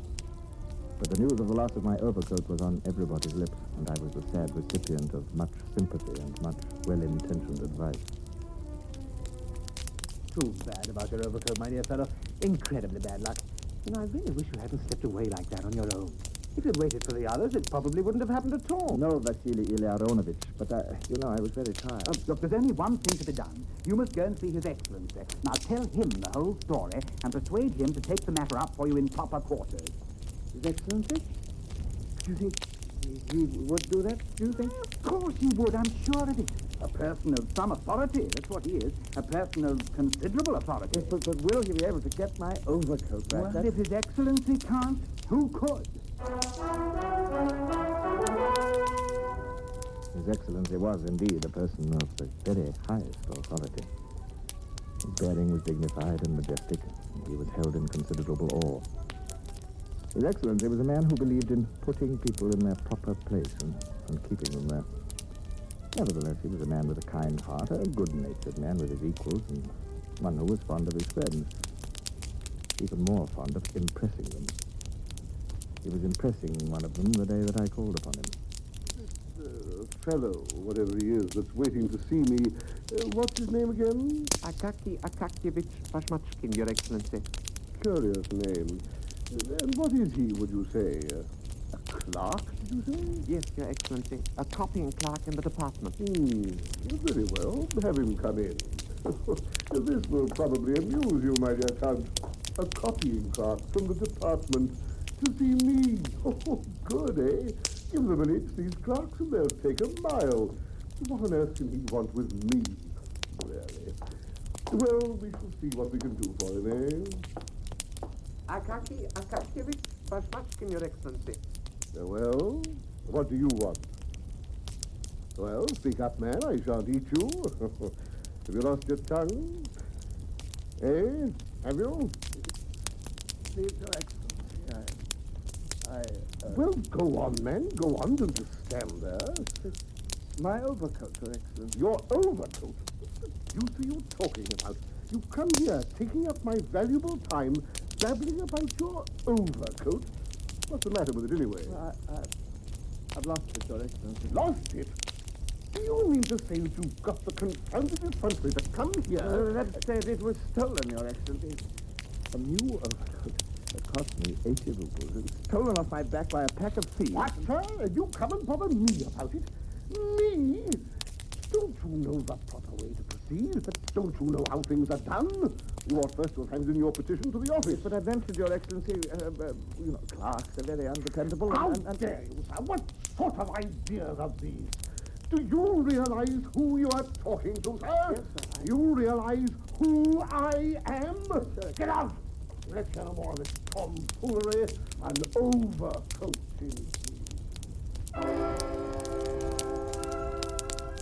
How I managed to crawl away, how I got out into the street even, I never knew. In all my life, I've never been so severely reprimanded by a person of such authority. I went out into the snowstorm that was whistling through the street. The wind blew and buffeted me from corner to corner across the town. A wind which only a good warm overcoat could help to keep at bay. And by the time I reached my cheerless room, I was frozen to the marrow. The holy saints protect you, sir. You must get to bed at once. Oh, dear, it may be your death you've caught. It was my death that I'd caught. The next day I was in a fever. And the day after that I was delirious. And the day after that in a coma. And the day after that I was dead. Yes, Akaki Akakievich Bashmachkin was dead. A creature had departed this life whose cause no man could champion, who was dear to no one, unmissed by no one. It was several days before I was even missed in the department, for there was very little copying required at that time. And when I had been missed, a porter was sent to inquire about me. Did you go to his room? That's right, sir. Well, didn't I tell you to bring him back with you? I want an explanation. Where is he? He couldn't come, sir. Why? Is he ill or something? Not exactly, sir. What the devil is the matter with him then? Well, sir, they buried him 3 days ago. No. Really? Dear me. Peter Vasilievich. Yes, sir. You wanted me? Yes. Akaki Akakievich is dead. You'll have to copy this. No, I'm afraid that Akaki Akakievich was not missed very much by anyone. My landlady sold my 2 possessions to pay the doctor's bill and the funeral expenses. And somewhere in St. Petersburg, a man was wearing my overcoat. But when the news of my death had chanced to reach him, one man did feel a twinge of conscience on my behalf. And that man was a person of great authority. Yes, in some ways, perhaps I was a little abrupt with the fellow. You know what I am, all bark and no bite. As a matter of fact, after I'd thought it over for a day or two, I sent one of my clerks round to get a few particulars. The fellow had lost his overcoat of all ridiculous things. But when my man arrived, they told him the fellow was dead. Too bad, you see. Too late to do anything for him. Well, Count, I must be off. Charming evening, charming. No, don't come down to the door. Far too cold. This winter really has been bitter. Terrible night. His Excellency was helped into his warm fur coat and climbed into his sledge. His driver cracked the whip, and the sledge moved off down the street.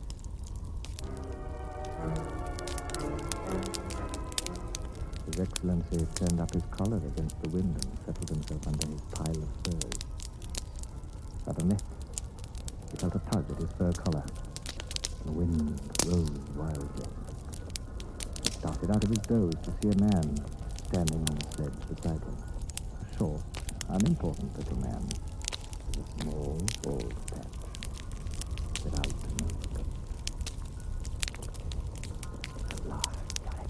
overcoat. No, it's not you that I want. It's your overcoat. You refused to help me and you were arrogant. You didn't care about my overcoat. Now, give me yours.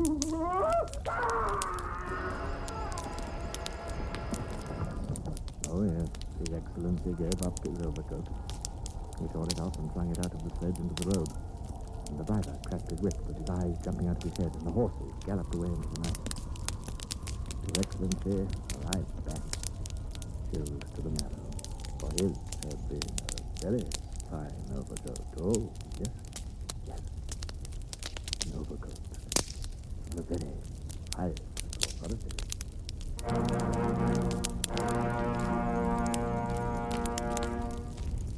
This is Laurence Olivier again. I would like to extend my thanks to Michael Redgrave for that very exciting performance of the Kakia Kakievich Bashmatchin in Nikolai Gogol's story, The Overcoat. Our thanks, as usual, should also go to the most excellent supporting cast. I'm looking forward to next month, when I shall have the opportunity of appearing myself in the plays which we shall bring you each week. Until then, I will have the pleasure of introducing some more of my good friends of the theatre, including next week, Ralph Richardson. Until then, au revoir, and thank you.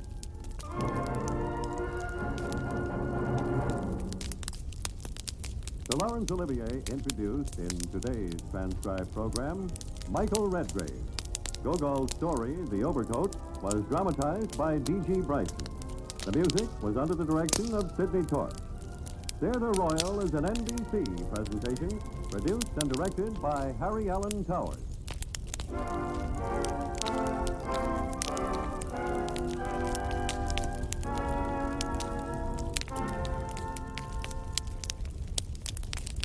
Well, that is it for the nighttime show, dear listeners. Sunrise is a few minutes away, and it is 77 degrees and partly cloudy. I've enjoyed our time together, as I hope you have. Next up is The Morning Drive with Ben Hardy. Tune in again with me tomorrow night for more classic radio shows, and we'll pass the solitude of the night in each other's relaxing company. I'm Greg, and this is WOTR Radio.